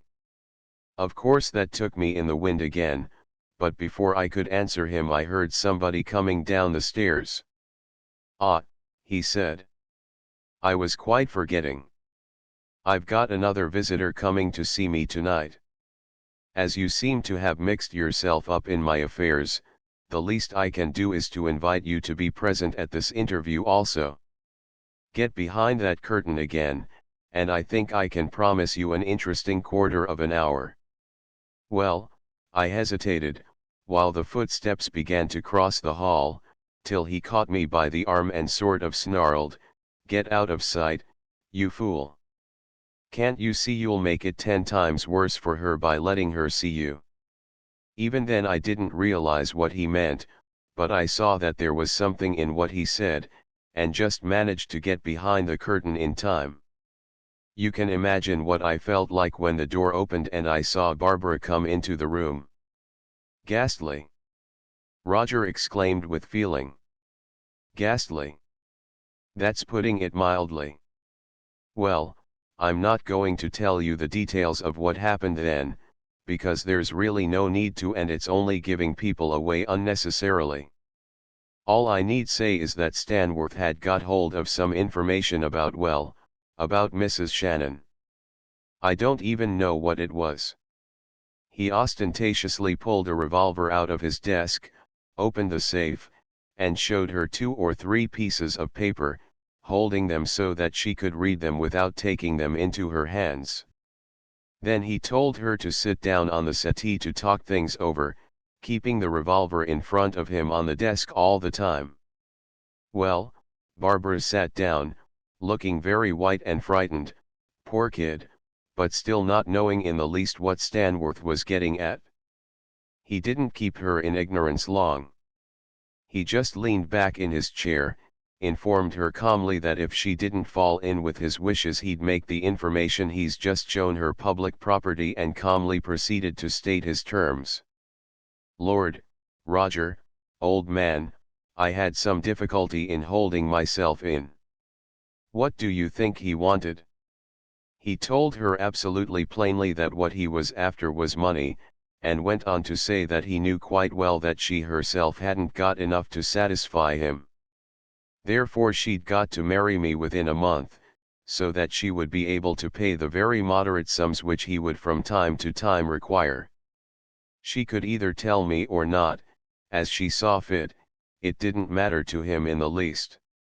If she refused, he was very much afraid she and her mother would have to take the consequences. Of course you see what he was getting at. Me. He was practically saying to me that if I didn't marry her and pay his blackmail, he would disgrace and ruin the mother of the girl I loved. Very neat sort of trap, wasn't it? Incidentally, he went on to point out, also for my benefit, that it wasn't the least use trying to do him any sort of bodily harm, because that would only bring things to a head in the way you know, and he never opened the safe without a loaded revolver in his hand, which he wouldn't hesitate for a second to use if it became necessary. Well, Barbara behaved like an absolute thoroughbred. In fact, she told him, in so many words, to go to the devil, she wouldn't dream of involving me in the affair, and as for her and her mother, they'd have to take what was coming to them if he chose to behave in such a damnable way, but they'd take it alone. Great Scott, she was wonderful. She practically defied him to do his worst, and said that she was going to break off her engagement to me the very next morning. Then she sailed out of the room with her head in the air, leaving him sitting there. No tears, no entreaties, simply the most overwhelming contempt. Roger, she was just marvelous. I can believe you, Roger said simply. What happened then? I came out again. I think I meant to kill Stanworth then if I got a chance to do so without making a worse mess of things. Remember, I knew already to what lengths he was ready to push the wretched women that he had in his clutches, and though Barbara would certainly never give way to him an inch, I wasn't so sure about Mrs. Shannon. Well, there was the safe still open, and there was Stanworth sitting in his chair with the revolver in his hand. He looked at me with a grin as I appeared, and said he hoped I hadn't been too bored. I walked straight up to him without a word. I was beyond talking by then, and I suppose he could see from my face what I had in mind. Anyhow, when I was only a few feet away he whipped up the revolver and fired. Luckily he missed, and I heard the vase shatter behind me. I lunged forward, grabbed his wrist and used all my strength to twist it round till the muzzle was pointing straight at his own forehead.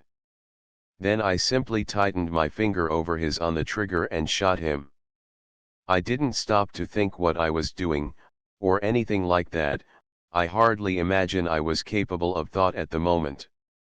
I just knew that Stanworth had got to be killed, in the same way that one knows that a mad dog or a rat or any other vermin has got to be killed.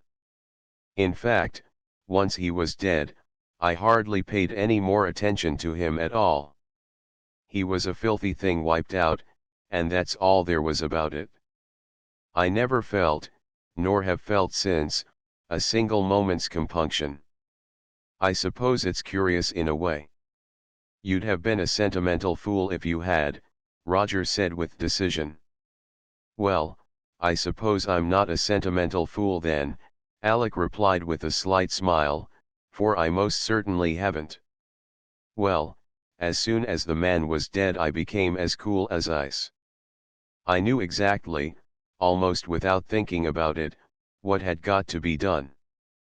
First of all, and in case I was interrupted, the evidence in the safe had got to be destroyed, and then I had to make my escape.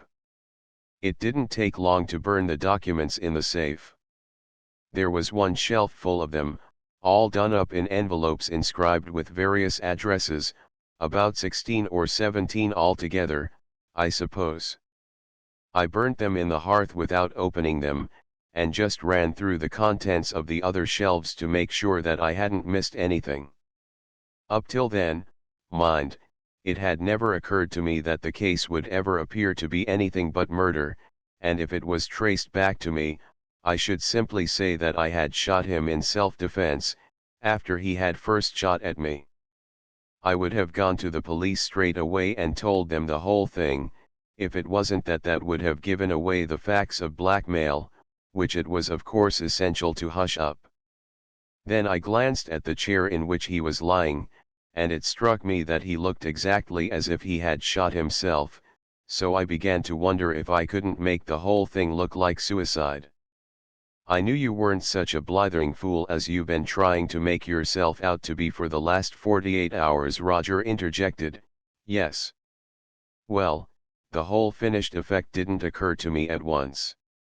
I started off by shutting the safe and putting the keys back in his waistcoat pocket, the wrong pocket, as it turned out afterwards.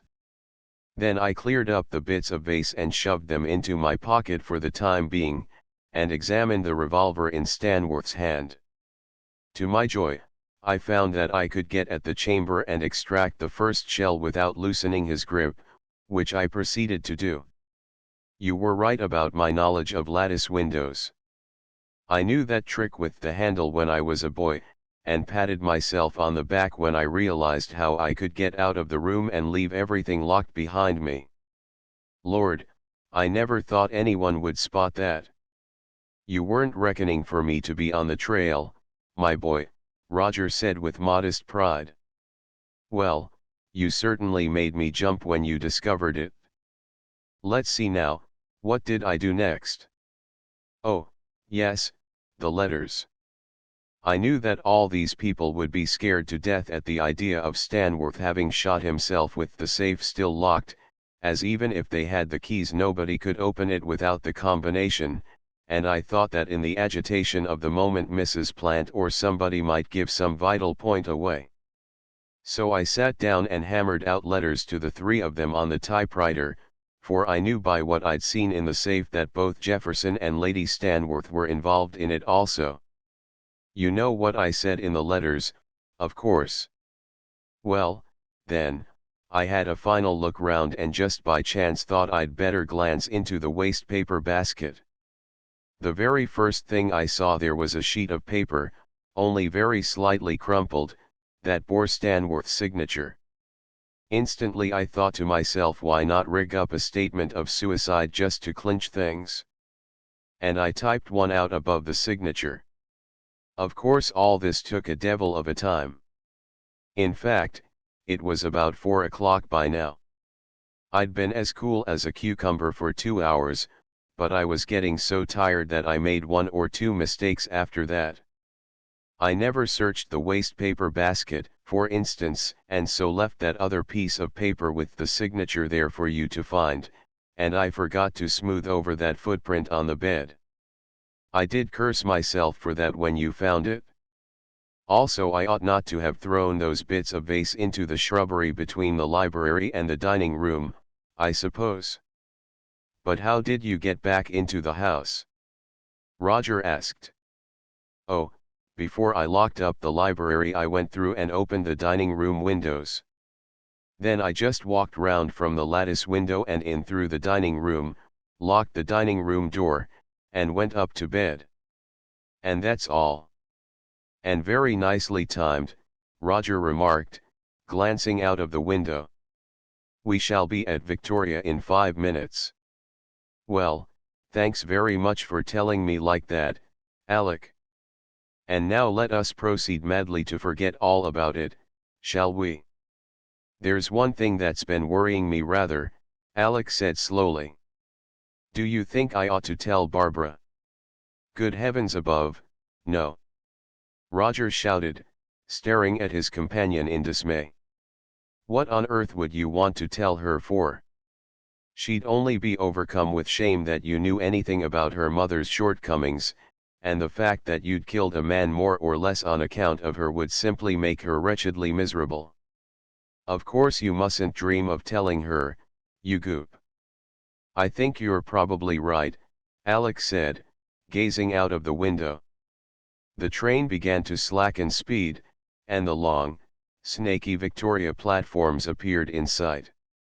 Roger stood up and began to lift his suitcase off the rack.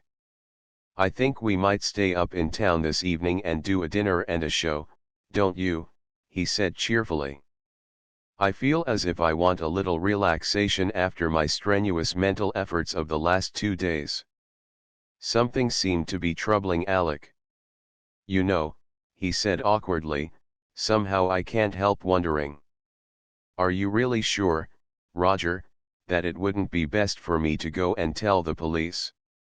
I mean, it isn't as if they'd have me up for a murder or anything like that, nothing worse than manslaughter, I should imagine. And I dare say I should get off altogether on the self-defense idea. But are you sure it isn't really the right thing to do? Roger gazed down at his companion with disfavor. For heaven's sake, Alec, do try sometimes not to be so disgustingly conventional, he said scornfully. The end. Transcriber's notes: the Layton Court mystery was first published anonymously in 1926, the author being identified only as. This transcription follows the text of the edition published by Doubleday, Doran and Company Incorporated in 1929, which identifies the author as Anthony Berkeley. The following alterations have been made to correct what are believed to be unambiguous errors in the text: employment to employment, Chapter 14, alter all to after all, Chapter 16, acquiescence to acquiescence, Chapter XXV, whosever to whosoever, Chapter XXVIII, overwhelming to overwhelming, Chapter XXVIII. End of the Project Gutenberg ebook. The Layton Court Mystery updated editions will replace the previous one. The old editions will be renamed. Creating the works from print editions not protected by U.S. copyright law means that no one owns a United States copyright in these works, so the Foundation, and you, can copy and distribute it in the United States without permission and without paying copyright royalties. Special rules, set forth in the general terms of use part of this license, apply to copying and distributing Project Gutenberg trademark electronic works to protect the Project Gutenberg trademark concept and trademark. Project Gutenberg is a registered trademark, and may not be used if you charge for an e-book, except by following the terms of the trademark license, including paying royalties for use of the Project Gutenberg trademark. If you do not charge anything for copies of this e-book, complying with the trademark license is very easy. You may use this ebook for nearly any purpose such as creation of derivative works, reports, performances, and research. Project Gutenberg ebooks may be modified and printed and given away. You may do practically anything in the United States with ebooks not protected by U.S. copyright law. Redistribution is subject to the trademark license, especially commercial redistribution. Start, full license. The full Project Gutenberg license. Please read this before you distribute or use this work to protect the Project Gutenberg trademark mission of promoting the free distribution of electronic works. By using or distributing this work, or any other work associated in any way with the phrase Project Gutenberg, you agree to comply with all the terms of the full Project Gutenberg trademark license available with this file or online at www.gutenberg.org/license. Section 1. General Terms of Use and Redistributing Project Gutenberg Trademark Electronic Works 1.a. By reading or using any part of this Project Gutenberg trademark electronic work, you indicate that you have read, understand, agree to and accept all the terms of this license and intellectual property, trademark/copyright, agreement. If you do not agree to abide by all the terms of this agreement, you must cease using and return or destroy all copies of Project Gutenberg trademark electronic works in your possession. If you paid a fee for obtaining a copy of or access to a Project Gutenberg trademark electronic work and you do not agree to be bound by the terms of this agreement, you may obtain a refund from the person or entity to whom you paid the fee as set forth in paragraph 1.e.8. 1.b. Project Gutenberg is a registered trademark. It may only be used on or associated in any way with an electronic work by people who agree to be bound by the terms of this agreement. There are a few things that you can do with most Project Gutenberg trademark electronic works even without complying with the full terms of this agreement. See paragraph 1.c below. There are a lot of things you can do with Project Gutenberg trademark electronic works if you follow the terms of this agreement and help preserve free future access to Project Gutenberg trademark electronic works. See paragraph 1.e below. 1.c. The Project Gutenberg Literary Archive Foundation, the Foundation or PGLOF, owns a compilation copyright in the collection of Project Gutenberg trademark electronic works. Nearly all the individual works in the collection are in the public domain in the United States. If an individual work is unprotected by copyright law in the United States and you are located in the United States, we do not claim a right to prevent you from copying, distributing, performing, displaying, or creating derivative works based on the work as long as all references to Project Gutenberg are removed. Of course, we hope that you will support the Project Gutenberg trademark mission of promoting free access to electronic works by freely sharing Project Gutenberg trademark works in compliance with the terms of this agreement for keeping the Project Gutenberg trademark name associated with the work. You can easily comply with the terms of this agreement by keeping this work in the same format with its attached full Project Gutenberg trademark license when you share it without charge with others. 1.d. The copyright laws of the place where you are located also govern what you can do with this work. Copyright laws in most countries are in a constant state of change. If you are outside the United States, check the laws of your country in addition to the terms of this agreement before downloading, copying, displaying, performing, distributing or creating derivative works based on this work or any other Project Gutenberg trademark work. The Foundation makes no representations concerning the copyright status of any work in any country other than the United States.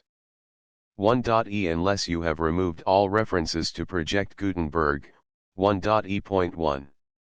The following sentence, with active links to, or other immediate access to, the full Project Gutenberg trademark license must appear prominently whenever any copy of a Project Gutenberg trademark work, any work on which the phrase Project Gutenberg appears, or with which the phrase Project Gutenberg is associated, is accessed, displayed, performed, viewed, copied or distributed.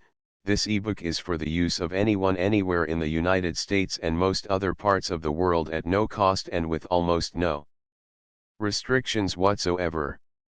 You may copy it, give it away or reuse it under the terms of the Project Gutenberg license included with this ebook or online at www.gutenberg.org.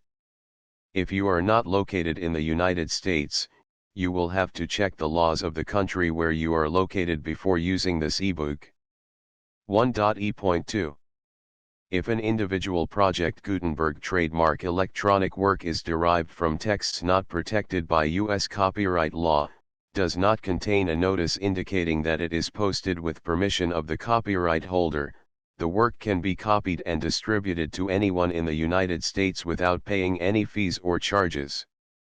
If you are redistributing or providing access to a work with the phrase Project Gutenberg associated with or appearing on the work, you must comply either with the requirements of paragraphs 1.e.1 through 1.e.7 or obtain permission for the use of the work and the Project Gutenberg trademark as set forth in paragraphs 1.e.8 or 1.e.9. 1.e.3. If an individual Project Gutenberg trademark electronic work is posted with the permission of the copyright holder, your use and distribution must comply with both paragraphs 1.e.1 through 1.e.7 and any additional terms imposed by the copyright holder. Additional terms will be linked to the Project Gutenberg trademark license for all works posted with the permission of the copyright holder found at the beginning of this work. 1.e.4. Do not unlink or detach or remove the full Project Gutenberg trademark license terms from this work, or any files containing a part of this work or any other work associated with Project Gutenberg trademark. 1.e.5. Do not copy, display, perform, distribute or redistribute this electronic work, or any part of this electronic work, without prominently displaying the sentence set forth in paragraph 1.e.1 with active links or immediate access to the full terms of the Project Gutenberg trademark license. 1.e.6. You may convert to and distribute this work in any binary, compressed, marked up, non-proprietary or proprietary form, including any word processing or hypertext form. However, if you provide access to or distribute copies of a Project Gutenberg trademark work in a format other than plain vanilla ASCII or other format used in the official version posted on the official Project Gutenberg trademark website, www.gutenberg.org, you must, at no additional cost, fee, or expense to the user, provide a copy, a means of exporting a copy, or a means of obtaining a copy upon request, of the work in its original plain vanilla ASCII or other form. Any alternate format must include the full Project Gutenberg trademark license as specified in paragraph 1.e.1. 1.e.7. Do not charge a fee for access to, viewing, displaying, performing, copying or distributing any Project Gutenberg trademark works unless you comply with paragraph 1.e.8 or 1.e.9. 1.e.8. You may charge a reasonable fee for copies of or providing access to or distributing Project Gutenberg trademark electronic works provided that, You pay a royalty fee of 20% of the gross profits you derive from the use of Project Gutenberg trademark works calculated using the method you already used to calculate your applicable taxes. The fee is owed to the owner of the Project Gutenberg trademark, but he has agreed to donate royalties under this paragraph to the Project Gutenberg Literary Archive Foundation. Royalty payments must be paid within 60 days following each date on which you prepare, or are legally required to prepare, your periodic tax returns. Royalty payments should be clearly marked as such and sent to the Project Gutenberg Literary Archive Foundation at the address specified in Section 4, Information about donations to the Project Gutenberg Literary Archive Foundation. You provide a full refund of any money paid by a user who notifies you in writing, or by email, within 30 days of receipt that he does not agree to the terms of the full Project Gutenberg trademark license. You must require such a user to return or destroy all copies of the works possessed in a physical medium and discontinue all use of and all access to other copies of Project Gutenberg trademark works.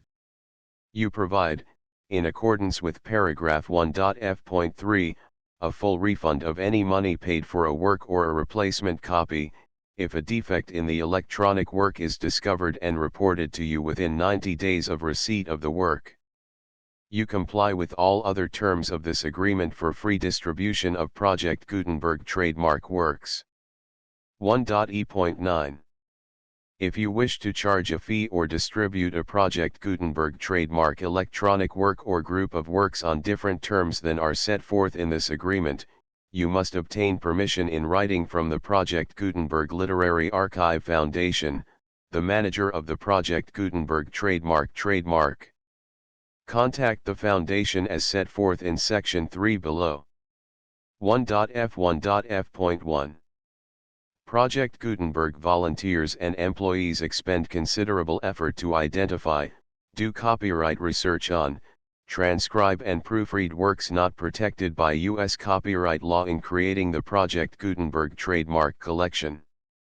Despite these efforts, Project Gutenberg trademark electronic works, and the medium on which they may be stored, may contain defects, such as, but not limited to, incomplete, inaccurate or corrupt data, transcription errors, a copyright or other intellectual property infringement, a defective or damaged disk or other medium, a computer virus, or computer codes that damage or cannot be read by your equipment.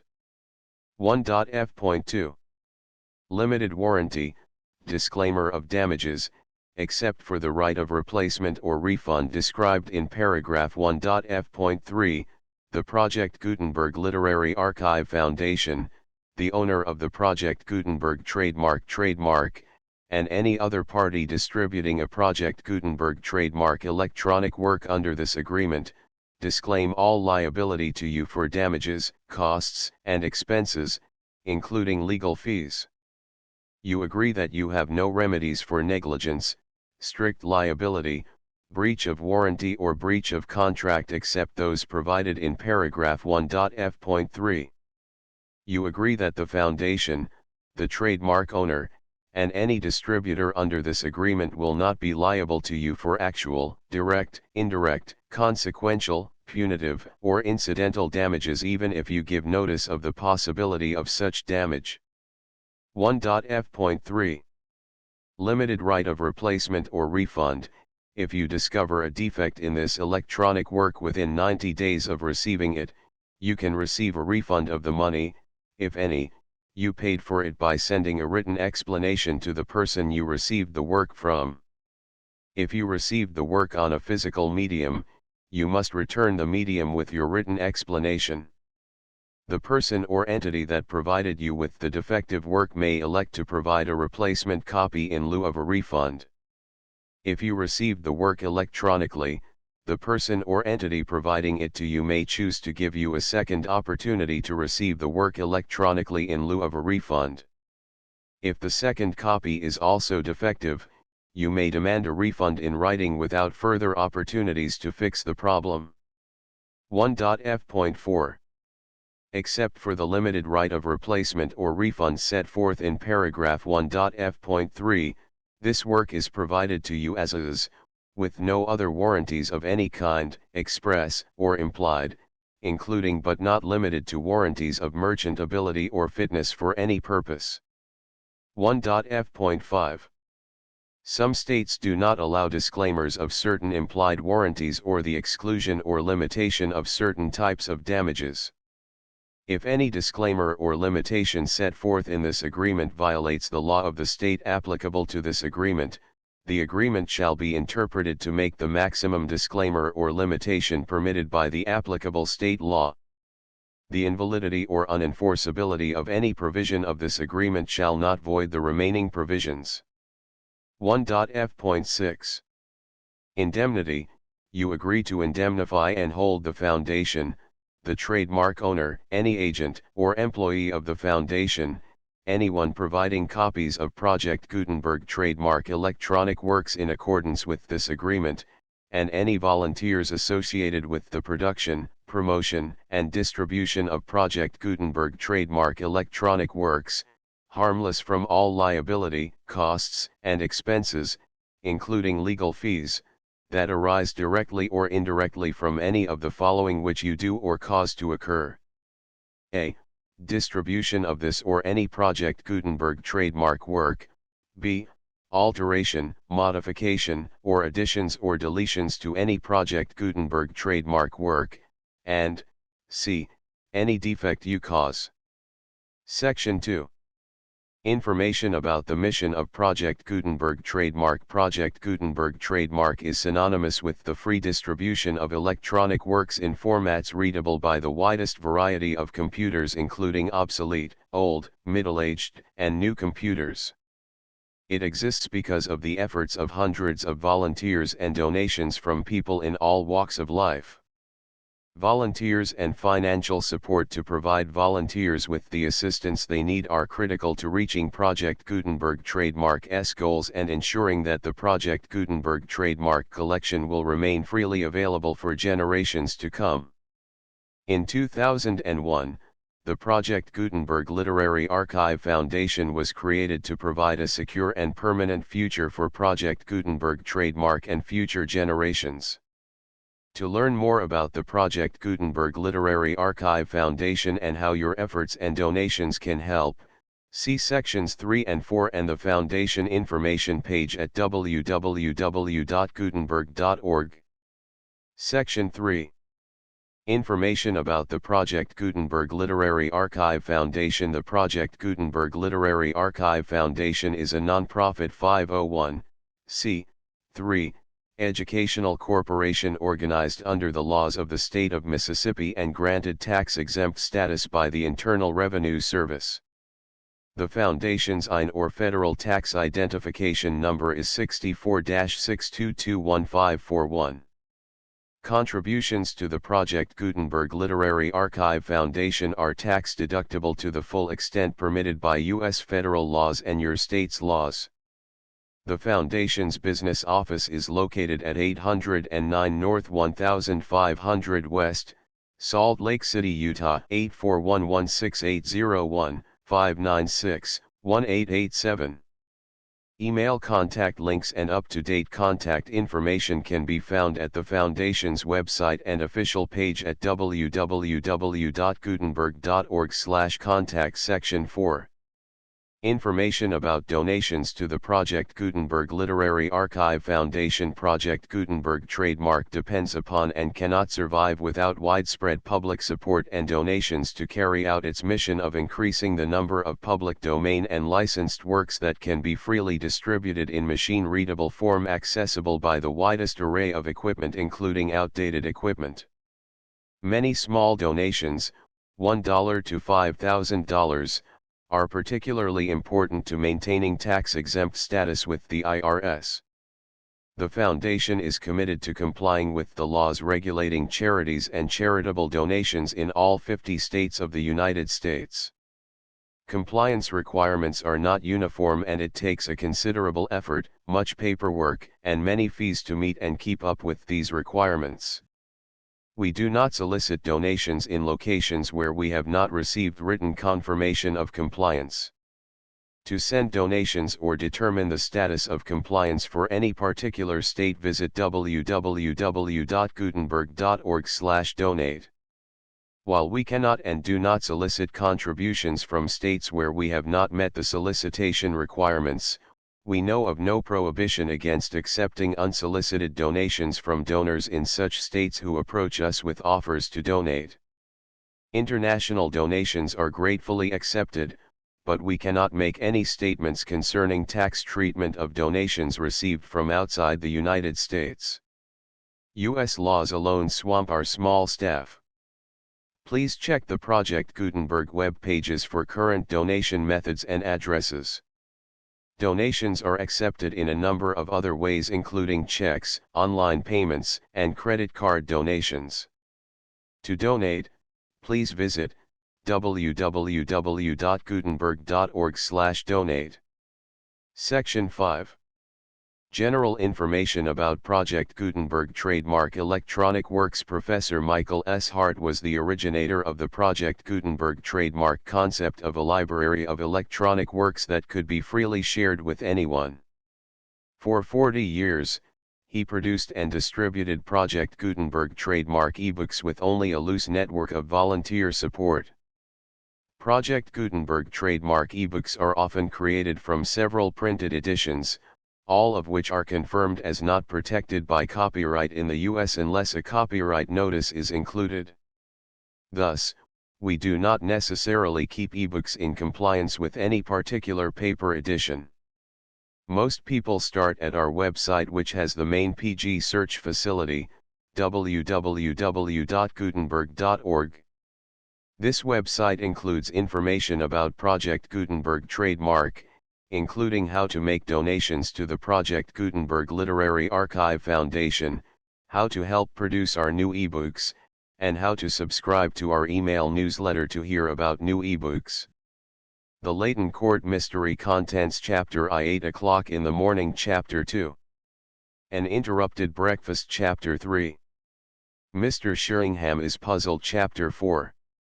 Major Jefferson is Reluctant Chapter V. Mr. Sheringham asks a question Chapter 6. Four people behave remarkably Chapter 7. The vase that wasn't Chapter 8. Mr. Sheringham becomes startling Chapter 9. Mr. Sheringham sees visions Chapter X. Mrs. Plant is apprehensive Chapter 11. Lady Stanworth exchanges glances Chapter 12. Hidden Chambers and Whatnots Chapter 13. Mr. Sheringham investigates a footprint Chapter 14. Dirty Work at the Ash Pit Chapter 15. Mr. Sheringham amuses an ancient rustic Chapter 16. Mr. Sheringham lectures on Neoplatonism Chapter 17. Mr. Grierson becomes heated Chapter 18. What the settee had to tell Chapter 19.